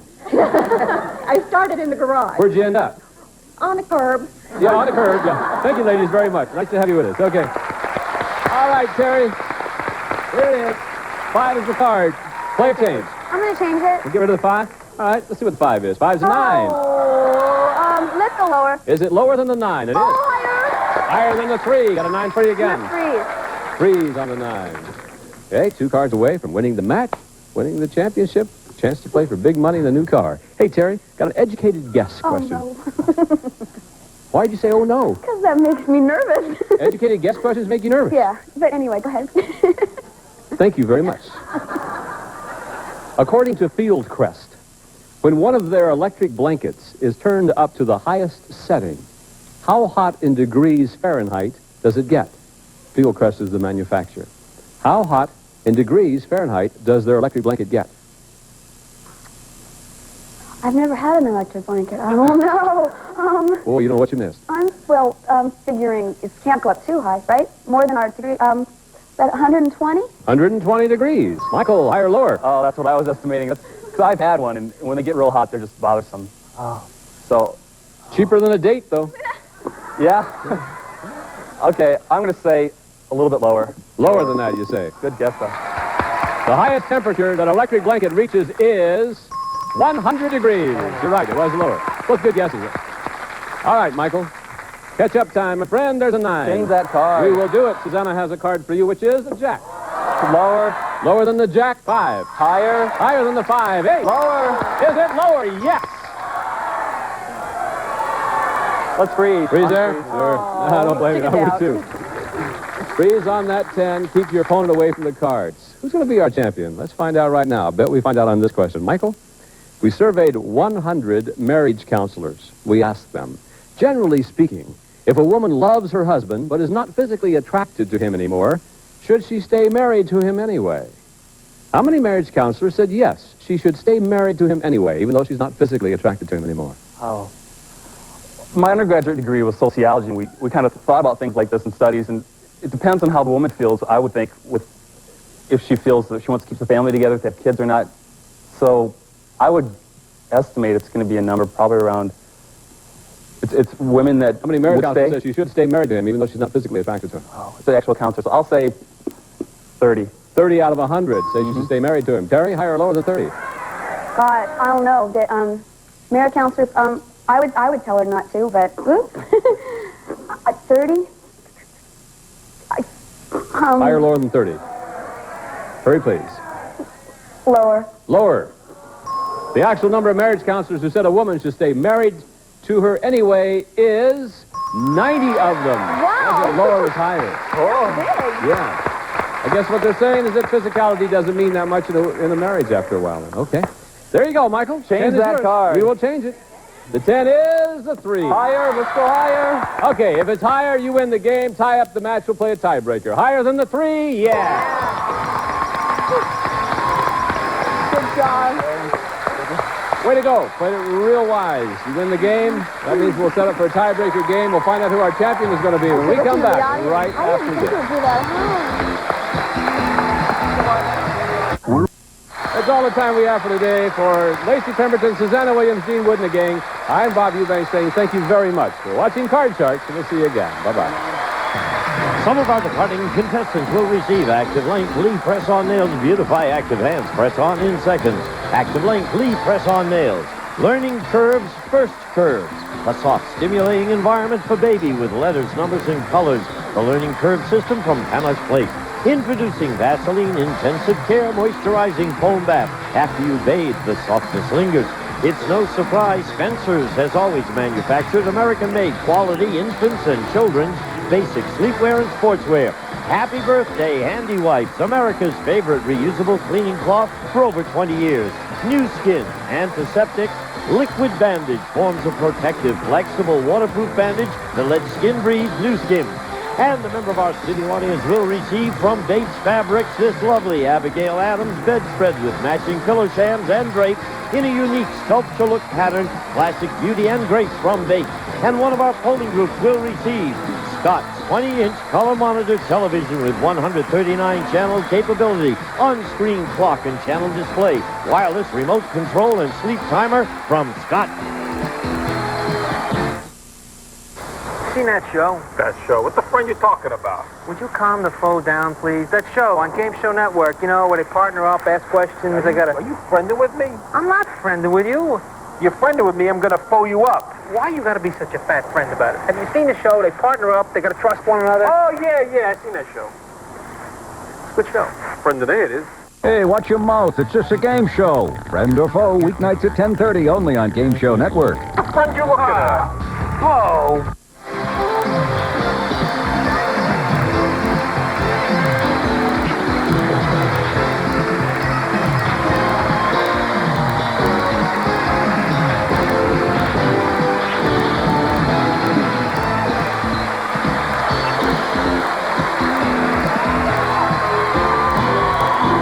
On the 9. Okay, 2 cards away from winning the match, winning the championship, chance to play for big money in the new car.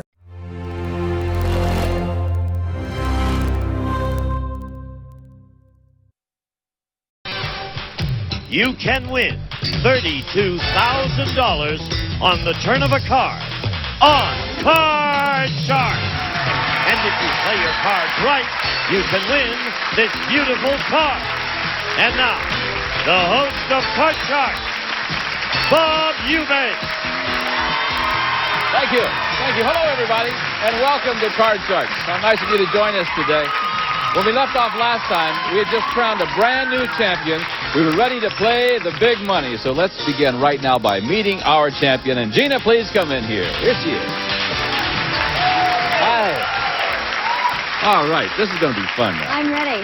Gina was just crowned our champion. You know, not only can you win a lot of money, but also we have a really nice car that you can win. So this could be fun. Before we get started, let's meet our 2 lovely dealers. Here they are, Lacey Pemberton and Susanna Williams. Good morning, girls. Good morning. Now, Gina, you haven't done this before. Let me tell you that in addition to all the money you can win over there, we have also added a couple of jokers to the deck, and that simply enhances your chances of winning that new car that we were talking about. Yeah. And just for becoming our champion, well, Susanna has 1 joker for you, so you know you at least have 1 chance of winning that car. So we're really rooting for you. First time playing the big money, good luck to you. Let's give the lady $200, and we're on our way today. Get them, kid. Here we go. All right, Gina, here's the first card. With $200, there's a 4. What do you want to do with it? Okay, $100 higher. 100 higher than the 4, the lady says. Is it? Yeah. Okay. Now you got 300. $200 higher. Now hang on to that 5 and go $200 higher than the 5. Yeah. All of it lower. $500 now. All of it lower gives you another 4,000. Come up here, give you another $400. You now have $1,400 and a 4. Okay, I'm going to say 1,000 higher. Woo, the lady bet's good, doesn't she? All right, $1,000 higher than the 4. Yeah. $2,400 player change. Okay, I'm going to bet. Remember, you can change 1 card per line. You know that. I would like to change that. Want to change the 10? Which one you want?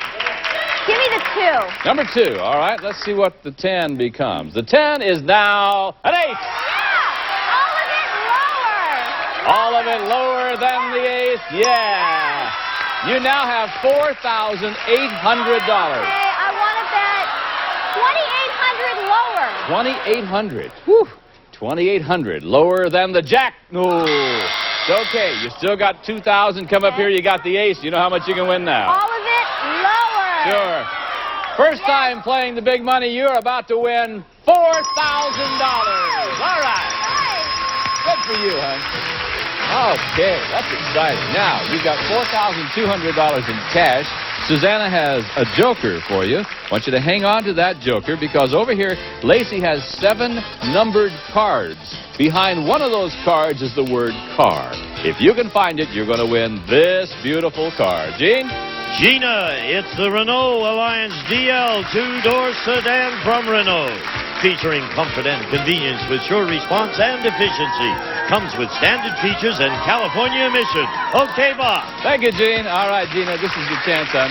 Go over there and find that car, and you'll drive it home. So good luck to you. We really want you to win. I'm going to go with lucky number 7. Lucky number 7, the lady says. Come right over here. You stand right here, and let's find out if you win the car. All right. If the word car is behind number 7, you win that car Gene told us all about. Good luck to you, Gina. Here we go. Is it behind number 7? No. Not behind number 7. Let me show you where it was. Had you gone over to number 4 today, it was sitting right there. But you're still our champion. That means that if you win again, well, you'll have a chance to win that car again. So far, you got $4,200. We'll be right back to meet a new challenger right after this. Welcome back to Car Sharks. Well, our champ, first time over there, won $4,000. She's at $4,200 right now. And it's time now to meet a new challenger, and we're going to play our game again. So, Ed, would you please come in here and join us? There he is. How are you, Edward? How are you? I'm just fine. Tell me about Ed. Well, Ed's name is Ed Martinez. Yes. He lives in Redlands, California. He and his bride celebrated their 50th anniversary earlier this year. We have 2 children, 4 grandchildren, and the smartest great-grandson you ever saw. The smartest great-grandson in the world? Yes. How about that? Okay, well, it's nice to have you here, sir. Thank you. You know how to play this game, I assume? Yes. Fine. Susanna's dealing out cards from decks the two of you cut before we went on the air. It's the first player that wins 2 games, wins the championship, and goes on to play for the big money. So good luck to the two. Yes, she's a tough lady. She's tough. Nice lady, too. We're ready to play. First question goes to you, Gina, and this question involves some gentlemen that's been with us all week. They've been here. They are 10 married men in our studio audience, and there they are. All right, Gina. Here's the question. Gina, before the show, we asked these 10 married men, think back to when you were a kid and what you wanted to do for a living. Tell us, are you doing it now? How many of these 10 men said, yes, the job they have now is the one they wanted as a kid? Well, all the little boys that I knew way back when wanted to be astronauts and doctors and lawyers and so forth. Few of those guys could be astronauts, doctors, or lawyers, but I think it's rare that you end up doing your life's dream. People are lucky if they do. I think it's going to be low. I think 2. 2 of them out of the 10 you think actually have the job that they wanted as a little kid. Ed, what do you think? Higher or lower than 2, sir? Looking at that crowd down there, and that's a tough, noisy crowd, I'll tell you. But my guess is... Well, they're noisy anyway. Yeah. My guess is that truly, looking at them now as compared to what they were when they were youngsters, I bet that not more than one of them is doing what So you're telling me it's going to be lower than the 2. All right, let's find out. The actual number of these men who are doing what they always wanted to do is 0. Yeah, you're right, Ed. Hey! Wait, that one. That one. It's a great question because I sure didn't want to be a game show host. They didn't even have television when I was a little kid or game shows, either one. Peter, what did you want to do when you were younger, sir? I want to be a fireman. Oh, a dangerous job. Good. What do you do now, sir? I'm an ophthalmic technician now. Oh, that's dangerous, too. Yeah. It's a lot of fun. That was real close, though, wasn't it? Yeah. Thank you, fellas. Nice to have you with us today. Okay. All right, Ed. You ready? Yep. First card, Ed, is a king. Oh, lower. I knew. Yeah, lower. There's a 9. Let's go lower again. He's going lower than the 9. No. That means that Gina gets a free shot at the cards. Gina, here's your card. It's 4. Okay, let's go higher. Higher than the 4, the lady said. Take it lower. Lower than the queen. Let's go higher. She's going on. Chose not to freeze. Is it higher than the 8? No.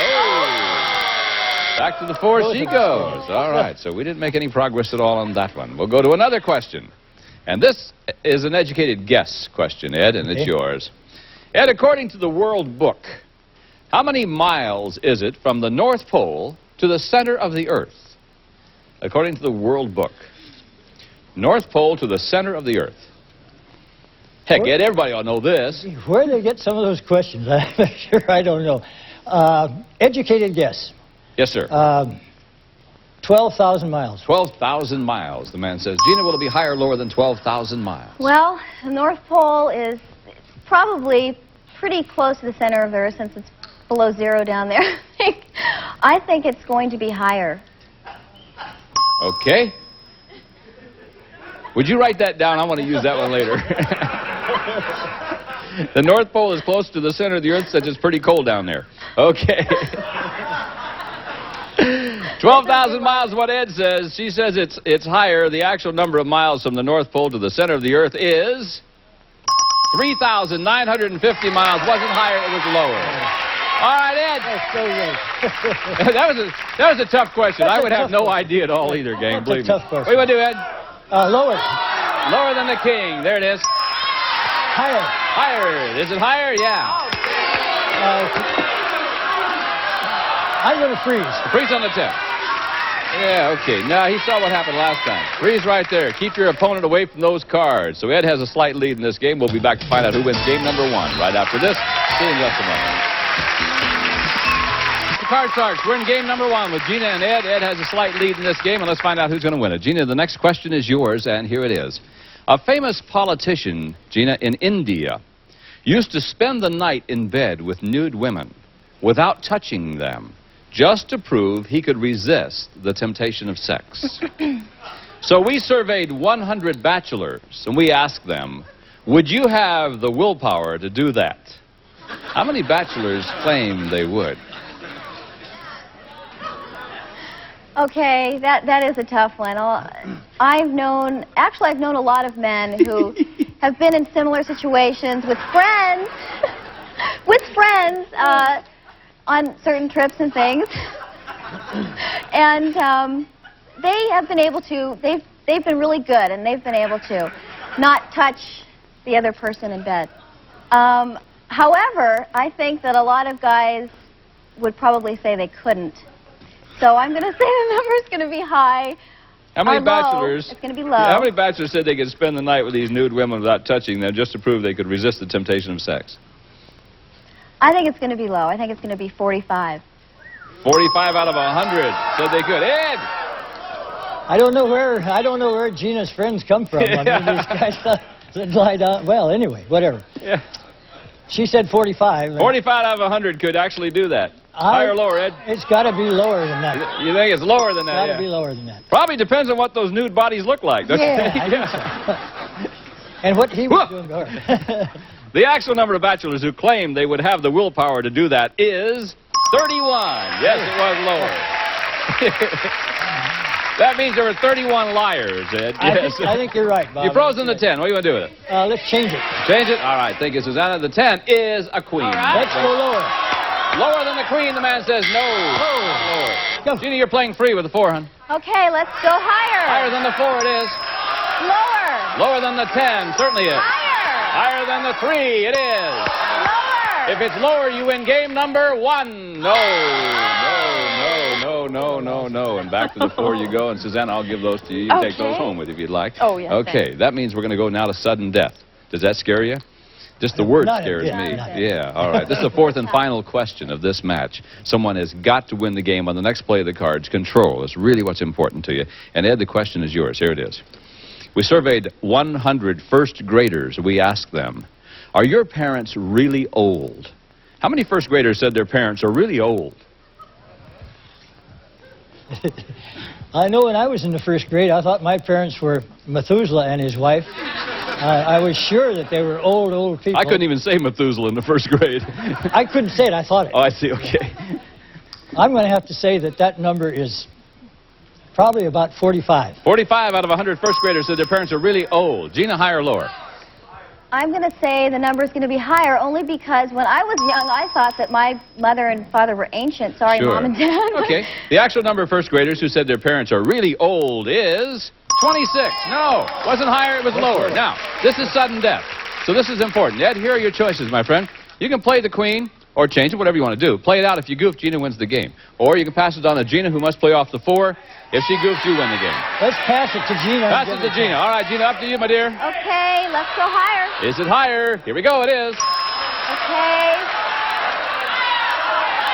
Let's go lower. Lower. She says it's lower than the 9. It is not, and that means that, Ed, you win game number 1. Okay. Thank you. All right, Edward, there's your first game. $100 is yours. If you win the next game, you're the champ, and you'll play for the big money. Gina, that means you've got to win this game in order to stay in the match. Susanna's going to deal out the cards from the same deck, and we're on our way now with game number 2. And, Gina, the first question is yours. Gina, we surveyed 100 people, and we asked them, if something bad were going to happen to you tomorrow, would you want to know about it today? How many people said they would want to know about it? I think that's going to be a very low number. I, for a fact, would not want to know when my life was going to end, whether it be tomorrow or in 100 years. I believe it's going to be about 22. 22 out of 100 said they would like to know if something bad was going to happen. Ed? Well, so much of this, I think, depends on what's bad and what's medium and what's good and so forth and so on. If it was really bad, I think the number would have to be lower. So you're saying it is lower than the 22. All right, let's find out. Actual number of people who would want to know if something bad were going to happen to them is 33. Not lower, it was higher. And Gina, you have the cards.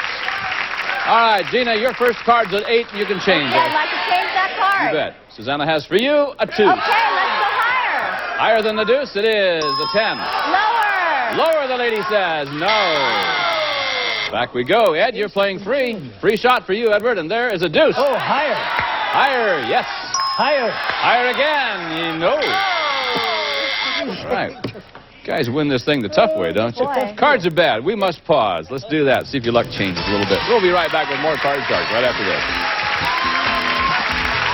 Let's continue, if we can, now with game number 2. And the next question goes to you, Ed. This question involves our 10 married men and our studio audience. Here they are. They've been here all week, and they still haven't lost their enthusiasm. Nice to have you with us, fellas. Ed, before the show, we asked these 10 married men, if you and your wife were shopping for her new bathing suit, would she pick out a skimpier one than you would? How many of these 10 men said yes, their wife would pick out a skimpier bathing suit than the guys would? Boy, what a question. For a crowd of guys, and you know, hard question to answer unless you have an opportunity to know their wives. Well, we'll see if we can get a personal interview for you, Ed. Get a personal interview. I would say that the question was... How many said that their wife would pick out a skimpier bathing suit than the guys would pick out for them?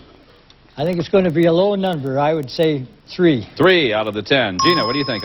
Higher or lower than 3? I think that their wives would probably pick out something that covered them a bit more. So I think the number is going to be higher. Okay, you're saying higher. The actual number of these men whose wife would pick out a skimpier bathing suit is 3. Right on the numbers. All right, Ed. $100 for you. $100 to share with our guys down there. Okay. Which 3 of you guys are married to those wild women? Hold up your hands. Francis! Francis, what do you want her to wear, a 3-piece suit? If they had them, yes. You don't like your wife to wear skimpy suits out among My wife, no. I like looking at the other women as long as they have them. Sit down, Francis. Thank you, fellas. Edward, here we go. Okay, higher. Higher than the deuce. Yes, it is. Lower. Lower than the king. It certainly is.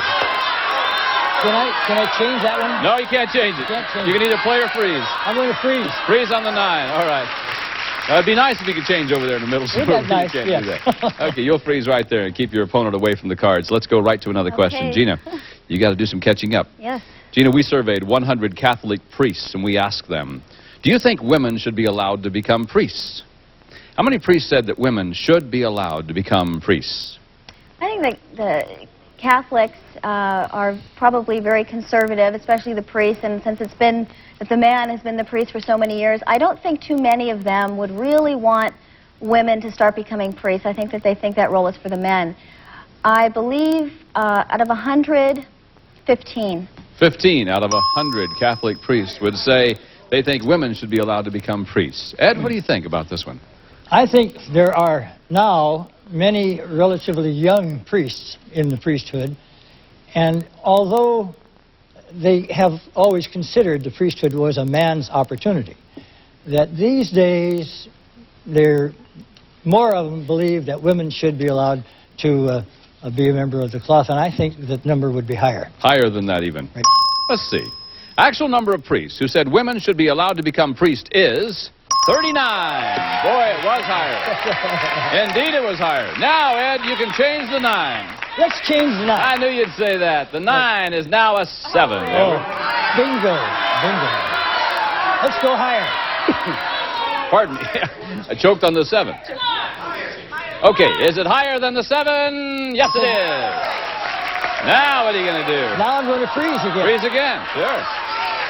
Freeze right there. He's got one card to go. To win the game, to win the match. Also coming up is sudden death. That'll add a little intrigue to it. We'll pause for these words and we'll be right back. Over there. Welcome back to Card Sharks. We're going to have to finish up tomorrow, okay? That'll be a fun way to start. We're going to start off with sudden death to find out who our champ is going to be and who plays for the big money. So we must go. Until then, I'm Bob Eubanks for Susanna Williams, Lacey Pemberton, Gene Wood, and the whole gang at Card Sharks saying thank you very much for watching our show. We really appreciate it. We'll see you next time. Bye-bye. They're deep stacked. You brought $1 million? And on the attack. Crazy daisy.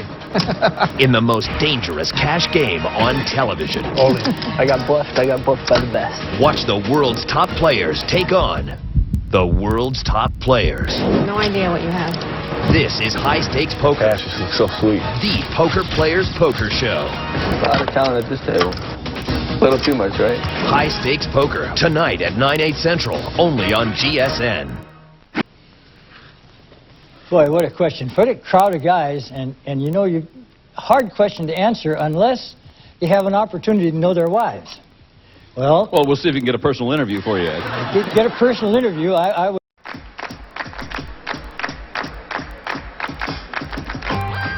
The 2, 3, or 4 can open the door, but the 7 and 8 can close the gate on Card Sharks.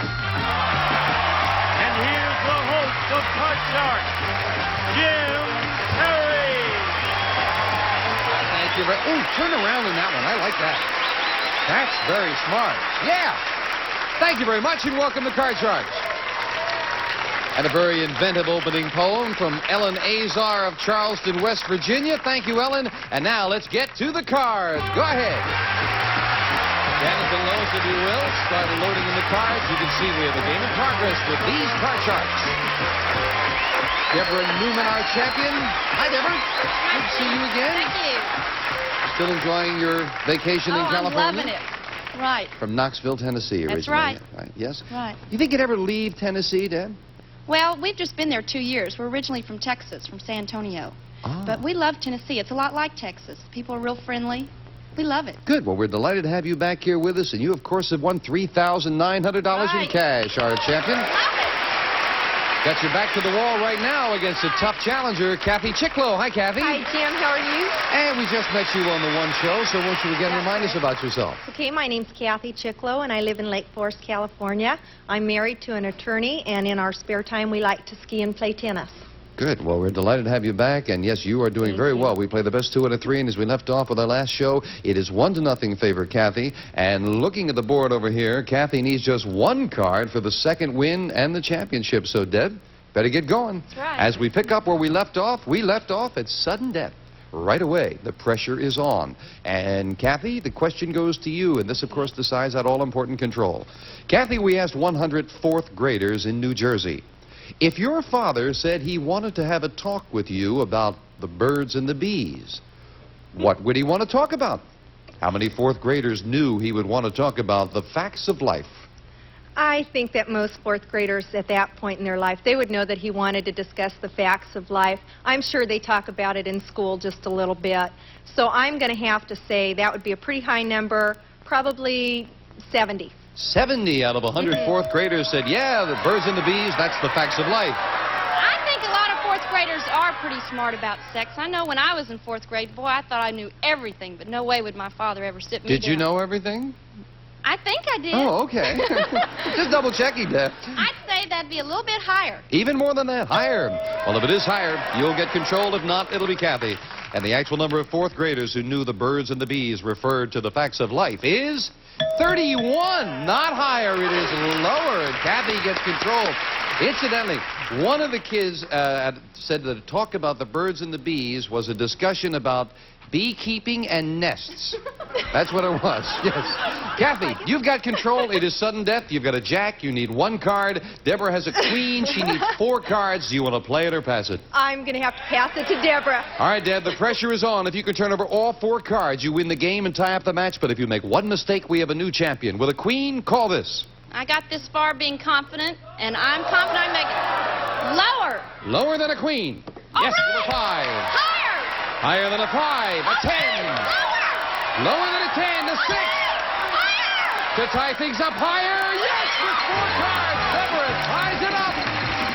Oh, a great comeback for the champion. And Kathy, if you had it to do over, would you play it yourself? I would have played my jack. That was a pretty good card, and of course you had the option to change it if you didn't like it. Well, it worked out very well for Deborah. We now have a tie. Each player with one game, $100. Tiebreaker, 3 cards up there, 3 questions here. Deborah, we asked 100 single women. Is there one former lover in your past you sincerely hope is absolutely miserable without you? How many single women said there is? I'm married, and I still hope one certain person is miserable. That's got to be a high number. I would say 75. 75 out of 100 single women said, yeah, there's one guy, I hope he's miserable. I think after falling in love with someone else and being married and all of that, you'd kind of put the other person out of your mind, or at least wish them happiness. So I'm going to have to go just a little bit lower than that. So you say lower? Yes, I do. Well, we really have 2 distinct, different opinions here. Let's find out. The actual number of single women who hope there is a former lover who's miserable without them is 67, a little lower. Kathy. Okay. And Kathy, you start off with a queen. Oh, good card. I'm going to go lower with the queen. Lower than a queen. Oh, no! King is not lower. Deborah gets a free chance with a 2. Higher than a 2, a queen. For the championship, lower. Yes! Deborah pulls it out with 2 in a row. Wow! What a comeback for the champion. Kathy, thank you so much for joining us. And you have $100 in cash. That's a nice party gift. Thanks for being here. Kathy Chicklow. Deborah, come on down. Now, Deb, from our last show to this one, needing 4 cards, did you think you were going to be standing here now? I got absolutely no sleep last night, but this morning I got a little bit more confident. I thought I could do it. Well, it all paid off. She came out on top, and she goes for the big money once again with the money cards right after this. Great comeback. Wow.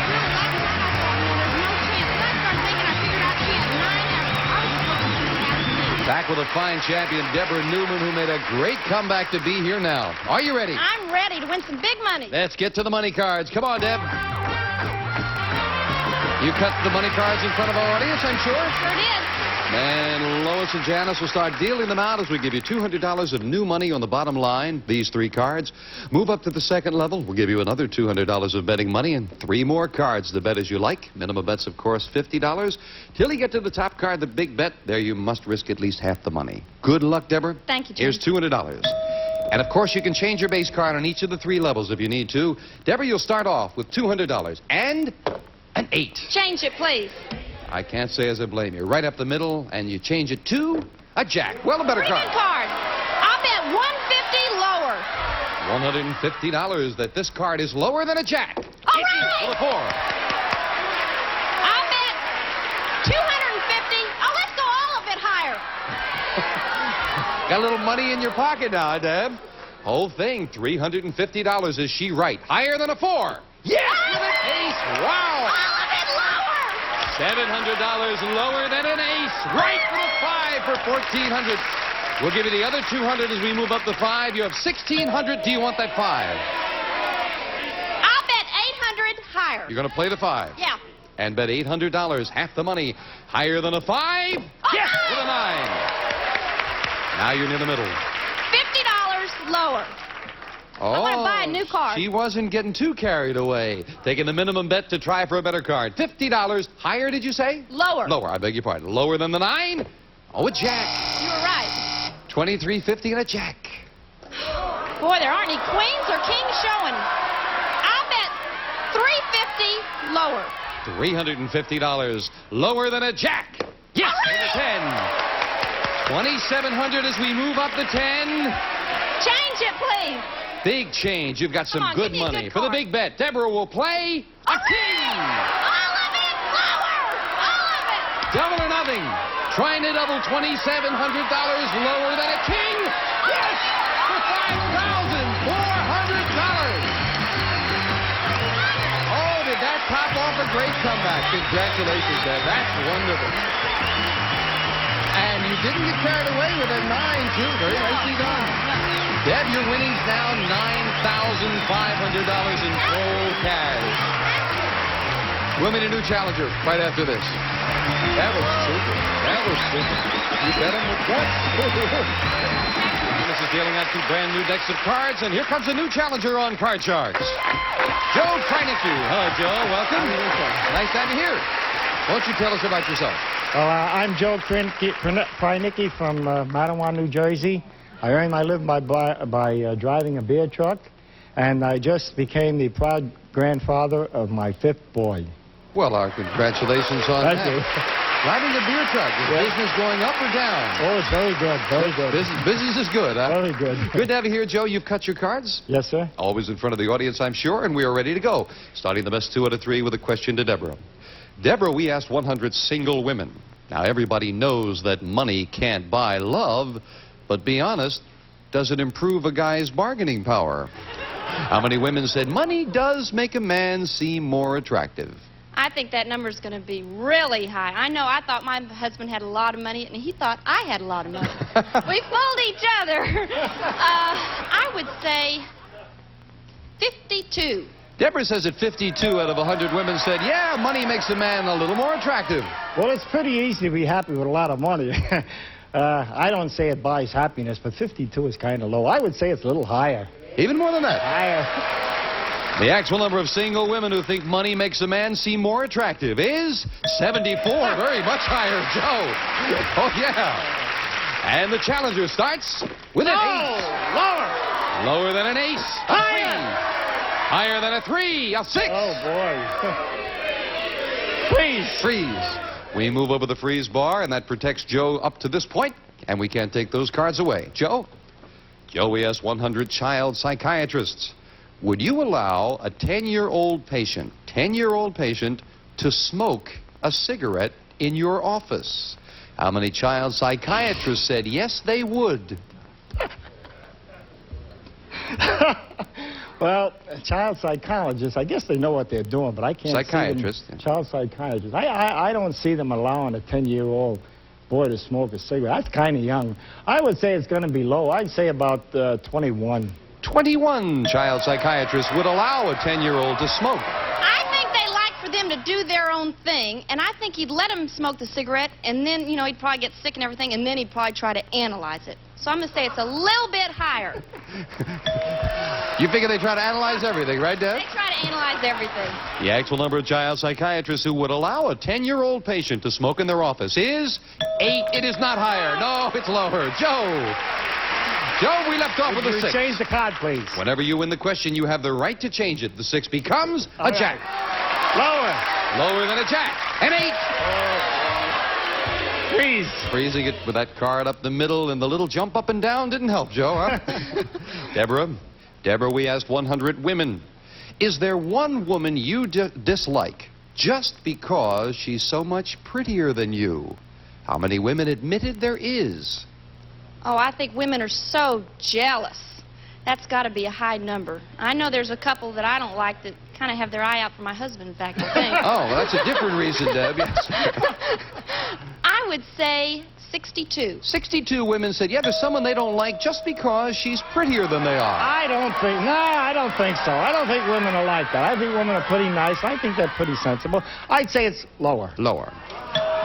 A lot of agreement with the audience. Let's find out. The actual number of women who admitted they dislike a woman just because she's prettier than they are is 9. Very much lower. Joe. Change the card, please. And now, big change for the challenger. Changing the 8 to a 5. Higher. If this is higher than a 5, Joe has the first game of the match for the win. Oh! Not higher. Deborah is still in it with a free chance to play a 3. All right, great card. Let's go higher. Higher than a 3. Yes, a jack. Lower. Lower than a jack. 7. Higher. After giving everybody a look, she says higher. Is she right? Yes! For the first game of the match, lower than a king. Oh, yeah. Deborah did it. Once again, turning over 4 straight cards. Wow. You gave our audience a look like, how dare you interrupt me when I'm on a roll. So here come the next cards off the top of the same 2 decks. If you can remember what's played, it often helps. Game 1 to the champion. Joe, we asked 100 bachelors.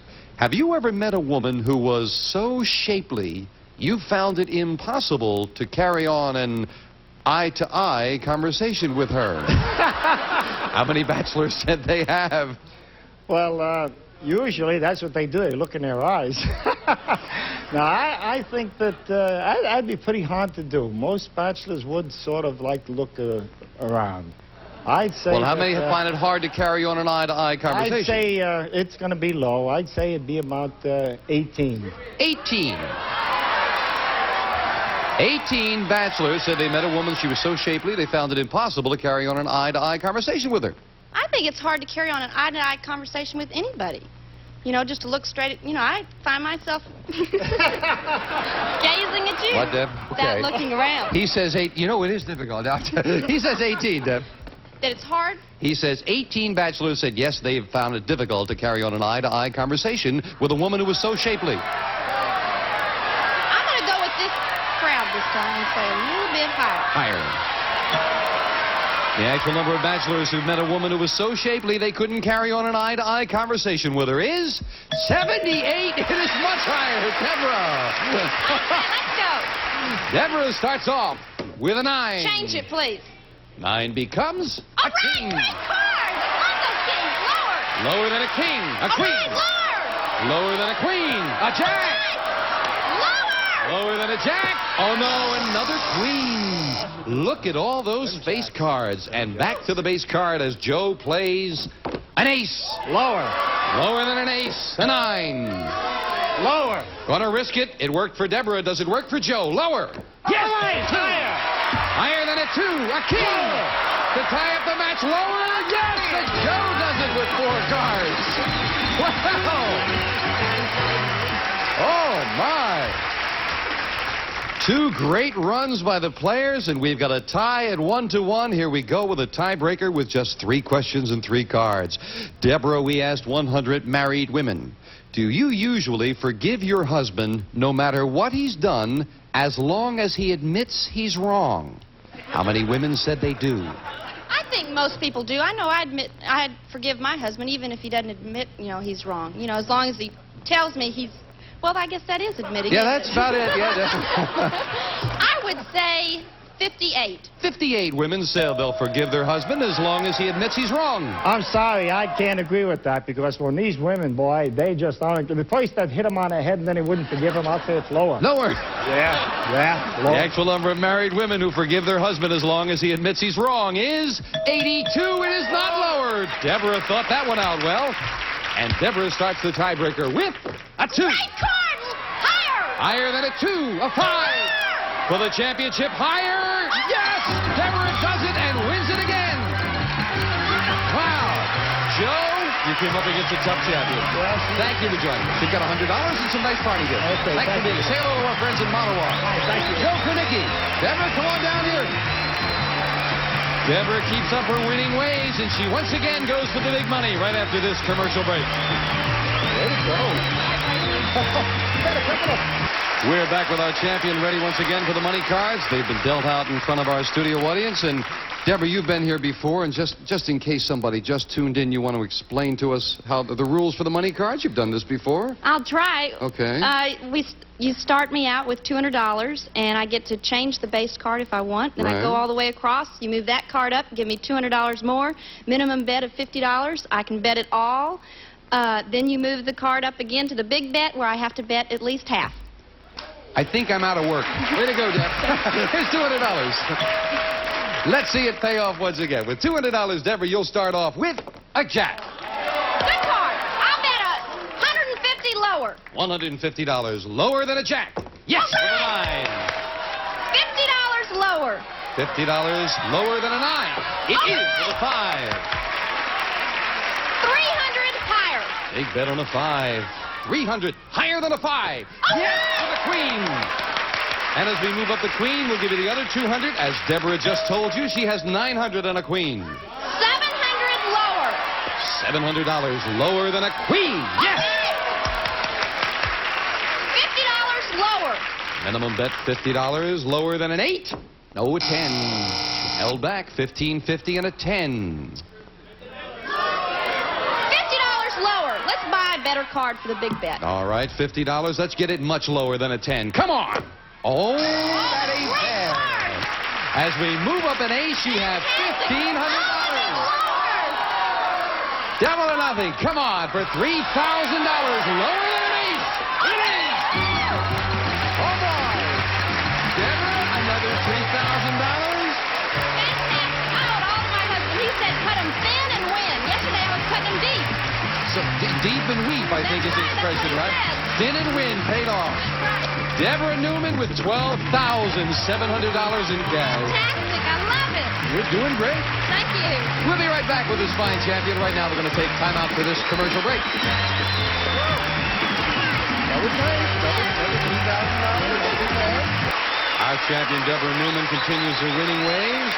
Deborah, I must say, on those money cards, both the last two times, you held off at the right time and bet them when you had them. It's beautifully played. Yeah, I had good cards today. Well, also, you can get carried away and say, oh, I've got so much money, I'll bet a lot on an 8. And no, you just kept with the minimum bets, and then when you had the money, you went. You're a good player. Deborah will try to defend her title against a new challenger on the next Card Sharks. Have yourself a good day. We'll see you then. Bye-bye. It's got great buzz. Change purse. A high IQ. Answer, please. Stupid? I don't know. I don't know. Yeah, I don't know. And a winning personality. Interesting, isn't it? It's Chain Reaction, the challenging new word game from the executive producer of Who Wants to Be a Millionaire. That's a chain! The chains keep coming. Chain Reaction, words in action. Tomorrow night at 9, 8 Central on GSN. What was that? With a deuce, you call high. With an 8, you call low. But if you draw an 8, which way do you go? On Card Shark. And here's the host of Card Shark, Jim Perry. Thank you, Dan. Thank you very much, and welcome to Card Shark. Nice to have you here in the studio audience. Thank you. Thank you for joining us at home. You're very kind. Yeah, when you get an 8, that's always a tough decision with that middle card. And we thank Dawn Wyman from Arlington, Vermont for that opening poem. Thank you, Dawn. Now let's get to the cards. Manager Lois, if you will, start loading in the cards. And as you can see, we have a game in progress with these Card Sharks. Irene Hecht, our champion. Hi, Irene. Nice to be here. You're doing very well here. I know. Goodness. Now, I've got to ask you, how do you feel about your luck? Now, you've won 3 matches, and I don't think anyone's won a game from you. Now, all of a sudden, someone's won a game. How do you feel? I feel a little shaky. No, you shouldn't. You're still a good player. Irene has won Thank you. $3,950 with us in cash. And the challenger, Chuck Rocket. Nice to see you again, Chuck. Jim. The top of the morning to you. Well, thank you, sir. You should say the rest of the day to me, too. Is that the way the expression goes? There you go, sure. And you have that game against this champion. You're a retired military man. That's correct. I'm retired Navy. My wife Lorraine and I just came back from New Jersey, Baja, New Jersey, which is around that's southern New Jersey. That's southern New Jersey to you. Baja, New Jersey. Baja, New Jersey, right? We were living down in Voorhees near Cherry Hill in Camden. I was born in Camden. There you go. It's a good place to be from. Yeah. I didn't say that either. Chuck, nice to have you back here. Thank Good you. luck to both of you. You both cut the cards in front of our audience? That's correct. Then we'll pick up where we left off. And we left off, as I say, with Chuck the challenger having game 1 of our best 2 out of 3 match. Looking at the board, Irene has moved over now. She has a 7 as her base card. She needs 3 cards to tie things up. And Chuck has yet to uncover a card as we pick up in game 2 with a question to Chuck. Chuck, we asked 100 men who have been married for 50 years or more, could you still carry your wife across the threshold? How many men married 50 years or more said, yeah, they could carry their wife across the threshold still? Well, I tell you, Sonny. Is that what happens from trying? Your voice rises? There Chuck? you go. Is that it? I've only been married 2 years to a beautiful lady, Lorraine. I can still carry her across the threshold. I'm 53. I think about 40 would say that they carry their spouse across the Chuck threshold. says that 40 out of 100 men said, yeah, they could still carry their wife after 50 years. Are you saying you've been married for 50 years? 50 years or more. I don't know. It seems like the longer you're married, the happier you are, and it seems like you gain a little bit of weight. And it seems like it might be hard on the older gentleman to carry a lady. I want to say it's a little lower. You say lower. Yeah. If it's lower, you'll play your cards, Irene. If not, it'll be Chuck with his. The actual number of men who've been married for 50 years or more who could still carry their wife across the threshold is 46, not lower, Chuck. Well, all right. And the challenger starts with oh, yeah, I'll take that card. And I think the next one will probably be lower. Let's hope it's lower. Lower than an ace. A 2. Higher. Hey, all right. Higher than a 2. A jack. And lower. Risking it lower than a jack. A 10. All three. And now we move over to Freeze Bar, protecting, and Chuck needs just one card for the championship, and Irene has a long way to go to come back. Irene, we asked 100 third-grade boys, if no other boys were around for you to play with, would you rather play with a girl or play alone? How many third-grade boys said they would rather play alone than play with a girl? At that age, I think you're going towards the same-sex type of, role. They want to play with their same sex. They might be a little discriminatory. I'm going to say it's going to be low. I'll say it's about Now, how many 3. would rather play alone? Alone? Oh, alone 3 would rather play alone. 3 with would a girl, right? No, who would rather play alone rather than play with a girl if there were no boys around. I take the question as they're alone. Yes, they would rather if there were no boys. Sorry. That's all right. No, that's all right. Listen, let me show you, Irene. You see, if there are no boys around, would you rather play all by yourself or would you rather play with a girl? They'd rather play alone. That's what I'm saying. Then with a girl. How many would rather play alone? 3. Only 3. Oh, I'm sorry. Oh, I'm. That's all right, 80. Irene. 80. 80. Oh, yes, 80 and 3. That makes 100. Absolutely. Yes. Okay. Now that we've solved that, Chuck, do you remember the question? Would you repeat the question? No, that's all right, Jim. I get the question. Irene says that 80 out of 100 would rather play all by themselves rather than play with a girl. I disagree. I think it'll be a little bit. I think it'll be lower. You say lower. That's right. Well, the actual number of third-grade boys who would rather play by themselves than play with a girl is 58. It's lower. Right. Chuck, you got it. Chuck, you got a 10. I'm going to change it. And winning the question, you have the right to change the base card.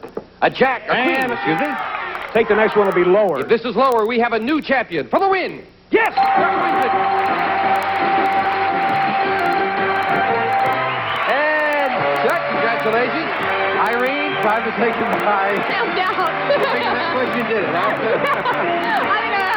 Irene, you're leaving us with $3,950. Thank you. You're a fine champ. Irene Heck. Chuck, come on down here. Chuck, come on down here with me, if you will, sir. And you and I will relax for a few moments. We'll take time out for some business. Then Chuck goes for the big money right after this. All right, Chuck, you're running around cutting cards. You didn't get set back. That's right. You have to go cut your cards for the next game. That's correct. And you got to cut the money cards, and you got it all done. And I'm hot to go. Then let's get to the money cards. Come on, Chuck. You defeated a tough champion. Let's top things off with a nice win. And on the money cards, we'll give you $200 of new money there, Chuck, and 3 cards. You bet them as you like. Move up to the second level. We'll give you another $200 of betting money and 3 more cards. Minimum bet's $50 till you get to the top card. The big bet, there you must risk at least half the money. All righty. Good luck, sir. Thank you very much. $200. And remember, you can change your base card on each of the 3 levels if you need to. With $200, Chuck, you'll start with an 8. I'll change that. Change it. Absolutely. Right up the middle, I can't blame you. Changing the 8 to a 3. Oh, yeah. Good change. $200 higher.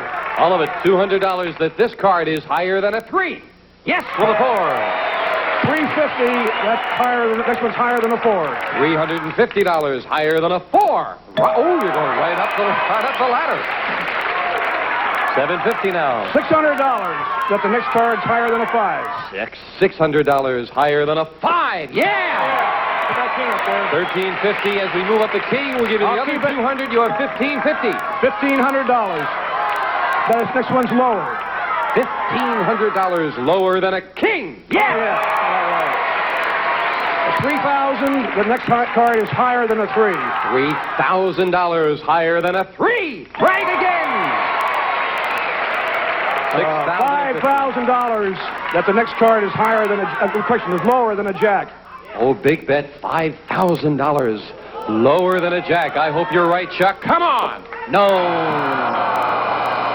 Oh, that was a big bet on a jack, but nonetheless, you still have $1,050 of betting money, and up goes a great The whole card. thing. The whole thing. The next card is lower. Trying to double it for $2,100 lower than an ace. Hit it! All right. Way to go, Chuck. You were flirting with disaster with that jack, though. That's a tough card. Well, you know, as they say, my friends I say, we say easy does it. I guess I did it a little bit too easy. That was a little too easy. Come on now. But with the $200 in the game, Chuck, that's $2,300 for that one game of Card Sharks, and that's not too bad. Stop by the gas when you get back to town. We'll be right back with a new challenger right after this. Dennis is dealing out 2 brand new decks of cards. Time to meet a new challenger on Card Sharks. Carol Miller. Hello, Carol. Welcome. Nice to have you here. Thank you. Won't you tell us about yourself? My name is Carol Miller, and I'm married and have 2 children. We live in Running Springs, which is a little town in the San Bernardino Mountains. In the wintertime, I teach snow skiing. In the summertime, I sell real estate part-time when it doesn't interfere with my tennis or my golf game. That's one of the nice things about Southern California. You can get out and ski and swim all in the same, just within a few miles of one another, right? Right. That's very nice. Running Springs sounds like a lovely place, Carol. It is. Happy to have you here. You cut your cards? Yes, I certainly did. Then we'll get started with the best 2 out of 3 and a question to the champion, Chuck. Chuck, our man on the street, went to a small city in Japan where he asked 100 women, if a man and a woman have the same job, is it okay for the man to be paid more than the woman is? How many Japanese women said it is perfectly okay for the man to be paid more? Oh, so. Very tough. Having been in Japan recently. That's his Sidney Greenstreet imitation. I knew that one immediately, yes. During my time in the Navy, I had an opportunity to go to Japan several times. And in my days, of course, the men were the dominant feature there, but I think the Japanese lady today is becoming very much Americanized. And I think that probably only about 42% would say that it's okay for the man to make more than the woman. So Chuck says that 42 out of 100 Japanese women said it's okay for the man to be paid more. Carol, what do you think? I don't think women's lib has gotten to China. I think it's going to be a little low. Japan. Same area. I think it's going to be a little lower. You say lower. Well, the actual number of Japanese women who said it's okay for a man to be paid more money than a woman is 39. It's a little lower. Carol. Good. And Carol, you start with a 5. I'm going to change that card. Winning the question, you can change it. 10. Oh, not too good. I think it's going to be lower. Lower than a 10? Oh, no, an 8. That's a break for Chuck. He gets a free chance at a 5. And I'm going to go higher. The next card will be higher than a 5. An 8. And lower. Lower than an 8. A queen. And lower. Lower again. A 10. And I'll freeze. And we'll freeze. If Chuck needs just one card, Janice will fill in the spaces. I was giving you a nice breeze there, wasn't I, Janice? That's right. You were giving me a nice breeze. I saw her hair blowing as I turned over the cards. Carol. Carol, we asked 100 mothers who have young children. Oh, listen to this. Has your child ever thrown a temper tantrum in the middle of a supermarket? How many mothers said yes?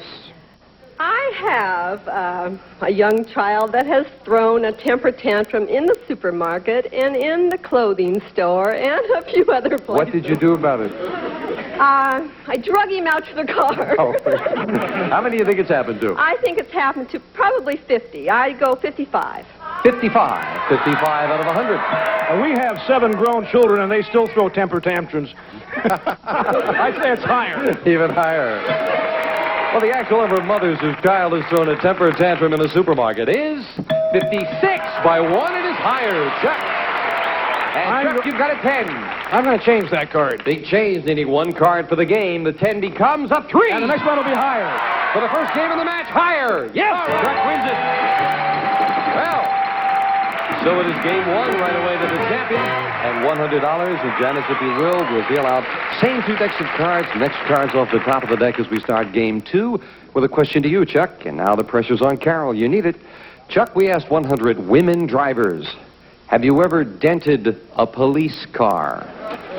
How many women drivers admitted they have dented a police car? Admitted it? Well, let's see here. Now, I would say that truly admitting that they had dented a police car, I would say about 31% would admit that they dented a police car. 31 out of 100. 31 people.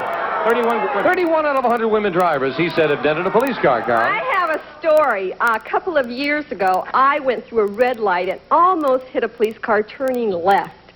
I think it's going to be a little higher. Even higher than that?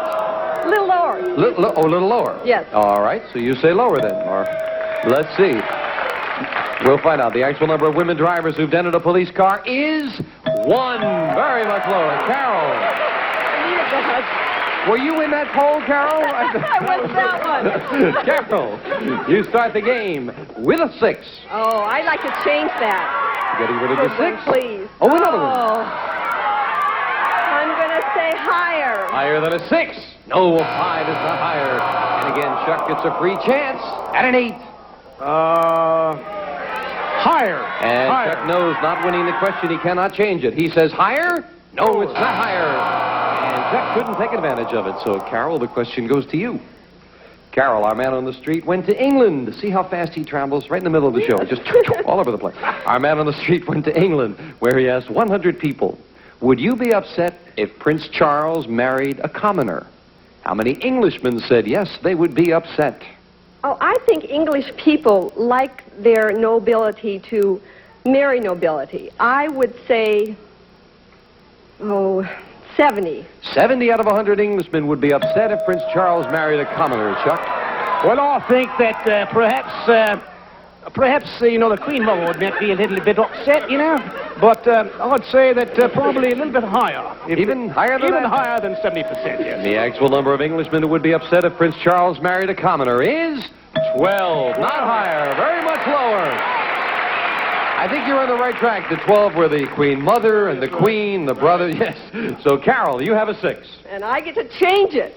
See if we can improve it. This time we can. I want to go higher. Higher than a 2, a 9. I'm going to go for it. And I want to go lower. She's going to risk it. Lower than a 9. She's Higher. higher than a 4. A cat. Lower. Trying to go all the way to tie it up. She does. And we have it tied. Each player with 1 game and $100. So we'll set up for the tiebreaker with a good game. 3 cards up there, 3 questions here, and a question to Chuck. Chuck, we found 100 newlywed men. Now, these are all men who have been married less than 6 months. And we asked them, is marriage fattening? How many newlywed men said they put on weight since they got married? Well, I know it's exciting. I'd say approximately 42% would say that it's fattening. 42 out of 100 say that marriage will put on weight. I think newlywed wives like to impress their husbands with their cooking. So I'm sure they've put on weight. I'll say it's higher. Even higher than that. The actual number of newlywed men who said marriage is fattening is 55. You're right, Carol. It's higher. And in the tiebreaker, the challenger has a 5. Can I change that, please? You can indeed. The 5. Oh, not too good. I'm going to say lower. Going a little against the odds. As a matter of fact, quite a bit against the odds. Is she right? Lower than a 6? No, an ace. Oh, if she had gone with the odds, what an edge you would have had. Chuck, a break for you. A 9. Lower. Lower than a 9. An ace. Oh. And neither player advances. Question 2, Carol. Carol, we asked 100 women who are millionaires. Do you own more than 2 fur coats? How many millionaires, women millionaires, said yes? Oh, I'm sure that millionaire women have to have 1 for evening and 1 for day, at least. But more than 2. I would say at least 80 have more than 2. 80 women millionaires have more than 2 fur coats. I agree with that, but I would say just a slight bit higher. Even higher than that? That's correct. And the audience doesn't agree. Let's find out. The actual number of women millionaires who own more than 2 fur coats is 41, not higher. Carol. Carol, you've got a 6. Change it. Let's see if we can improve it. Oh, a 9. Again, no. bad change. Lower, please. Lower than a 9. Yes, a 4. Higher. If this is higher, we have a new champion for the win.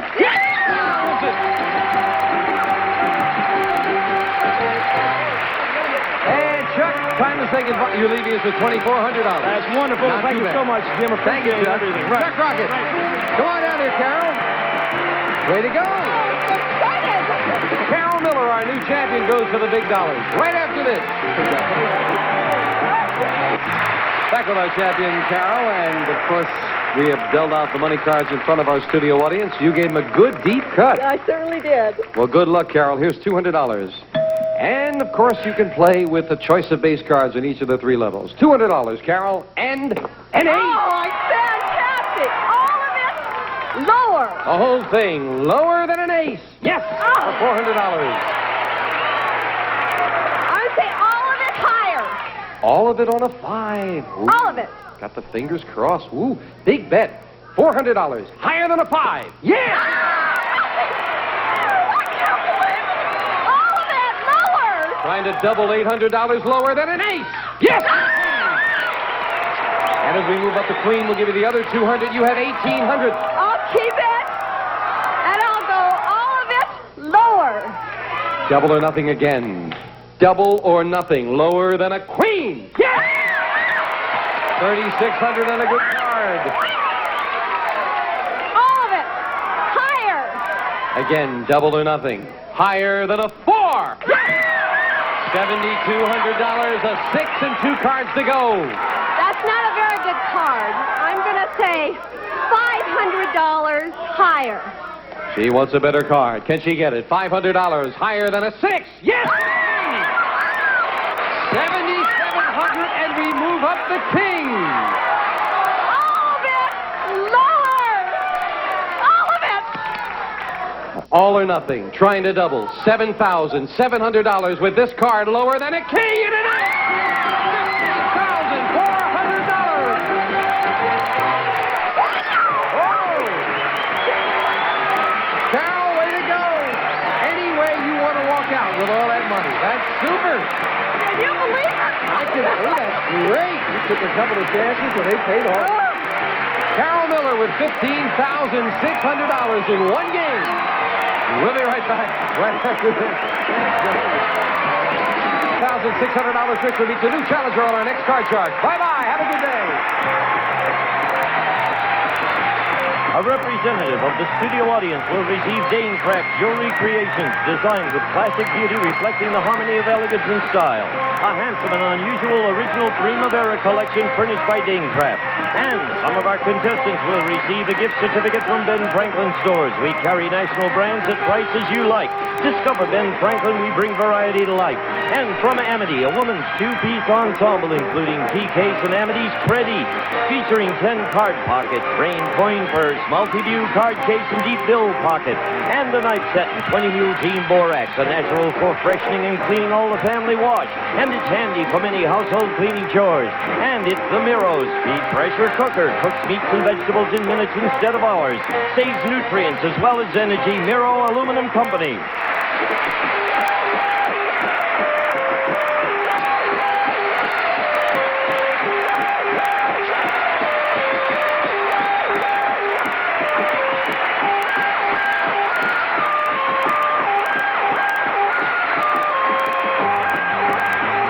This is Gene Wood speaking for Card Sharks, a Mark Goodson, Bill Todman production. It's time to risk it. You can win $32,000 on the turn of a card on Card Sharks. And if you play your cards right, you can win this beautiful Jeep Wrangler. And now the host of Card Sharks, Bill Rafferty.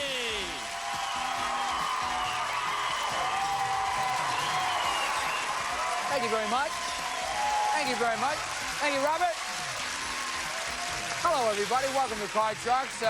This is the show where you can win a fortune on the turn of a single card, and that's exactly what we're going to do right now. I'm about to introduce you to a young lady who's made some money, and she's about to try and win a brand new car. Let's say hello to our champion, Denise. Come on out here, Denise.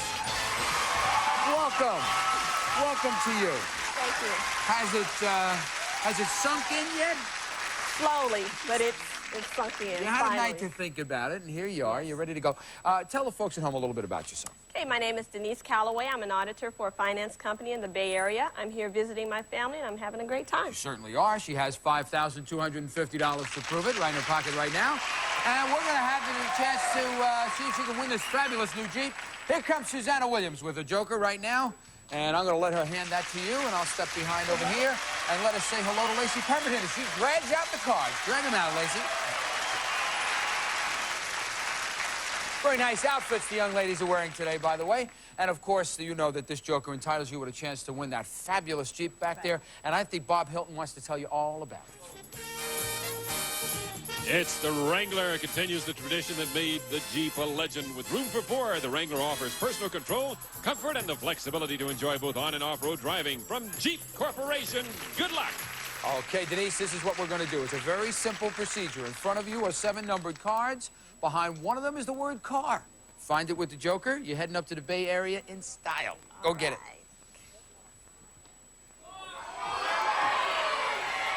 We got a 4. You've had all night to think about what number you were going to pick. Right. Why 4?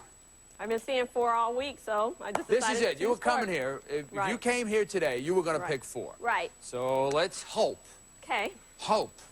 Fingers crossed. Let's see what's behind number 4. Car!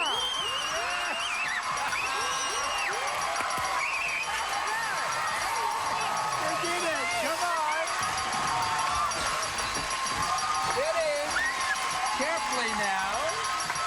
Isn't that nice? Great. $17,000 right here. Cash and prizes. We're going to let her get used to this. We'll see in a minute. What a job. Great. Right to it. Really? Yeah, I mean, baby, right to it. Welcome back. Here we are. Just quieting down now. Everybody, absolutely internal. What a great way.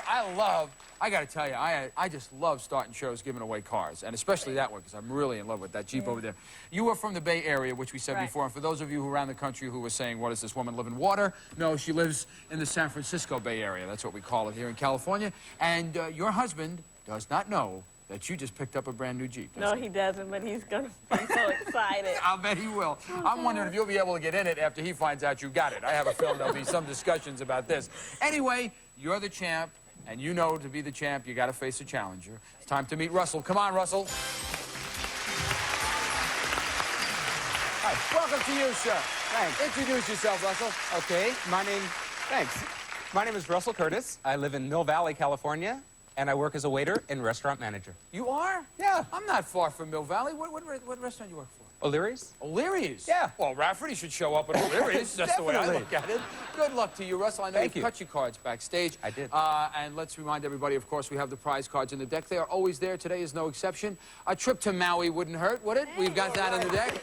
Let's get started. Susanna is already dealing out the cards for game number 1. And our first question always goes to the champ, and this is our audience poll group. Please welcome 10 married women. They're in our audience today.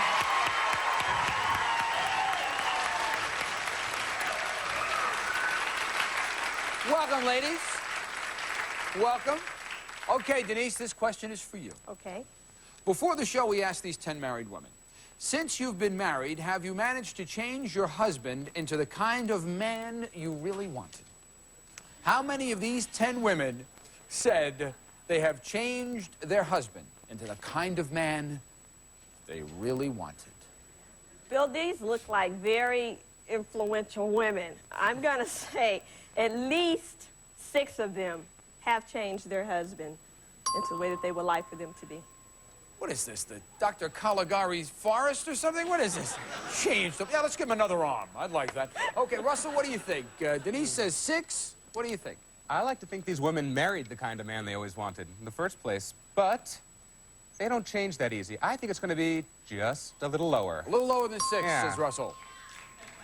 The actual number of these women who have managed to change their husband into the kind of man they really wanted is 4. It is a little lower. Okay, very good call, Russell.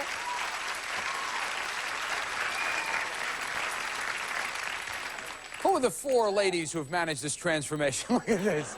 Boy, there were some hands that went up real quick there, right there. Let me ask Marla. Marla, how did you change him? What did you do? Well, when I married him, he was really slow, and I made him fast, and he was irresponsible. I finally made him responsible, and he was the biggest slob, and he finally is tidy. I could see your husband down there. Now, wait, is this true, sir? It works both ways. Oh, there we are. There we are. That's one for the guy. All right, ladies, have a seat. Thank you very much. Russell, Here's your base card. You can change it if you wish. You now have a stuck card here. It's a jack. Let's keep the jack and go lower. Lower than a jack, says Russell. Here's a 6. Higher than a 6. Higher than a 6, sir. Here's a 3. Not a good start, but you got a good base card to go back to. Denise, you know you got a free shot from an 8. I'm going to change that. Cannot change the card. Can I change it? Okay, I'm going to go higher. You can only change the card if you get the question right. You cannot change it. You're going higher than an 8. Yes. We've got a 2. So, not a good start for either one of the players here. We'll go on to our next question, and this one is for Russell. Educated guess. These are a lot of fun. I like these questions. What percentage of all the new cars that Americans bought last year were foreign cars? It's a very high number. In fact, I don't know anybody that has an American car, I'm sorry to say. It's going to be high. It's going to be 78. 78. Oh, no. Oh, percentage. This is educated guess, right? This is an educated guess. What percentage of all the new cars that Americans bought last year were foreign cars? I'll stick with what I said. 78%. 78%. You got it? What do you think, Denise? Higher or lower? I agree with him, but I think it's going to be a little bit lower. A little bit lower than that. Lower. Okay, a little bit lower than 78. Crowd agrees with Denise. The actual percentage of new cars bought last year that were foreign cars is 28%. It is lower. It is lower. So Denise goes to the board. Now you can change it. I'm going to change that card. All right, that 8 now becomes an ace. All right. Lower. Lower than an ace, here's a 5. Higher. There's a 3. Twice in a row, I think you got caught with that. No, was it a deuce? I forget. Anyway, let's go over here. Free shot for Russell from the jack. Lower than the jack. Lower than the jack, sir. There's a 2. Higher. There's a 10. Lower than the 10. Lower than a 10. There's a 3. Higher. Higher than a 3. Game number 1 hangs in the balance. There it is.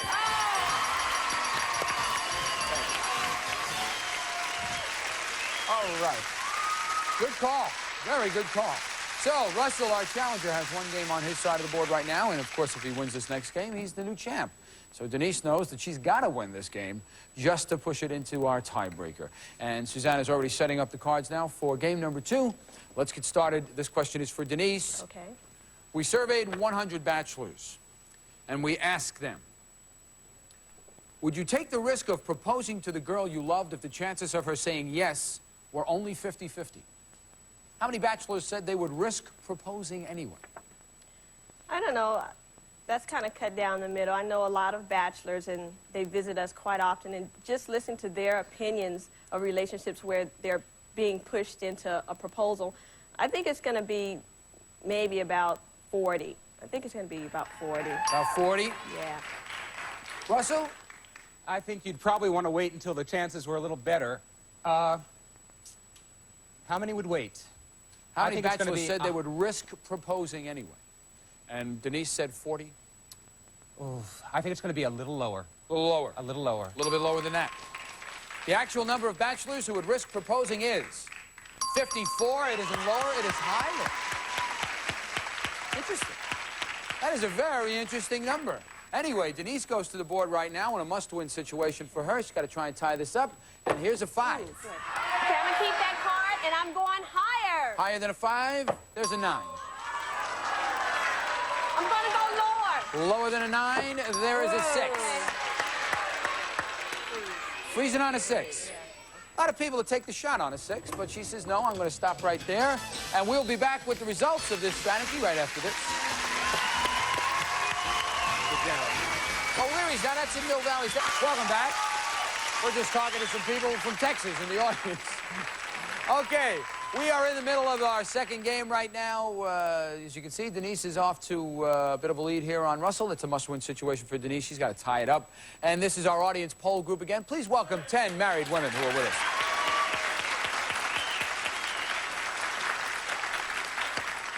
Russell, this question's for you, sir. Okay. Before the show, we asked these 10 married women, have you ever found a strange telephone number belonging to your husband and called it to see who it was?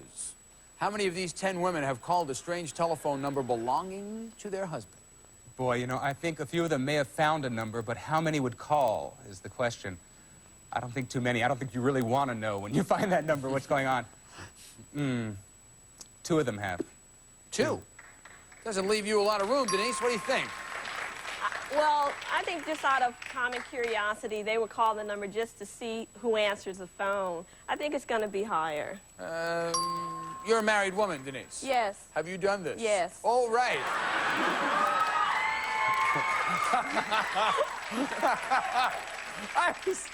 I was expecting this kind of like foot shuffling. Well, yeah, I did it.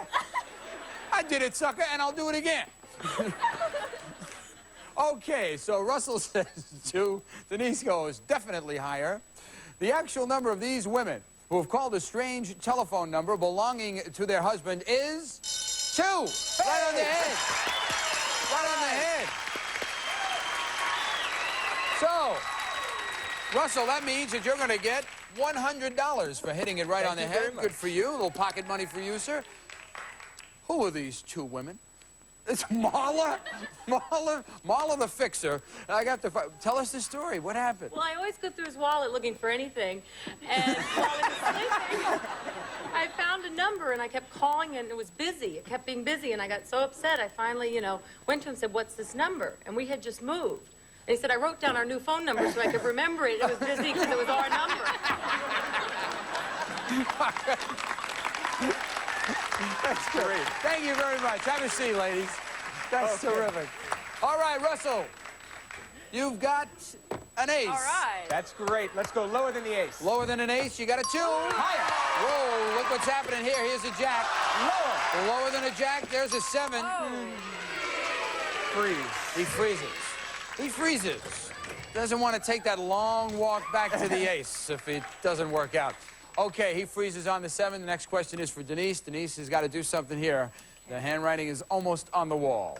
We surveyed 100 women who are business executives. And we asked them, do you usually wear pants to work?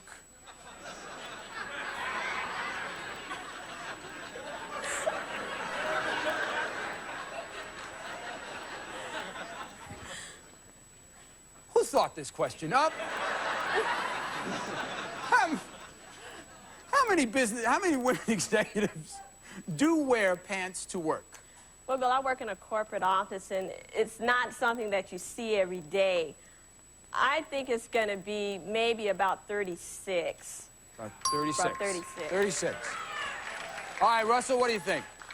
I think it's going to be a little lower. A little lower than that. A little lower I just than think a little lower.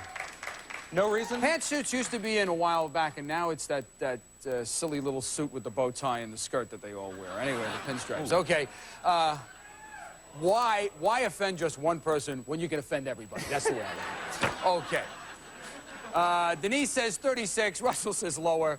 The actual number of women executives who wear pants to work is 15. It is a little lower. Russell's got it again. Great. All right, here's the strategy, and let's see what happens. You got a 7? Let's change that card, He please. says, get rid of the 7. That 7 now becomes a 4. Higher. This is it. If he is right, he is the new champion, and off to the money cards. Higher than a 4, it is a color television set. One of the prize cards. So here comes Lacey to put it on Russell's side of the board, and bear in mind, you have to win the game in order to win these prizes, and he is 1 card away from doing just that. We have a 4, Russell. Let's go higher. Please. Higher, again, for the match and the color television set now. Higher than a 4. It is! Yes.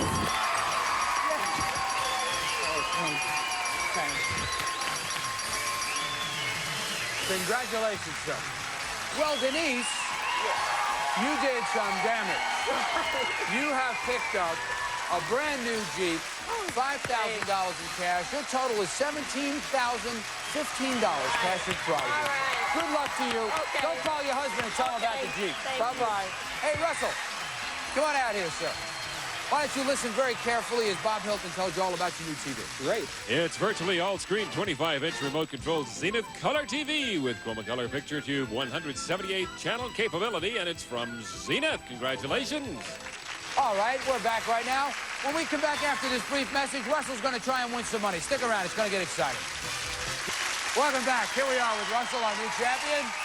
And Susanna and Lacey have already dealt out the money cards because Russell knows how to play the money cards. I can assure you all about that. But in addition to all the money he can win, which is $32,000 if this young man plays the cards right, we have added a joker to the deck. And anytime that turns up in the money cards, he has a chance to win that fabulous new Jeep, just like our previous champion did. And here is a joker that we're going to give him right now. Susanna's holding it, and that guarantees him at least one chance at the car. So let's get started right now with the money. Let us give Russell $200. You got it, sir. Let's make some money. Here we go. Got $200 and an 8. Ooh, let's change that 8 with number 1. He can change one card per line. He decides to change the 8 to an 8. Great card. Think about it now. Let's $200 and an 8. $50 higher. $50 higher than an 8. Where Right. the 8 shows up, no win, no loss, it's a push. Okay. 50 higher than an 8, there's a jack. Okay, $250. $100 lower. $100 lower than a jack, it is a jack.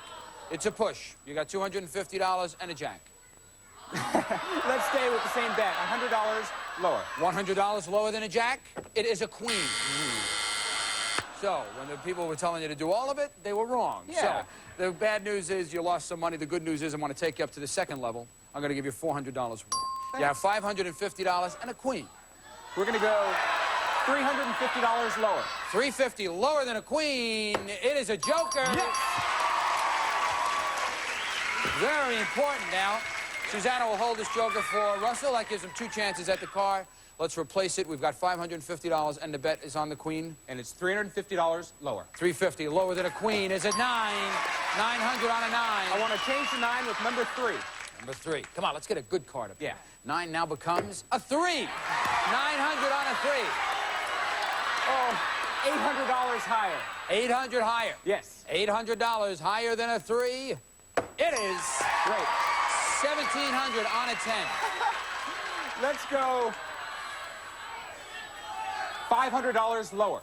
$500 lower than a 10. If you please. You got an ace. That's okay. Not bad. Little bad news, and it's a good news situation because here we are up at the big bet.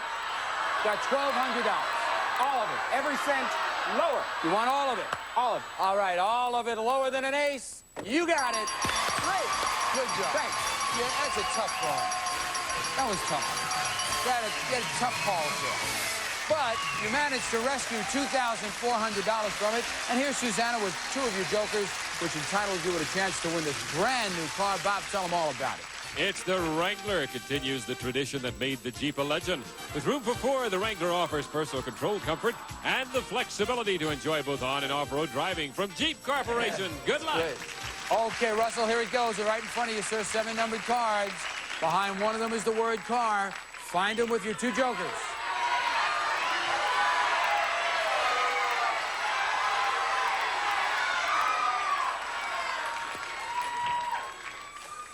We got an odd number, we got an even number. We got a 3, we have a 6. Any rhyme or reason here? No reason. I don't know. I just hope I win a car. That's the reason. reason. Okay. Is the word car behind number 3? No. Let us not dishearten. Could it be behind number 6? I know where Russell comes from, Mill Valley, California. He says everybody else there has one of these. Will Russell be like all his neighbors? Yes!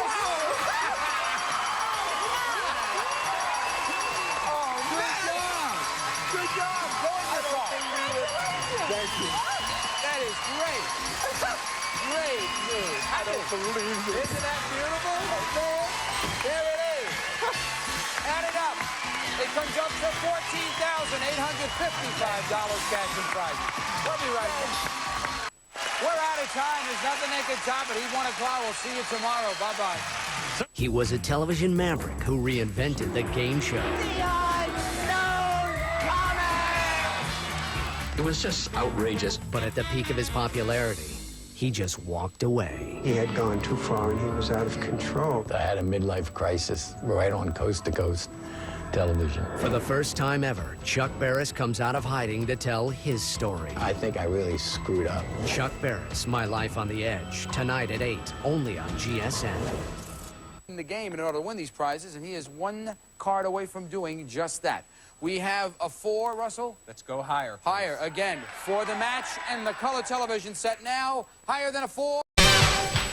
You can win this sporty red Jeep on the turn of a single card on Card Sharks. And if you play your cards right, you can win $32,000. And now, the host of Card Sharks, Bobby Eubanks. Well, thank you. Good morning, everybody. Welcome to Card Sharks. We're glad you're here today. We're going to meet our champion. We're going to meet our challenger. We'll do that in just a moment. We have a new car to give away and lots of money, too. Before we get started today, though, let's meet our two dealers. They're here to help us out every morning, and we just couldn't do it without them. Here they come, Lacey Pemberton and Susanna Williams, our dealers on the Card Sharks. Good morning. Very nice. Good. If you would deal out the cards, ladies, we'll get our Card Sharks in here. Mo is our champion. Joe is our challenger. I'll be darned, it's the Mo and Joe show. $3,800 for you, Mo. Isn't that wonderful? Isn't that wonderful? I You did think great. so. Tell us about yourself. My name is Mo Manzani. I'm originally from Hollywood, California. Currently living in Salt Lake City, where I'm a flight attendant, and I've been married 4 years. Now, you obviously, you work up there. Mm-hmm. You're based up there in Salt Lake City. Did your husband move up there with you, or was he already there? I'm commuting right now. I've got a home there and a home here. Oh, I see. Okay. So he works So you here. have to commute back and forth. I sure do. Oh, that's not so bad, I'm though, a real is it? frequent flyer. Yeah, you certainly are. Boy. And you don't get any credit for it at all, do you? No. Joe, welcome. Thank you. How My are name you? is Joe Goldberg. I'm from Jamaica, New York. I've been married 45 years. I have 4 children and 3 lovely grandchildren. No kidding. Well, all right, Joe Goldberg from Jamaica, Florida. Jamaica, New York. That's what. Oh, New York. Wow. Listen, would you tell your wife to be quiet? She's down there going, Shut up. yep. Leave Joe alone, will you? You know how to play this game, I assume? Oh, yes. Okay, it's just going to be you and Mo, so tell your wife to stay out of this game. Would you do that for me, Joe? Thank you very much. And we're going to get started right now. Lacey's got the cards all dealt out, and here's our first question for you, Mo. It goes just like this. We surveyed 100 married men. We asked them, could you have an affair without feeling guilty? How many married men said they could have an affair but not feel guilty? But not feel guilty? Yeah. Oh, I don't think it's possible. Unless if they're just complete snails. And they have... Sleaze bags. I was going to say that. Yeah. Should have thought of that first. They'd have to feel guilty. Either that or they're just not nice people. Right. They shouldn't be having an affair either.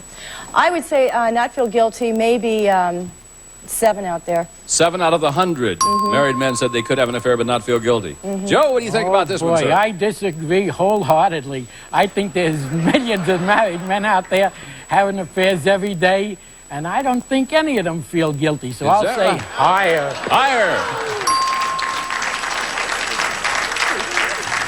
What's the matter, Mo? You should feel guilty. Oh, the actual number of married men who could have an affair without feeling guilty is 10. Just a little bit high. All right, Joe has the control. All right, Joe. Here we go, Joe. 8 is your card. Player change. Change that card, please. Change this card, we will. 8 is now 6. Higher. Higher than the 6, 10. Lower. Going lower. Yes. Lower. Going on. Is it lower than the 8? It is. Higher. Higher, and he wins the game. He does. All right. Woo. Played it smart, man. I tell you, without a face card there, he won that game. That was very clever, Joe. And you win $100 in the first game. Mo, you got to win the next game to stay in. And we'll be back to see if she does that. See you in just a moment on Card Shark. Lacey's got the cards dealt out. We're going to start game number 2. Joe, if you win this game, you're the new champ. Mo, you got to keep that from happening. Let's see if you can. And the first question in game 2 goes to you, Joe, and it involves our 10 deputies from the San Bernardino County Sheriff's Department who have been with us all week. And what fun we've had, too.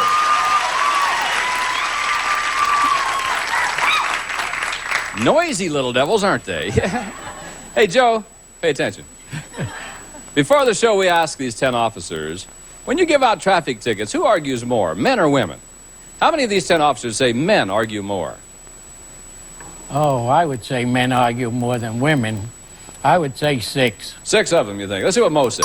Well, I think women lie more. I have an excuse every time I'm pulled over, so I guess I blew it if I get pulled over by one of you. It's going to be lower. Think it's lower than that? Actual number of these officers who said men argue more is none of them. 0. It was a lot lower. Boy, that's really interesting. Deborah, let me talk to you about this one now.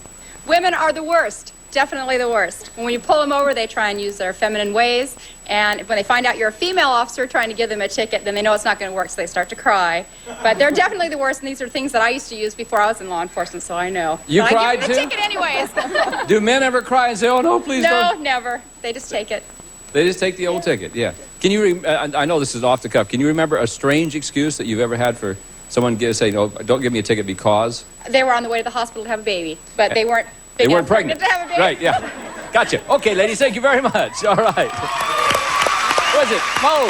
Here we go, Mo. Queen. Queen, lower, Bob. Lower than the queen. Three. Higher, Bob. Is it higher? No. Oh, that's okay. Higher. Joe gets free chance at these cards. Hey, Joe, look what I got for you. Lower. Lower it is. Nope. Lower it's not. Thought it was lower. Looked like it was lower. Ooh. Mo. Yes. We surveyed 100 people, and we asked them, if your friends were willing to tell you what they really think of you right to your face, would you want to hear it? How many people would want to hear what their friends really think of them? Oh, sure, they can tell me. Because then I can correct everything. And just be the perfect human walking on earth. Yeah, right. No, I don't know if everybody would really want to know everything about them. I'm going to say that's a pretty low number. I'll say maybe 36 of them would. 36 out of 100 people would want to hear what their friends really Yeah. think of them. Joe? I think it's going to be much higher than that. I think people really want to know what their friends think, and if they want to change their ways because of what their friends think of them, they should. Let's see. Actual number of people who would really want to hear what their friends really think of them is 74. You're right, Joe. I'm not sure I'd want to know, though. Hey, Joe, I know you want to keep that. Lower. Lower than the ace king. Lower. Is it lower? It is. Higher. Going higher. No. Oh. You all right, Mo? Oh, no. I knew Mo was about to leave us right there. Oh. Free chance, Mo. Lower, Bob. Lower the queen, dude. Higher, Bob. Is it? Yes. Lower, Bob. Oh, lower. Got it. Freeze. Freeze on the old 7. Bingo. Okay, she has a commanding lead in this game. We'll see if she can hang on to it. Joe, I have an educated guess question. I've got something here, Joe, that I bet you know a lot about. You ready? Women. 45 years married. Playboy magazine pays a woman $15,000 to appear nude in the centerfold. How much do they pay a woman to appear on the cover wearing clothes? A lot more than they would pay $15,000. I believe they want celebrities that will make people read the magazine, whether she's clothed or not. And I would say it's a high number.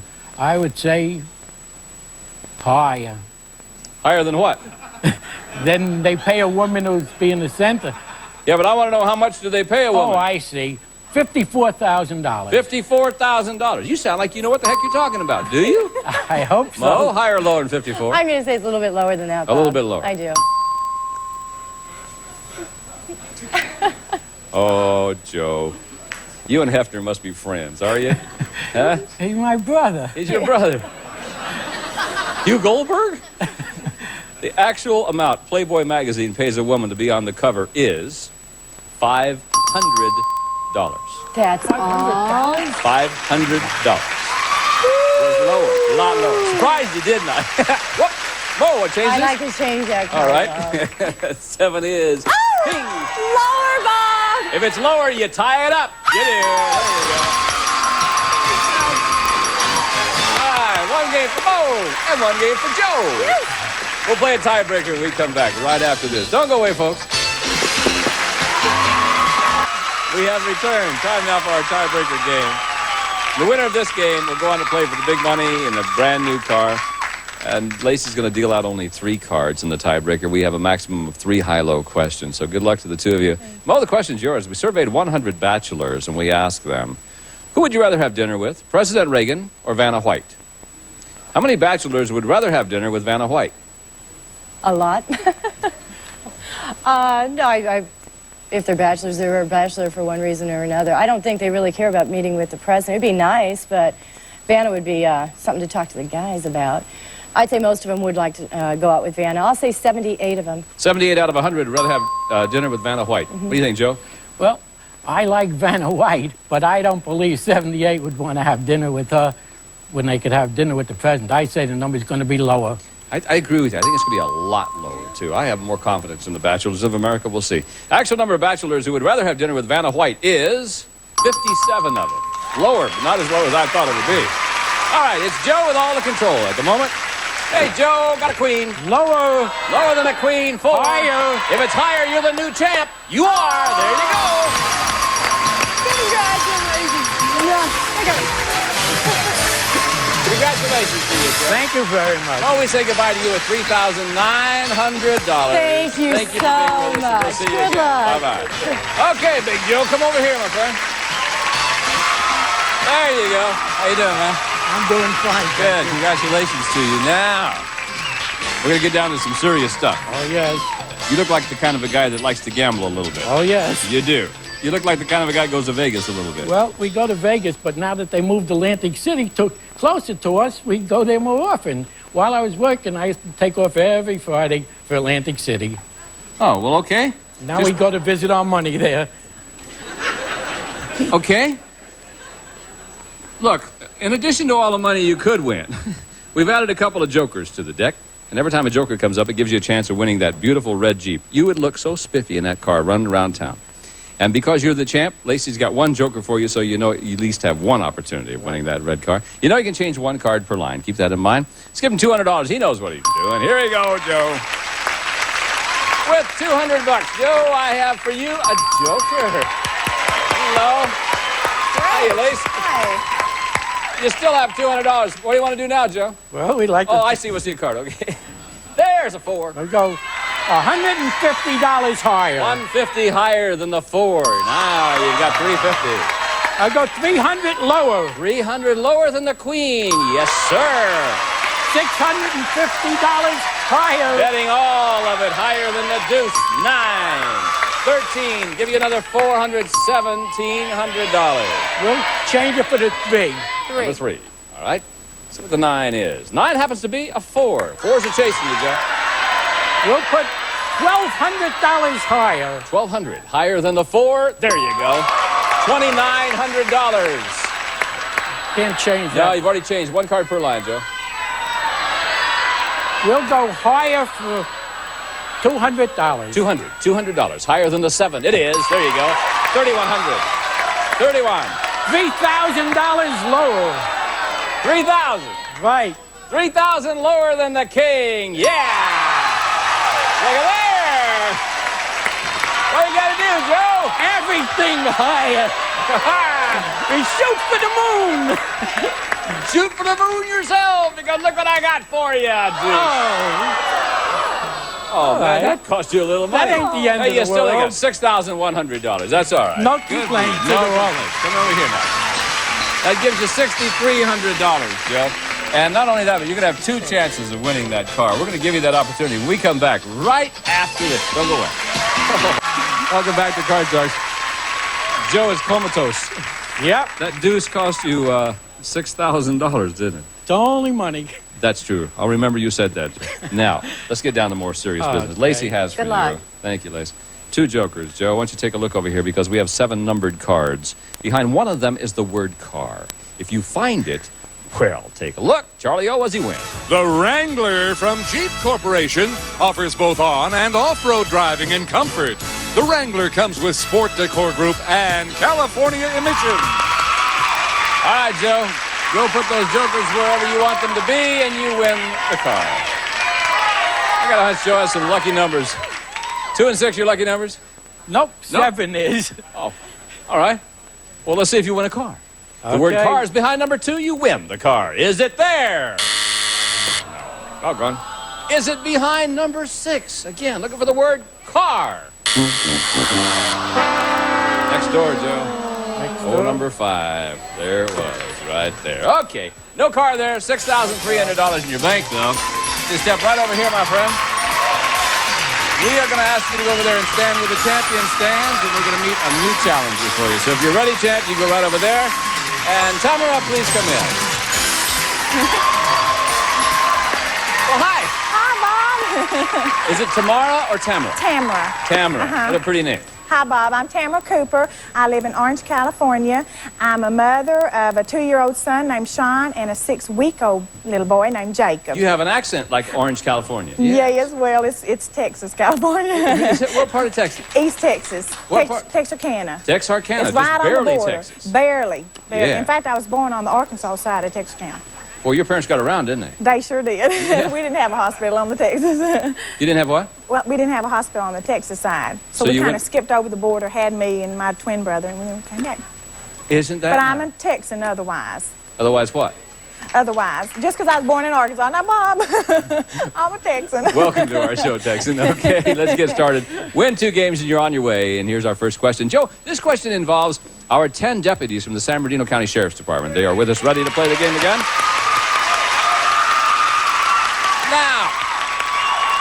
Now, Joe, before the show, we asked our 10 officers, when you were a kid, did you want to grow up to be a policewoman?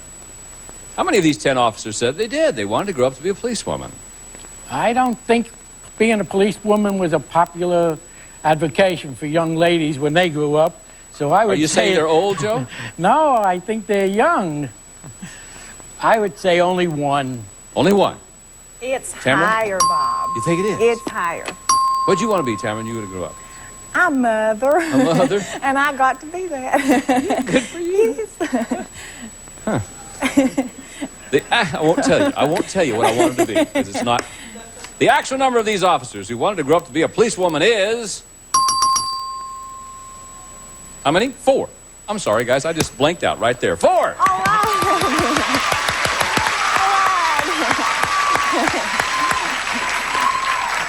I blanked out. I went off to Never Never Land. I took a nap.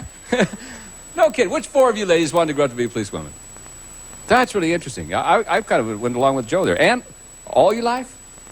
I grew up in Norman, Oklahoma, and from when I was about 6 years old, I wanted to be a policeman. Why? A policewoman. Because there was a woman there named Lahoma Nelson who was a police officer for the Norman Police Department, and she was just fantastic with all the kids. And I never did until I came out to California because Oklahoma was such a redneck place when I was growing up. Not too many women were cops back then. All right. Well, we're glad you're here, and I'm glad you're a policewoman. Thank you, man. Okay, thank you, ladies.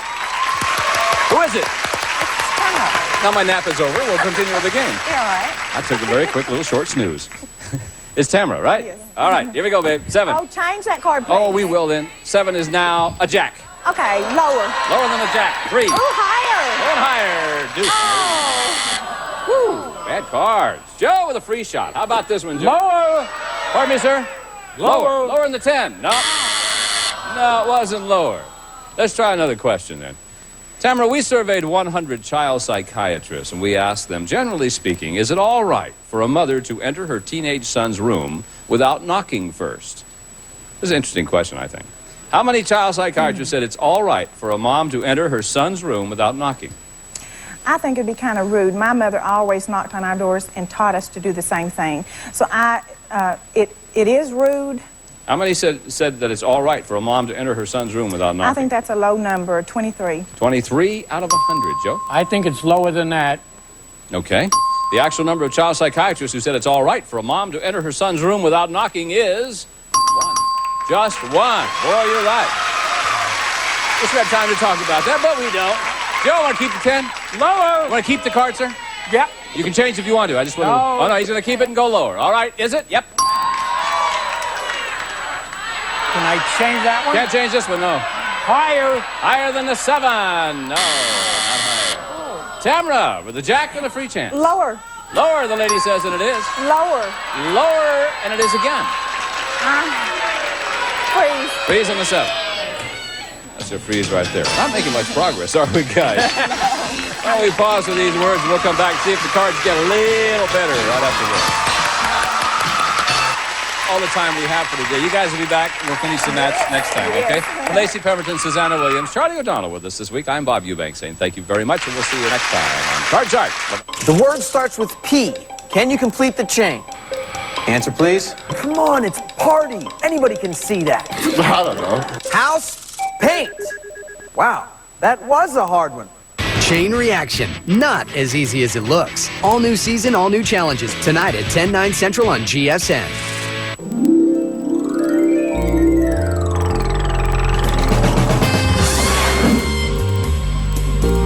GSN. The network for games. Your parents got around, didn't they? They sure did. We didn't have a hospital on the Texas. You didn't have what? Well, we didn't have a hospital on the Texas side. So, So we you kind went- of skipped over the border, had me and my twin brother. And then we came. Two aces in poker, you'll rake in the dough. But around here, back-to-back aces are a big no-no on Cut Shark. And here's the host of Cut Shark, Jim Perry. Thank you, Jay. I thank you very much. Happy St. Patrick's Day. I celebrate St. Patrick's Day for about a week, boy. Nice to have you here with us. Good opening poem from Josephine Solomon of Oakland, California. Watching on KRON TV, Channel 4. Thank you, Josephine. Now let's open the board and get to the cards. And Janice and Melinda, if you will, load in the cards. We'll meet our card sharks. Teresa Cantrell, our champion. Hi, Teresa. Nice to see you again. Thank you. A lovely lady from España, right? Right, perfect. You sounds great, like a Spaniard. Now, you live all over the place. You said you lived in Guam before Yes. you came here and all. What's the favorite place that you've lived in? Sevilla, Spain. Sevilla? Seville? España. Yeah, do they have barbers there, really? And Oh, great, you know, they have good haircuts and everything. Oh, good. The only thing they don't have is men's and women's on the same place, you know. I'm thinking about going back and start something like that over there. I mean, it'd be great, something men different. and women in the same place, In what? the same barber shop or beauty shop, como you, I don't know how you see. call have it. Have it for both, then. Yeah, in Spain, men go to the barber shop and women go to beauty parlors.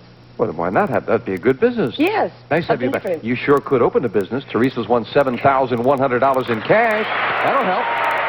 And our challenger is Dwight McKemmy. Hello, Dwight. Nice How to are see you, again. Jim? Good to see you. We just met you on the one show, so won't you again tell us about yourself? Well, as I said before, I live up in the Sierra Nevada mountains in the central part of California. I think my one of my chief claims to, or things to remember, is that I made a mistake one time and went to a baseball game. The old Pacific Coast League days. I picked a girl up there, and that was about 52 years ago, and we've been married 46, almost 46 now. Well, that doesn't sound like a big mistake. Well, you never know, you know. If I hadn't gone to the ball game, you never know what you might find. That's true. That's right. Nice to have you back, Dwight. Thank you. You both cut the cards at the beginning of the match. Yes, we Then did. we'll pick up where we left off. We play the best 2 games out of 3. As we left off, Teresa the champion won game number 1. We're playing game 2. Teresa's uncovered a jack. Dwight has uncovered a 6. And we pick up with question 2 to you, Dwight. Dwight, we asked 100 mothers, have you ever looked at your child while he was sleeping and thought, he looks like such an angel when he's asleep? How can he be such a devil during the day? How many mothers have gazed at their sleeping angel and wondered how he could be such a devil during the day? I think that is a universal thought that goes through mothers' minds. I know, I'm quite sure it did with my wife, with ours. In fact, I've even heard her comment on it. I would say about 55. 55 of the 100 mothers have said that? No, I mean, Teresa? no. I disagree with him. Really? I had 3 on my own. I mean, they mess me around all day long. They're bad, you know, during the day. Well, they're angels, you know, but still. Anyway, every night, that is every night when they go to bed, I look at them and say, oh my, why don't you behave like that when you are during the day, you know? So I know it's going to be higher than that. I mean, higher. Higher than that. Percentage. More mothers say that. Higher. The actual number of mothers who've gazed at their child and wondered how he could be such a devil during the day is 84. You're right, Teresa. It is much higher.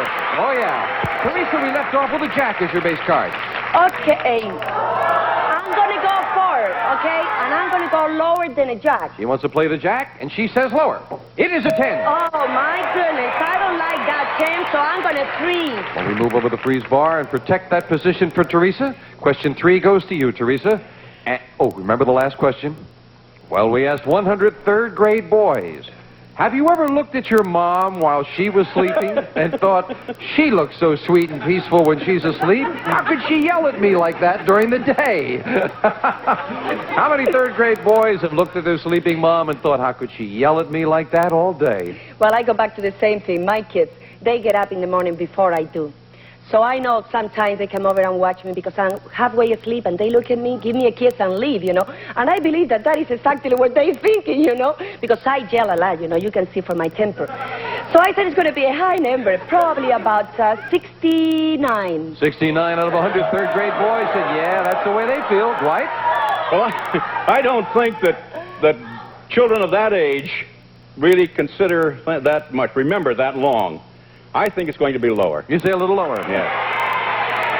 The question definitely puts the shoe on the other foot, though. Right. The actual number of third-grade boys who've looked at their sleeping mom and thought, how could she yell at me like that during the day, is 62. Dwight is right. It is just a little lower. Dwight, you have a 6. Please change it. Winning the question, you have the right to change the base card. A queen is a good change. Lower. Lower than a queen. Yes, a 10. Freeze. Now, as we move over the freeze bar, both players have a 10. They both need 3 cards. Someone's going to have a long way to go because this is sudden death. Dwight, we asked 100 bachelors, have you ever had a romantic interlude in a compact car? How many bachelors have had a romantic interlude in a compact car? Well, I'm going to tell you frankly, this is going to have to be just a guess out of thin air as far as I'm personally concerned. I've had no experience in that respect. When I was a bachelor, they didn't have compact cars.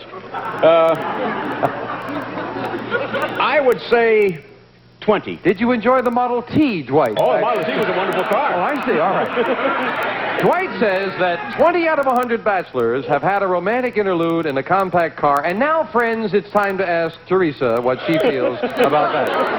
Well, in Spain, we don't have big-size car like you do in here. I mean, all we have for a long time is Dolores Fiat, which is like the Fiat. 600, very, very tiny car, Teeny like the tiny. Honda, very tiny. Little tiny. And I have my own experience on one of those cars. So Somehow I knew that, friend. I know it's going to be higher than that. You say higher. Sure. Do you recommend compact cars, Teresa? No, they are too uncomfortable. Oh. The actual number of bachelors who've had a romantic interlude in a compact car is 43. Teresa's right. It is higher. Teresa, sudden death. You have a 10 needing 3 cards. Dwight with a 10 needs 3. You've got control. Play it or pass Well, it. like I keep saying, you know, I'm a lady, so I pass it to him. All right, Dwight, you must turn them all over. If not, Teresa goes for the big money. With a 10, what do you say? Lower, he says. No, it's not. Teresa wins it again. Well, he is a tough champion, Dwight. Thank you for joining us. Thank you. Enjoy your retirement. I will do Wes McKinney. Teresa Cantrell, come on down here. Teresa adds another $200, and she goes for a lot more with the money cards right after this. Wish good luck to a fine champion. Teresa, did you cut those money cards? I sure did. Let's get up there and clean up. Come on, you deserve it. Teresa, get up there for the big money. Here we go, Janice and Melinda. If you will, start dealing them out as we give Teresa $200 of new money and 3 cards on the bottom line to bet as you will. Almost dropped one, didn't you, Jan? Up to the second level, we had another $200, 3 more cards. Minimum bet's $50 till you get to the top card, the big bet, where you must risk at least half the money. Teresa, you're a delight. You deserve a big one. The fingers are crossed. Here's $200. And you can change the base card if you need to. Thank you, Melinda. We'll start Teresa with 200 and a 5. 5. I changed that card, please. You must change it. You must play this one. You can only change it once. A king is a good change. Okay, that is a lot better, okay? So I'm going to go all of it lower. $200. That this card is lower than a king. It is with a 2. Good. All of it higher. 400. Higher than a 2. Yes, it is. Lower. With 1,600 lower. Oh, yeah. And you have cleaned up the board on the bottom level, and we're going to move up a not-so-good card to give you another 200. Change that card, please. Made a great change before. Can she do it again? An 8! All of it. Higher. No. Excuse me, I'm mixed up now. I'm nervous. Lower. Lower. Oh, because you can't go any higher. Oh, lower. $3,600. If this is lower, it is. Still a good card. Okay, I'm going to go half of it. 1,800. Lower than a queen. $1,800. Lower than a queen. Yes, she's right again. 5,400. Teresa, you are right up the middle. Be careful. Okay, $50. I'm greedy. Lower than an 8. We've only seen the one low card. She's not Yes, getting carried away. That minimum bet on the middle card lower. And she's right with a 2. The second deuce comes up. $5,450. Teresa, what are you going to do? I have to go. All of it. Higher. Come on. This would be $10,900 if this is higher. Yes! $10,900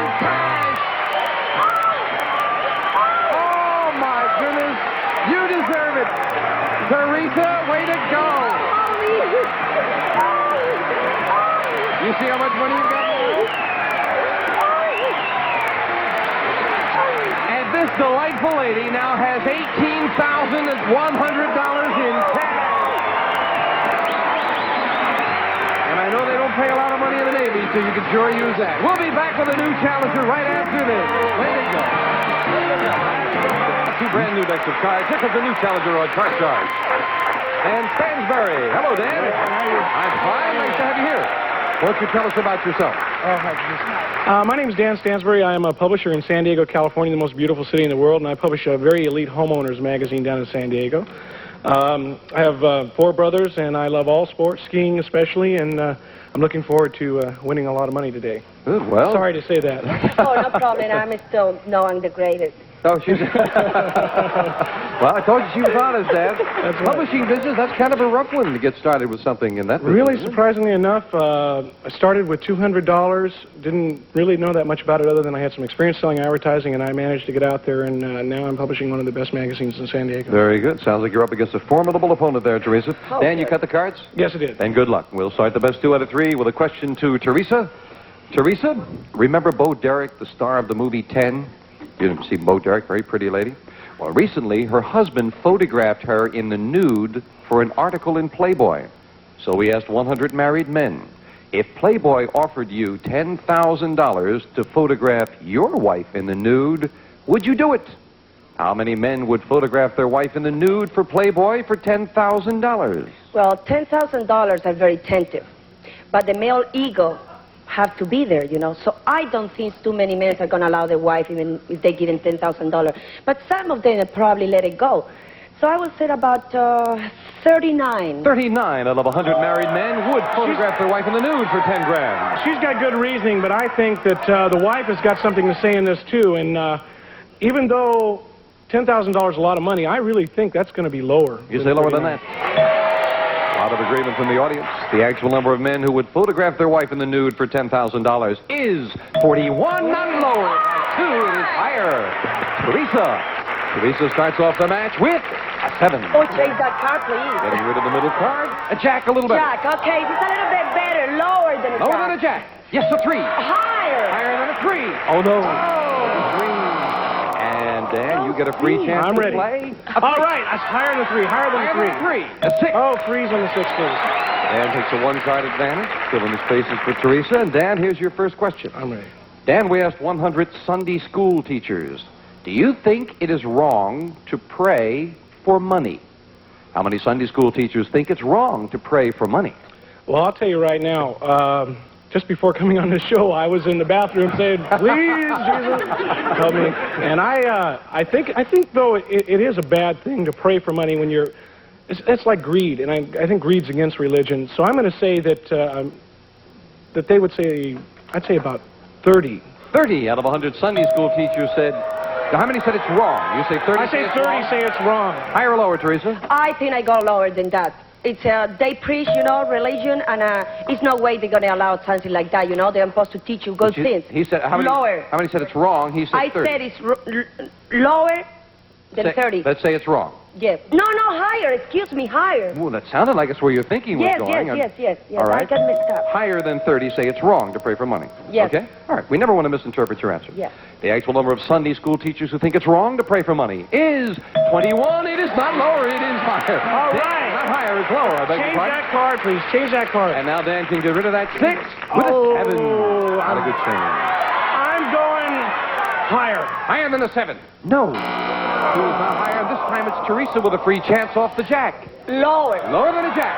No, the king is not lower. Neither player advances. Having some problems getting on track with this one. Teresa, question 3 to you. And we've got a little visual question here for you, Teresa. Let me show you this and show our audience. Now, take a look at this picture. We showed this picture to 100 adults. And we asked them, who is this? How many adults knew that this is a picture of Porky Pig? Well, if they have kids, they should know, you know. I learn all the characters' names for my kids. So, do they say if they have kids? No, just 100 adults at random.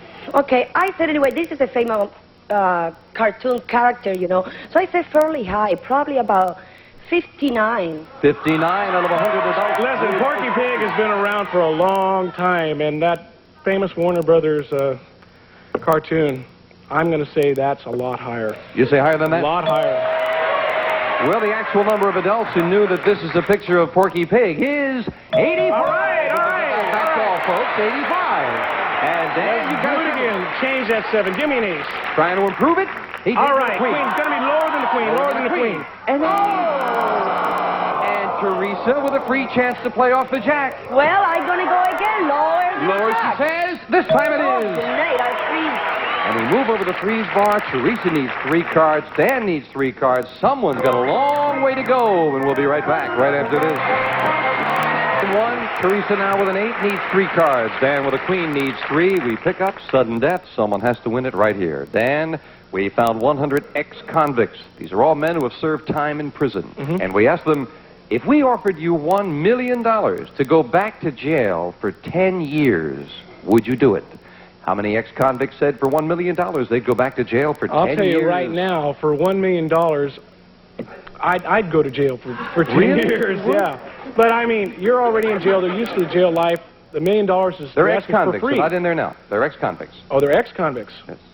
I'd say that's going to be a pretty good number, but I'm going to say about 53. 53 out of 100 ex-convicts would go back to jail for 10 years for $1 million, Teresa. Well, after you watch all those movies, you know, they are sick and tired of being there. I don't think they want to come back. Doesn't matter how much money you offer them, you know. So I'm going to go lower than that. You say lower? Sure. The actual number of ex-convicts who, if offered $1 million, would go back to jail for 10 years is 31. Teresa's right. It is lower, and Teresa gets that all-important control in sudden death. Both players need 3 cards, and Teresa's already passing it. Dan, you need them all. I'm ready to win. Belongs to Teresa with a queen. We're going lower than that queen. He says lower. It is the 9. And lower than the 9. Lower than the 9. No, it's not. Teresa wins game 1, getting control in sudden death. Like on that one, whoever got control in sudden death was really sitting in the catbird seat, and now Janice will deal out same 2 decks of cards. With the next cards, we'll quickly get into game 2. And a question to you, Teresa. Teresa, we found 100 Russian immigrants, all people who have recently left the Soviet Union to move to the United States. And we asked them, in the Soviet Union, did you ever have to wait in line for more than 2 hours to buy food? How many Russian immigrants had to wait in line more than 2 hours to buy food? I heard a lot about Russian, okay? And I know they have lines on the stores to go in there for people that have been there. So I said it's going to be just about halfway, you know? I mean about 52. 52 out of 100 said they had to wait in line more than 2 hours for food, eh? I've got to go above that. It's simply because I know they have to wait in lines over there for a lot of things. I'm going to say it's going to be higher than that. You say higher than that? Yeah. I suspect if they have a Russian version of Card Sharks, they'll ask how many people in the U.S. had to wait in line more than 2 hours for gas. Yeah. Teresa says 52. Dan says higher, and the actual number of Russian immigrants who had to wait in line 2 hours to buy food is 80. All right. Higher. And Dan gets to start off game number 2 with a 9. Let's change that card, please. Changing the 9. All right, higher than a 3. Higher than a 3. A 6. Oh, freeze on that 6. Freeze. Dan freezes. He has a 1-card advantage in a game he needs, and we'll be right back with these nice people right after this. The time we have for now, we'll invite Dan and Teresa back on our next show to finish the match. Teresa, it's been a very good day for you. $18,200 you've won so far, and still going strong. Dan's going to try to stop her. Hope you come back and join us for that. Nice people joined us here in the studio from my old hometown in New York City, and also from as far away as West Sussex, England. Thank you all for being here. Thank you, as always, for joining us at home, and I do hope you'll see us as we'll look for you next time on Card Sharks. Get in touch with Game Show Network. Log on to our website and play our games, or email us your questions and comments. It's www.sony.com/GameShowNet.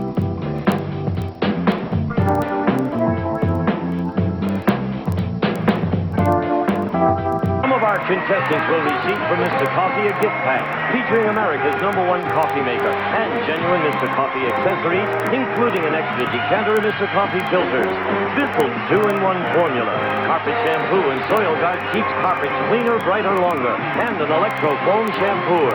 save time and work with Bissell, a set of glasses, and at Wendy's old-fashioned hamburgers, there's more meat in our chili than most homemade recipes.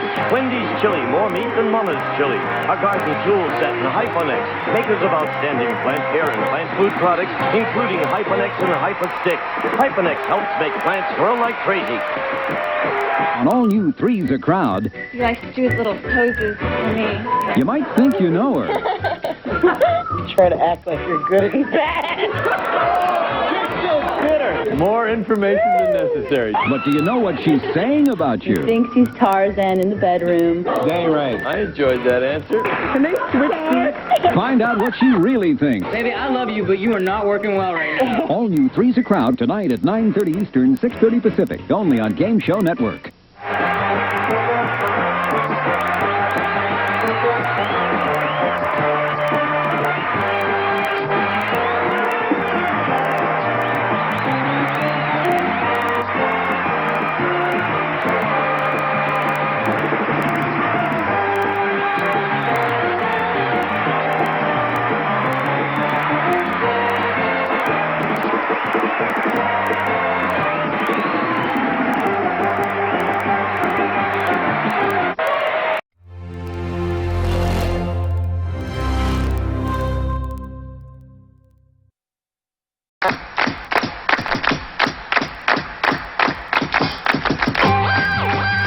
Aces and deuces are the cards we seek, but sevens and eights leave us up the creek on Card Sharks.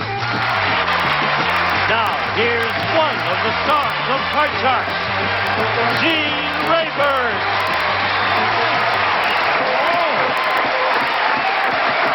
Wonderful. Thank you very much. You're really a bunch of good sports, and I thank you very much.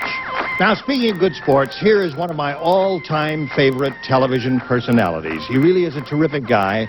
He's extremely versatile. I've worked with him in all kinds of projects, and I've never seen him lay an egg in my entire life. Well, today is not yet over. Don't worry about it. Here's one of the great pioneer broadcasters, Mr. Bill Cullen. Yay!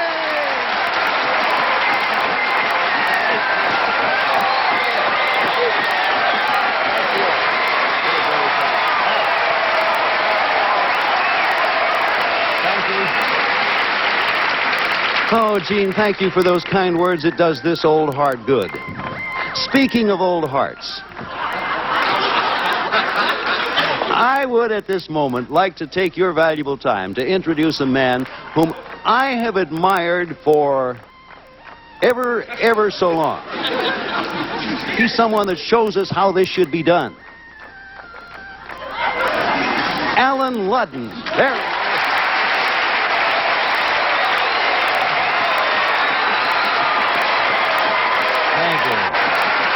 You know, when you've got two pioneer broadcasters like Gene Rayburn and Bill Cullen around, these introductions might take so long we'll never get to Jim Perry. However, I'm going to be brief. We have a young man, and when I mean young, I mean he is so young it's nauseating. He does a wonderful show, though, called Tic-Tac-Toe. He gives away a lot of money. He's just here to make us all feel old. Wink Martindale.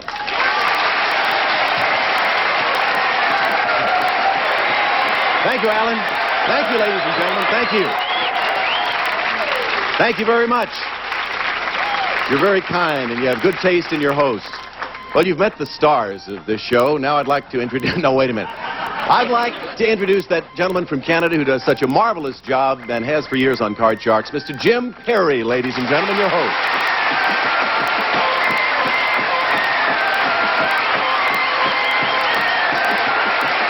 Thank you very much. Thank you.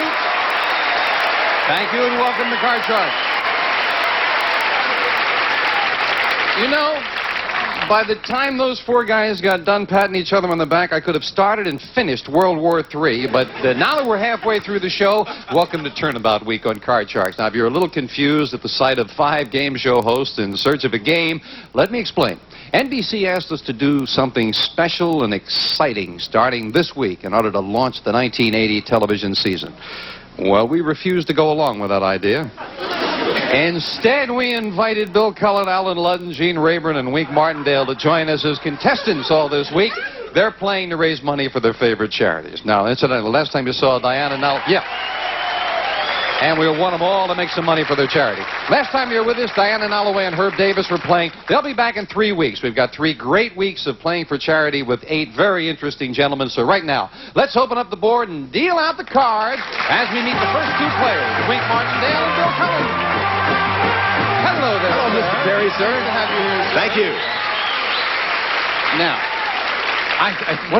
talk about a turnabout. I say this so often, I can't wait to say to you, tell us about yourself, sir. Yeah, right. Well, I'm the youngest of all the game show hosts in the room. But that's already been pointed out. My name is Wink Martindale. You just lost. No, you know, I do tic-tac-toe and... Where are you from originally? Jackson, Tennessee.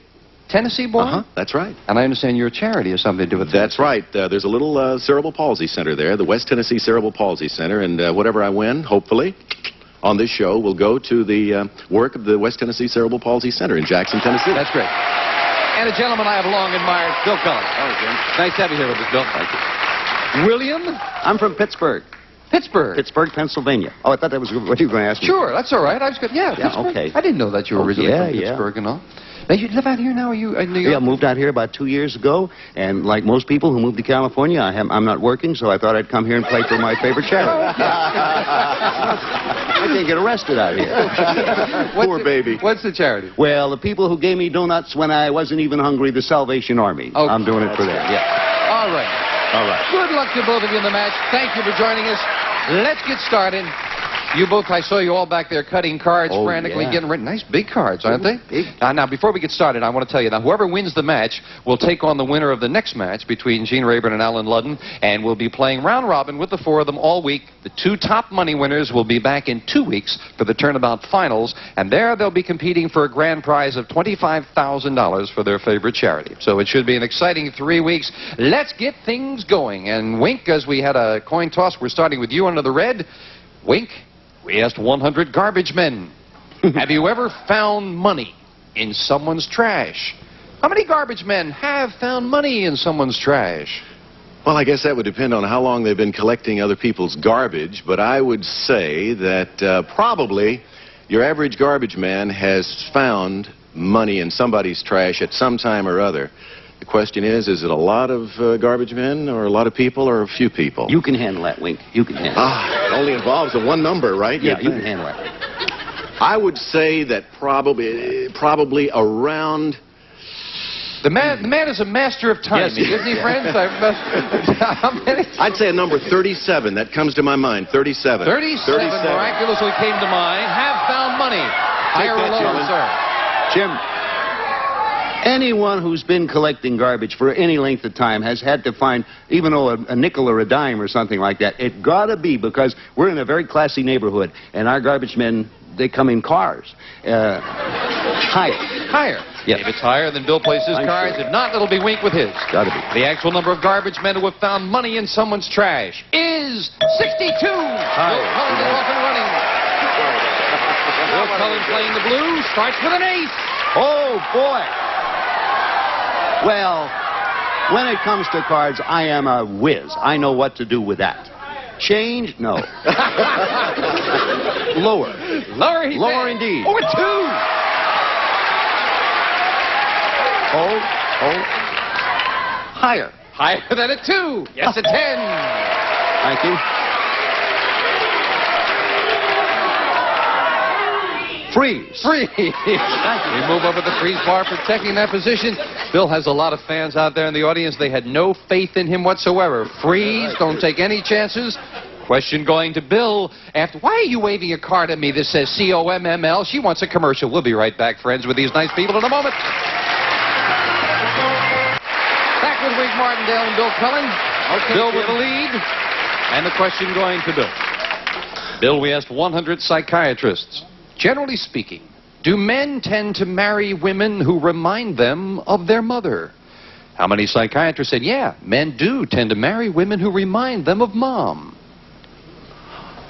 I know a fellow who married a woman who reminded him of his garbage man. And she was charging money. Ugly girls. That's difficult. I would say, knowing psychiatrists or psychologists? Psychiatrists. Oh, that's a whole different thing. I would say about 41. 41 out of 100 psychiatrists said men do tend to marry women who remind them of mom. Psychiatrists? Psychiatrists. Yeah. Yeah.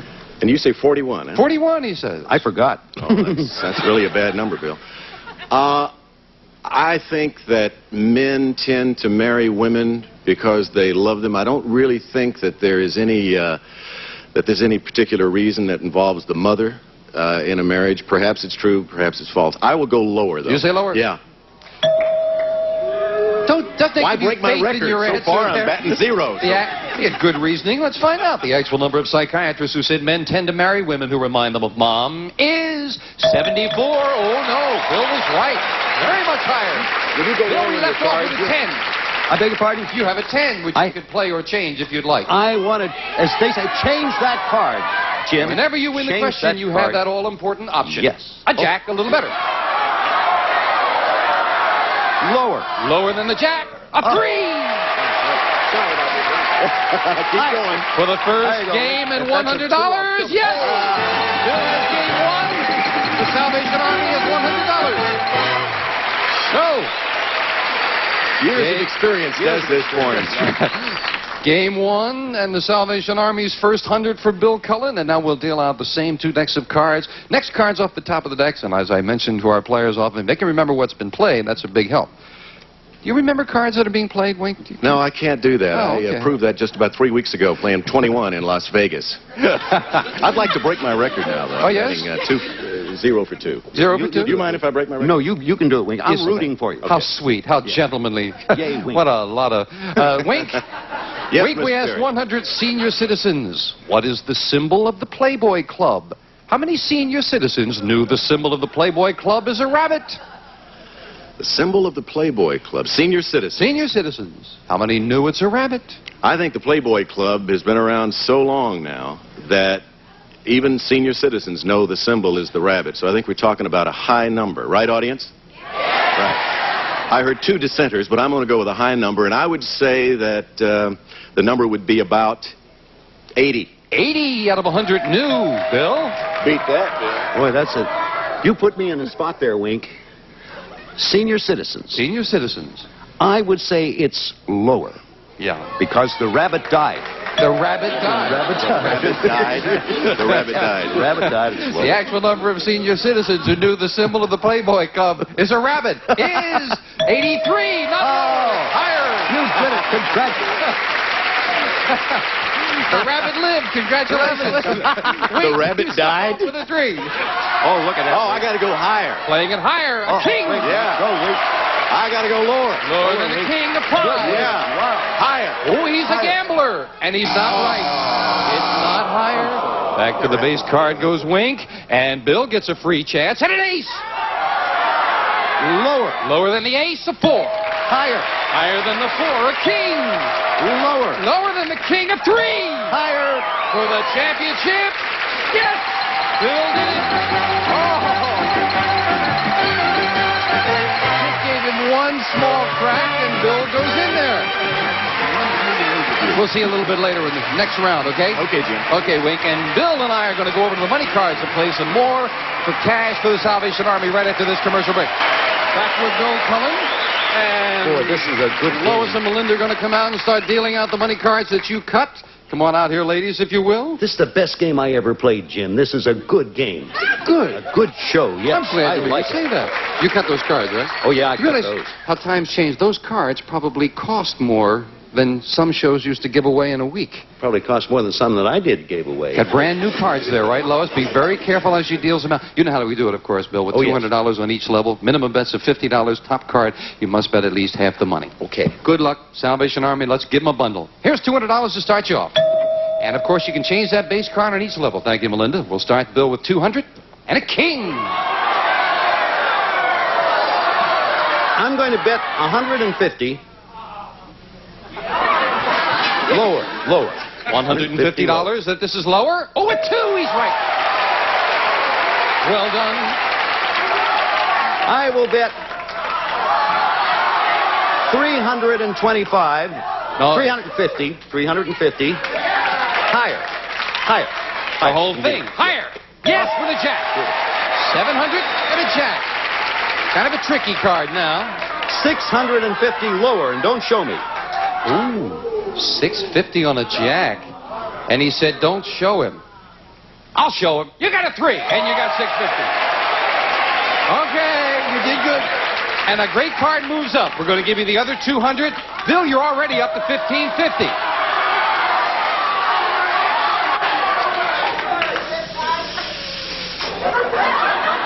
Gets higher. It's Man more talks for a difficult. living, friends. You Very, realize very that. hard now. Okay, a 3. $1,500.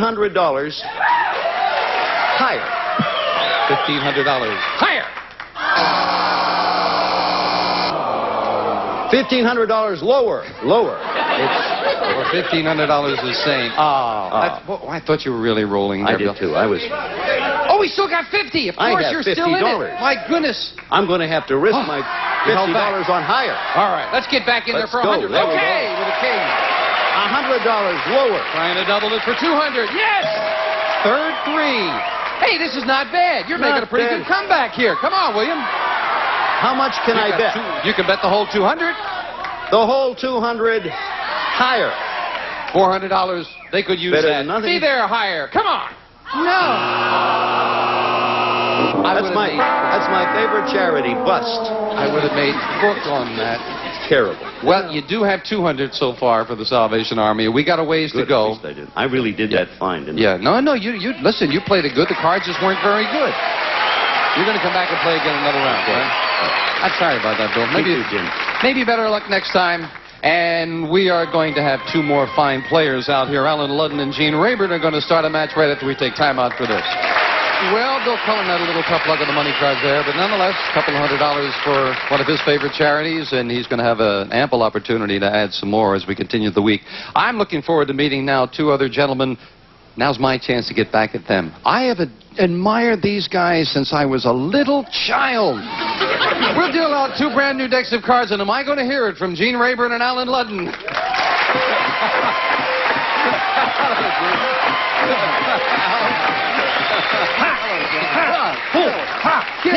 Did you hear Bill Cullen say that this is the most fun game he's ever done? You think he's ever going to get on Match Game again? You think he'll ever play Password I again? don't think so. His career is over in this industry. Wait till he wants to. You blew it, Bill. Yeah. However, he was a man of most discerning taste, I felt. That's right. Who makes Tom Kennedy suits? Doesn't he look good? Really great, doesn't he? Time to get him now, right? All right. Who are you playing for, He doesn't Gene? look like Tom Kennedy. Planned Parenthood. World Population Control. Good. And Alan? I'm playing for the Los Angeles Zoo because we need a new bus at the Los Angeles Zoo. So I'm going to try to get a bus to the Los Angeles Zoo. 2 good charities, 2 good guys. Nice to have you both here. Thank you. Let's get started. And again, we play the best 2 out of 3, continuing the round robin with a question to Gene. And remember Lady Godiva? When she rode naked through the town, she asked the people to stay inside and not peek out their windows. So we asked 100 men, if you had been there that day, would you have peeked? How many men admitted they would have peeked? Is that a silly question? I mean, you can't say 100, can you? Can I say 99 and a half? No. I would say 90 would have said they would peek. Ah, yes. Yes. Would you have peeked, sir? You bet your blank. He says 90, Alan. Higher or lower? What do you think? I left it wide open for you. Yeah. I'll say higher. You say higher, think even more. Yeah. I can't imagine the man admitting that he wouldn't. Oh, I see. So another peeker, I assume, says higher. The actual number of men who admitted they would have peeked is 88, not higher, just a little lower. Almost all of them, but 88's a little lower. Gene's happy about that. A jack. You going to play that? Or you gonna... Yeah, I'll play that card. Okay. What would you like to do with it? We'll take a little step. A little step down? Step down. He got the big one. I'm living right there. Yes. All right, I'll go higher naturally. Higher than a 2. A king. You know, if I didn't know it, I'd say there.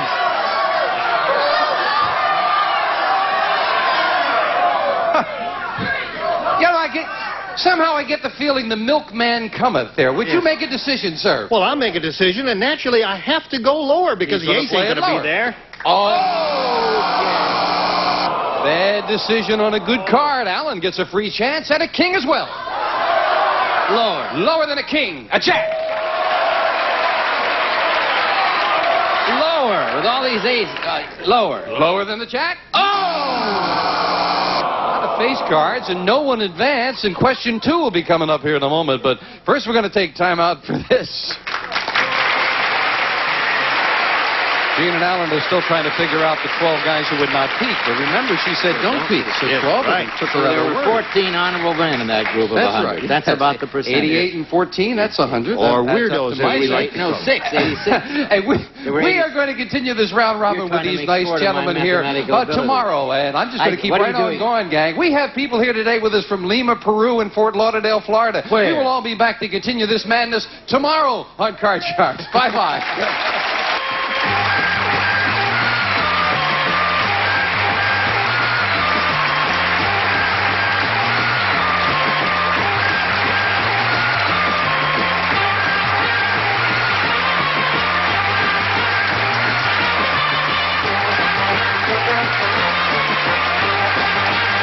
This is Gene Woods speaking for Card Sharks, a Mark Goodson, Bill Todman production.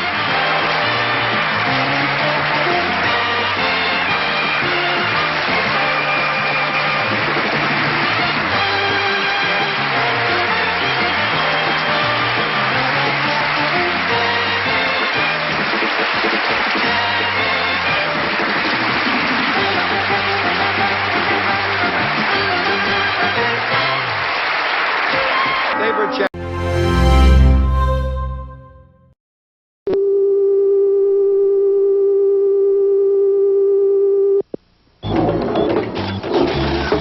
Inviting you to join us for the best of Card Sharks. You told us with your mail that you enjoyed this very special tournament and you'd like to see it again. So right now, it's our pleasure to bring it to you.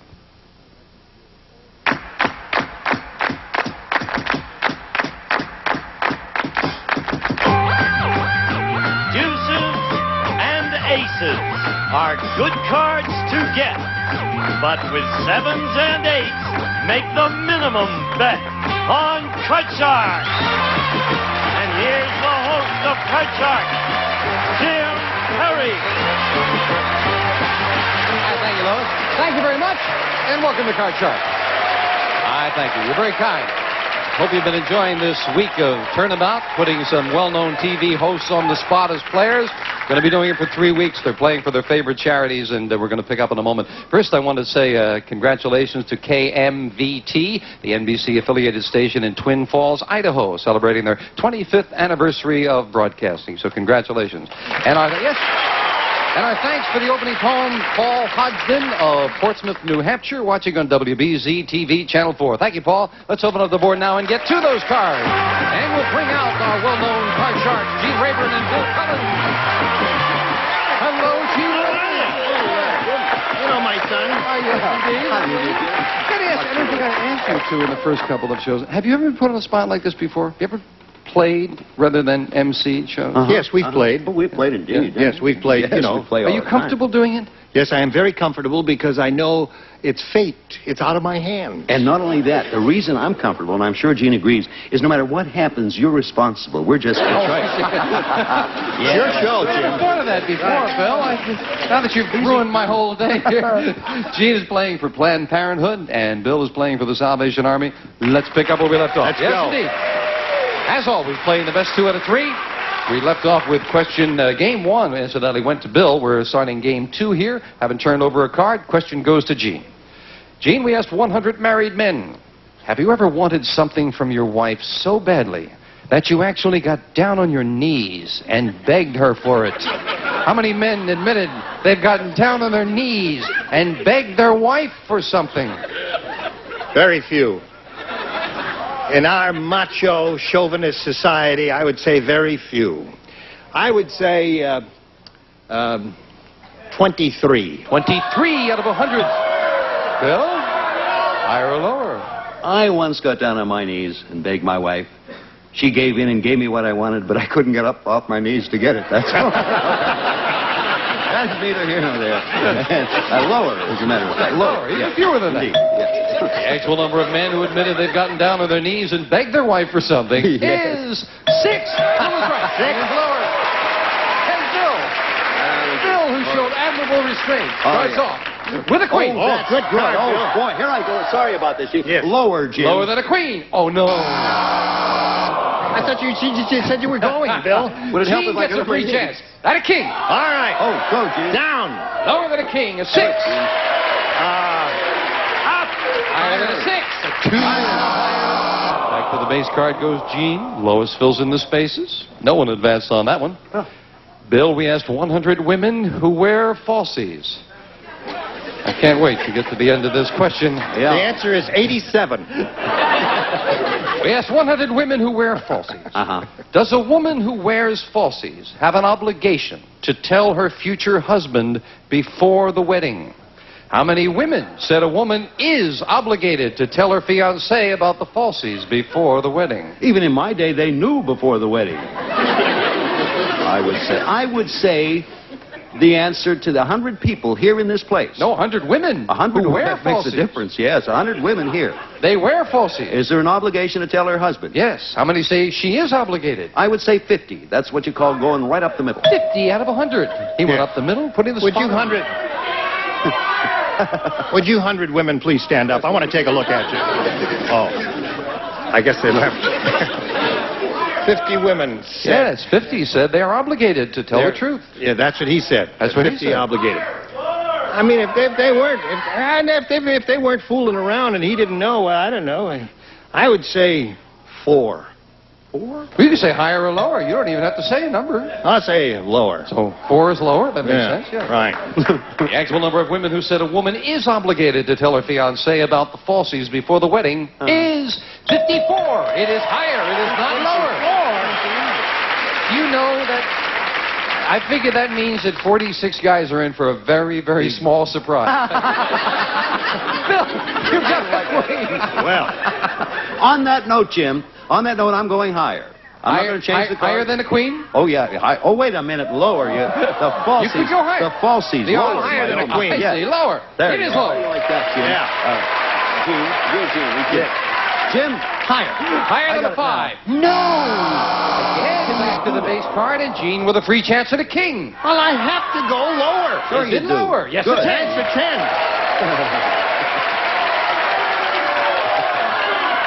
Lower. Okay, lower. 3. Higher. Higher. 3. A 10. I'm not going to freeze. If I'm going to lose, I'm going to lose my own way, and we're going to go lower. Oh, he's going to try to go all the way to tie up the match. Yeah, He did it. He took a chance on a near middle card, and he was it. We have a tie.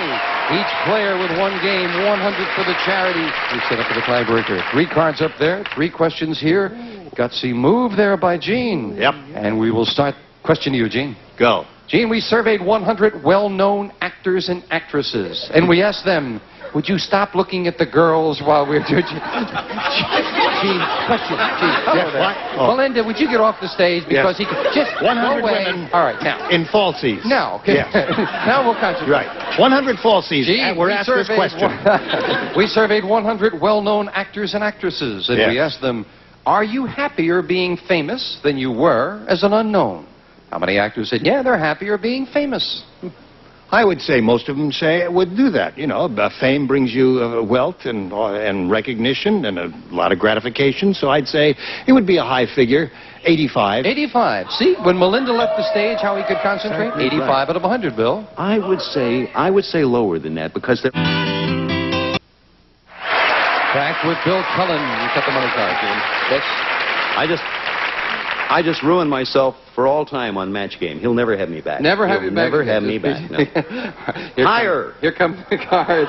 We're going to give you $200. 3 cards to bet as you will. Yeah. Up to the second level, we add another 200. 3 more cards. Minimum bet's $50 till you get to the top card. The big bet, where you must risk at least half the money. Now, you had a little trouble the last time. Little trouble. Let's do it this time for the Salvation Army. I blew the bundle last time. Well, let's make a bundle right now. Here's 200.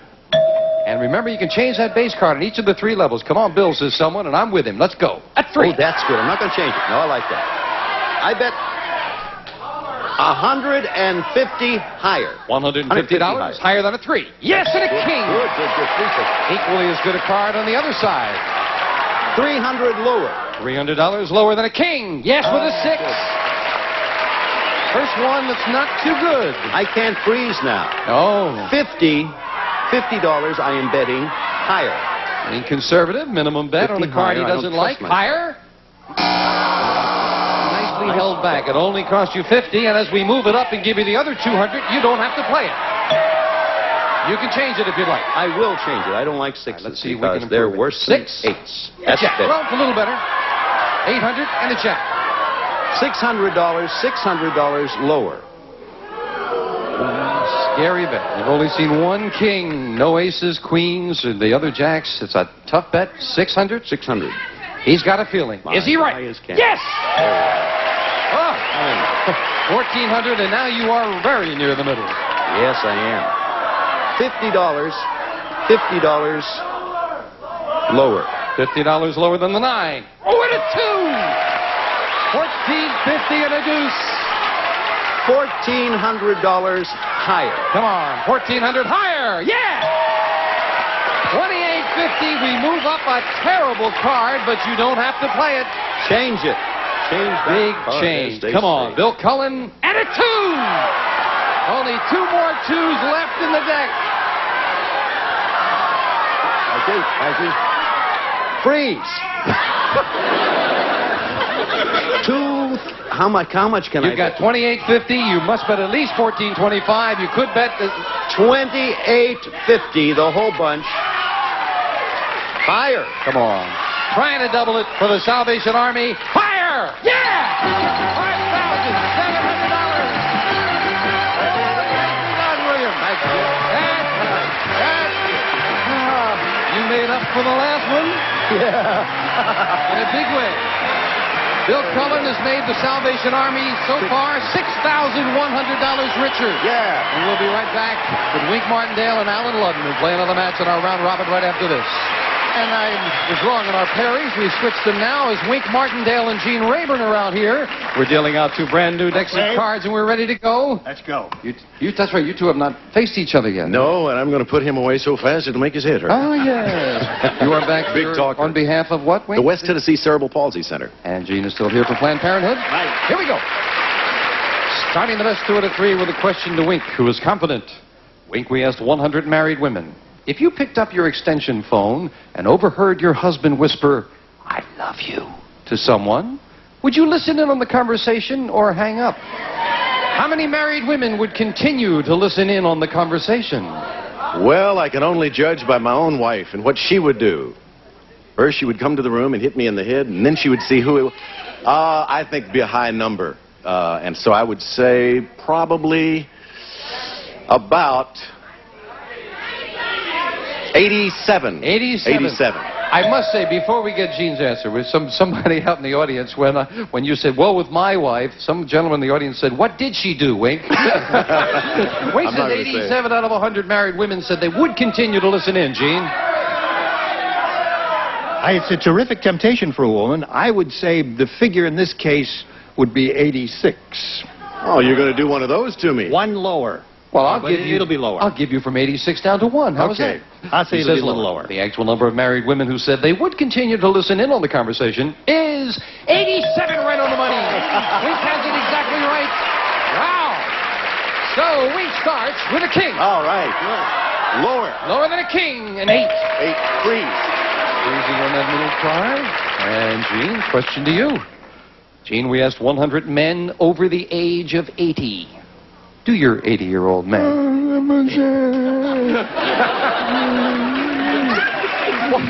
Only missed his age by 3. 100 men over the age of 80. When you were a young man, was it a thrill just to be able to see a woman's ankle? How many 80-year-old men said, it was a thrill just to see some ankle? You show me an ankle. How many men said it was a thrill just to see an ankle over 80? I would say that would be a high figure. It would be 90. 90 out of 100. So, yeah, back in their day, that was a thrill. I got to say it would be because of the fact that I think if that man over 80 was sitting with his wife, I don't think he would want to admit it. And Who I think said he there was would... sitting? Well, he might have been. You want to fight? Yeah. No, I think it would be a lower number. You say low? Yeah. The actual number of 80-year-old men who said it was a thrill just to see some ankle is 70. It is All low. right. Pretty high number. At least I've answered the question. Gene has it. Wink, you got an 8. Okay, can I change that You card? can indeed. Yeah, I'd like to change that card. And that's the middle card you don't want. And All right. And with a 10, we go lower. lower than a 10. A 4. And with a 4, we go higher. Whiskey it higher. A 6. A 6, I'm going to freeze. And Wink is getting a handle on this game. He's not taking any chances. Wink, we asked 100 married women. Do you ever feel that your husband treats you more like a mother than a wife? How many married women said, yeah, their husband does treat them more like a mother Than a wife. Boy, that's a tough one, because that could go either way. I think for no particular reason, I just, again, judging on past experience in my own life, I would say that would be a number of about 52. 52. 52. 52 out of 100. What do you think, Gene?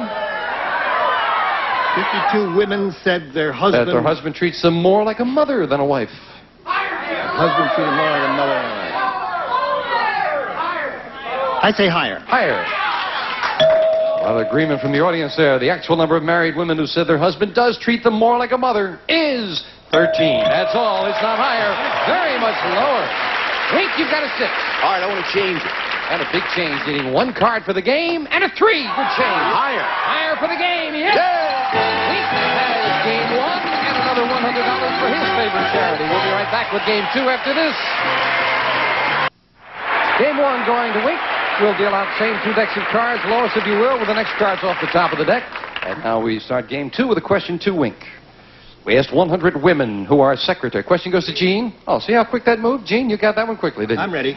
Gene, we asked 100 women. Okay, back to Wink? No. Gene, we asked 100 women who are secretaries, Gene. Have you ever had a romantic dream about your boss? How many secretaries said, yeah, they've had a romantic dream about their boss? Well, I think that would be a rather high figure. We all tend to daydream and fantasize.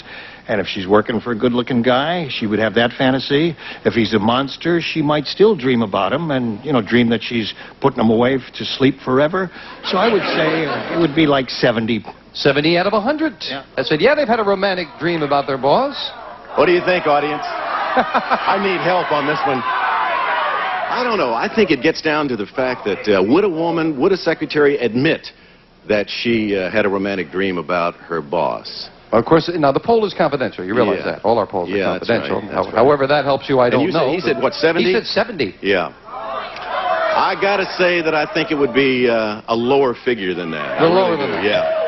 I don't think it would be that high. I don't know. I know that 2 of our secretaries did confide to me that they did have a dream, a romantic dream about our producer, Jonathan Goodson. Unfortunately, they laughed. 70 for Gene, lower for Wink. The actual number of secretaries who've had a romantic dream about their boss is 20. Very much lower. Wow. Wink, you got it.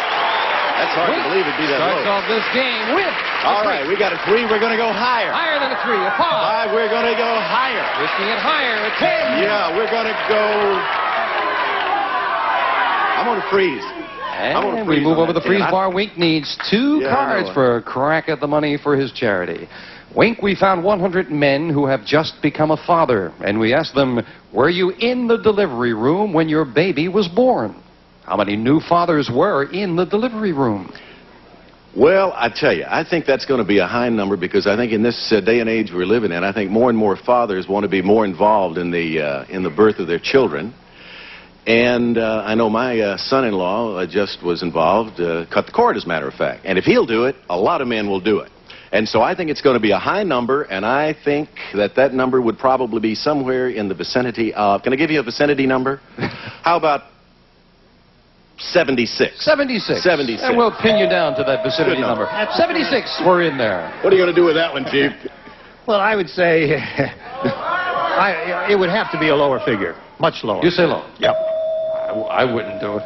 76 and lower. The actual number of new fathers who were in the delivery room when their baby was born is 64. It is lower.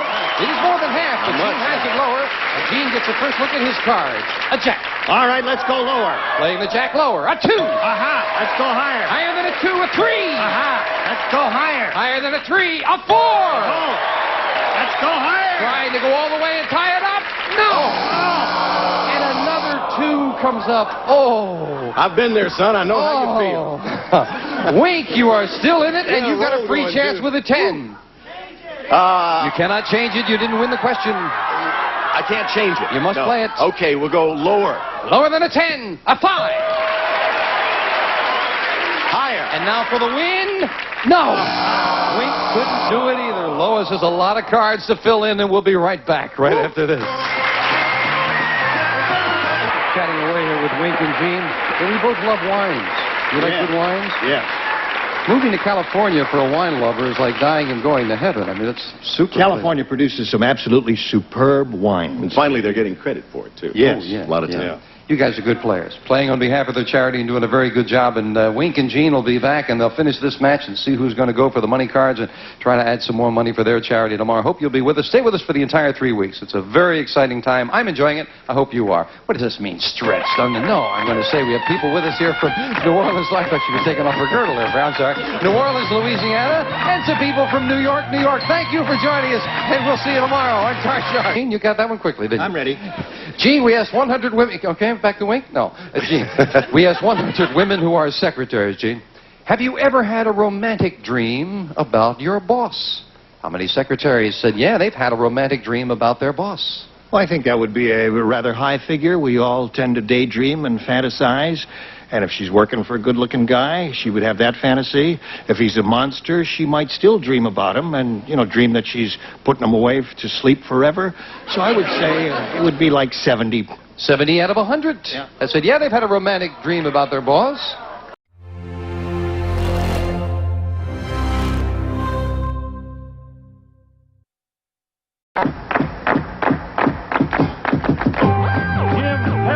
Good looking, and the models are cute. But keep your eyes on the cards to win all that loot on Cut Shark. And here's the host of Cut Shark, Jim Perry. Thank you very much. I thank you, and welcome to Card Shark. Nice to have you here with us. And thank you for joining us at home. We're in the middle of our second week of Turnabout with some very well-known MCs playing for their favorite charities. It's been fun, and we're going to continue in a moment. Right now, I want to thank for the opening poem Peggy Bond of Freeport, Ohio, watching on WTOV Channel 3. Thank you, Peggy. Now let's open up the board, get to the cards, and we'll welcome once again Jack Clark and Jim Lang. Hello there, Jack. Jimmy, how are Good you? to see you, James. Vision in gray there. Jim Perry's handsome. The girls are cute. Well? In this game, I have a little slack, but old Jim Lang's going to come back. He has thrown the gauntlet down. The gauntlet is thrown. Yeah. Whatever that is. Hey, I was talking last week with Wink Martindale. We have our acting debuts coming up here in another couple of weeks on NBC. Yeah. We did a scene in a movie. The Great American Traffic Jam, That's right? Oh, they're talking Emmy. Emmy? Yeah, for us. Oh, right. Good. What do you play? What do you guys... What? Would you believe we play golf? Yeah. Golfers. Very badly. Who are you Gotta be a playing comedy, for? right? Talking about playing. The National Association for the Prevention of Child Abuse. We'll just ignore him with that comedy thing. Jim, you're playing for who? The National Association of the Visually Handicapped. All right. Nice to have you both back. Playing for good charities. All right. We'll pick up where we left off. Golf game, too. Playing the best 2 games out of 3, and of course it's a round robin as our players keep coming back. We're in the middle of game 2 as Jim Lang won game 1, and Jack Clark now trying to make a comeback has moved over. I think he won the game, Jim. I hate to tell you that. Check that. Jack won the game. Yeah. Would you change that little light over there, put it on the other side? 50-50 chance. See that? Now it's over there where you need it. I'll take it. And Jack is leading in this one. He's moved over with an 8 as his base card. He needs 1 card for the match and a chance at the money, and Jim hasn't turned a card over yet. So, Jim, the question goes to you. Okay. Jim, we asked 100 bachelors. Have you ever cried yourself to sleep over a woman? How many bachelors have cried themselves to sleep over a woman? Well, I know there have been some. None. It's when they realize how ugly their date was, is what happened. 20. 20 out of 100 have cried themselves to sleep over a woman. Bachelors. Higher or lower, Jack? I know. For openers, I don't conceive of crying yourself to sleep anyhow, you know. Why not stay awake and enjoy it if that's how you feel? But bachelors, again, they may not be telling the truth, but I will go lower. You say lower? Yeah. And if it's lower, you'll play your cards. If not, Jim plays his. The actual number of bachelors who have cried themselves to sleep over a woman is 40. Not lower, it's higher. And Jim Lang gets it. 40. All right. Jim, let's see what you had. Good. There he goes. Here comes the comeback now. I can change that, but I'm not going to. I'll say lower. Lower than a king. Yes, a 5. Good. That's not a great card, but I'll say higher. I'm going to run him. Higher. He's Come on. with a jack. All right. Oh, I've got to catch him now. Lower. Lower than the jack. No, the king is not lower. Back to the base card goes Jim. More importantly, Jack, you've got an 8 and a free chance to call off for the chance of the big money. I can't change that, guy. You must play it. You did not win the question. So it's hunch time, really, isn't it? It's hunch time. It is higher. Is it higher? Yes, it is. 9. Jack Clark wins it. And Jack continues his winning ways. He's going again for the big money. And Jim, we'll see you a little later in the tournament. You'll be back. I'm back. Sure. Good luck. Thank you, Jim. Thank you. Jack, come on down here with me. And we're going to get to business immediately here. We don't want you're on a roll, so let's stay high.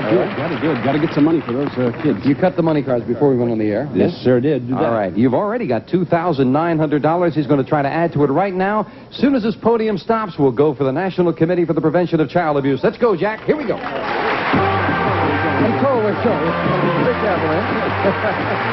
I'm blowing up.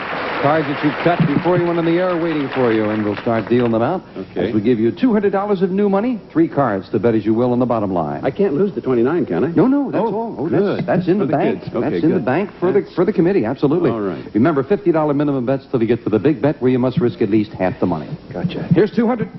And good luck, Jack. We'll start you off. And remember, you can change the base card if you need to. Thanks, Melinda. Everything 200 and a 9. I changed that, yeah. Change that, yeah. Can't say as I blame you. Not a very good card. Can he improve it? Yes, he can with a queen. Half of it, $100 lower. $100 that this is lower than a queen. And it is with a 7. Can't change, can I? Gotta play that. $50. I'll go with the odds, higher. $50 minimum bet, higher. He's right. Right up the middle with an 8. That's heartbreak right there. That's a bad one. Without any psoriasis even, yeah. $50 is all. And this, again, is just hunch higher. $50 higher, and the hunch pays off. With a king, 400. We move up the king and give you the other 200. You have $600. All right. If I got the boss on my side, now we're going to start spending some money. $500 lower. $500 lower than a king. Yes. Another 8. What, $1,100 now? Oh, that bad. Yeah, $50. Go the other way, lower. Lower for $50. Right again. Nicely done, Jack. $11.50 and a 5. Tough card. Blow out my pacemaker here. Yeah, I'm going to bet $300 higher. $300 higher than a 5. He's right again.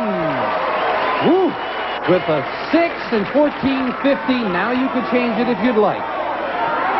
Change it. Change it. Big change. Come on, let's see a great card for the big bet. A 9. Jack, you must bet at least $7.25. You have $14.50. You're looking at a 9. What's your big bet?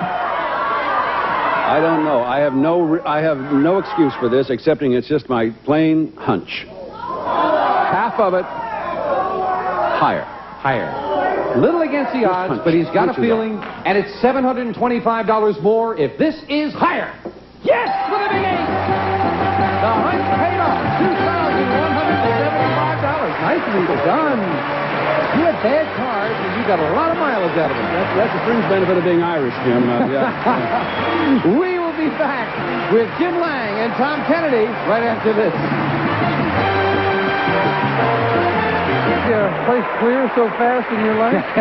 And I'll tell you, it was really tough getting rid of Jim Lang so I could come in here and face Tom Kennedy. This is the battle of the Titans. I apologize. That's right. Yes, Jim had won his first match, and Jack had won his, so they played. So now it is Tom and Alex Trebek, who I apologize. You are not Jim Lang. I know that. That's all right. You don't have to apologize. Okay. I'm glad you didn't refer to us as losers. No, certainly not. We've dealt out 2 brand new decks of cards. Who are you playing for, Tom, again? I am playing for the Cerebral Palsy School of Louisville, Kentucky. All right. Alex?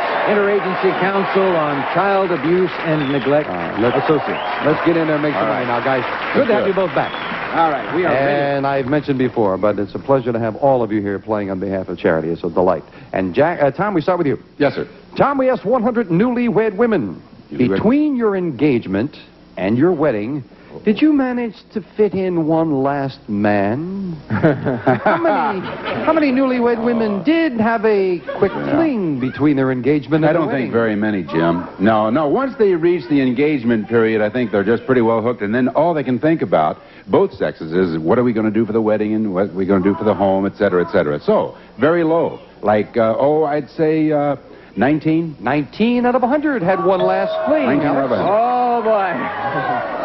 They're yelling lower, and I suspect it's going to be lower. I agree with his thinking, but I think it's a little less than 19. Even lower than that? Yeah, lower. The actual number of newlywed women who had a quick fling between their engagement and their wedding is 14. Alex is right. It is even lower.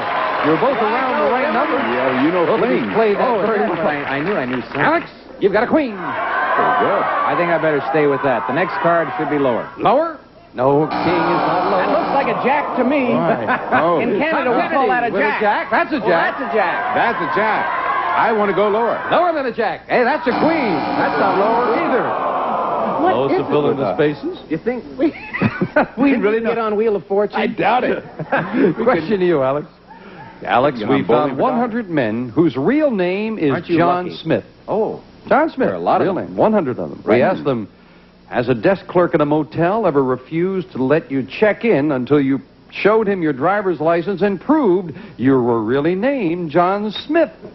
How many men named John Smith said the desk clerk just didn't believe they were named John Smith? well, wait a minute now. You're asking 2 different questions. You said you ended up by saying how many Same said thing. they didn't believe, and the first part you said refused to let him in until That's he right, showed his ID. Because they did not believe. See, I'm sure of it. No wonder it's tough for me. I've got to answer 2 questions to his one. How many? Come Are we having a Talmudic discussion about this? All right. How many desk clerks wanted proof that the guy was John Smith? That's right.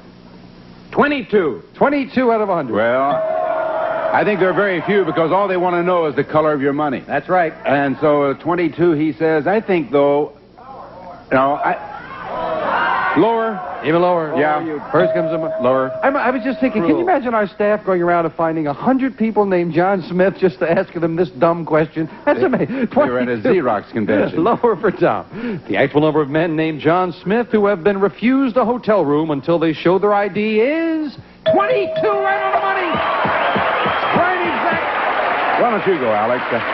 It doesn't mean a thing. I always bomb out on the card. Yeah, but what it does mean, I think you checked in under the name John Smith. You got that so right. Once, but he wasn't supposed to report me. Alex, you got a queen. What? That's lower. Lower than a queen. It is lower. I want to change it now. Next one's got to be lower. My luck must change. Oh, he's going to risk it. It did change for the good. A 3. Higher. Higher than a 3. A 7. I'm going to freeze. All right. Alex needs one card. With only for the one first card game. left? I'm not just your average dummy. Your average chicken. No, you're certainly unusual. Yes, I'm an unusual dummy. Shape up, Tom. Sober up. Tom, our man on the street, went to London where he asked 100 married men, if your wife told you that bow ties turned her on, would you wear one to bed? How many Englishmen said if it turned their wife on, they'd wear a bow tie to bed? I think so. I think they'd wear it almost anywhere. I would say about 80, I would say 89. 89 out of 100. If it turned her on, they'd wear the bow tie. I do believe Mr. Kennedy is not familiar with the English gentleman. Oh, really? It is not proper to wear a bow tie to bed. It doesn't go unless you have spats. Yeah. And it doesn't matter who you have the spats with. Lower, I say. Lower than that. Lower. Where do you put the umbrella? 89 and lower. France. The actual number of Englishmen who would wear a bow tie to bed if it turned their wife on is 31. It's lower. Alex is right again. Alex, you got a 7. Wait a minute. You can change it if you'd like. You have a 7. Well, I'm going to change it. Well, I can't blame you. It's not a very good I card. thought it was sudden That's death. better a queen. For the game is in lower. Yes, for the jack. Alex makes game 1. That looked like another queen, didn't it? We'll be right back right after this. What if those... Lois is dealing out same 2 decks of cards with the next cards off the top of the deck, starting game 2. And as we were coming out of the commercial, Tom said, all right, Trebek. I'm out for blood. Yeah. Alex, we asked 100 people, have you ever heard a speech by a politician and thought, boy, is he lying? How many people have thought a politician was lying? Only one time now. It's a one-time thing. The maximum is 100. They do it often. Let's go for a lot of them. I don't want to name the politician because, well, I won't. I would say 89. 89 out of 100 people have thought... Now, folks in the audience, you may disagree with me. I feel so confident about this that without a doubt it's higher. Higher than that. The actual number of people who've thought, boy, is he lying when they heard a politician's speech is 86. It is not higher. It's a little lower. A very high number, but Alex put you on the spot with that 89. And Alex... Boy, I'm close, ain't I? You're starting with an 8. Get rid of that. Get rid of that middle card. A jack. Okay. I'm going to go, and we'll go lower. Lower than a jack. A 4. Good one. Higher than a 4. A 6. Frizz. Give me the frizz. I'll give you a freeze. Question to you, Tom. Tom, we asked 100 married women. Have you ever been so mad at your husband that you packed your bags and went home to your mother? How many women have packed their bags and gone home to mother? Oh, 56. 56? Over half, yeah. Over half. What do you think? I think lower. No. I think it's a bit higher. Even higher than that? Yeah, I think so. Happens more often? I think it happens more often. The actual number of women who have packed their bags and gone home to mother is 12. That's all. It's not higher. Yeah, they may have left... Where do they go is what I want to know. They said it was going home to Mom. The idea of packing the bags first, that's going to cut it down a little bit. Tom, you've got an 8. Oh, what to do? All right, lower. Lower than the 8. A 4. Higher. Higher than a 4. Oh, no, another 4. Again, bad luck for Tom. Alex, you've got a 6. Higher than a 6? No, it's too high. Oh, so fill in the spaces. It's all right, going to get you the next time. Question 3 to you, Alex. I hope. We asked 100 women who are millionaires. Do you have a telephone in your bathroom? How many women millionaires have a telephone in their bathroom? You found 100 women millionaires. Women millionaires. First of all. Yeah. I want it. I'd love to do the research for this program. Oh, there's got to be a lot of them. If they got $1 million, we don't know if they got $1 million on their own or if it's their husband's money. But if they made it on their own, the telephone is very important. It's got to be 70. Wait a minute. Let me make up my own mind. 76. 76. What do you think, Tom? Well, I'm sure a lot of them do have it in their bathroom, but to go all the way outside to answer the phone is, I don't know if many of them would do that. But I think it's higher than that. Even higher than that. I think it's lower. I think when you said higher, Alex got very confident there. The actual number of women millionaires who have a telephone in their bathroom is 17. It's not higher. Alex had a right. Don't believe that. Millionaire. Alex, you got a 6. I'm going to change it. And again, that all-important change when you win. The question of 5 is better. Higher than a 5 at 8. All I need is one card. He's got... That, and I got... Wait a minute. It's coming to me. Freeze, nothing. Lower. Oh, he's going to go for it. Oh. Is it lower? No, it's not. And where were you when I needed you? Gets a big break with an ace and a free chance. Lower. Lower than the ace. A 10. Lower. Lower than a 10. No, a queen is not lower. Now, Tom Tom needs 4 cards. Alex needs 2. And we'll have sudden death right after this commercial timeout. We are back. Good match with Tom Kennedy and Alex Trebek. Alex is game number 1, and now in game 2, Tom, great base card, an ace. He needs 4 cards. Alex, not so good in the base card, a 5, but he needs only 2. With sudden death, someone has to win this game on this play of the cards. Tom, recently a number of children of famous parents have written books that expose the bad side of their parents. So we asked 100 people, is it wrong for children to make money by telling the world how bad their parents were? How many people said, yes, it's wrong for children to make money that way? Most. How many? I'd say about 76. 76 out of 100. He feels they shouldn't do it. What do you think, Alex? I tend to share Tom's point of view on that, but I have a sneaky suspicion that there are more than 24 people who would think it would be all right, so I'm going to go lower. You say lower, and this will decide control in sudden death. The actual number of people who said it's wrong for children to make money by telling the world how bad their parents were is 45. Alex is right. It is very much lower, as a matter of fact. Alex, I have a lower opinion of humanity. You've got control of the board now, and you have an interesting position. You have a 5. You could change it if you'd like. Try to turn over 2 cards or pass it to him. Of course. That's it. What do you think? I'm Tom, complete. Here you sit, Tom, with a beautiful ace, but you've got a long way to go. Get them all, you win the game and tie it up. One mistake, and Alex wins the match. It's me, right? It's you, and you got to go all the way. Low, go. Lower than an ace. Yes, an 8 right away. Momentum going. All right, so 8, and then you got all these. You've got 2 highs and 2 lows showing, and so let's go higher. Higher than an 8? Yes. Yes, an 8. All right. Lower. Lower than the ace. An 8 again. Here we go again. Only this time Now, we're going to go lower. Is it lower? Yes. No, it's not. Alex wins it in sudden death. Tom could not go all the way. You got a great one, then the worst one. Tom? Good game. All right, Give him, Dad. We'll see you a little later in the week. And Alex Trebek, come on down here with me. Ooh, that ace came up in that 3rd card. Oh, my. Alex, working for the Interagency Council for Child Abuse and Neglect. We'll be right back with him in a moment, right after this.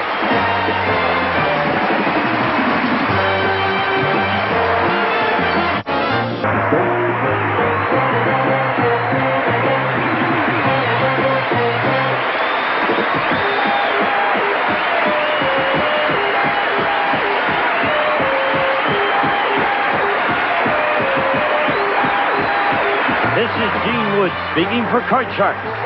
A Mark Goodson, Bill Todman production. Awesome.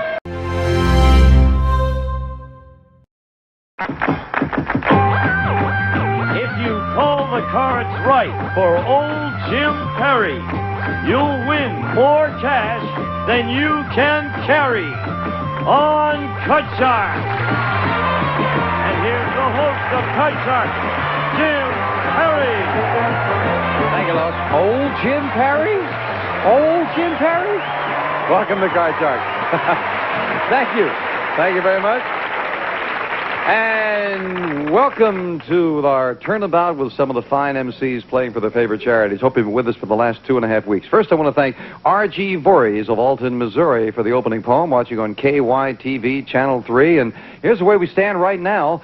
From the original 8 fine television MCs, 4 have been retired from the tournament. We're down to 4, and from this 4, 2 will play off for, in addition to all the money that they're winning now for their charity, an additional $25,000. So the 2 highest are going to come back, and right now, very close. Gene Rayburn with $5,675, Alex Trebek, $10,150, Bill Cullen, $6,800, and Jack Clark, $5,175. We're in the second half of this round robin. It's very close. Let's get back to business. We'll open up the board, get to the cards, and we'll welcome in their match Alex Trebek and Bill Cullen. It's very close here. Very close. Well, let's turn the air conditioner on.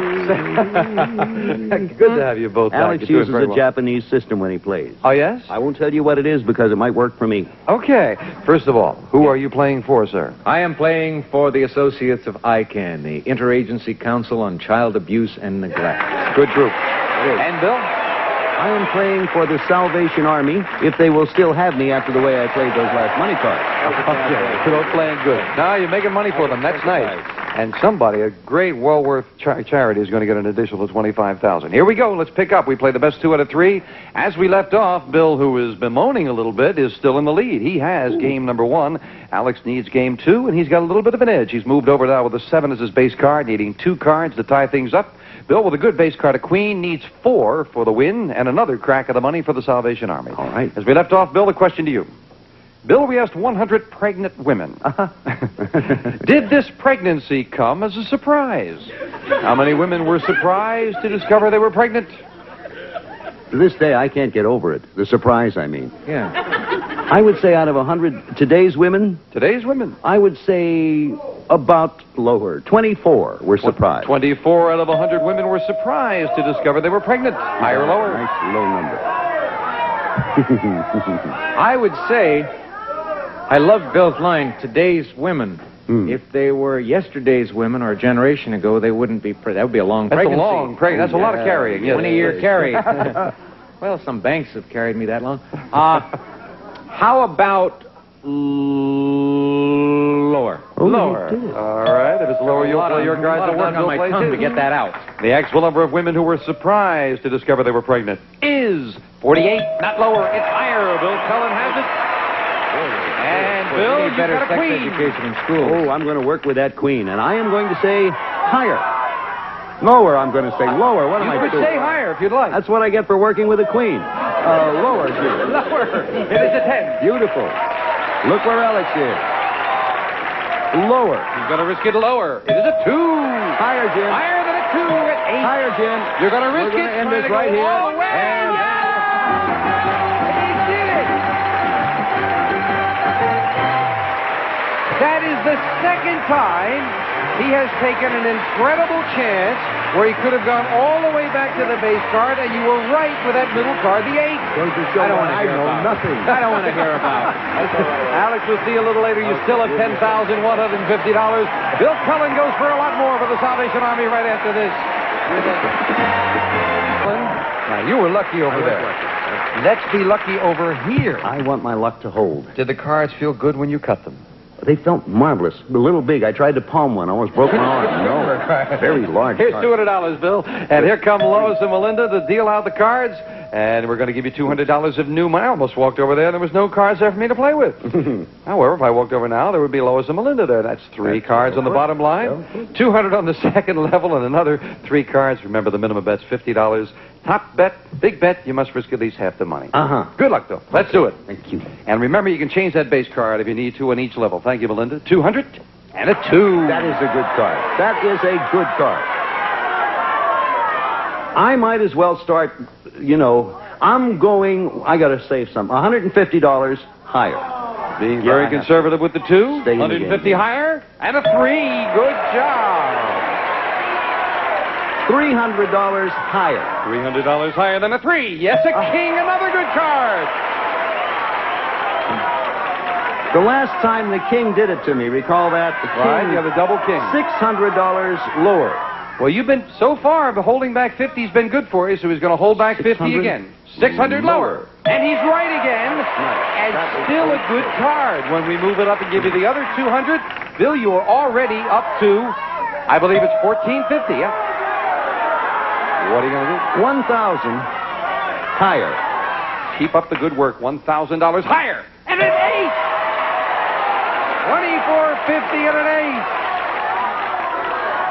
$2,000 lower. $2,000 lower than an ace. A yes and a king! Now, 1 king is gone, 1 ace is out. There are 3 aces and 2 more kings. 5 cards could hurt you in this That deck. could murder me. $2,450. If this were my own money, I'd go the bundle, but it's not my own money. I am now, forgive me, working to help someone. So instead, what I'm going to do is bet $450 lower. $450? $450. Wait a minute. Can I change? You can indeed. All right. Because I'm not going to get a better card than that, no matter what happens. $4,000 higher, lower. rightly or wrongly, and as I say, there are 5 cards that could hurt you, but rightly or wrongly, I know you're trying to be conservative for your charity, but you must also remember that if you are the highest scorer, your charity gets another $25,000. So you have to go for that too. $4,000? So he says $4,000, and he says lower, and he's right. And still a good card. With $8,450, we move up to 4. All right, Bill, you've got to bet $4,225. $8,450 is yours. Freeze. Okay, $8,450. I have to bet half. You have to bet $4,225. I'm going to bet just half. I'm going to bet half higher. Well, half I must say, it will put him, I believe, in the lead financially by betting half. He'll be ahead anyway with that $4,225. But right now, most importantly, for the Salvation Army, let's add another over $4,000. Be there higher! Yes! $12,675. That's the important thing, the money for the Salvation Army. Way to go, Bill! And Bill Cullen does move into the lead right now. How much money has he got for the Salvation Army? $19,575. There you are. We'll be right back with Gene Rayburn and Jack Clark right after this. I thank you, Gene. Do come down and join us. We're dealing out 2 brand new decks of cards now, Lois, if you will. And we welcome back 2 fine gentlemen and fine players, Jack Clark and Gene Rayburn. Thank you. Yes, sir. Do well, my friend. Now, we have an interesting position here as we're in the second half of the round robin. And, of course, Bill Cullen went way over the top with a lot of money right now. Did he do that right? And remember, the 2 highest are coming back to play for that additional $25,000. Here's the way we stand now. You both doing very well. Jack, you've got $5,175. Gene, $5,675. Alex Trebek has a fraction over $10,000. So very possibly right now with this match, one of you, if you had a good money cards, could move into second place and get in the crack at that $25,000. I'm so excited. Oh, good. Who are you playing for? I'm playing for the National Committee for the Prevention of Child Abuse. And Gene?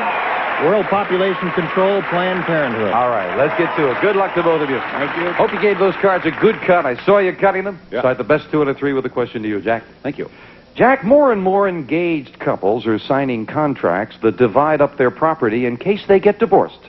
So we asked 100 marriage counselors, if a couple signs that kind of contract, are they more likely to get divorced?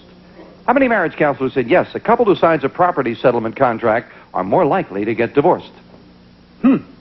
Interesting kind of double think on that, isn't it? If they know that the thing is all settled, therefore it says, well, what the heck, we'll cash it in and split, huh? Are they more likely to do so? I think not. I'm going to go on the low side for reasons that escape me. But I'm sure they're brilliant. 42. 42 out of 100 say they're more likely to get a divorce, Gene. Make up your mind, will you? Would you repeat the question? How many marriage counselors said a couple who signs a property settlement contract before marriage are likely to get a divorce? More likely to get a divorce? He said 42. I say it's lower than 42. 42. All right, lower. It's interesting, yeah, because we're saying what kind of approach are you giving the marriage by signing a contract like that beforehand? 42 and lower. The actual number of marriage counselors who said a couple who signs a property settlement contract are more likely to get divorced is 28. Gene is right. It's even lower. It is not a mitigating circumstance in the relationship, obviously. Gene, you've got a queen. That's a beauty. Isn't that a lovely card? It is indeed. All right. I say it's going to go lower. Lower than a queen. Yes, a 6. 6. All right, let's go higher with the next one. He's going to risk it, and he's right with a jack. Okay, let's go down. Risking it lower, and he's right again with a 5. He's Einstein. Now. One card is all I need now. Higher! So it's all the way back to the base card or game 1 if this is higher, and it is. Gene goes all the way. Gene Rayburn is a gambling man. Game 1 to Gene. Jack, you played that one terrific. Wasn't that terrific? I feel like I just got hit by a truck. Same 2 decks of cards. Next card's off the top of the deck, and obviously Jack had a good look at the cards that went away. So, all right, we start game 2. 4 aces. You remember there are 4 aces? The 4 twos are already gone. They're already Jack. gone. I'll never know. Question to you, Gene. Gene, we found 100 women who are professional truck drivers. And we asked them, when you drive by a good-looking man, do you ever whistle at him? How many women truckers said, yeah, they whistle at a good-looking man? Well, I have a CB in my car, and I've driven across the country, and I've encountered a lot of those professional women truck drivers. And many of them are bold, I would say. So I'll say 2. No, I'm only... That's the 2 you met when you were coming across. I would say that it would be a median figure, somewhere around 48 or something like that. Would you say 48 then? Yeah, 48. 48, he says. Whistle the old median whistle call, huh? I see. Well, I don't know whether boldness has that much to do with it. I guess if they wanted to, they would. Anybody would, wouldn't they? But I don't think that many actually do. So I'm going lower. You say lower than that. I think you're right. Gene agrees with Jack. Yeah. The actual number of women truckers who whistle at a good-looking man is 41. Just a little lower. They whistle a lot more than you know. Well, now we'll see if Jack can do what Gene did. He's got a 6. I am going to change that card. See if he can improve it. He won the question, and a 5 is better. That's a lot better. Higher. Higher than a 5. Another 5. And right away, Gene has a free chance at a queen. All right. That's how I started last time with a queen. That's right. Queens love me. I've been talking to you about that, Junior. I'll take a shot and go lower. Lower, he says. Lower it is a 2. How can we do that? Now, you don't have to tell me higher when it's a 2. I know to go higher when it's a 2, you dingbat. Higher. Higher, he says. A king. What's going on here? All right, let's go down. Lower. A jack. All right. The same spot I was in last time. Same one. Down He's going to try to do it again, and he did. Gene Rayburn goes all the way. Whoa. Jack Clark, we'll see you in a little while. You got $5,175 so far. Thank heavens I left the motor running. Gene Rayburn. He's going to try to see if he can do what Bill Cullen did for Planned Parenthood. Right, actually, Bill didn't do it for Planned Parenthood. We'll be right back after this. There. Just sliding over here. Yeah, just say a word. Sir. You know, the world, many people in the world today think that things are difficult, that they couldn't get worse. But there have been other times in the history of human civilization when they were just as bad. But we're faced with something now in the population explosion around the world that by the end of this century may become insoluble. We are in a position where we can't grow enough food to feed all the people. And that's one of the reasons why I'm supporting world population control and Planned Parenthood. It's obvious you feel very strongly about that. We've got to do something about that. Well, right now, what we're going to do about is try to make some money. Let's do that. You cut those cards? Yes, I did indeed. They have been dealt out in front of the studio audience. And for any new viewers, we have already explained the rules. Yes, indeed. I'd love to see you do what Bill did, do even better. Yes. Here's $200. Come on, right. Let's do it. Let's see if we can start him off with a good one, Melinda. Gene has 200 and a Thank you, jack. Melinda. That's kind of you. You want the jack? I'll go down with the jack. You're going to play the jack? I'm going to bet $150, and it's going to be lower. All right. That's a gutsy move because there are a lot of queens, kings, I know and it, but I get it over there. I can do it here. Let's see if he can do it again. $150 lower. He's right. Right. And has confidence, and he was right. I have to keep that card? You must play that one. Yeah. Must play that card. So you move up to the next level. You're on your own. $350 and a 7. All right. Let's bet $50 that it's going to be higher. It's a good bet, a minimum bet on a near-middle card higher. And as a result, a good card only costs you $50. 300 and a 3. That's $250 that it will be higher. 250. Higher than a 3. Yes, with a 10. 10. Cards were not too good on this line, but you played them very well. $550. We'll give you the other $200 when we move up to 10. Do you want it? No, I don't want the 10. All right. See if we can make a good change. Come on.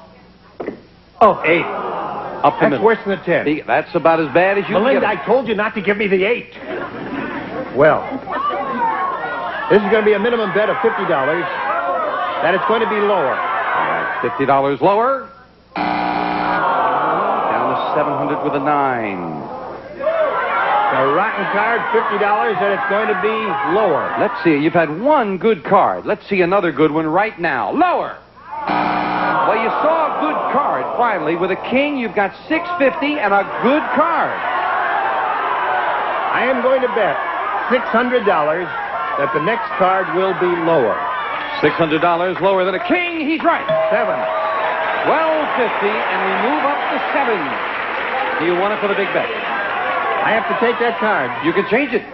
Well, let's change a 7. All right, let's see if we can improve it. Come on, for the big bet. Gene has an 8. Now, just a second. Let me stop here just a second before we make this big bet. How much money does Gene have at this point? All right. Okay, you got 5,875. You've got 1250 here. You must bet at least 625. You could as much as double it. What are you going to do? Well, 1250 is a small amount. I'm going to risk all of it. And I'm going to say the next card will be lower. It would be lovely to double it. And I don't want to see another ace. Okay, let's not see another ace. Let's see something lower. Yes! $2,500 for Gene Rayburn, favorite charity. Nice job on that, Gene. Nicely done. Come on down here. Good job. And $8,375 Gene has raised for Planned Parenthood. We'll be right back right after this. All right. Now, we have gone round robin with our players, and we are down to this now. That we know who the two highest are. They're going to come back and play for the additional $25,000. And the other two gentlemen are going to play one more match, and they'll add some more money for their favorite charity. And here's the way it finishes up at this point. Oddly enough, we're going to have a couple of people out here you just saw a little while ago, because Jack Clark with $5,175 and Gene Rayburn didn't quite make it with $8,375. They're going to play a match now once again for their favorite charity, and after that, we will then have the finals, and it'll be with $19,575 Bill Cullen, and with $10,150 Alex Trebek. So right now, Gene Rayburn and Jack Clark for the consolation match, if you will. Trying to make a little more money? John, Gene? if he'll let me, this guy's so mean. You had some tough cards over there. 8s and 9s and 7s. Because you came within less than $2,000 of beating Alex, and that's what I wanted to find out with that top ace, but you didn't quite have enough money for it, no. I went for it all. You did right. You did right. Didn't have enough to bet You have with. both made good money. We want to see if we can make a little more for your favorite charity tomorrow, okay? So All right. we'll play the consolation match then. And I thank all of you. As a matter of fact, at this point, if I have a second, I want to thank all 8 of our great MCs who have done so well for their favorite charity. Thank you for joining us. People today from Providence, Rhode Island, and Tampa, Florida joined us. We'll see you tomorrow on Card Shark. Receive Hoover's new Decade 80 vacuum cleaner with deep cleaning action, leaves carpets really clean.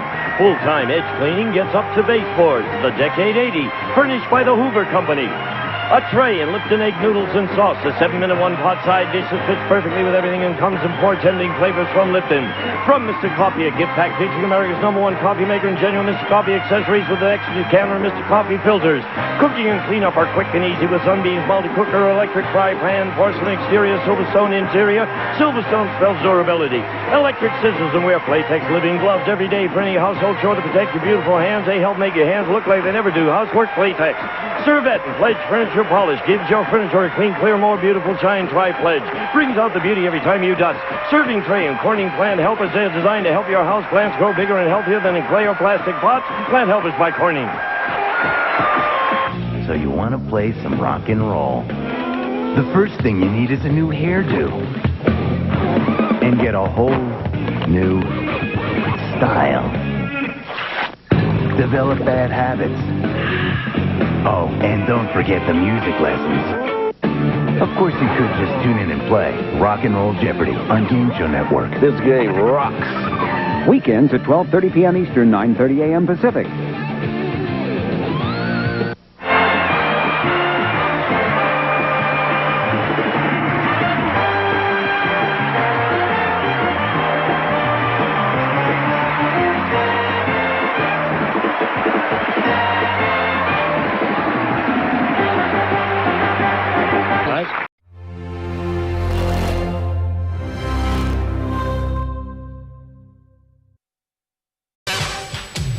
You can win this beautiful card on the turn of a single card on Card Sharks. And if you play your cards right, you can win $32,000. And now the host of Card Sharks, Bonnie Eubanks. Thank you, Charlie Yo. Hello, everybody. Welcome to Card Sharks. Glad you could join us this morning. Now, we're going to pick it up today where we left off yesterday. We've just crowned a brand new champion. His name is Scotty, and I want you to meet him. So, George, get in here. Come on.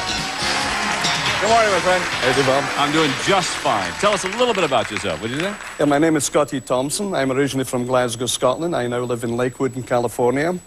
I practice podiatry down in Long Beach, and I have my wife and child here, and they help me with the soccer games. We do the refereeing. Referee soccer game? Yeah, for the youth. Everybody who comes from Scotland, do we name them Scotty? Is that it? Only if they're good looking. Oh, I understand.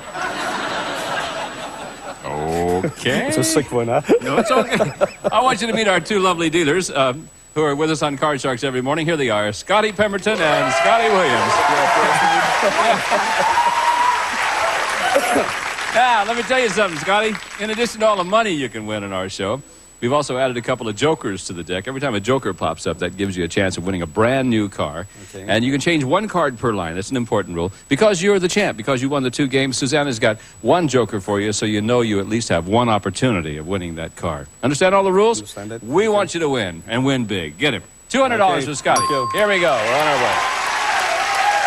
All right, Scotty, you got $200, and your first card happens to be a 7. Oh, I'd like to change that card with number 1, please. Number 1? All right. See what you got now. 7 now becomes a 6, and you got $200. Make it $50 higher. 50? $50 higher than the 6 is a 10. You got $250. Okay, make it $100 lower. $100 lower than the 10. No. It's all right. You got $150 now. All of it lower. All of it lower. Yeah. All of it lower than the king. Yeah. All right. 300. Come up here and give you another 400. You got $700. $700 higher. All of it. All of it higher. Woo, all right. He's going all of it higher, and it is. All right. $1,400. Change that card with number 2. Number 2, all right. Here we go. The 9 now becomes a jack. All right. You got $1,400. $700 lower. $700 lower than the jack. 7 is your card. $2,100. All right. $100 higher. $100 higher? Come on, be there for the man. $100 higher than the 7. Yeah. All right. $2,200. The jack is your card. You got to bet at least half of it or $1,100. $1,500 lower. $1,500. $1,500 lower than the jack. You've done it. There you go. All right. $3,700. All right. Good for you, Scotty. Now, come right over here. Every time you call off a number, you back up another step. I thought you were going to end up off the stage somewhere. Susanna has a joker for you. I want you to hang on to this for me. Over here, we have 7 numbered cards. Behind one of them is the word car. If you can find it, you win it, Scotty. So this is the car you'll win right here. Charlie? The good-looking Subaru DL 4-door sedan. Equipped with standard features including a 5-speed transmission, power steering, and California emission. All right. Thank you, Charles. There you go, Scotty. Go put that joker wherever you want it to be. Number 5. Stand right here. We'll go see if you win a new car. If the word car is behind number 5, you win the car. See if you do. We're rooting for you. Let's give a car away today. You ready, Lace? All right. Behind number 5 is the word no. Come on, Scotty. Well, you had the right idea. Yeah. It was next door, yeah. Right there behind old number 6. Okay, we'll pause for these words. We'll be right back to meet a new challenger for Scotty, who has $4,000 in cash. Wait a minute. Okay, thank you very much. Welcome back. Will, Scotty, you ready? I sure am. Happy man with $4,000 in your pocket. Let's meet a new challenger for you. And her name is Lisa. Here she comes. Right here. Hi, Bob. How are you? Just fine. Good. You're Lisa... Campbell. Lisa Campbell. You All bet. right. And tell me a little bit about Lisa Campbell. Well, my name is Lisa Campbell. I was born and raised in Tulsa, Oklahoma. I'm married, have 2 little girls, and I've just recently moved to Southern California. From Oklahoma. You bet. Oh, yeah. Let me know, yeah. Well... Tulsa's a nice town. Oh, I love it. I miss it. Do you? You don't like Southern California, is that what you're telling me? Well, I like it too, but we've been rocking and rolling here a little bit, and so with the earthquakes... Now, wait a minute, Lisa. Now, just a minute now. How long does the earthquake last?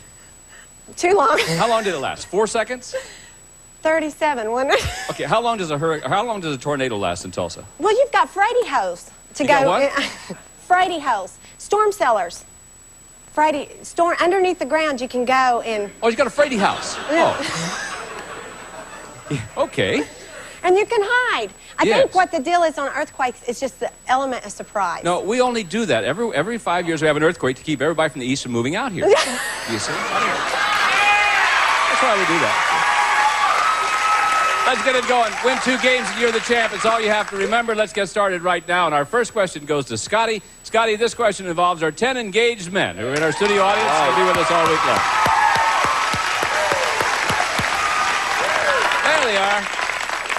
Now, Scotty, before the show, we asked these 10 engaged men, if your fiancée broke off the engagement, would you let her keep the ring? How many of these 10 men would let her keep the ring? Well, like I said, I think they're a wee bit of a wild bunch, but I don't think they'd all keep the ring. I think 3 of them would. They are a wee bit, aren't they? I think maybe 3 of them would keep the ring and the rest would just write it off. How many would let her keep the ring? Well, 3 of them. 3 of them no, would. no, I'm sorry. 7 of them would let her keep the ring. I'm 7 sorry, would let her keep the ring. 7 would let her keep the ring. They are a wee bit of a wild bunch, so aren't they? Let's see what Lisa says. Lisa, what do you think? Oh, rings are expensive, and diamonds are a girl's best friends, but let's get real. I would have to say that that's a lower number. Lower number? Yes. Okay. I think if she breaks it off, you keep the ring. You know, give the ring back. But if you break, oh well. The actual number of these men who would let their fiancée keep the ring is 6 of them. It was lower. Which 6 of you guys would let the fiancée keep the ring? Oh, come on now, Jeff. She breaks off the engagement. You didn't do anything wrong. And you're going to let her keep the ring? She can keep the ring. She can keep anything she wants, except Ashley. What'd you do, have a baby? No. Ashley's our dog. Oh, your dog? Oh, so it's just you and Ashley, is that it? That's it, just me and Ashley. I like a guy who likes animals. Sit down, guys. Thank you very much. Guy's best friend. Yep. That's right. See, diamonds are not the best friend. I guess they're the lady's best friend, aren't they? Lisa, you ready? Here we go. 3's your card. Higher! Higher than the 3. No. Scotty gets a free chance now. Scotty, look what I got for you. Higher. Higher than the 5. It is. Higher again. Higher than the 7. It is not. Back to the base cards we go. All right. Doing fine, though, guys. Here's a question for you, Lisa. It's an educated guess question. Oh. In an average week, what percentage of all the people in the United States go to the movies? In an average week, what percentage of all the people in the United States go to the movies? I know. In an average week, I would have to say that would be rather low. I'd say probably about 27%. 27%. Let's see what Scotty says. Well, I know we've got a lot of television sets and a lot of VCRs going, but I think that maybe just a wee bit higher than that. A wee bit higher? A wee bit higher. There's a lot of wee bits in your vocabulary. Yeah. The actual percentage of Americans who go to the movies in an average week is 8%. No, it wasn't higher, it was lower. Surprised me, too. Okay, Lisa has the control. Lisa, you want to keep that 3? Higher! Higher than the 3. Got a 6 for you. Higher! Going higher than the 6? No. No. Scotty, free chance for the 5. Okay, higher. Here we go again. Go. Come on, you guys. Someone's got to win this game. We'll pause to these words, see if the cards won't change a little bit. We'll be right back with more Card Sharks after this. Welcome back to Card Sharks. Now, let's continue with our game between Scotty and Lisa. And if you notice that no one has any advantage at all. We're in game number 1. The next question goes to you, Scotty. Scotty, Sherry Height's recent book reports that after 5 years of marriage, 81% of all married women have cheated on their husbands. So we surveyed 100 women and we asked them, do you have a friend you know for a fact that is cheating on her husband? How many women said they do have a friend who's cheating on their husband? First of all, I don't know if Sherry Height knows what she's talking about. And secondly, as for the women, I don't know any women that are cheating on their husband. I didn't ask about you, Scotty. We asked these women. Well, I don't know any of them may be cheating anyway, but I think that would be a low number because a very low is going to admit to it. So I think the number would be about 15. 15 out of 100 women said they do have a friend who's cheating on her husband. Lisa, higher or lower than 15, hon? Higher.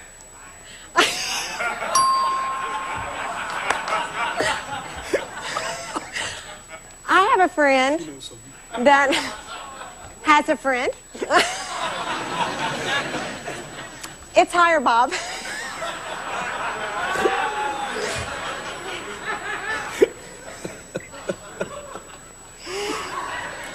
The actual number of women who have a friend who's cheating on her husband is 25. You're right, it was higher.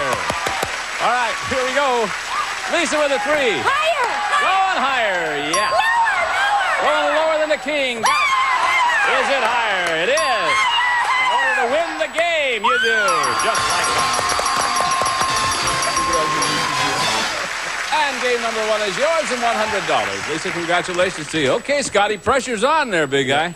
You're going to have to win this game to stay in the match. Susanna's going to deal out the cards from the same deck, and let's go with game number 2 right now. It's for you, Lisa. Okay. We surveyed 100 10-year-old boys, and we asked them, when your mother first gets up in the morning, is she beautiful?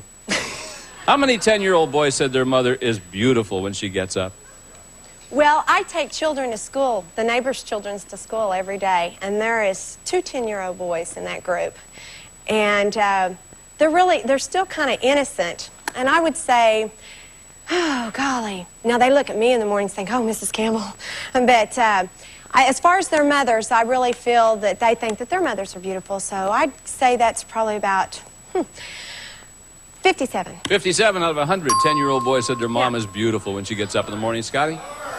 When I was that age, I thought my mother was always beautiful, and I still think so. So I think that the number's going to be higher than that. Well, I think maybe you're right. Let's see.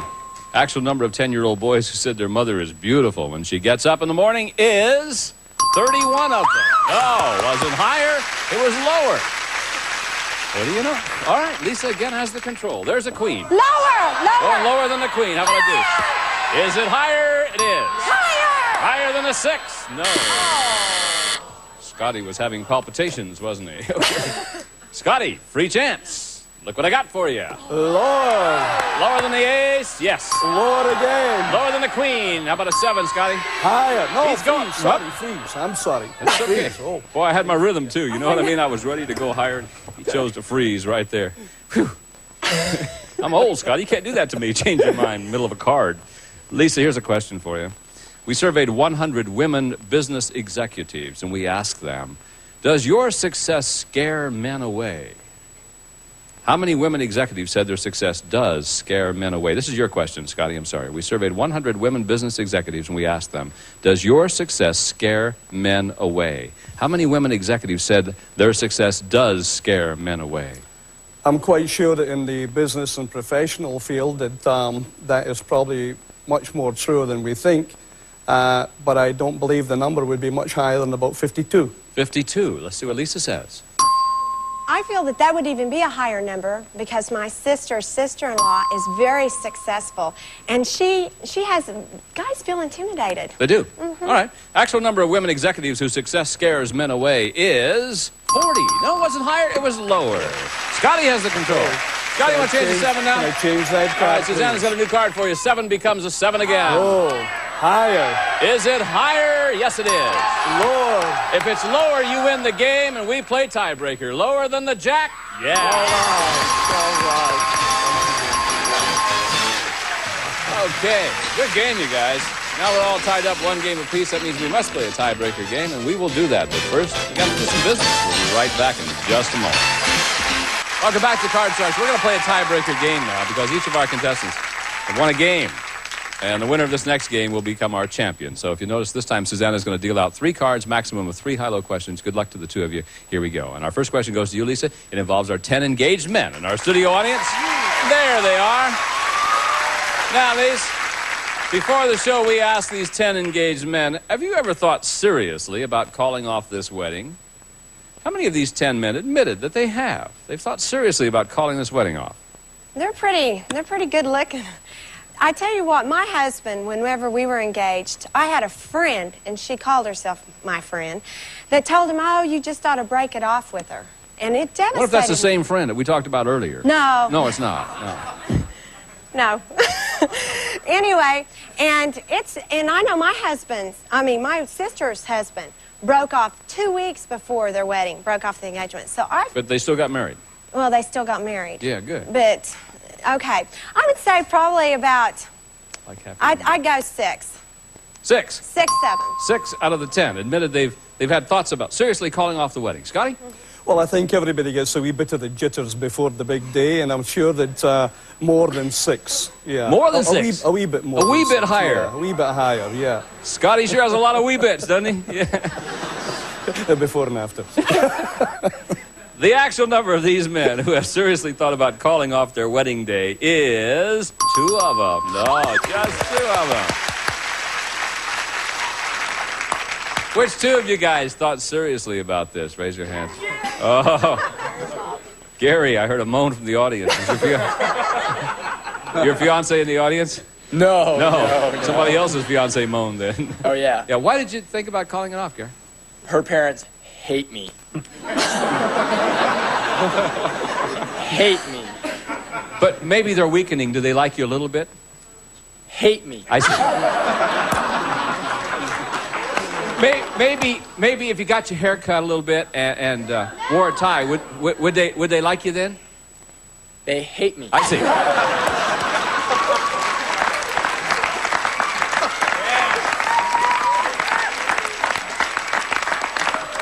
Let me ask you a question, Gary. Let's say you made $1 million a year. What then? Oh, I'm a godsend. I see. Okay. Thank you, fellas, very much. Okay. Here we go. Where are you? Scotty? Lisa. Yes. All right, Lisa, there you go. Queen's your card. Lower. Lower than the queen. 5. Higher. If it's higher, you're the champ. Higher than the 5? Yeah! Congratulations, Bill. Congratulations to you, Lisa. Scotty, $4,100 you end up with. Thank you very much for being with us. You're a nice man. Thank you very much. Fun having you here. Thanks, Scotty. Come on, Lisa. Right over here, hon. Woo! Okay, champ. Now, this is going to be fun, isn't it? Oh, yes. All right. Lisa's our new champion, and now the ladies are going to come in here with a deck of cards that you cut earlier. And let me remind you and our folks at home that you can win a whole lot of money. In fact, you could win as much as $32,000 on the turn of a single card. How's that? Oh, that's fantastic. And you can also win a new card because we have added some jokers to the deck. In fact, we've added 2 of those jokers. Every time a joker comes up, it gives you another chance of winning that new car. And because you are a champ, because you won the 2 games of Scotty, well, Susanna's got a joker for you, so you know you at least have 1 chance of winning the car. So if you're ready, you can change 1 card per line, give her $200, and we're on our way. Come on, Lisa. Okay, here we go, Lisa. First card is an ace. How's that? All of it. Lower. Lower. Of course we're going lower. There you go. $400. 400 higher. All of it. All of it higher. Whew. She's going all of it higher than the 4. It is $800. All of it lower. All of it lower. Lower. All of it lower. It is $1,600. Give you another 4. You got $2,000. All of it higher. All of it higher. Yeah. 4,000. All of it higher. All of it higher. Yeah. 8,000. Change that card. Which one? Change that card. 2. Number 2. All right. Okay. Let's see what she gets. Now the 7 becomes a king. $8,000, Lisa. All of it lower. All of it lower. Yeah. $16,000, Lisa. You can play or change. You got to bet at least $8,000, though. I'm gonna. Oh gosh. Okay. Oh my gosh, Mom. Take your time, babe. Okay. Let's change that card. Change the card. Which one you want? Give me 1. Number 1. Come on, be good for the lady. We're on a roll. 9.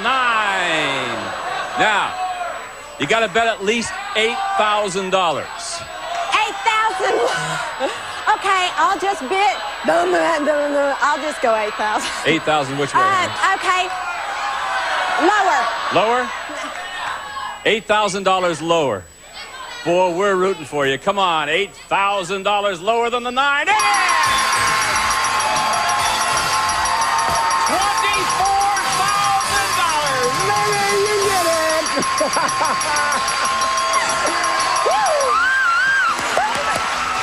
Look here. The exchange card was an ace. Oh, we'll be back in a moment to see if she can win a new car, too.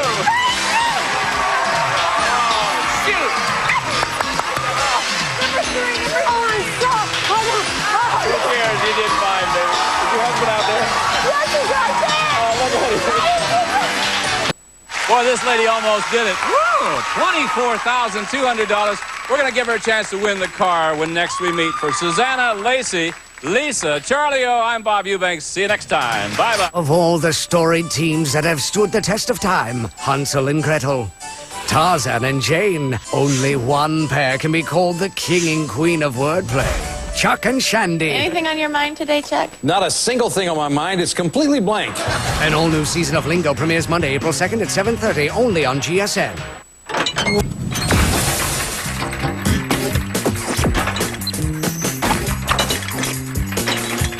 GSN. The network for games. 6. 6, 7. 6 out of the 10 admitted they've had thoughts about seriously calling off the wedding. Scotty?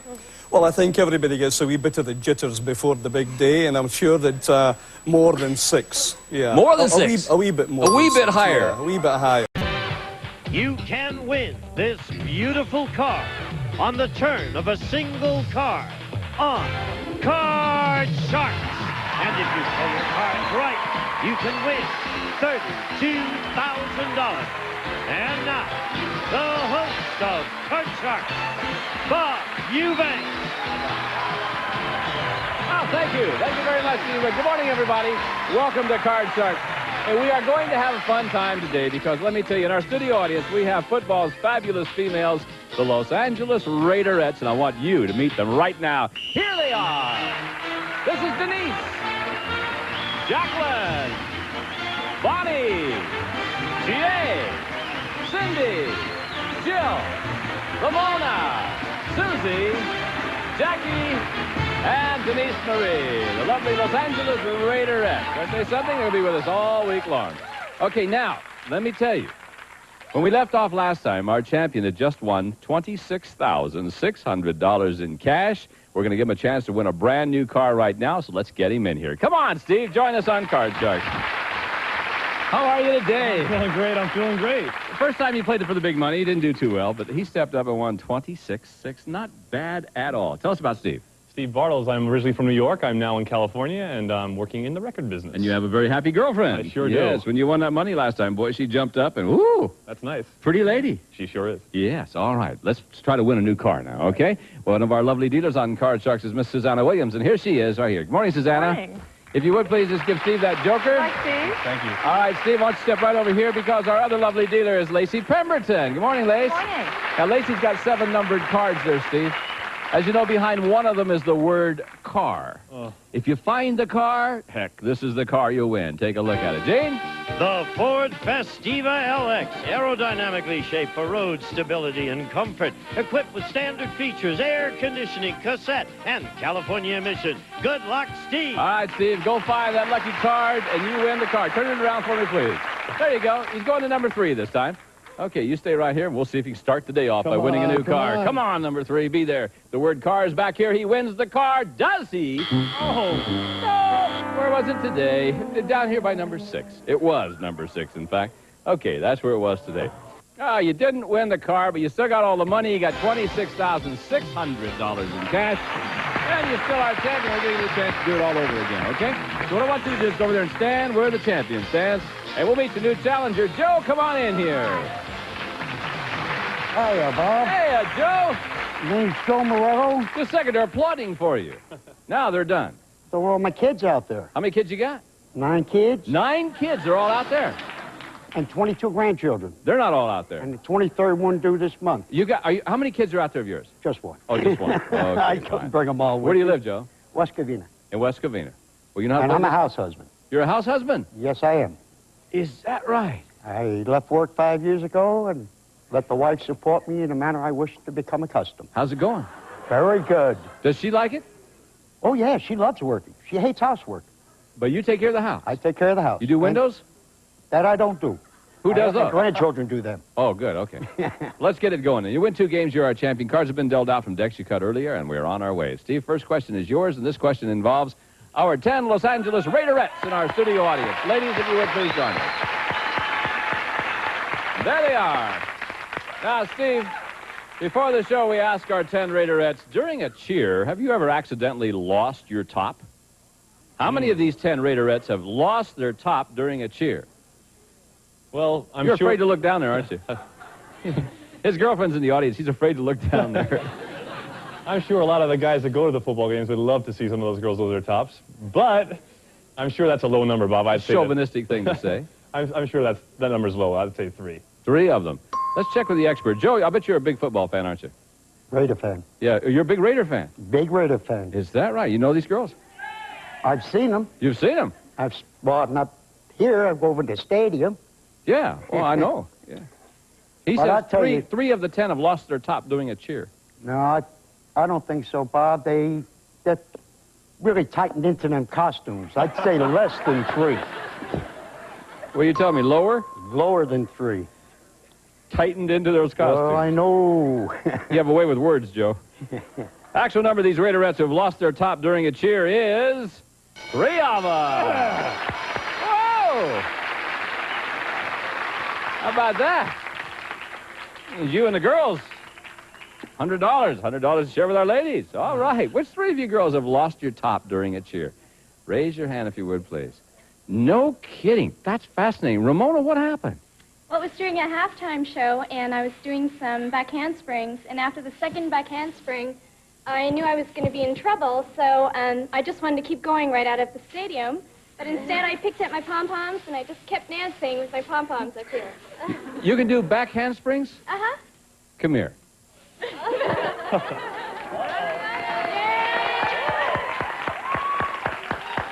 Now, I want you to show us just exactly like you were. You're at the Los Angeles Coliseum, right? This is when you lost your top. You were doing back handsprings. Keep in mind, you do not have your pom-poms with you. Pom-poms will become boom-booms if you miss. All right. Hey! Thank you, Ramona. Thank you very much. That's great. Darn. That's great. We were hoping, weren't we, Joe? Yeah. Okay. Oh. Hi, you're not kidding. I You never want to try could it? do that. No, Could I you do never that? could do Oh, that. try it. No, oh, no. Oh, okay. Steve's got the control. Here we go, Steve. There's an ace for you. Right. Lower, Bob. Lower than that ace, you got a 10, my friend. Lower, Bob. Lower than the 10, how about a 5? I'm gonna go higher, Bob. Higher. Oh. No. Okay, Joe. Can't change the card, but here we go. Your first chance, and it's a 7. Ooh. Let's go higher, Bob. Higher than that 7 it is. Lower, Bob. Lower than the queen, you got it. Higher, Bob. Is it higher? It is. Lower, Bob. If it's lower, you win the game. No. Oh, my goodness. Oh, fun luck. Oh, ugly luck, huh? We'll pause. We'll be right back. You all right, Joe? It's Devil's Right up and bit me. Welcome back to Card Sharks. Now, let's continue with this game. Boy, Joe, that ace jumped up and got you, didn't it? Just like the devil. I got a question for you, my friend. We surveyed 100 policemen, and we asked them, if you discovered that the kindly old man who lived next door to you was wanted for committing a bank robbery 50 years ago, would you turn him in? How many policemen would turn in the old man? Well, Bob, a good question. My Thank you. son-in-law's a policeman. Really? Where? CHP in San Bernardino. Chips. And he would turn him in if the guy was 200 years old. So... Plays it by the book, huh? He plays it... How you all staying the out way. of jail, Joe? I stay away from him. Oh, good. I don't even visit him. Good. Yeah. I mean, But I'll tell you, Bob, if it was 50 years ago, I don't think very many of them would do it. I'd How say many would? about 33. 33 out of 100 would turn the old guy Yes. in. Steve, what do you think? I think if you'd be more lax than that, I think even lower. Even lower than that? It's a tough question, you're right. Except for his son-in-law. The actual number of policemen who would turn in the man is 76 of them. Oh. 76 would turn in the man. Yeah, I'm amazed. 75 more out there. Joe, you want to change this 7? Change that 7. All right. Well, let's see. 7 becomes a 3. Higher, Bob. Higher it is. Lower, Bob. Go lower than that 9. You got it. Higher, Bob. Is it? No. Oh. Boy. Tough. Steve still got the ace. Here we go. Let's go lower, Bob. All right, let's see. Yeah. Lower, Bob. Gonna go lower again. It is. Freeze it, Bob. Pardon me? Let's freeze it. Freeze. Oh, he wins $26,000 and he freezes on the 10. What do you know about that? Let's try another one. Steve. You ever been married? No, I've never been married. Joe, how many times have you been married? Twice. Twice. Surveyed 100 men who have been divorced 3 times. Oh. We asked them, are you paying alimony to all 3 of your ex-wives? How many divorced men are paying alimony to 3 ex-wives? Well, Bob, I know somebody who's divorced and pays alimony to 2 wives. So I think that 3 wives, I'd say 67. 67 out of 100 say they pay alimony to all 3 ex-wives. Bob, Let's check with the expert here. I don't know, Bob. 67 sounds like a devilishly high number. The reason being is women remarry. Alimony stops. You pray they do. So I say it's lower. I think it's lower. Actual number of divorced men who are paying alimony to 3 ex-wives is 2. Yeah, only 2 of them. You're right, Joe. It was lower. A lot lower. I know you're going to keep that Bob. 3. Yeah, Higher, that's Bob. higher. All right, yeah. Lower, Bob. Here we go again. 10 now. Freeze, Bob. I wondered if you even knew that word. You do. Freeze, Bob. Okay. So he will freeze right there. When we come back, we're going to play Sudden Death. And we'll do that right after this. Welcome back to Card Sharks. We're going to play Sudden Death now. Someone has to win the game on the next play of the cards. Control is really what you're looking for. This is the 4th and final question of this game. Joe, the question is yours. And here we go. This question involves our 10 Los Angeles Raiderettes in our studio audience. And there they are, ready to play. Now, Joe. Get that smile off your face, you weirdo. Before the show, we asked these 10 Raiderettes, do you consider yourself a feminist? How many of these 10 Raiderettes do consider themselves feminist? Well, this is a new generation for me, Bob. But I've got kids, and they think they're feminists, so I'd say at least half of them would. 5. 5 of them consider themselves feminists. Let's Right. see what Steve says. I got to go lower than that, Bob. Lower, you think? Yeah. Well, let's see. Audience does not agree with you. The actual number of these Raiderettes who consider themselves feminist is 2. You're right. 2 of them. It's going to be interesting to find out which 2 of you ladies consider yourselves feminists. Who would that be? Who considers themselves feminists? There's 2 of you down there. All right. Denise, are you really? I believe so, and mostly just because I feel that women can be independent and still remain very feminine and don't necessarily have to be treated as the inferior sex. Don't you know that there are many women in our audience that are going to say, if you were truly a feminist, you wouldn't wear an outfit like you're wearing and be involved in the group you're wearing. Is there a contradiction, you think? Somewhat. I think it is, but one part I do enjoy being a cheerleader is being out on the field and the energy and enjoying the game. And I don't really like the part of howling and whistling and that part, so... Or just do like Chie does. Just forget it and just stand there and applaud and laugh. That's all you have to do. Okay, ladies, thank you very much. It's nice talking to you. All right. Now, this is Sudden Death. You know that. Who has all this control? Steve, you know what your options are. You can change the 10 and play it out if you goof. Joe wins the game, or you can pass it on to Joe. He must play off the 10 if he goofs. You win the game. Let's change that card and play it out. Gonna play it yourself, all right? The 10 will become a jack. Let's go lower. Lower? No, not lower. That means that Joe, you win game number 1. Just like that, $100. All right. Whew, you get a lot of 10s. You know the 10s just chase you all over that board. Okay, Susanna's going to deal out the cards in the same deck, and we're going to start game number 2. Joe, if you win this game, you're the new champion. Steve has to win this game to stay in the match. Let's get it going right now with this question for you, Steve. Surveyed 100 18-year-old girls. We asked them, what was the name of Oliver North's secretary? How many 18-year-old girls knew that Oliver North's secretary was Fawn Hall? I'll tell you, Bob, a lot of those 18-year-old girls read all those Star and Inquirer magazines and all those kind of things, and I think they're real aware of those gossipy type of situations. So I'd say that's a high number. I'd say that's 64. 64 out of 100 18-year-old girls knew that Oliver North's secretary was Fawn Hall. Well, Joe, you knew that too, didn't you? Sure. Yeah. You just told me. Oh. I didn't know her name. But, no, Bob, 18-year-old girls, they're not interested in politics. They don't read about it. They don't listen. I know I've got my own children. I got teenage 18-year-olds. I say it's got to be lower. I think it's got to be lower. The actual number of 18-year-old girls who knew Oliver North's secretary was Fawn Hall is 55 of them. You're right, Joe. It was lower. Not much, though. 6 of the girls said his secretary was Donna Rice, and 5 of the girls said it was Jessica Hahn. Those two, I bet Ollie would have voted for either one of those, would you? Okay, here we go. Joe, you got the control. You ready? Here's an 8 for you. Let's change that card. Yeah, sure. Suzanne's got a new card. Happens to be an 8 again. Well, Bob, higher. Higher than the 8? No, not higher than the 8. All right, Steve, with a free chance. Here we go. Your card's a deuce. Higher, Bob. Gonna go higher than that deuce. 10. I'm lower, Bob. Lower than the 10. 8. Freeze it, Bob. Freeze right there. Okay. Good game going. You ready for another question, Joe? You try. Are you nervous? Yes. Are you? Why? No, not really, Bob. Are you retired? No, you're house husband. Surveyed 100 men in the British aristocracy. These are people such as dukes and barons and earls. And we ask them, does your wife do her own housework? How many British aristocrats said their wife does do her own housework? Bob, if they're aristocrats, they got servants, and the wife does not do housework, so I'd say that's a very low number. Your wife doesn't do housework either, does she? Well, she's got me. That's right, aristocrat. Yeah, oh, I'm the servant. Well, you're the servant. That's right. Okay. But no, Bob, I'd say that'd be a fairly low number. I'd say about 22. 22 out of 100 say their wife does their own housework. Steve? Well, Bob, I tell you, I like his reasoning. I'm going to go even a tad lower. Tad lower, let's see. Actual number of British aristocrats whose wife does her own housework is 66 of them. Oh, can you believe that? Woo! Oh, it's amazing, isn't it?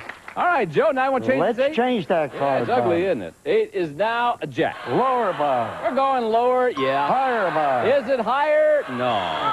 Wow. What cards? Steve? Let's go higher, Bob. Higher than the 8? No, it's not. Hey, listen, guys. Why don't we pause for a couple of words, see if the cards will change a little bit when we come back. We'll be right back with more Card Sharks right after this.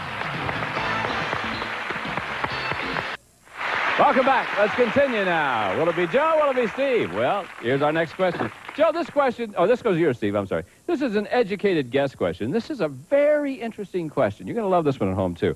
How many words per minute does the average person speak?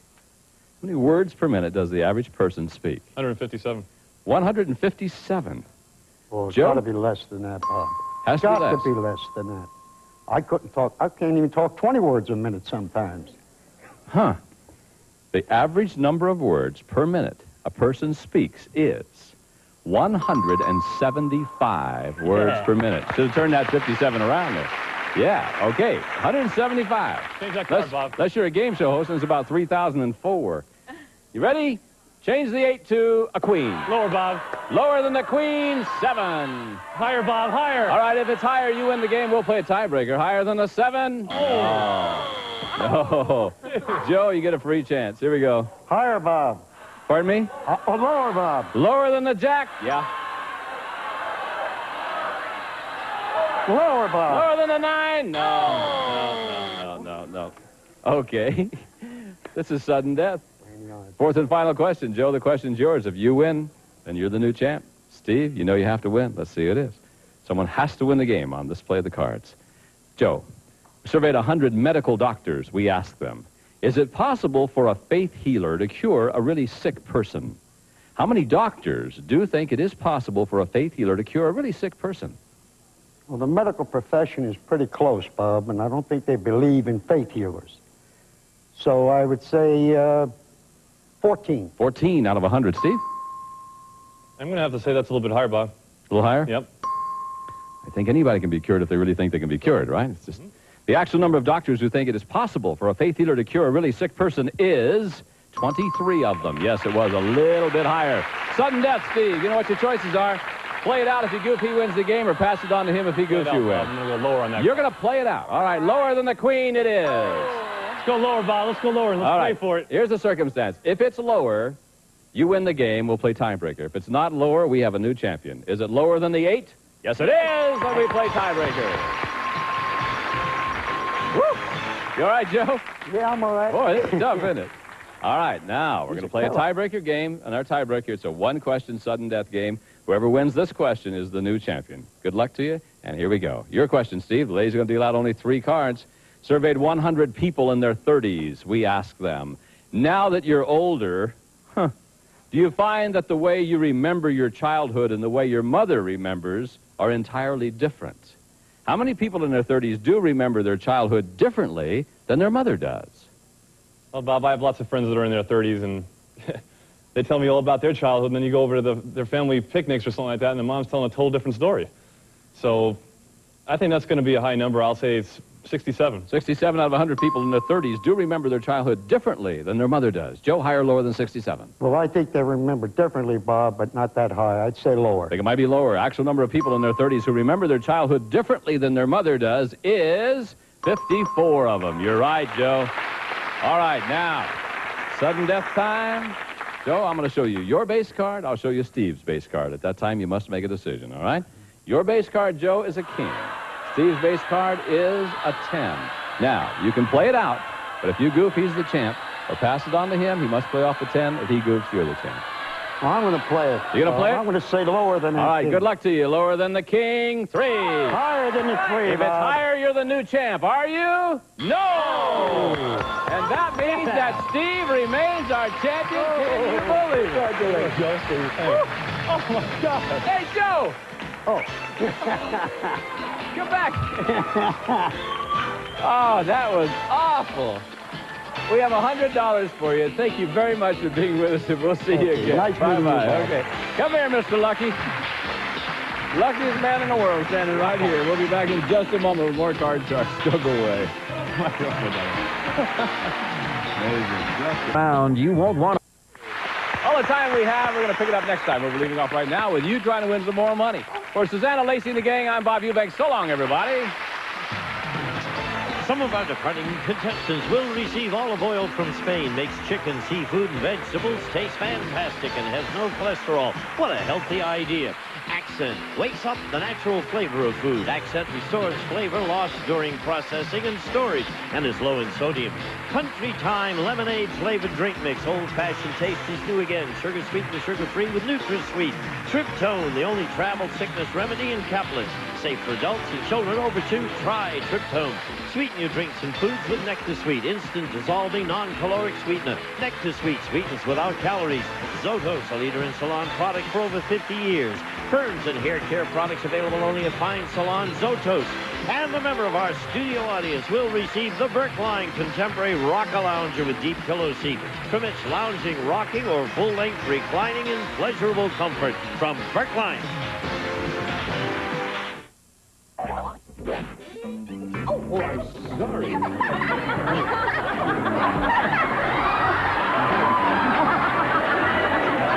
Match game. You'll laugh your blank off today at 9 a.m. and 12:30 p.m. Eastern. This program has been edited for broadcast. 8 is now a jack. Lower, Bob. We're going lower, yeah. Higher, Bob. Is it higher? No. Wow. What cards? Steve?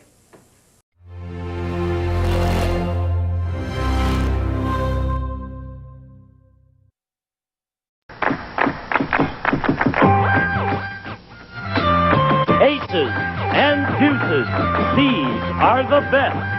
You take your chances with all the rest on Card Shark. And here's the host of Card Shark, Jim Perry. Thank you, Jack. Thank you. Thank you very much. Oh, you're very kind. Welcome to Card Shark. Gee Wood, you are back among the living. Nice to have you back. Nice to have you with us. Thank you. Well, I hope we're going to see a lot of aces and deuces right now. Thank you. Because someone's going for the big money. First, I want to thank Margie DeBow of Springfield, Virginia for the opening poem, watching on WRC-TV, Channel 4. Thank you, Margie. We're going to bring out our champion. As time ran out on the last show, she won the championship. Now she's going to go once again for the big money. Helen Barrios. Hello. Very dapper looking today. Won't you again remind us about you? Yes, I'm Helen Barrios. I'm a native California. Sales with a major corporation, and my hobby is politics. Now, what's your hobby, politics? Yes. You want to get into it, or just... No, I like to be in the background. Well, just kind of, it sounds like it's fast. People should get involved in the political process. Helen has done very well here. She's won $6,600 in cash so far, and she's going for more right now. Did you cut the money card? Yes. And let's open the board and get to those money cards. You hop right on up here, Helen, if you will. And here comes Janice and Lois to deal out those money cards. As once again, we give you $200 in new money. 3 cards on the bottom line. It's your decision how you bet them. Up to the second level, we'll add another $200 of betting money and 3 more cards. Minimum bets, remember, $50 till you get to the top card, the big bet. We must risk at least half. And here, because you're all by yourself, we want to help you. So if you get a double, you don't lose. We'll carry it over. Good luck. Here's $200. And, of course, you can change the base card on each level. Thank you, Lois. We'll start Helen off with 200 and a 9. Okay, Jim, I'd like to change that card. I can't say as I blame you, near the middle, but you can only change it once. You must play this. A 2. All right. Great card. Higher. Whole thing, $200. That this card is higher than a 2. But you don't lose on it, but still a great card. Come on, Helen. All of it higher. Let's get it to 400. Higher than a 2. Yes. 400 and a 6. I'll bet $100 higher. $100. Higher than a 6. Right again. $500 on this line. We move up the queen. Give you the other 200. You're up to 700. I'm going to bet $300 lower. $300. Lower than a queen. Yes, for the 5. $1,000 and 3 to go. I'll bet $300 higher. Again, $300. This time higher and right with an 8 at $1,300. I'll bet all of it higher. Lower. Can only go lower, but you can go to 2,600 if it is lower. And it is! With 2 deuces out, you've got a 3 and $2,600. The big bet. I'm going to bet all of it higher. I think I have to go with you. I know it's a big risk, but it is $5,200 on the turn of this card if it's higher. Yes! $5,200 in cash. Yeah, with those 2 deuces, I can't blame you for going with that 3. That's super. Helen Barrios, $11,800 and still going strong. We'll be the new challenger right after this. Don't go away.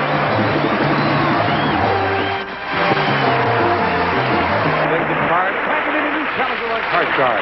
Rick Flinker. Hello, Rick. Nice to have you here. Nice to be here. Won't you tell us about yourself? I sure will. I am an expert in the art of mixology, which means I'm a bartender. But what I really want to be when I grow up is a country music singing star, so I like to go around to these country clubs here in L.A. and try out on talent night, compete. Oh, do you do that now? Yes, I do. I try to go every week. Have you won any? No, I haven't, but I keep trying. Well, that's nice. You're not a failure until you give up, right? That's so right. You keep on trying. I usually bring down the house, you know. How about, what, Gene? Gene, what? Make him sing? You mean you don't want to hear Rick? You don't want to hear Rick sing? Can you give us a couple of bars? Sure do. Looking for love in all the wrong places. Looking for love in too many faces. Searching their eyes and looking for traces of what I'm dreaming That's very nice, Rick. Way to go. Thank you for sharing some of your talent. You're welcome. Now, if you'll mix and drink for us and share the rest of your talent, we'd appreciate it. Love to. Nice to have you here. You cut the cards? Yes, I did. Here we go. Nice, gentlemen. We appreciate that. And we'll start. Best 2 games out of 3. As always, we start with the champion, Helen. Helen, we asked 100 professional baseball players. Generally speaking, does making love the night before a game help you play baseball better the next day? How many baseball players said, yeah, making love at night before a game does make them a better player? Well, I'm a real Rams fan, and I know some of the Rams, and they absolutely say no. Interesting choice of words. They say no, and not before. So I'll say that's a very low number, about 20. 20 out of 100 baseball players said they are better players because they're romantic the night before. I know I'm not an athlete. I'm a singer, right? But I know it's always been a very unorthodox thing to do to make love before the day of a game. But I think there are a lot of rebel athletes out there who are willing to take a chance because they think that's just like an old wives' tale or maybe an old coach's tale. So I'm going to say it's going to be a little bit higher. A little higher. Yeah. If it is higher, you'll play your cards. If not, it'll be Helen with hers. Hit the answer in the head at any time. We'll give you a $500 bonus. You figure it'd be they're worth trying it, right? Right. Sure. Definitely. The actual number of baseball players who said that making love the night before a game does make them a better player is 48. You're right, Rick. Yeah. 48. So Rick starts off the match with a 5. I'd like to keep that card, and I will go higher. Higher than the 5? No, it's 2 is not higher. Rick stays at that base card, giving Helen a free chance at a 3. Higher. Higher than a 3. A queen. Risking it lower. An 8. And we'll move over the queen's bar to protect that position. Can't take you back any further than that. Helen has to call 2 cards to win the first game of the match. And Rick, we asked 100 psychiatrists. Does a woman usually hold a grudge longer than a man? How many psychiatrists said, yes, a woman does hold a grudge longer than a man? Well, I don't think women are like elephants. Elephants never forget, right? I think no, they're not like elephants. That's no, true. Definitely not. I'd say that a lot softer. The men I know definitely hold grudges a lot longer. So I'm going to say that that number is... How many say the woman holds a grudge longer? I think that's going to be about 40. 40 out of 100 psychiatrists said a woman holds a grudge longer. Well, that's very petty, and women are not petty, so I'm going to say it's even, How many say the woman holds the grudge longer? I'll say it's lower. Even lower than that? Yeah. Well, the actual number of psychiatrists who said a woman holds a grudge longer than a man is 67, not lower. It's higher. The women hold the grudges more. And, Rick, you're looking at a 5. Well, even though that is a pretty good cut, I think I'd like to change it for luck. This time you want to change it, and you win the question. You have the right to change it. A 6. Not as Didn't good. help much, did it? I'm going to go higher. Higher than the 6. No. Ooh, what a bad change that was, because you've got a double, and against an opponent it had to be higher. Helen, it gives you a free chance. I'm going to go lower. Lower than the 8. No, a 9 is not lower. Fill in the spaces in question 3. To Helen. Helen, we found 100 men who are being kept by a woman. And we asked them, if your lady asked you to marry her, would you say yes? How many men said if the lady paying their expenses proposed to them, they would marry her? Well, I think if they're being kept by the woman, she must have money, and they would marry for money. So I'm going to say that's probably about 58. 58. Seems like they do other things for money, so would they marry her? Rick, higher or lower? Anyone who's being kept by a woman, Artie is probably a pretty liberal person. And I think they like that freedom that they get by living with a woman who's just keeping them. And sometimes the woman who's keeping them doesn't mind if they see other women. So I'm going to say that's going to be a little lower. Lower. You're writing a whole scenario there, Rick. All right, 58 and lower. The actual number of men being kept who said if their woman proposed they would marry her is 49, a little bit lower. Yes, almost half of them would. Rick, a 6, and again, your I'm going to change that card. Doesn't like the 6. A 3 is good card. Higher. Higher than a 3. A king. Lower. Lower than the king. A 10. 3. Now as Rick freezes, Helen with an 8 needs 2. Rick with a 7 needs 2. Sudden death. Someone's going to have to win it on this play of the cards. Rick, we found 100 men who are top business executives, and we asked them, if you found out that one of your best employees had lied about his experience to get his job, would you fire him? How many business executives would fire one of their best employees because he had lied about his past job experience? If he's one of their best employees, they're not going to fire him, because I think they expect that a little exaggeration on a resume. So I'm going to say that'll be a low number, 25. 25 out of 100 said they would fire him, Helen. On the other hand, I think that loyalty is very important in business, and they need to know people are going to be telling them the truth. So I'm going to say it's a little bit higher. Higher than that. Both opposite views on this one, and it decides control and sudden death. The actual number of business executives who would fire a good employee because he had lied about his experience is 24. Not higher by 1. It's lower, and Rick gets control. Where you can play it or you can pass it to Helen, you've got control of the board. Rick, what's it going to be? Play or pass? I'm going to have to pass that. You're going to pass it. And Helen, you're up the middle with an 8. You've got to play it, and you must call them both right. One mistake, it belongs to Rick. So what do you say with that middle card? Well, let's try higher this time. Higher than the 8. An 8! For the first game of the match, yes! Helen made the right choice on that middle 8, and she has game 1. We'll be right back at you with game 2 in a moment, right after we take time out for this commercial break.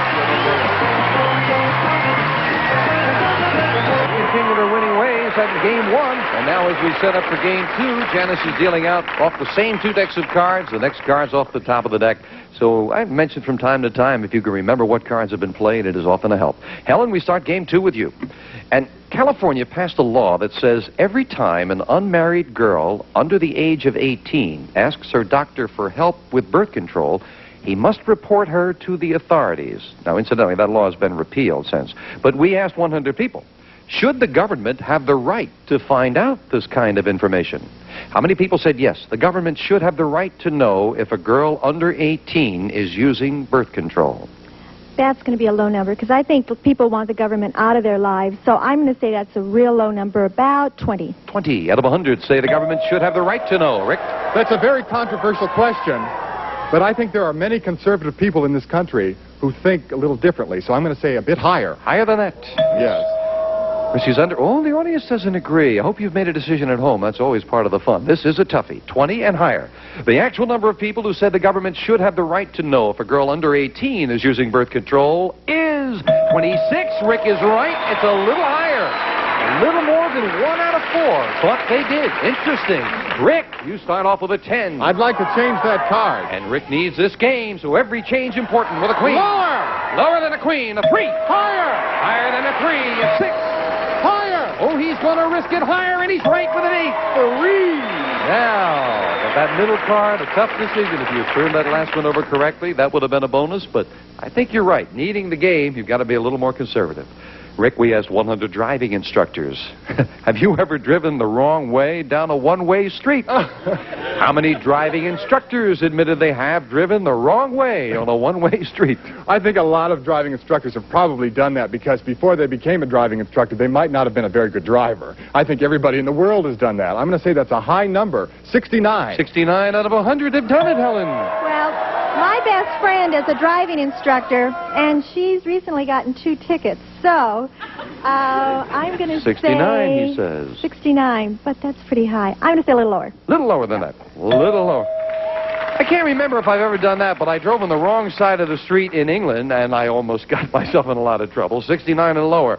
The actual number of driving instructors who have driven the wrong way down a one-way street is 46. You're right, it's lower. Almost half of the math. Helen starts off this game with a 5. Let's change it. Well, kind of a borderline card. Did she make the right choice? Yes. Lower. Lower than the ace, the jack. Lower. Lower than the jack, a 7. Please. Well, not going to try to run. She needs 2 cards for the championship. And the question to Helen. We asked 100 single women. Is there a man in your life you'd marry in a second if only he would just ask? How many women said there is a man they'd marry if only he'd ask? I think that's going to be a pretty high number because people, single women have someone that they've got in mind all the time. So I'm going to say about 55. 55 out of 100. Rick? I think the number will be even higher than that. Yeah, higher than that. I don't know. I think it might be lower, but let's find out. 55 and higher. The actual number of single women who said there is a man they'd marry if only he'd ask is 35. It's lower. I think they kind of know who they want to marry. And Helen, you've got a 7. Let's change that card. Big change, needing 2 cards for the championship. A 2, a great save. Higher than a 2, a 9. Lower. If it's lower, Helen again goes for the big money. No. The ace is not lower. Rick, you've got a reprieve and a free chance to call up the 8 to tie up the match. Higher than that middle 8? No. He wasn't listening. We'll have sudden death coming at you in a moment right after this.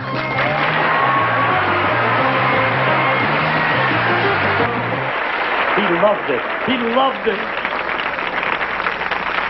Why did you say he should come back, Janice?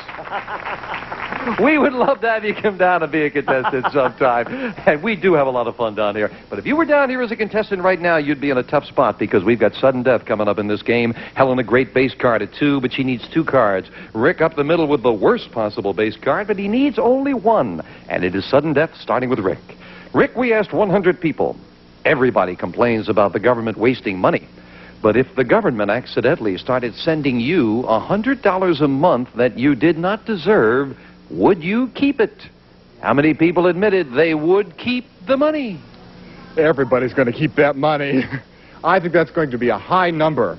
I'd say 75. 75 out of 100 would keep the money if the government sent it, Helen. Higher or lower?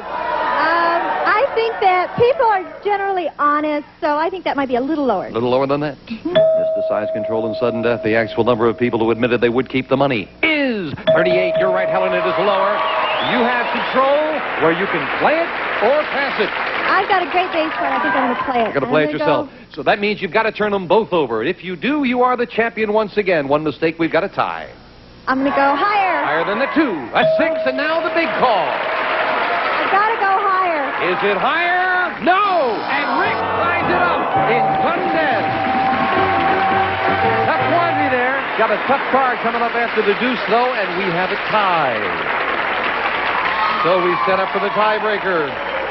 They were listening that time, Rick. Oh, they sure were. We got a tie. 3 cards up there, 3 questions here, right down to the wire with a good match. Helen, our man on the street, went to Japan, where he asked 100 Japanese boys, do you stand up when your father enters the room?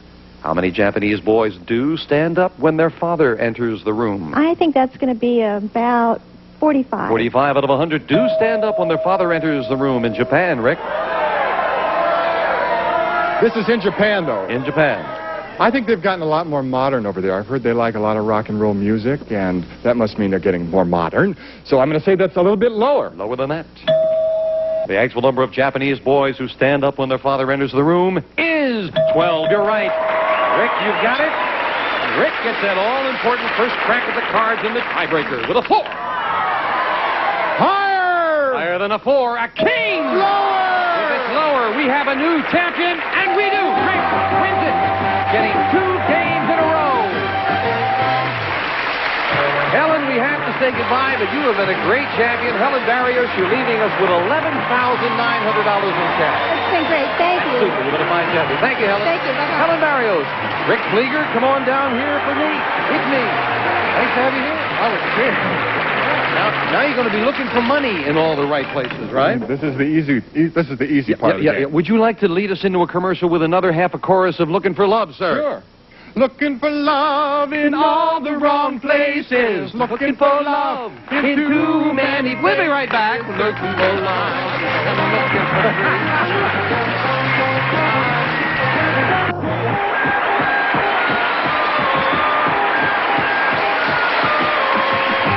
He's gone to a lot of blanking trouble to look good. The least you could do is watch.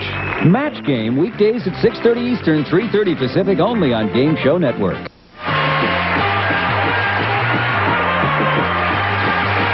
This is Gene Wood speaking for Card Shark, a Mark Goodson, Bill Todman production.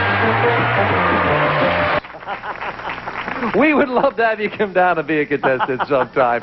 And we do have a lot of fun down here. But if you were down here as a contestant right now, you'd be in a tough spot because we've got sudden death coming up in this game. Helen, a great base card at 2, but she needs 2 cards. Rick up the middle with the worst possible base card, but he needs only 1. And it is sudden death starting with Rick. Rick, we asked 100 people. Everybody complains about the government wasting money. But if the government accidentally starts...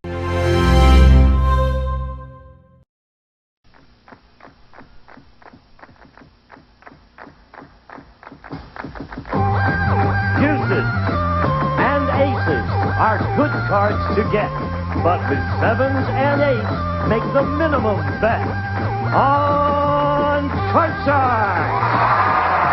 And here's the host of Card Shark, Jim Curry. Thank you. Thank you very much.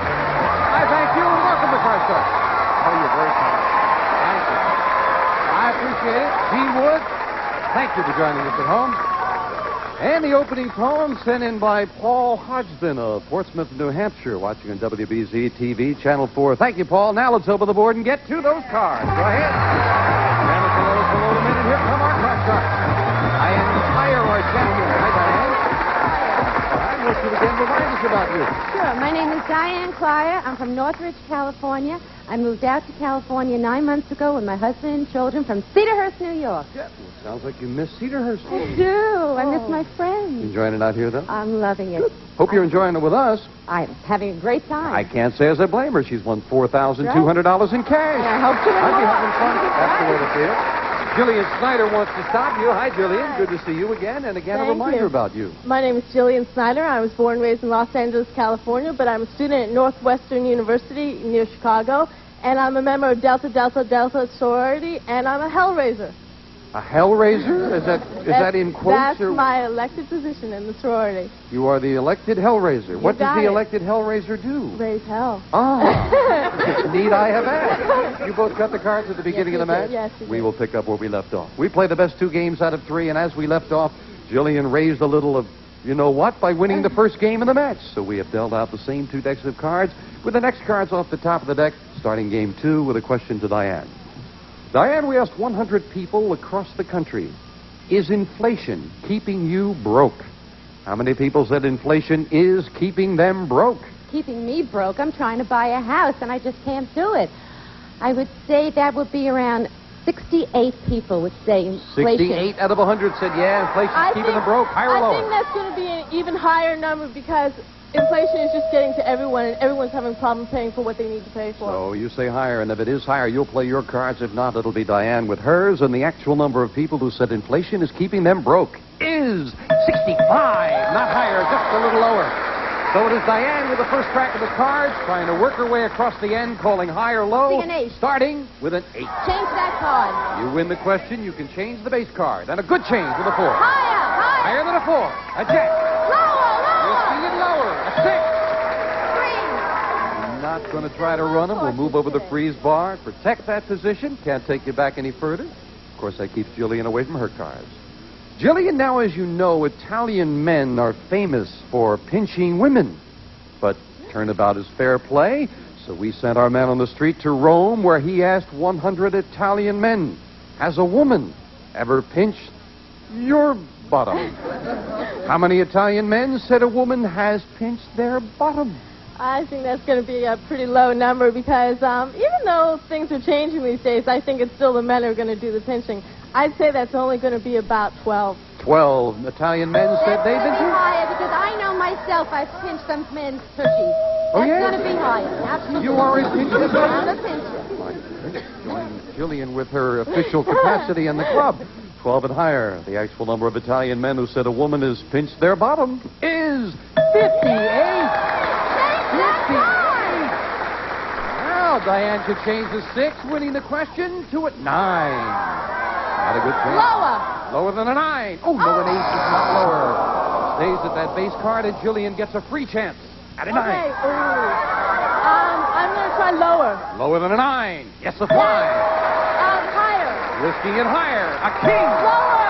Lower than the king. An 8. Not going to try to turn that last card over. She'll freeze. Jillian needs 1 card. Diane needs 2. We'll have question 3 right after this. Well, with game 1 going to the challenger, in the middle of game 2, now it's Diane needing 2 cards. Jillian needs 1. Question 3 goes to Diane. Diane, we asked 100 high school teachers, can your students read and write as well as you could when you were their age? How many teachers said yes, their students can read and write as well as they could? Well, unfortunately, today the school system is not the greatest. And I know from experience, my sister is a teacher, and the children today in school are just not what they used to be. I'm going to say that's going to be low 43. 43 out of 100 say they can read and write as well as in their day. I think I agree with her about the school system, and I know that when I've been in classes where teachers have often said that things are not the same at all when they were growing up. I think it's going to be even lower. Even lower than that? Yeah. You have less faith. Reading and writing, you would think, would be the basics. Let's find out. 43 and lower. The actual number of teachers who said their students can read and write as well as they could is 17. Boy, is that lower.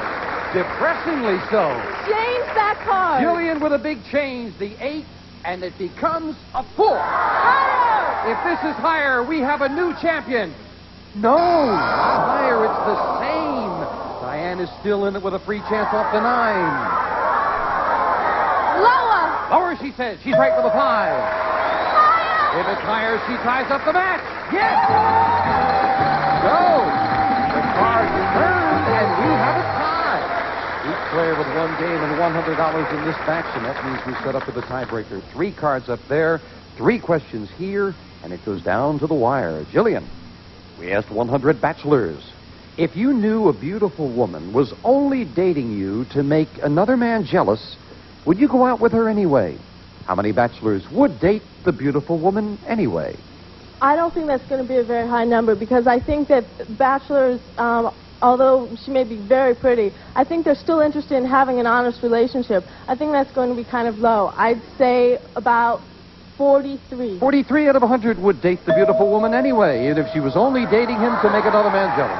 I think that's going to be a little bit higher. Higher than that. Did Gene Wood's dirty laugh have anything to do with that about honest relationship? He'll take the beautiful woman. 43 and higher. The actual number of bachelors who would date a beautiful woman even if they knew she was only trying to make another man jealous is 39. Not higher, a little lower. Jillian in the tiebreaker gets that first crack at the cards as she starts with a 9.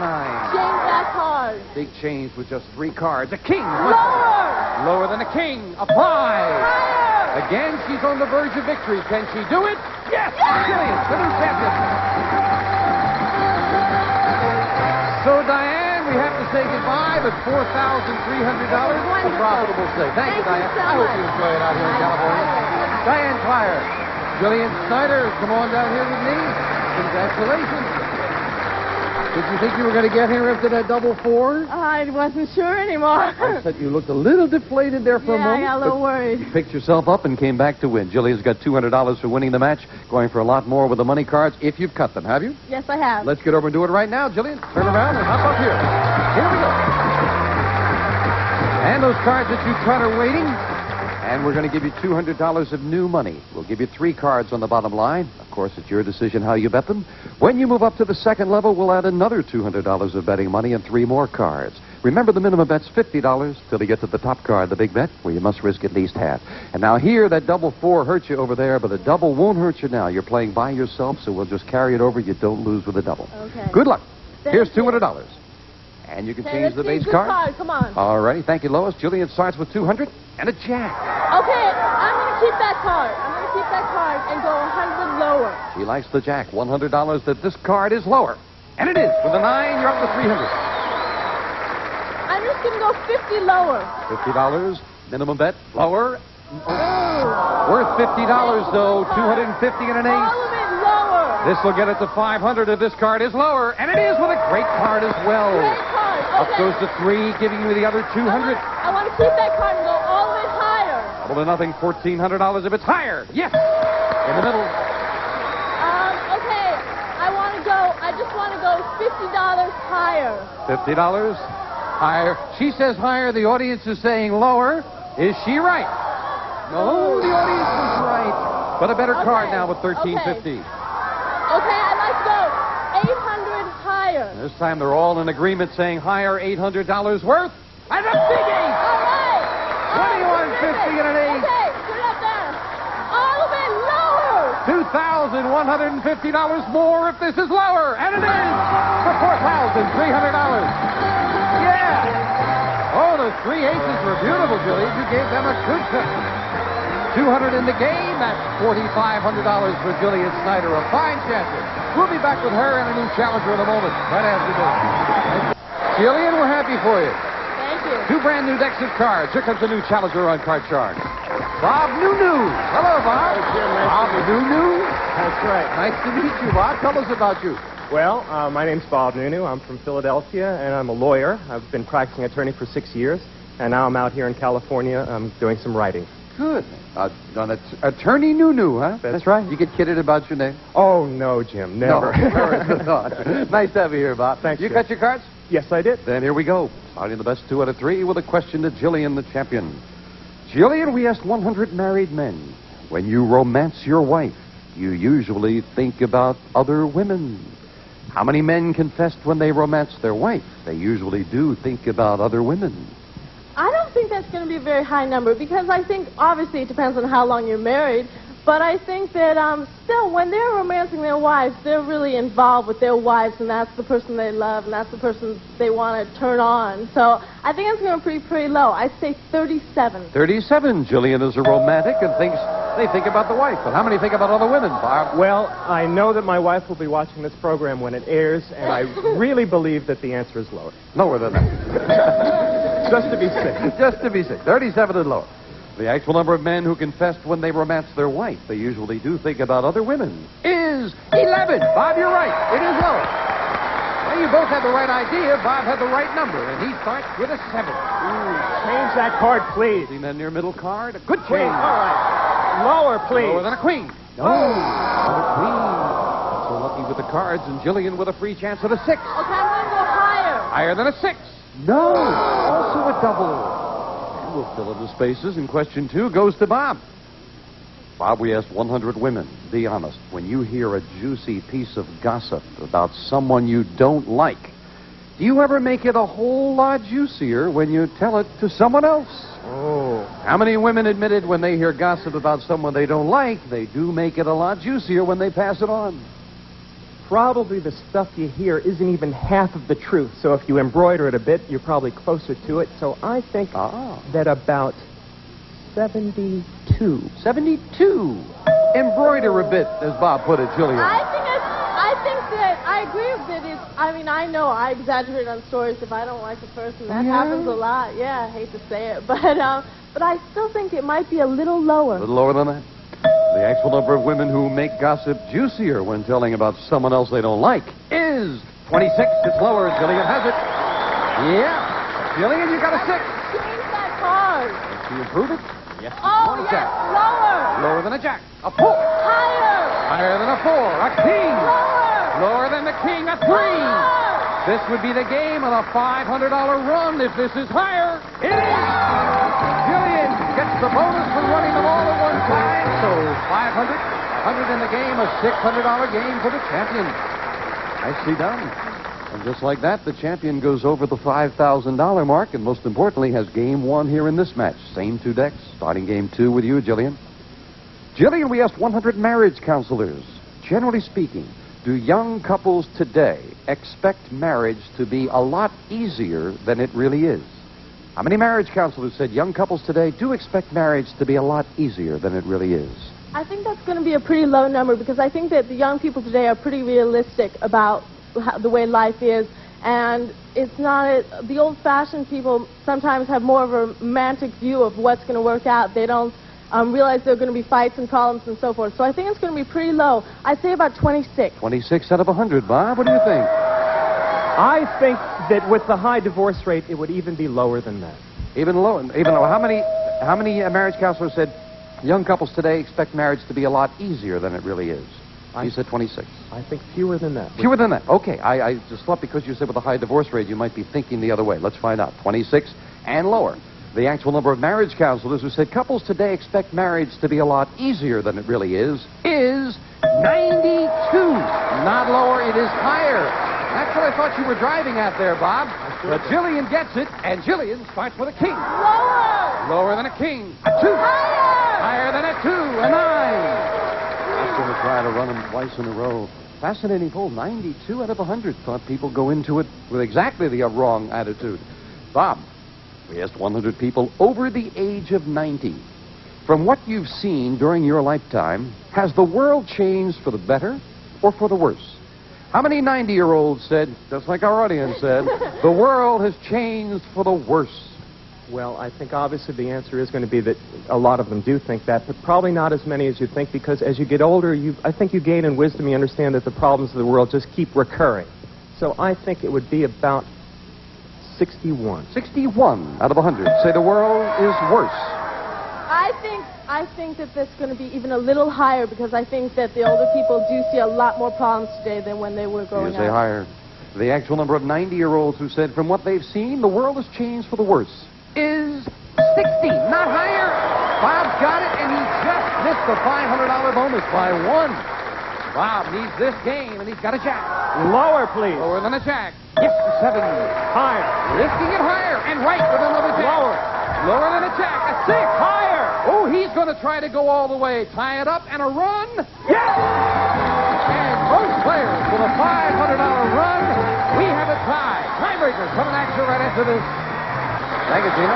Maybe you'll be as good a player as these two. Both of them with a $500 run. With a tie, we have the tiebreaker. And we start the tiebreaker with a question to Jillian. Jillian, we asked 100 men, could you give up sex completely and still enjoy life? How many men claim they could give up sex and still enjoy life? Well, You're giggling, Jillian.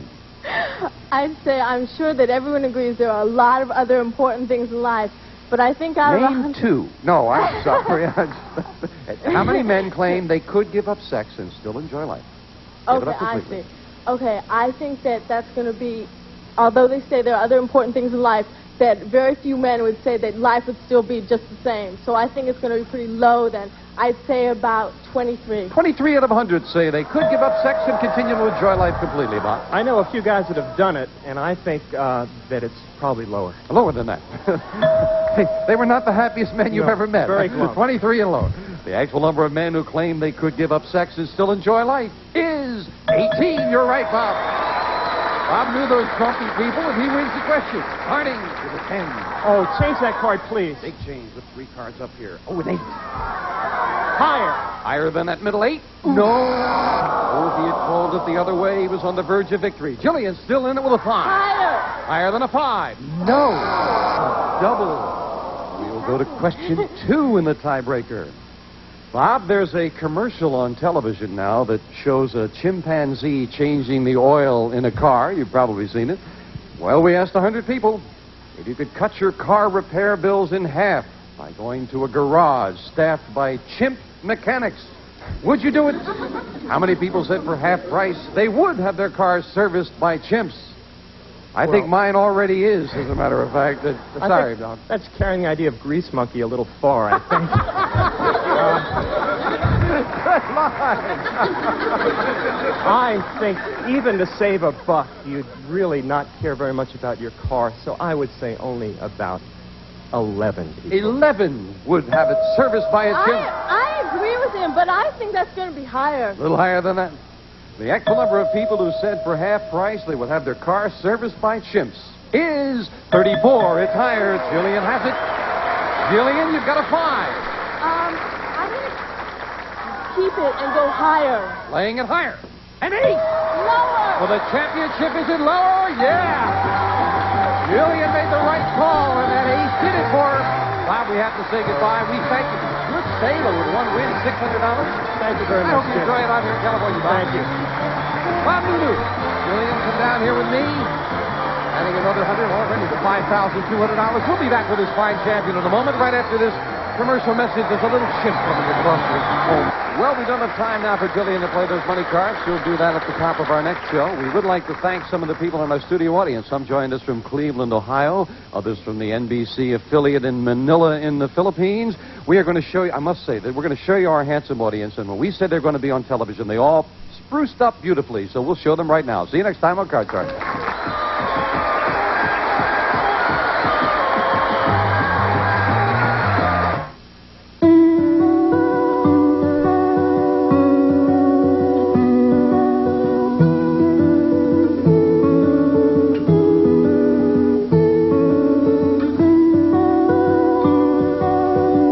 Game Show Network. A winner every 30 minutes, guaranteed.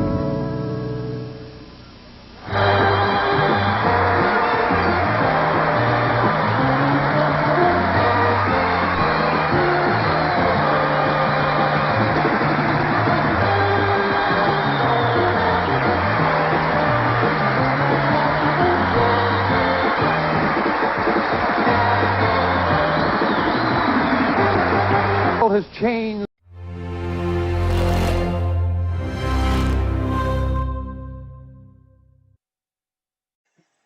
That's our show for you today. We'll be back next time for another edition of Fever Chat. And next week, we're bringing on the passwords from my vault. We'll see you then. Bye-bye. Score Productions. Hit it!